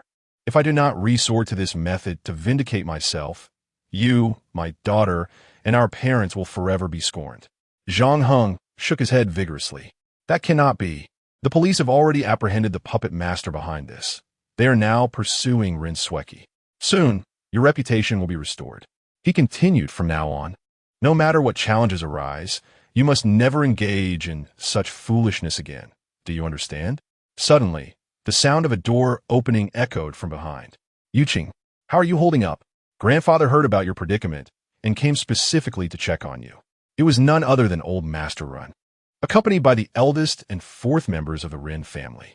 Upon seeing them, Ren Yuqing's family immediately wore expressions of discontent. What schemes do they intend to concoct this time? Old Master Ren shook his head with a sigh as he gazed at Ren Yuqing in her hospital bed. Look at you. How did you end up in such a state? He then turned his attention to Zhang Heng. Zhang Heng, I have long advised you to accept my proposal to hand over the shares in the partnership with Changhong Real Estate in exchange for a sum of money, allowing you and Yuqing to start anew in a different place. Yet you refuse to listen. Just look at what has become of Yuqing. Fortunately, she was rescued. Had she not been saved, here is the deal. I will grant you one last opportunity. Transfer the shares and partnership to me, and I shall provide you and Ren Yuqing with 5 million in cash, enabling you both to escape to a place where no one knows you and embark on a new life. What do you say? Although Ren Jingrun and Jin Sufan harbored suspicions regarding old Master Ren's connection to the slander against Ren Yuqing, and thus felt resentment towards him, they could not help but be swayed by his offer. In their eyes, given the damaging impact of the online rumors, it was clear that their family could no longer remain in Lingnan City. With 5 million in cash, starting anew anywhere would become significantly more feasible. Consequently, they urged Zhang Heng together. What are you waiting for? Hurry and agree. Chapter 91. Delusions of grandeur. Zhang Heng disregarded Ren Jingrun and Jin Sufan. directing a cold smile towards old Master Ren. While I was away, you seized the opportunity to coerce Yuqing into signing an agreement that relinquished our rights to cooperate. Now that I am present, do you still wish to rob us in my sight? Such delusions are truly laughable. Old Master Ren's expression darkened. Do not speak so harshly. Am I truly robbing you? If I intended to do so, would I need to offer you 5 million? I am merely providing a chance for a fresh start, considering we are, after all, family. Do not be so ungrateful. What difference would your refusal make? With your and Ren Yuqing's reputations, attending the bidding conference is utterly impossible. When the time comes, both your and Ren Yuqing's shares will revert to me as per our agreement, and your rights to collaborate with Changhong Real Estate will hold no significance. As he spoke, he glanced at Ren Zhengrun and Jin Sufan. Will you wait until you have lost everything and regret your choices, or will you act rationally now and secure your benefits? This decision is not difficult, is it? Ren Zhengrun and Jin Sufan were indeed swayed, their urgency heightened. Zhang Heng, the old master speaks wisely. It would be prudent for you to accept. Yes. Do not wait until your assets diminish in value before lamenting your choices, Jin Sufan added. Old Master Ren grinned slyly. Zhang Heng, heed your in-laws. They have consumed more salt than you have rice. Ignoring their counsel will lead you to imminent peril. His eyes brimmed with unwavering confidence, believing that such generous terms would compel Zhang Heng to concede. Once he acquiesced, he would instruct Ren Howren to finalize a collaboration with Changhong Real Estate and then promptly renege, delivering a crushing blow to Zhang Heng and Ren Yuqing when they were at their most vulnerable. However, Zhang Heng resolutely shook his head, refusing to fall into his trap. If I must suffer loss, so be it. Even if, as you claim, I end up losing everything and my assets become worthless, you should not reap the rewards. As he spoke, a mocking smile graced his lips. Moreover, you cannot even begin to fathom how the situation will unfold. Old Master Ren's expression shifted. Ren Zhengrun and Jin Sufan grew anxious. Zhang Heng, what are you doing? Are you out of your mind? Is this truly the time for such emotional impulses? ISN team mutual benefit preferable? What significance is there in ensuring a mutual downfall? Just as Zhang Heng was about to clarify, a cold laugh echoed from the doorway of the ward. Zhang Heng, do you genuinely believe that by rejecting grandfather, the Ren family cannot secure the South District New Horizon project? A woman clad in high heels entered with an air of arrogance, Ren Sweki. Beside her stood a dapper young man in a well-fitted suit, exuding the charm of a wealthy scion. Have you not been expelled from the Ren family? What brings you back here? Zhang Heng inquired coldly, mentally chastising Zhang Xiang for his inefficiency. Ren Sweki should have been captured by now. Allow me to introduce my boyfriend, Zhao Dongyang, the young heir of Futian Investment Company.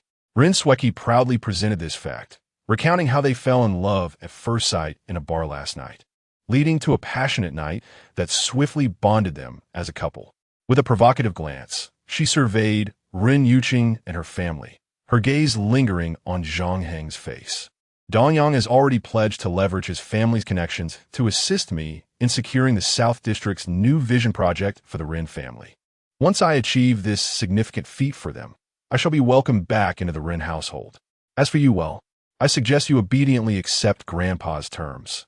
Otherwise, you'll find there will be no place for your tears when the time comes. Observing Ren Sweki's triumphant demeanor, Zhang Heng merely shrugged in response. Is that so? He pulled out his phone and sent a text to Zhang Xiang. Ren Sweki is at the city hospital. Come quickly. Chapter 92. I am impressive. Ren Sweki narrowed her eyes, seemingly lost in thought, her teeth clenched. Do you know what I despise most about you? It's your utter lack of ability, yet you parade around as if you are extraordinary. The leverage you hold will soon become worthless trash. You're on the brink of losing everything. What is there to be proud of? Zhang Heng coldly fixed his gaze upon her. What do I have to explain to you regarding my prowess? Ren Sweki's fist tightened in anger. You. Then she laughed, swaying her hips as she took a few steps forward, scrutinizing Ren Yuqing, who lay on the hospital bed. She is cool. She is cool. She is cool. Ren Yuqing. How did you end up in such a state? Was it truly necessary? Even if you were to perish, those rumors would not vanish. As long as your family and friends remain in Lingnan, those slanders will follow them like shadows. In your situation, the wisest course of action would be for your family to leave Lingnan and seek a new beginning elsewhere. She feigned a sigh, but then again, you are entangled with such a useless, selfish man who only seeks his own pleasure, utterly disregarding your well-being. He has squandered the opportunity for a fresh start right before him. If I were in your shoes, burdened by a husband who only brings chaos, I would contemplate ending it all too. Rin Yuqing ignored her attempts at provocation, turning her face away. Yet, Rin Sweki persisted. Look at you. Your cousin is offering you sincere advice, and you remain ungrateful. Never mind, dear sister, you are still young and naive. I shall not hold it against you. But surely, uncle and aunt, you must understand the reality of the situation. You should know what the most prudent choice is at this moment. Are you truly going to allow Zhang Heng to act recklessly without considering the future of the family? Although Rin Jingrun and Jin Sufan were acutely aware that their current predicament stemmed from Rin Sweki's actions, and they loathed her with a passion, they had to admit, at this juncture, that her words bore truth. Accepting grandfather's conditions and securing 5 million in cash would provide some assurance for the future. Refusing might irritate the elder, but when everything is lost, they would have nothing to fall back on. Compelled by urgency, they pushed Zhang Heng forward. What are you still hesitating for? Quickly agree to grandfather's terms. Stop posturing here, do as he says, and do it swiftly. Zhang Heng shook his head resolutely. No. Rin Zhengren and Jin Sufan were infuriated. You useless fool, are you now too proud? Do you dare disregard our words? Do you wish to challenge fate? Hurry and agree to grandfather's terms. Otherwise, I will immediately arrange for Yuqing to divorce you. Zhang Heng, overwhelmed with frustration, waved his hand dismissively towards Ren Laozu and the others. If you've said your piece, then be gone. Yuqing needs peace and quiet. She cannot endure this commotion. At this point, Ren Haoran could no longer contain himself, advancing with an angry glare directed at Zhang Heng. Are you completely devoid of sense? The stakes have been laid bare before you. Yet you persist in putting on a fade of bravado. While you may find satisfaction in your own pretense, have you considered the implications for Rin Yuqing? Do you truly wish to see her, as the rumors suggest, resort to selling her body? Zhang Heng's expression suddenly turned frigid. What did you say? Rin Haoran instinctively recoiled, fearing Zhang Heng might resort to violence, and quickly took a couple of steps back. Fortunately, at that moment, Zhang Heng's phone chimed, sparing him from a potential crisis. Upon checking his phone, he saw a text from Zhang Xiang. I'll arrive in 1 minute. Zhang Heng put away his phone and cast a cold glance at Elder Rin and the others. Mom, Dad, I understand you are inclined to accept their terms. But have you truly reflected on how these individuals have treated us all along? Why, all of a sudden, do they appear so benevolent and willing to consider our welfare? Does that not strike you as peculiar? Moreover, the ones who stand to lose everything are not us, but them. They remain oblivious to this truth, but soon enough, they will come to realize it. Chapter 93. Departure. At the utterance of these words, old Master Run and the others were momentarily taken aback, only to burst into hearty laughter shortly thereafter. Zhang Heng, you truly possess the spirit of AQ. At such a moment, you remain so confident. I genuinely admire you. Are we really on the brink of losing everything? Oh dear, how terrifying. Lord Zhang, please show some mercy, ha ha ha. All right, since you are so formidable, let's wait and see. Just make sure you do not come crawling back to beg. Rin Sweki sighed, shaking her head in lamentation. It seems that before long, Rin Yuqing will truly have to resort to selling herself for money, just as the rumors online suggest. Turning to her husband, Zhao Danyang, she inquired, darling, what do you think of Rin Yuqing's looks? When she truly resorts to selling, I will pay, and you can have a taste. How does that sound? Zhao Danyang laughed heartily. Wife, you are simply too kind to me. Mu. Upon hearing this, Zhang Heng's brows furrowed in fury.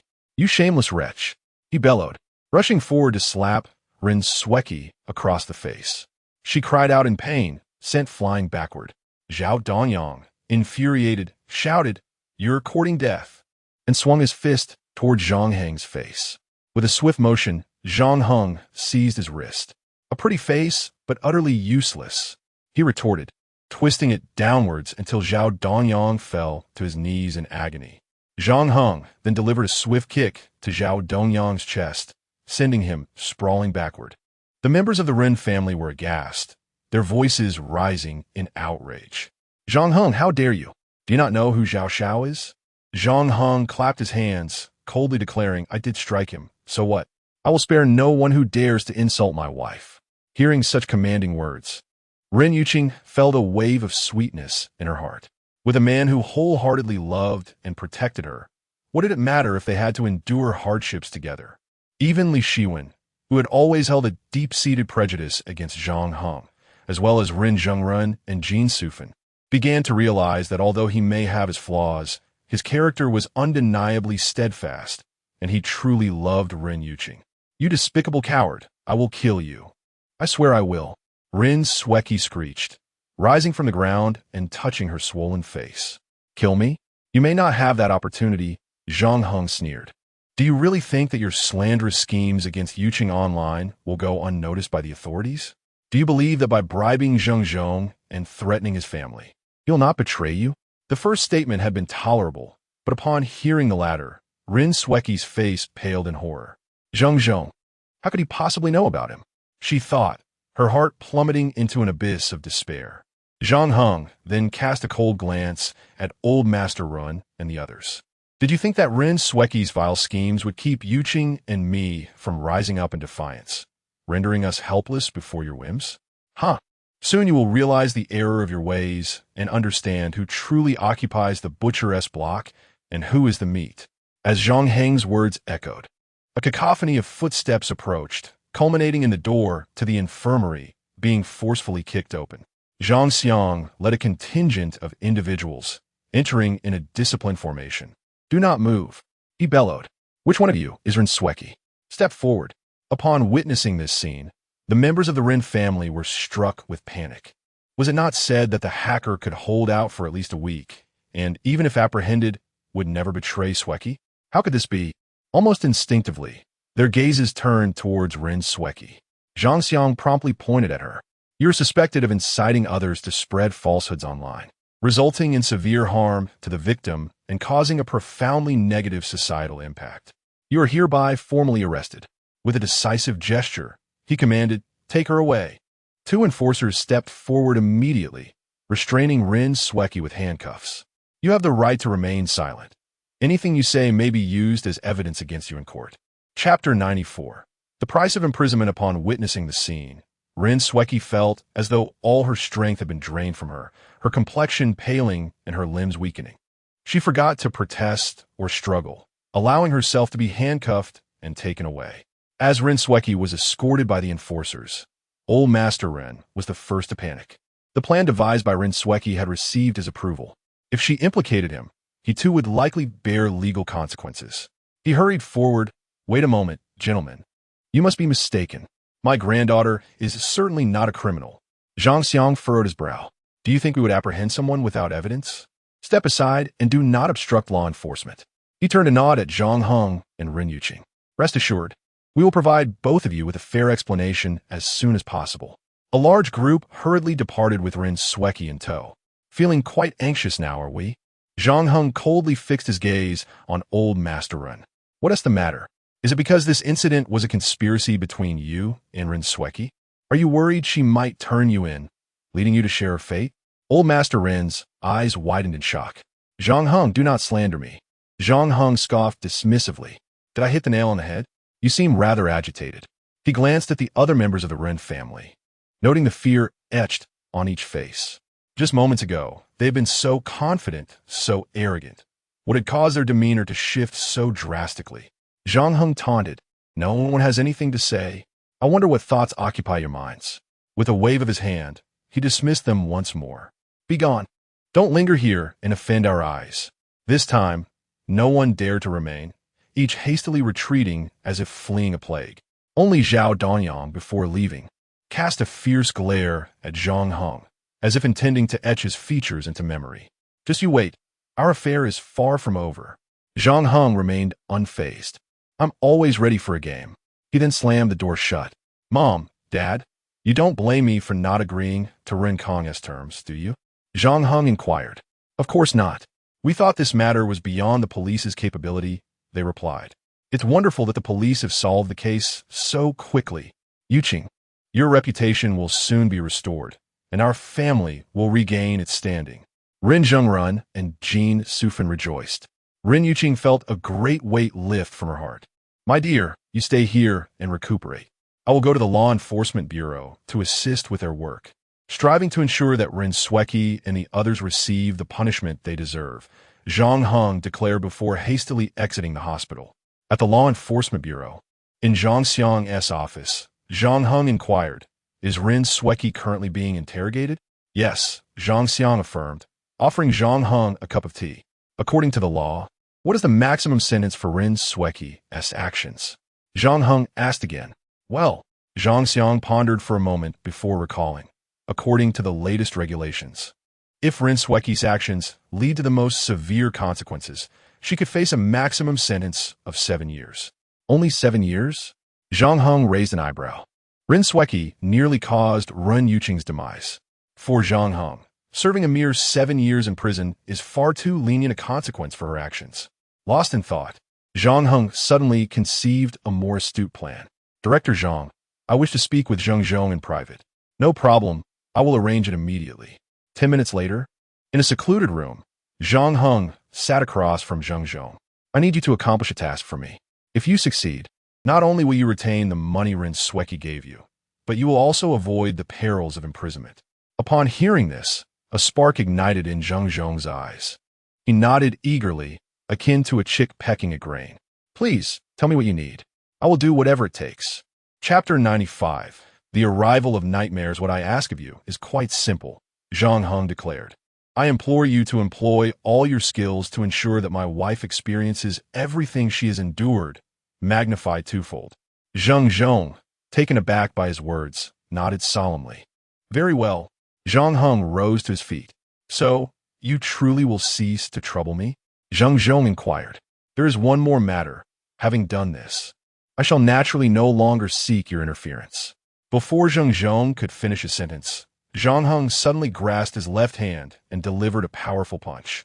With a sickening crack, Zheng Zhong's wrist shattered. Ah! Zheng Zhong screamed in agony. Zhang Heng released his limp hand, stating, the task you are to undertake can be accomplished with a single hand. No one shall harm my wife and leave unscathed. With that, he departed. Within the Rin household, Elder Rin and the others anxiously awaited news of Rin Sweki. This wait stretched on for a full day and night. What shall we do? Sweki has been detained for 24 hours. Could it be that the hacker truly betrayed her and she faces imprisonment?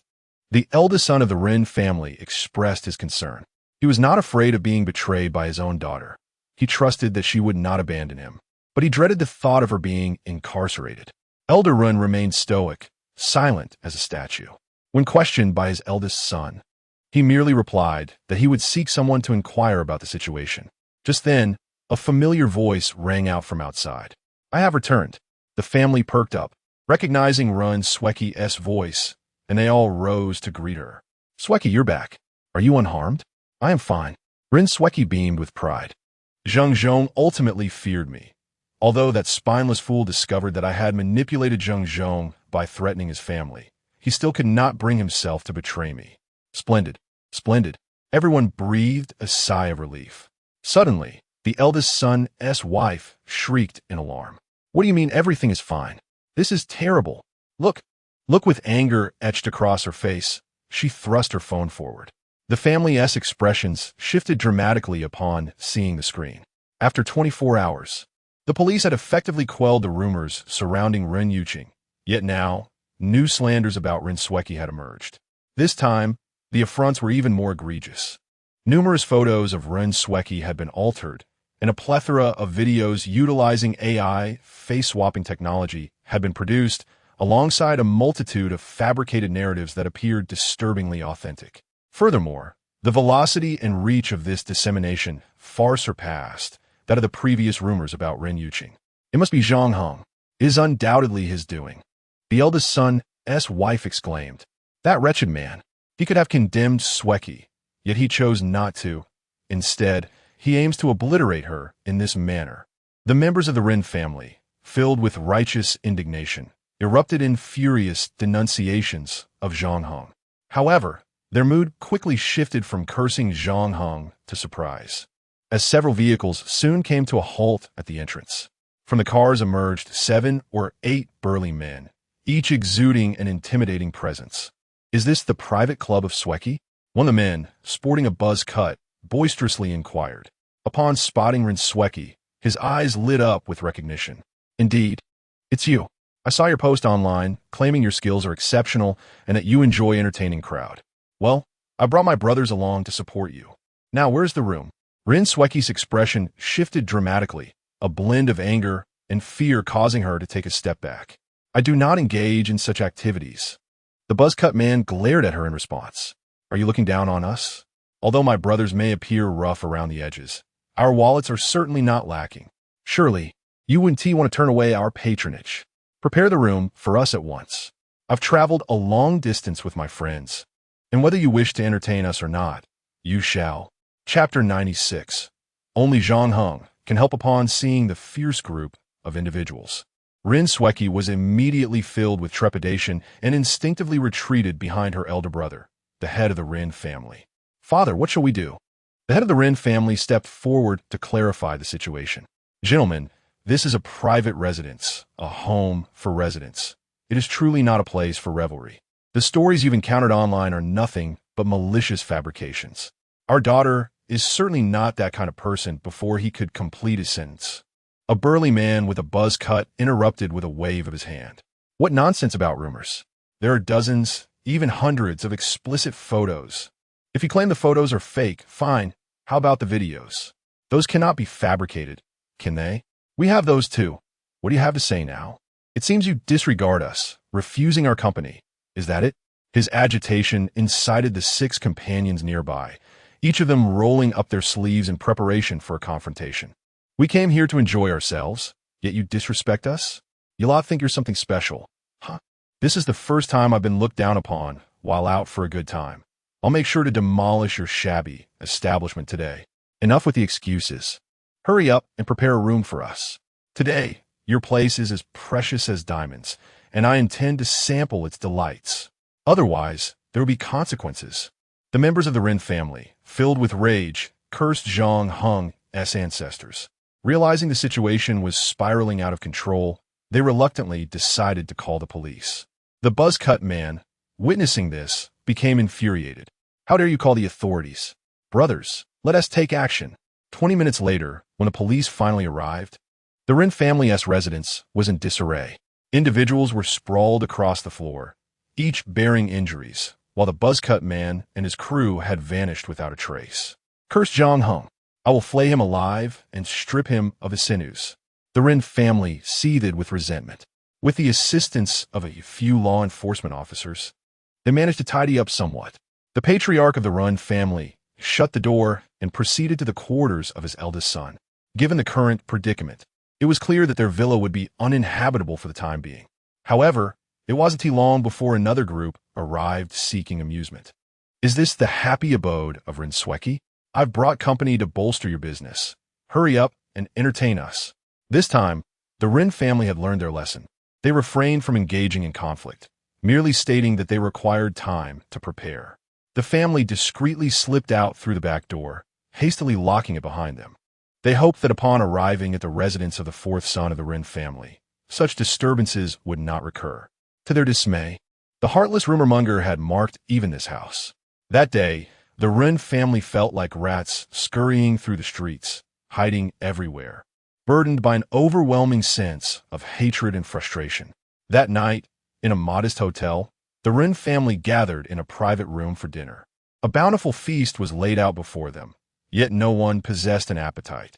The events of the day lingered like a thorn, sharply embedded in their hearts. "Grandfather, what shall we do from here on out? We cannot continue living in hiding forever, can we?" Rin Howard lamented, a pained expression upon his face.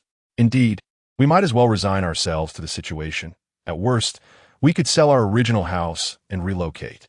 However, as for Sweki, the eldest of the Rin family sighed deeply, rubbing his temples in exasperation. Sweki is now practically unable to show her face outside.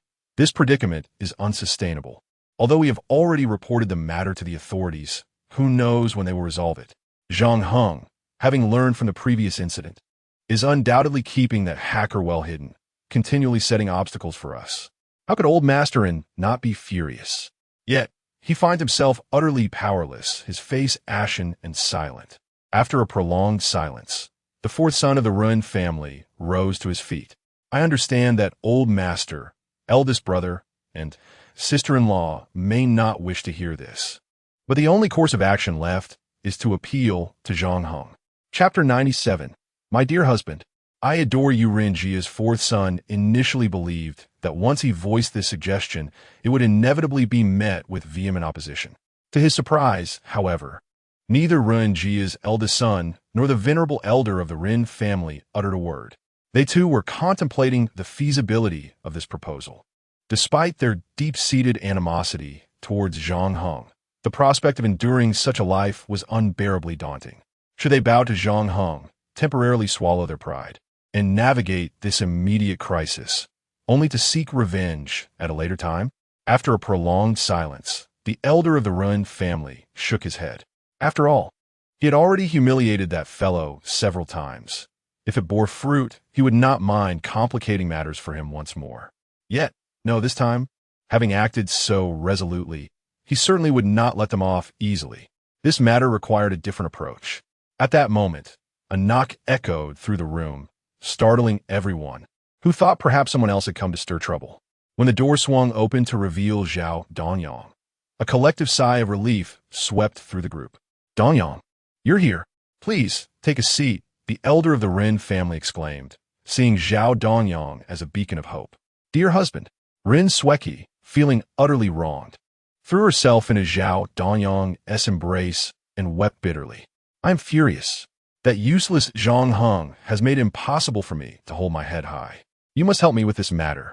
Zhao Dongyang's expression darkened as he gently patted Ren Sweki's back. Do not worry. I will utilize the resources of my family to resolve this issue. That wretched brat Zhang Heng is your enemy, and he is mine as well. I will not allow him to have an easy time. The group rejoiced at his words. Dongyang, to deal with Zhang Heng, we must focus on the upcoming bidding conference for the new Outlook project in the Southern District. The conference will take place in a few days. And if Zhang Heng fails in his joint bid with Changhong Real Estate, he will be left with nothing and will not be able to stir up any further trouble. The elder of the Run family advised. Agreed. I will keep a close watch on this matter, and should an opportunity arise, I will ensure he is rendered unable to participate in the bidding. Zhao Dongyang declared with determination. Meanwhile, in the municipal hospital, Zhang Heng was feeding Ren Yuqing. Her condition had improved significantly after receiving a blood transfusion and resting for 24 hours. After finishing her meal, Ren Yuqing said, Let us check out today. I don't want to stay here any longer. I want to see Anan.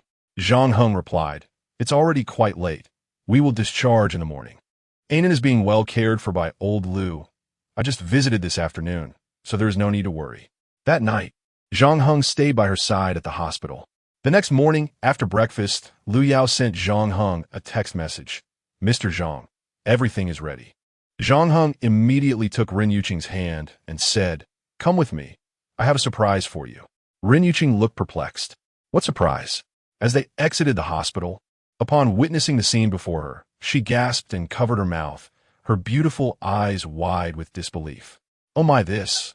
Before Ren Yuqing stood a large crowd, comprised of the neighbors who had previously caused a commotion at her doorstep. Unlike the scornful accusations they had hurled at her before, every face in the crowd now bore a smile, each person holding a bouquet of flowers. Ren Zhengrun and Jin Sufan also mingled among the throng, their faces lit with smiles as they gazed at their daughter.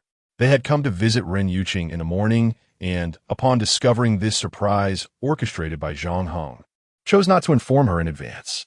Yuqing, congratulations on your discharge.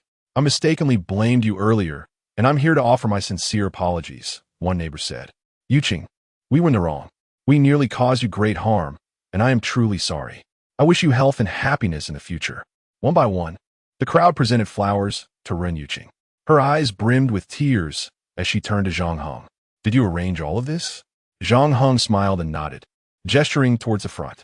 There's more, look over there. Ren Yuqing gazed across the street to see a massive electronic screen displaying her photograph.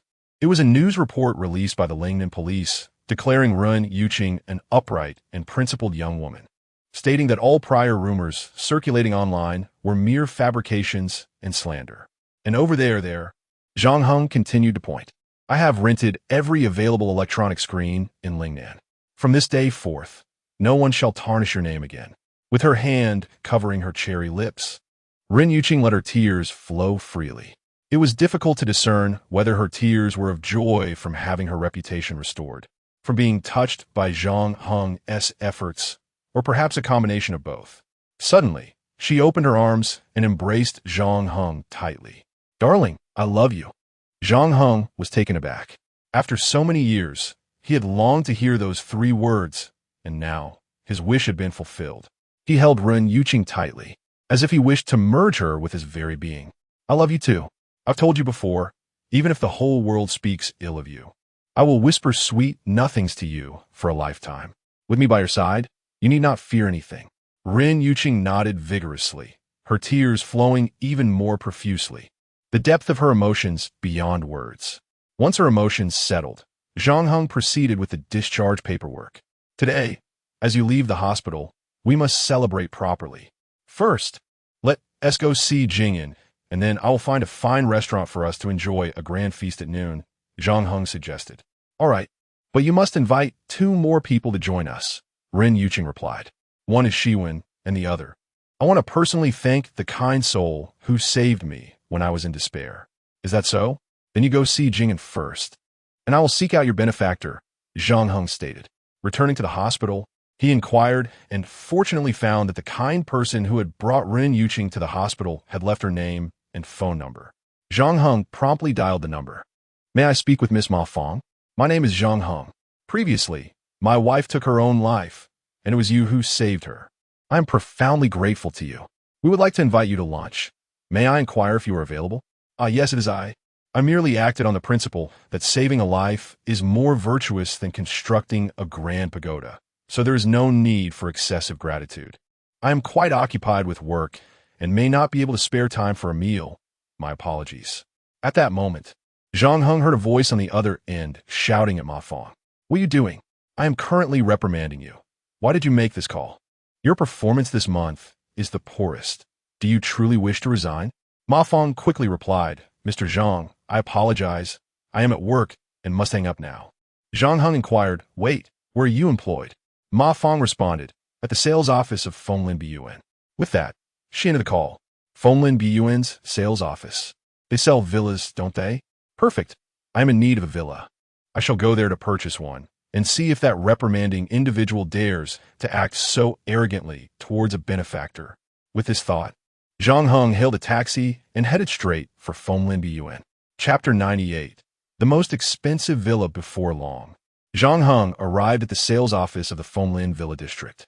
Excuse me, do you know someone named Ma Fong? He casually inquired of a staff member upon entering. Yes, she is my colleague. Are you your client?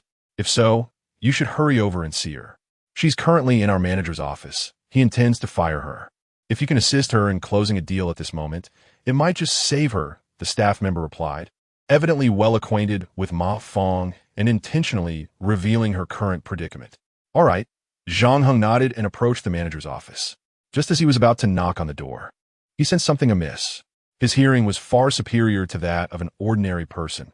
Through the wooden door, while most might struggle to discern the conversation within, he could hear it with remarkable clarity. A male voice echoed, It's not that I'm deliberately picking on you, but you truly are ungrateful. Last time, mister, he was ready to make a deposit, yet you refused to join him for a meal. What are you doing?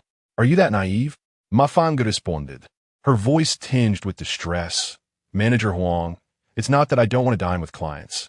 It's just that Mr. He has sent me many inappropriate messages on WeChat. When he asked me to dinner, it was merely a guise to lure me into something more. I'm already married. How could I? Before she could finish, Manager Huang impatiently interrupted. What does being married matter? I ask you, do you want to make money? Do you want a better life for your husband and child? If so, stop pretending to be pure. You've been in sales for quite a while now, and your performance has been consistently lacking. Have you ever reflected on that? Why should clients choose to buy from you when there are countless properties worth millions? Without effort, how can you expect rewards? Ma Fong stuttered, I. Manager Huang continued, enough of this back and forth. If you don't want to work here, just leave. With your poor performance, I won't even pay you the salary for the past half month. Go on, get out. Panic surged within Ma Fong as she pleaded, please. Manager Huang, my husband was in a car accident and is now paralyzed, and my child has just started elementary school. We desperately need money. I cannot lose my job. Please, don't fire me. Give me one more chance. I promise to work harder. Manager Huang fell silent for a moment before stating, very well. Let's see how much your husband and child mean to you. Come here, take off my Zhang Heng, cast a frigid gaze at Manager Huang, then produced a bank card and slapped it onto the table. I am here to purchase a property from Miss Ma. I desire the most expensive villa you have. I will pay in full, in cash. Chapter 99. The world of the wealthy Ma Fong gazed at Zhang Heng in astonishment. She had never witnessed such a dramatic spectacle surrounding a house purchase, akin to a life-or-death situation. Particularly perplexing was the fact that she did not know Zhang Heng. Why would he seek her out for a property transaction? Sir, I am Zhang Heng. In an instant, Ma Fong comprehended the situation. Manager Huang glanced between Ma Fong and Zhang Heng, quickly deducing that Zhang Heng must have overheard their conversation outside and had come to defend Ma Fong. Internally cursing, he thought, this shameless woman pretended to be pure, yet outside she was anything but. Otherwise, why would Zhang Heng be so agitated on her behalf? Casting a scrutinizing glance at Zhang Heng, Manager Huang remarked, you wish to purchase our most expensive property? Are you aware that Fenglin Villa is among the most prestigious villa districts in Lingnan? The least expensive villa here costs 5 to 6 million, while the most extravagant reaches up to 30 million. His tone was laden with skepticism, clearly doubting Zhang Heng's financial capability to afford such a residence. Zhang Heng tapped the bank card on the table. Open your eyes wide and take a good look at this. Manager Huang leaned in closer and was instantly taken aback. What? This is a black card. As the manager of a villa sales department, he had encountered many affluent individuals. Thus, he recognized the card. He understood that anyone possessing such a card must have a fortune exceeding 100 million. Realizing he might indeed be in the presence of a genuine purchaser for their most luxurious villa, he promptly transformed into a sycophant, smiling broadly as he invited Zhang Heng to sit down. May I inquire which villa you intend to purchase, Mr. Zhang? Someone please, fetch Mr. Zhang some tea. Zhang Heng frowned. Does she not have a name? Is this how you address your employees? I do not want her to fetch tea. You shall do it. Manager Huang was taken aback, but quickly nodded. Of course, I shall fetch it. Ma Fong, please keep Mr. Zhang company. Ma Fong was utterly astonished to discover that the girl she had kindly rescued was the wife of a billionaire. Cautiously, she took a seat opposite Zhang Heng. Mr. Zhang, may I ask what style of villa you are considering? We have. She presented a brochure, eager to introduce him to the options. There's no need for such formality. Do not take your time. Just the most expensive will suffice. Zhang Heng replied with remarkable candor. Our priciest villa is priced at 30 million. There are 3 such villas available, one of which is. Just select a good one for me. I'll pay now. Let us not delay our lunch. Ma Fong was at a loss for words. Is this truly the world of the wealthy? Purchasing a 30 million villa was as casual as buying a cabbage. Astounding. By the time Manager Huang returned with the tea, Zhang Heng had already completed the transaction. What? So quickly? Manager Huang was dumbfounded. This was beyond extravagant. How did Ma Fong come to know such a financial titan? Quickly, ensure Miss Ma receives her commission. Zhang Heng commanded. Indeed, I shall provide it immediately. For such a VIP client, Manager Huang dared not be negligent and promptly disbursed the commission, amounting to over 1 million, rightfully belonging to Ma Fong, without a single penny missing. Holding over 1 million in her hands, Ma Fong's expression was dreamlike, as if she were ensnared in an enchanting reverie. She felt that this was all so surreal, a sum so immense that it was beyond even her wildest dreams. Miss Ma, please wait for me outside for a moment. I have some matters to discuss with Manager Huang, Zhang Heng remarked. Chapter 100.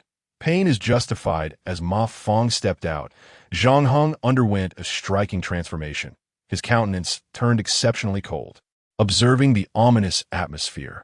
Manager Huang felt a pang of dread. Cautiously, he inquired, Mr. Zhang, what is the matter? Zhang Heng seized his collar, yanking him down with great force. Bang! Manager Huang's head collided heavily with the table, instantly swelling into a large bump. Ouch! He exclaimed, clutching his head in agony. Zhang Heng delivered another resounding slap. Does it hurt? It should, he admonished. Mark my words. Ma Fong may choose to venture into entrepreneurship or continue her employment here. Should she remain here and I discover you harassing her, the consequences will not be so trivial. Do you understand? Manager Huang had never endured such humiliation. Yet he recognized Zhang Heng's immense wealth and knew he could not afford to offend him. He suppressed his fury and nodded in acquiescence. With a cold snort, Zhang Heng released him and departed. Having exited the sales office alongside Ma Fong, Zhang Heng called Ren Yuqing, learning that she had returned home. He first escorted Ma Fong to her residence. Upon seeing her savior, Ren Yuqing was overwhelmed with emotion, bowing to Ma Fong and sincerely expressing, Ms. Ma, I'm truly grateful to you. If it weren't for you, I would no longer be alive. Ren Zhengren and Jin Sufan also expressed their heartfelt gratitude to Ma Fong. A modest woman, Ma Fong quickly helped Ren Yuqing to her feet, stating, as the saying goes, it's better to live poorly than to die well. Please, Miss Ren, do not despair in the future. Ren Yuqing nodded vigorously, yes, yes. Then she turned to Zhang Heng and asked, where shall we dine for lunch? Zhang Heng, engrossed in his phone, replied, I found a highly rated restaurant called Wang Xiangyuan. Let us go there. Upon hearing the name, Ren Zhengrun immediately furrowed his brow. Wang Xiangyuan is a 5-star establishment, and its prices are steep. Can you afford to dine there? Jin Sufan added, exactly. We wouldn't want to embarrass our benefactor by bringing her to a place where we cannot keep up. Ma Fong listened quietly, puzzled. Zhang Heng was immensely wealthy, possessing villas worth millions. Yet his in-laws seemed to perceive him as financially constrained. He confidently reassured them, rest assured, I can manage the cost of a meal. At that moment, Li Xiwen arrived, and the group promptly set out for Wang Xiangyuan. En route, Zhang Heng's phone suddenly chimed. He glanced at it to find a notification indicating a deposit of 20,000 yuan into his bank account. He instinctively looked toward Ren Yuqing. The only person who could transfer him money was her. Ren Yuqing winked at him, saying nothing, yet Zhang Heng understood her intent. His wife was concerned about his ability to afford the meal, thus she had thoughtfully sent him some funds. This thoughtfulness warmed Zhang Heng's heart. Before long, they arrived at Wang Xiangyuan. Just as they were about to enter, 2 impeccably dressed security guards at the entrance halted them. Excuse me, do you have a reservation?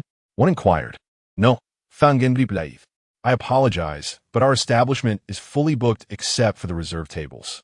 The security guard's tone was rather brusque, exuding impatience. Zhang Heng felt a flicker of annoyance and peered through the window into the restaurant, discovering numerous vacant seats, which only heightened his displeasure. Are you telling me that all those tables have been reserved? Indeed. Utter nonsense. Where's your manager? Have him come out. Upon witnessing Zhang Heng's outburst, the security guard smirked coldly, his expression rife with disdain. I suggest you reconsider. You are not worthy of our manager's attention. To be frank, there are indeed available tables. But you arrive by taxi and are dressed in such a manner. Just look at the other patrons in the restaurant. What sort of individuals are they? This is not a suitable dining establishment for you. Perhaps you should seek another venue. With that, he gestured towards an old, modest eatery across the street. There, you'll find it more fitting, with an average cost of only a few dozen yuan per person.